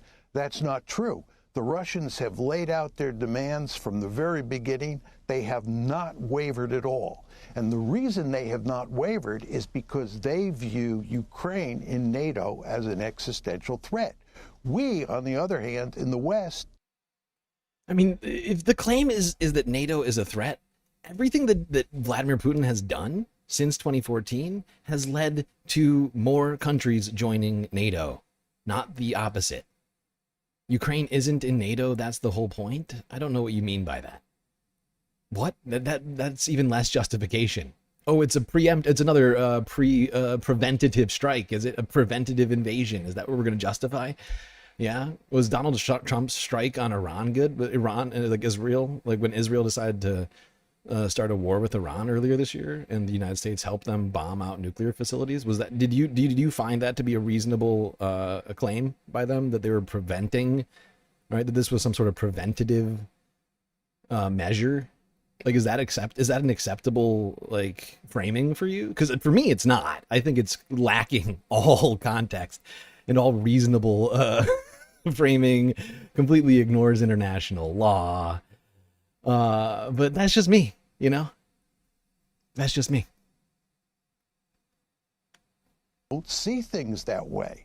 We think that that Putin was just aggressive. He didn't get all he wanted, but we can work out a deal with him. I don't think that is an accurate description of reality. I think, again, you want to understand that you. Look, you're making my point for me. You're saying that literally Russia has invaded Ukraine because they're not in NATO yet. It is a preventative invasion. Okay, and I would also like to refer you back to the border of Finland. You're saying, that you can't have a border state be in NATO. Well, Finland has the largest land border with Russia, and they're in NATO. So what's the deal? Should we expect a invasion of Finland, and will you justify it by the same measures? I mean, is that basically where we're at right now? I just think it's incredibly inconsistent if you have leftist values whatsoever to be pro-invasion, pro-war. Ukraine has to be a neutral state. There can be no Ukraine in NATO. There can be no Western security guarantees to Ukraine. But we refuse to accept that. The Ukrainians refuse to accept that. And that's why we're at an impasse today. Matt Duss, I wanted to ask you, back in the 2013 and 2014 on Democracy Now!, we had the Russia expert Stephen Cohen on many times, and he essentially said the same thing. In fact, he insisted that the president who was overthrown, Yanukovych, wanted to maintain the neutrality in the Maidan revolt in 2014, wanted to maintain the neutrality of Ukraine, but it was the It was NATO insisting no that hold on. Ukraine could. Hold on. Look, you have got to be kidding me. And you got to stop switching. You got to stop switching topics whenever I bring something up. Actually answer one of the things that I've said. Okay? You said that the problem is that it's a border state wanting to join NATO. So, by that very claim that you have just made, I want you to tell me whether or not you would justify, by that very metric, an invasion of Finland, which is now a part of NATO and shares a massive border with Russia. Is that acceptable in your mind? I would just like to know whether you think that would be justifiable. Because you're already making the claim when it comes to for Ukraine, they're not in NATO still, right? But they are still waging a war on them. So would you justify an invasion of Finland in the same metric? Is there a border state? Or pre 2023, right? Because Finland joined in 2023. Okay, so if at the time, because in 2022 both Ukraine and Finland were not part of NATO, would you have been fine with Russia invading both Ukraine and Finland? Or is there something about Ukraine for you? That's one thing I just don't understand, is like how anybody can justify this in their mind.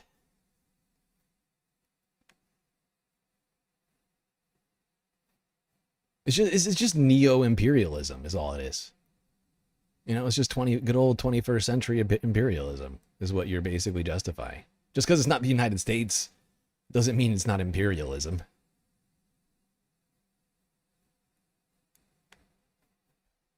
Maintained the neutrality in the Maidan revolt in 2014, wanted to maintain the neutrality of Ukraine, but it was NATO that was insisting that Ukraine could not be neutral, and that had to take a stand against Russia, and that's part of what then led to his overthrow that the United States clearly backed. Wondering your sense of that, and also, do you think that if Mexico reached a security agreement with China or Russia, stationed troops from those countries in its own country, or missiles from those countries in Mexico, that the United States would sit idly by? Sure. I mean, all good questions. I mean, first, I want to just respond to something Professor Mearsheimer said. I mean, it's baffling to hear him claim that there's no evidence that Putin wanted to conquer Ukraine and establish a new kind of Russian imperium.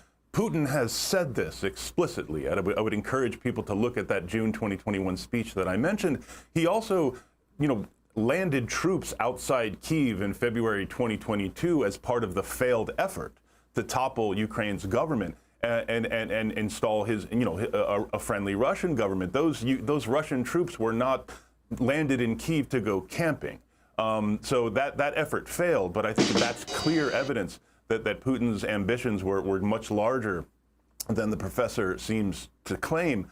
Now, with regard to the Maidan and Yanukovych, I don't think I would put this on NATO. Clearly, as I said, Russia and Putin have seen the growth of NATO as a threat. I think we should take that seriously. That's something we need to discuss. I would also note that countries are not absorbed into NATO. Countries in Europe have sought to join NATO. This is not something that is being imposed on them. They see joining NATO as part of their security. Again, that's not to diminish, I think, the kind of the way that Russia sees this as provocative. I do think we need to take that seriously. But the Maidan Revolution was not about NATO. The Maidan Revolution was about the people of Ukraine seeking closer relationships with Europe rather than closer relationships with Russia. And I think it's important to note that this is not something that was driven by NATO. This was something that was driven by the Ukrainian people. And I think this constant obsession with NATO really denies Ukrainians their own agency. And I think we need to put that really at the center of this conversation. Now, your question about Mexico, clearly, if Mexico was to sign a security agreement with Russia or China or any other power, the United States would probably have something to say about it. I think that's something we should work through diplomatically. That would not, in my view, justify the United States invading and occupying parts of Mexico. Exactly. It's a nonsense claim. It is a fucking nonsense claim. First, going to Zelensky. It is such a fucking nonsense claim that somehow maybe we'll bring some of the European, Russia backing Mexico. I mean, by the same claims, invasion of Cuba, the blockade of Cuba is acceptable. There's all sorts of horrible U.S. foreign policy decisions that I vehemently disagree with that are suddenly justified if you're willing to accept this framing. That somehow, one of your neighbors or close, countries close to your borders, having a ally with someone that you're not friends with as being justification for any sort of military action is fucking ridiculous in my mind. I just don't think that that's justifiable whatsoever. You justify the United States invading and occupying parts of Mexico in response. I want to talk about what Ukrainians want. First, going to Zelensky, the Ukrainian president, speaking to reporters during a joint briefing in Berlin with the German Chancellor Friedrich Merz. We must prepare a trilateral format for the conversation. There must be a ceasefire, number one. There must be really reliable security guarantees. Today, by the way, President Trump spoke about supporting this and about America's readiness to participate. Also, among the agreed principles, Russia cannot have a veto right over Ukraine's European and NATO prospects.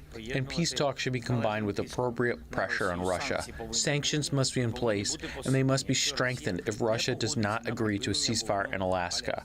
Let me go to Professor Mearsheimer first and point out that there was just this Gallup poll. More than 3 years into the war, Ukrainian support for continuing to fight until victory has hit a new low. In Gallup's most recent poll of Ukraine, conducted in early July, 69% say they favor a negotiated end to the war as soon as possible, compared with 24% who support continuing to fight until victory. Let's go back to one point I would like to make about that poll that Amy is quoting here is that I believe in the same poll, I could be misremembering, but perhaps the same poll, I think there was multiple questions in this poll, and I do also think that if I don't have it right in front of me here, but if I recall correctly, there was also questions in that same poll asking if sovereignty of Ukraine were to be affected by a ceasefire agreement, would you want it? And I think it is strongly to the no side on that. Ukrainians want their sovereignty. They just want an end to the fucking suffering and the bombings, right? And the deaths, of men, women, and children across the country, right? And living in this state of constant terror and fear.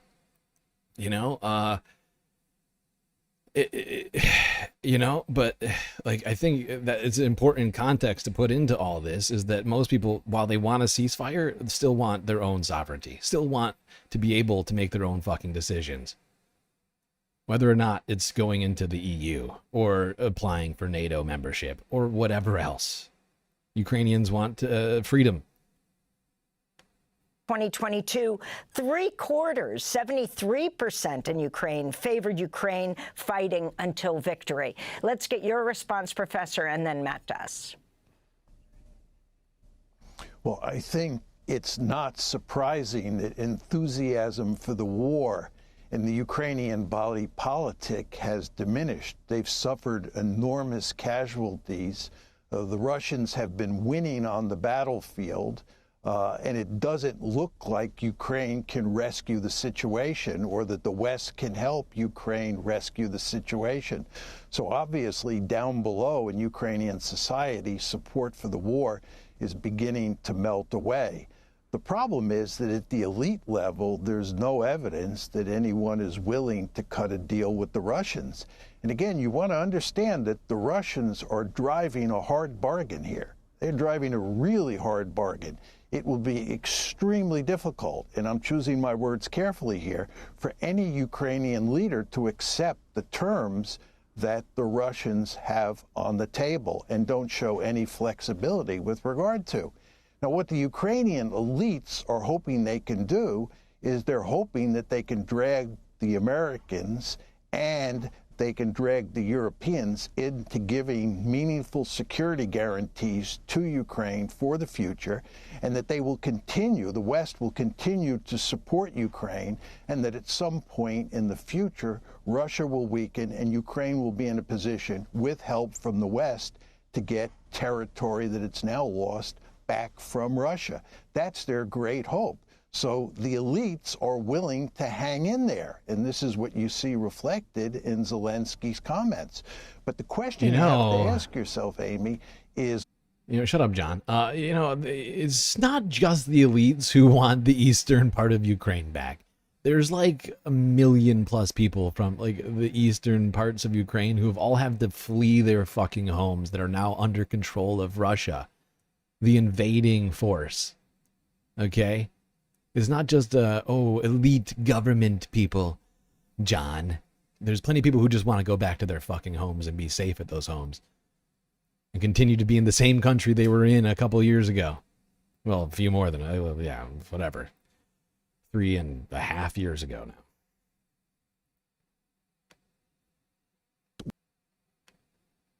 What is going to happen to Ukraine in this war as it continues to lose on the battlefield and support at home melts away? One would think at some point Ukraine will collapse.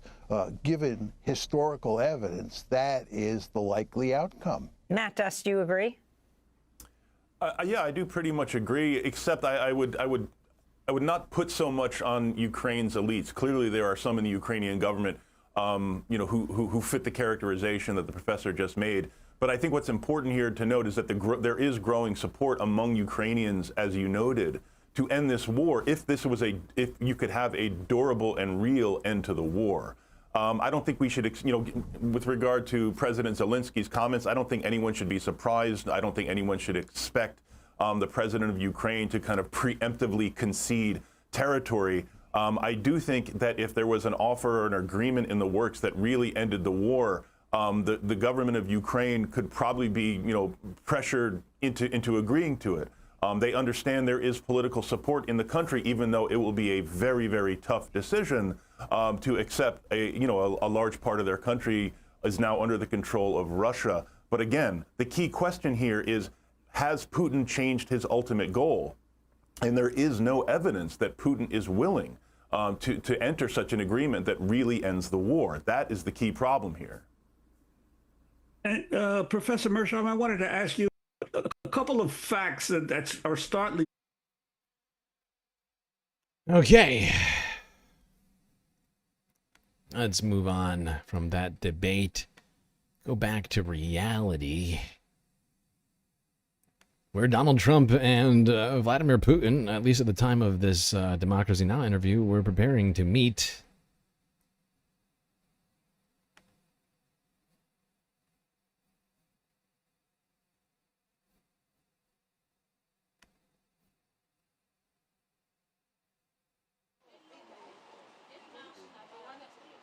Collectibles featuring Russia's Vladimir Putin and Donald Trump draw crowds ahead of their Alaska meeting. Огромные супердержавы, и, соответственно, всегда их сближение. These are two huge superpowers, and their rapprochement, or on the contrary, their repulsion from each other, is always in trend. Хочу сказать, что любое событие, касаемое встреч, каких-то... And I wanted to say that any event related to meetings, or, summits, it always suggests material that will be collectible in the future. Будет в дальнейшем коллекционным.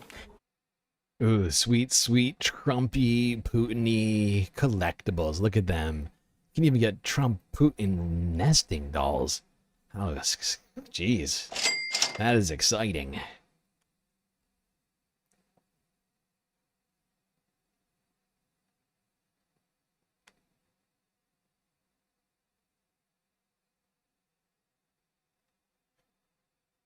Okay, let's go down on the ground in Alaska, where wildlife was taking over the venue where this meeting was to take place on Friday.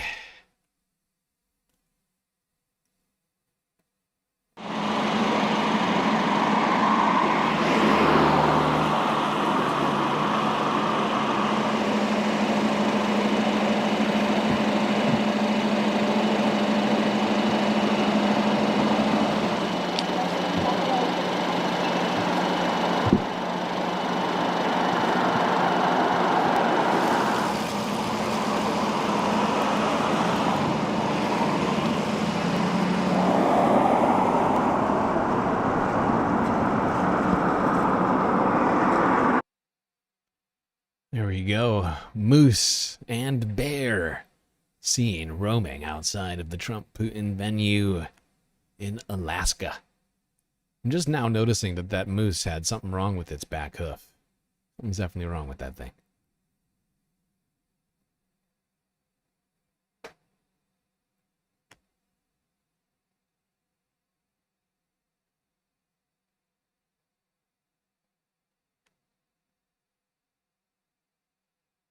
Now, Foreign Minister of Russia, Sergei Lavrov, arrived in Alaska. He was seen here in this clip.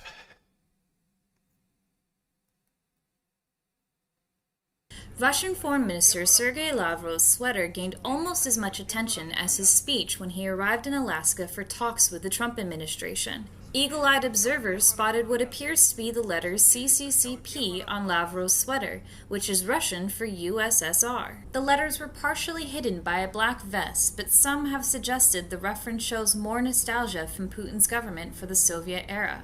In terms of the meeting, yeah, I'm sure that's totally random. Foreign Minister Sergei Lavrov's sweater gained Totally almost had it. Probably just like sitting at the attention bottom of as his speech closet. when he He just arrived in picked it Alaska up. for talks with the Trump. Because John Mearsheimer just got done telling me that the Russian government they are not nostalgic for the USSR. It's weird. Why would the foreign minister of Russia be wearing a USSR shirt? It's so strange. Oh God, my head is spinning. All right, now before the meeting happened, Donald Trump had some stuff to say to reporters. Here is that footage.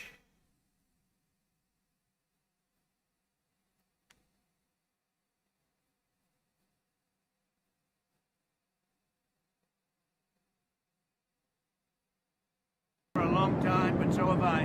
Been doing it for a long time. And here we are, we're president. And that was much more difficult than what I'm doing today, believe me. So, we get along. There's a good respect level on both sides. Good level of respect. Something's going to come of it. I noticed he's bringing a lot of business people from Russia. And that's good. I like that. I like that. That's good. Bring as many Russian businessmen as you can. Bring all the oligarchs. I love Russian oligarchs. They're great.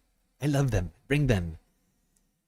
I think that's a really good idea. Bring as many of the Russian oligarchs. Meet the U.S. oligarchy. We'll have a little powwow. We have the hottest country on earth. We have the hottest economy on earth. We have the hottest country. Hottest company we just country. Set a new stock market record again. We have hundreds of billions of dollars flowing in from tariffs. Okay, that's enough.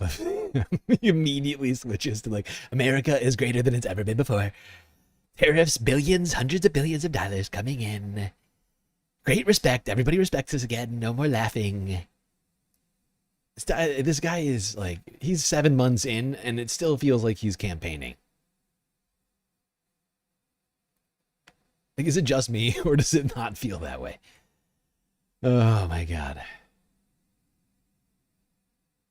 All right, here was the initial moment where Donald Trump and Putin met on U.S. territory.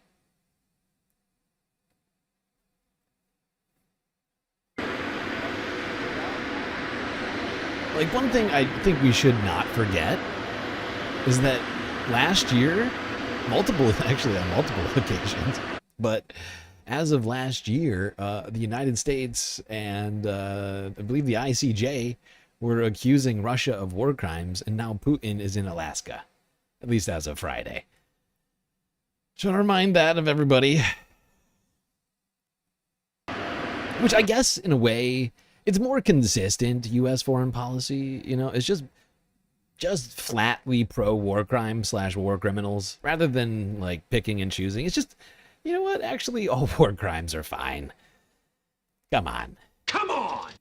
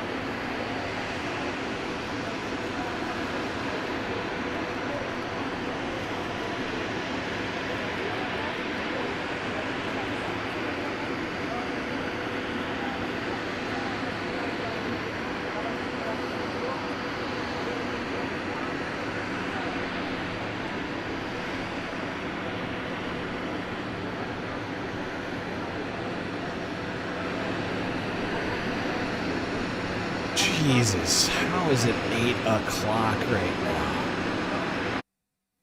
Oh my God. I am getting exhausted. We are 9 hours in and I am like losing steam fast.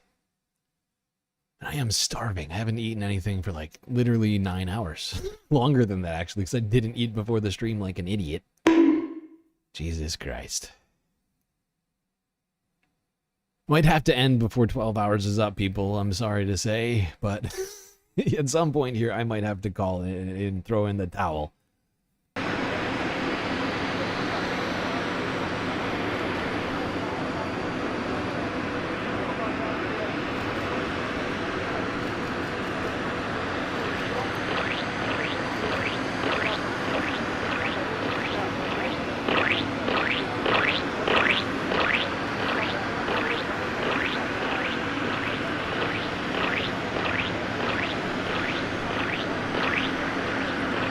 Look at him ambling.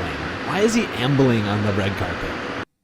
You see him? He's like walking back and forth. What was that about? Why is he going left to right? Can he not walk a straight line? Can somebody breathalyze the president, please?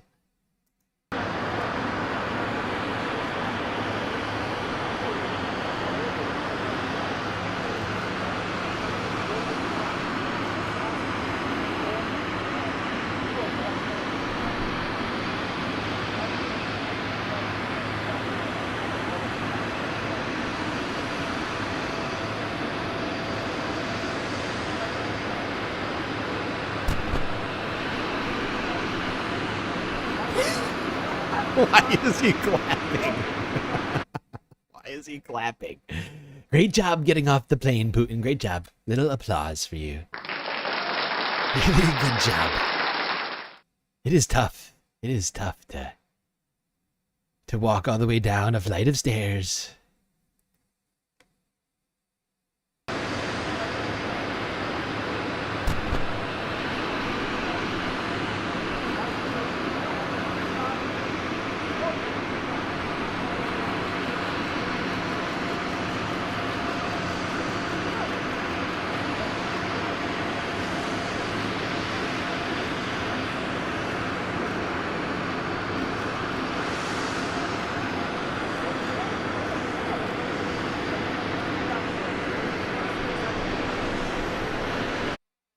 Two best friends, if ever there were friends. Look at those two great friends hanging out. Meeting up for the first time in the United States. How great.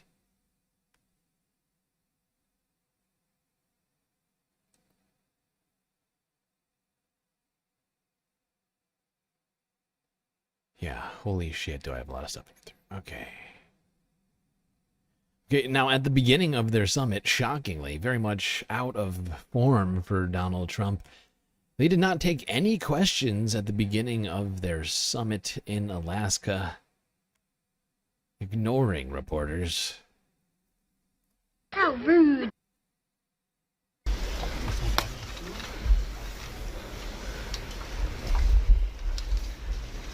Look at little Marco.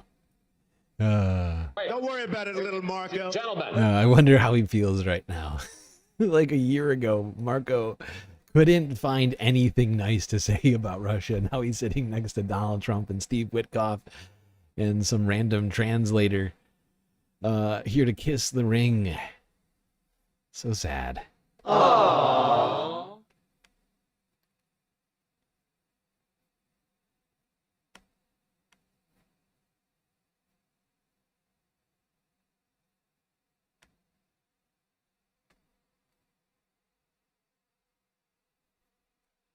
A critical diplomatic movement and moment underway right now at Airbase Elmendorf-Richardson in Alaska. President Trump and Russian leader Putin meeting behind closed doors right this minute. We saw the top of that meeting, the pool spray as it's called.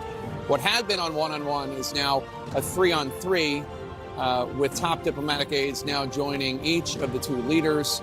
President Trump has said that he thought he would know within 2 minutes whether this meeting with Putin would be a constructive one. He has even said that he could walk out if it's not. The Kremlin, meanwhile, has said that these talks could last at least 6 or 7 hours. Welcome to a special edition of The Arena. I'm Jake Tapper in Anchorage, Alaska, in for Casey Hunt. Let's get back to CNN anchor and Chief White House correspondent Caitlin Collins, who is at Joint Base Elmendorf-Richardson, where the two leaders are meeting with their teams. Caitlin, where exactly are Trump and Putin right now on that airbase? You know, Jake, what's fascinating, this is obviously a massive military base here, military installation here. And as we came in this morning, we were, shuttled in on buses.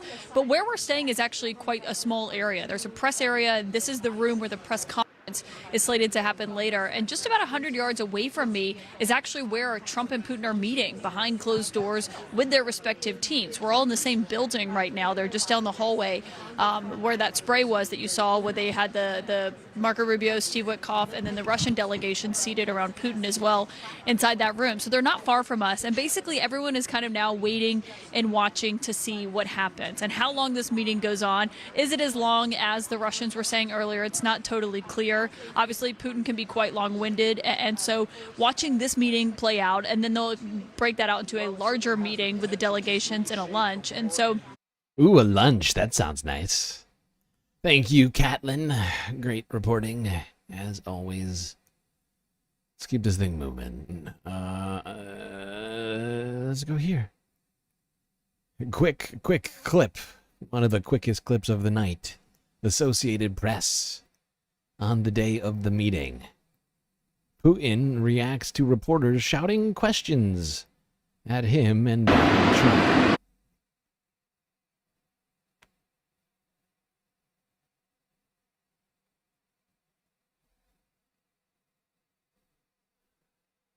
President Putin, why should President Trump trust your word now?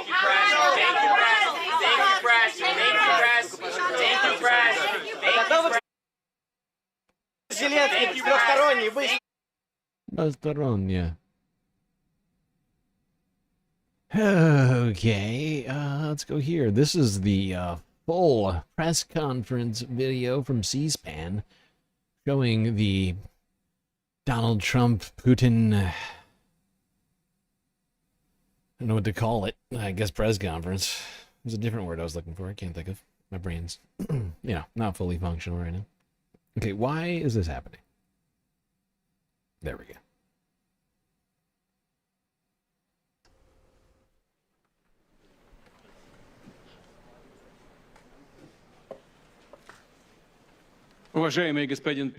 Mr. President, ladies and gentlemen, our negotiations have been held in a constructive atmosphere of mutual respect.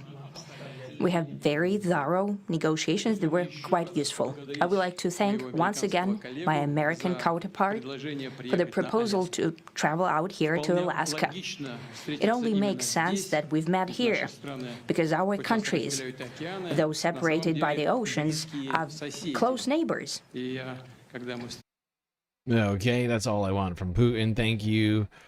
Where's Donald Trump's first comment? At some point, he starts saying things. Where is it? Is it here? It's...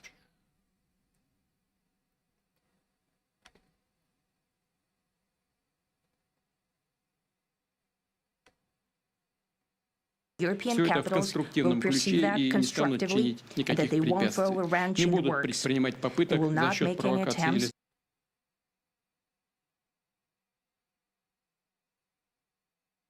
joint work for the well-wishing and trustworthy tone of our conversation. It's important that both sides are result-oriented, and we see that the President of the U.S. has a very clear idea of what he would like to achieve. He sincerely cares about the prosperity of his nation, still he understands that Russia has its own national interests. I expect that today's agreement will be the starting point, not only... Okay, shut up. Why doesn't Donald... I could have sworn Donald Trump started saying something. Yeah, there he is. Jesus Christ. Putin went on for most of the... 3/4 of the press conference. Jesus. How rude.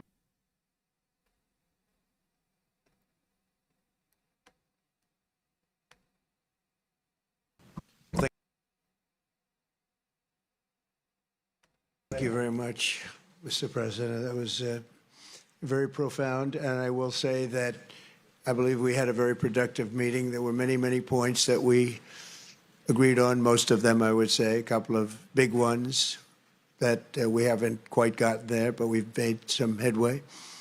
So there's no deal until there's a deal. I will call up NATO in a little while. I will call up the various people that I think are appropriate, and I'll, of course, call up President Zelensky and tell him about today's meeting. It's ultimately up to them. There we go. That's all I want from these two fucking idiots in this goddamn press conference. It was pointless. I'm going to call Zelensky. Instead of having him here at the meeting, I decided I'd call him. I'll just say, hey, Zelensky, me and Putin said we talked. We said some stuff. And I'll let me know. I'll let you know how I feel later.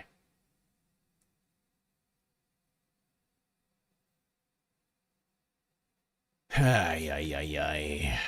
You know, I've been saying it since Donald Trump took office and some of these peace talks started. The piecemeal fashion in which this is all being done, rather than having a multilateral peace negotiation, this sort of, you know, one by one bilateral talks are incredibly unproductive.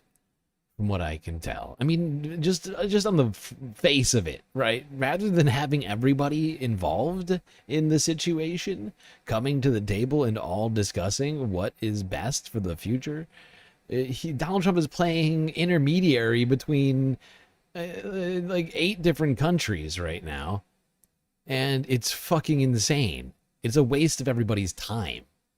It would be much more productive, much more efficient, something we've been told is incredibly important by this administration. We have an entire new agency, governmental agency created, supposedly based upon the need for efficiency. Well, this fucking strategy is the exact opposite of efficient. I mean, I don't know how many plane rides have had to be taken for all these different talks that have literally gone nowhere, but it has been a massive effort and nothing has been achieved. And, you know, all we've managed to do is have like 15 different discussions in like half a dozen different countries from, you know, from Doha to Turkey, you know, and it's just... Nothing has come of it, and it's all because it's a stupid plan. You know, like, maybe it sounds good to some people, you know, compartmentalize. But in this situation, it makes no sense to compartmentalize because the compartment that we're talking about includes everybody that we're talking about. United States, Ukraine, Russia, and European, you know, states that are allies to Ukraine and have been... you know, involved in their defense effort. Like, not having all those people present means that you have to do what Donald Trump was just talking about. Oh, I'll call up Zelensky, and then I'll call up Putin, then I'll call Zelensky again, and I'll call Putin again, and then maybe we'll have a fun meeting in Alaska, and then you gotta have another meeting after that. We'll do that one in Turkey, we'll do the next one in Saudi Arabia or Qatar or something, I don't know.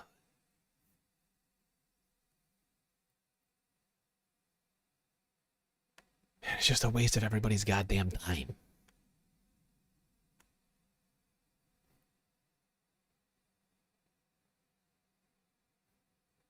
Now let's go to this quick clip from Putin's press conference statement. Incidentally, when the new administration came to power, bilateral trade started to grow. It's still very symbolic. Still, we have a growth of 20%. As I've said, we have a lot of dimensions for joint work. It is clear that the U.S. and Russian investment and business cooperation has tremendous potential. Russia and the U.S. can offer each other so much in trade, digital, high-tech, and in space exploration. We see that Arctic cooperation is also very possible, and our international context, for example, between the Far East of Russia and the West Coast of the U.S. Overall, it's very important for our countries to turn the page, to go back to cooperation. It is symbolic that not far away from here, the border between Russia and the U.S. Sorry, I forgot where this comment was. I think it's closer to the end. I cannot listen to this man talk this much. I'd like to remind you that in 2022, during the last contact with the previous administration, I tried to convince my previous American colleague that the situation should not be brought to the point of no return when it would come to hostilities, and I said it quite directly back then that it's a big mistake. Today, when President Trump is saying that if he was the president back then, there will be no war, and I'm quite sure that it would indeed be so. I can confirm that. Overall, me and President Trump have built a very good, business-like, and trustworthy contact. Well, there we go. Like I thought, it was at the end. Vladimir Putin claiming that it was Biden's fault that he invaded Ukraine. Give me a joke. If Trump had been president in 2022, he would never have invaded. That is fascinating. He's really buttering up Donald Trump. He hit all the talking points Donald wanted to hear. He said, "Oh, look, you're right. I never would have invaded Ukraine if President Trump had been in office. Also, mail-in voting, total fraud. Total corrupt fraud. Mail-in voting, very bad for democracy." Like, he just knows his audience. He knows that Donald Trump, he like really does know that. They are pretty close friends. I know that Donald Trump lost Jeffrey Epstein and they were best friends, but I think him and Putin are probably at this point close to being best friends. I mean, who else is Donald Trump's friend? Huh?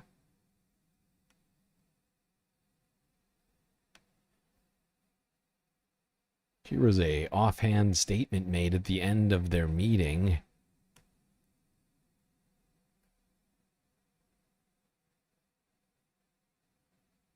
And I will say that I believe we had a very productive meeting. There were many, many points that we agreed on. Most of them, I would say, a couple of big ones that we haven't quite gotten there, but we've made some headway.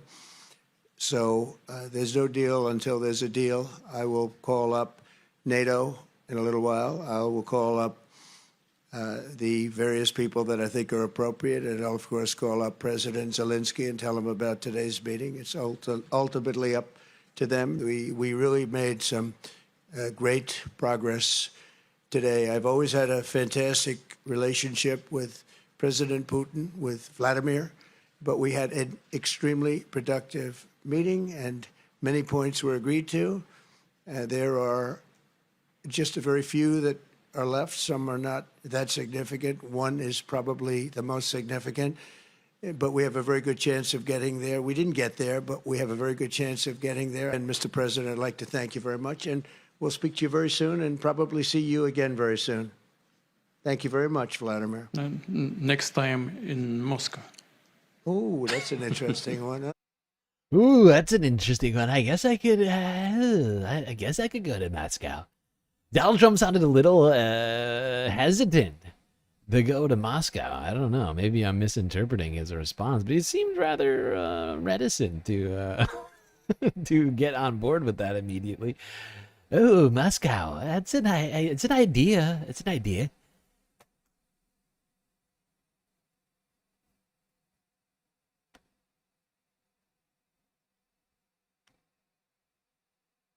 Now, unfortunately, especially for Ukrainians, there is no ceasefire.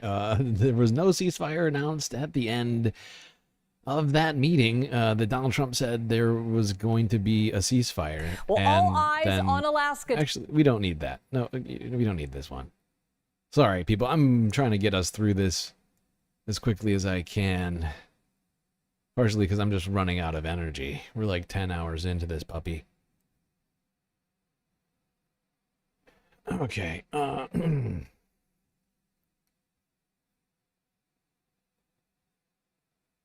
keep this moving. Here's Trump leaving the joint Air Force Base, whatever, Elmendorf.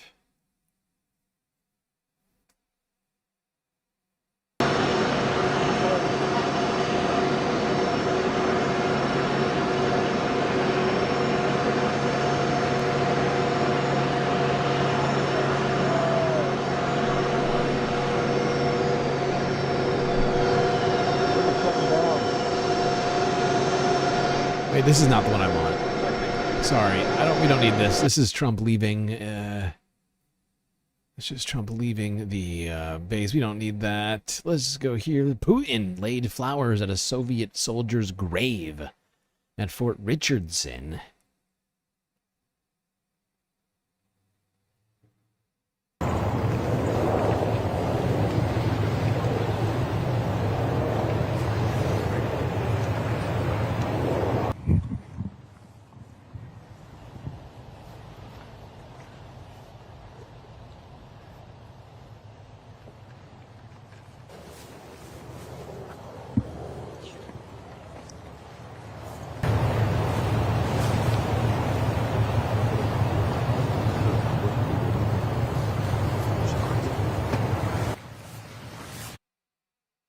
Now, you might be asking yourself, why are there Soviet graves at Fort Richardson here? And the reason for that is that during World War II, the United States and Russia were training together, I believe. Well, of course, we were working together fighting the Nazis back then. You know, after Russia stopped being friends with the Nazis. And so there's some soldiers who died, I think, on a training mission, if I recall correctly. Honestly, don't know a ton about that, but that's my very tangential, shallow understanding of why there are Soviet soldiers' graves at Fort Richardson. I honestly was not aware of. I had to look it up back when I first saw this video. I was like, I'm sorry, wait, what? Is that true? Is that a thing? I was completely unaware of. And yes, actually, as it turns out. All right, now protests against Vladimir Putin being on U.S. soil went the whole day. Here's Wall Street Journal from 4 days ago.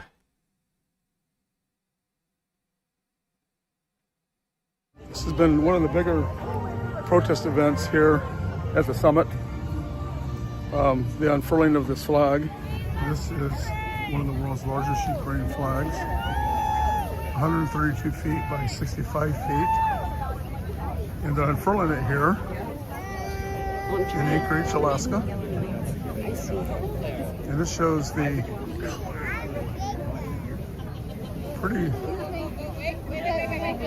broad support for Ukraine, at least in this crowd. So the protesters really wanted one main thing, that is for Ukraine to have the biggest seat at the table because, you know, in their view, Putin was the aggressor. They consider him a war criminal.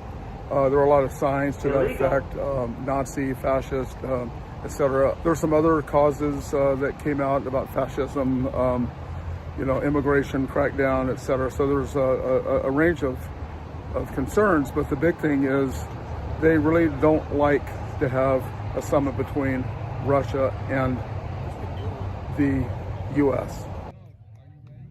Ukrainian support.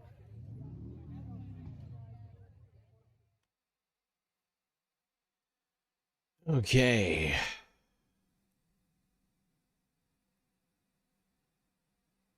Oh, Jesus Christ, chat. I think that might be where we have to end it here. I am just so beat right now, and we got through like 130 videos, okay? Maybe more. Today, European leaders said Ukraine can count on... Like, we got close to, I think we got through close to like 135 plus videos just now. Yeah, I am just beat. I am done. I am afraid to tell you. Don't worry, though. I will hold on to the rest of that content for tomorrow. I plan to do probably a stream every day for the rest of the week, so long as my stream software and computer hold up. But it's literally 8:30 in the morning Eastern Standard Time. We've been going for 9.5 hours. I don't know, I'm just tired today. Don't worry, I'll do a after stream for everybody.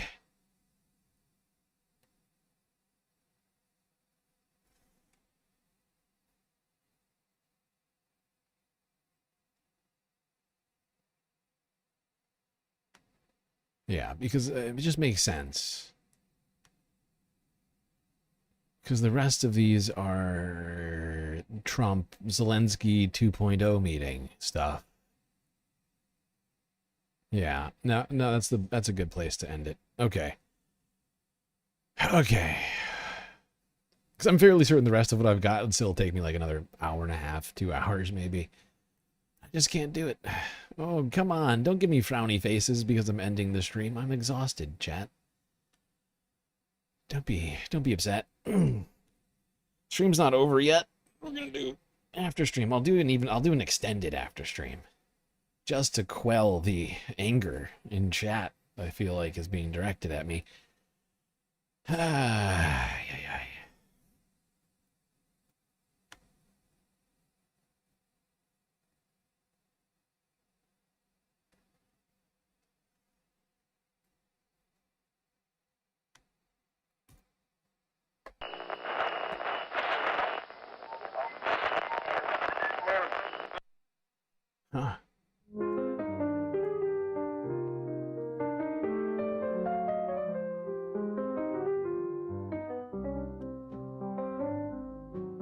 Well, we got through another stream. It was incredibly long and also very difficult, but thankfully we had each other to get through it. That's gonna be it for me tonight. Till I see you next, you stay classy, Galactic Stream Nation.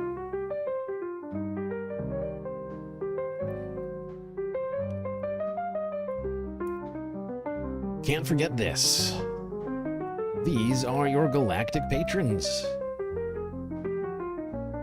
Gabby, Goth Dogs, Aaron W, Schmegley, PB, Midi, Afroponics, Narwhal by Nature, Interplanet Janet, Godcat, Robot Cat, Disco Wolf, Callie Braiding, Sammy, Geodragon, The Anti-Corporatist, Obsessive Audio, Moanoip, Nadia, Choki, Skelts, Selena, Mrs. Jen, Omegastar, Sasha G, Pitchforks Dragon, Vincent Morales, Donald James X. But wait, there is more.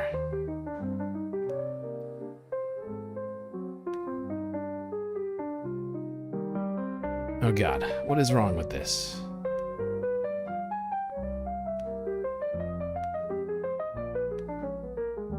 There we go. Sorry, I changed the way I do this.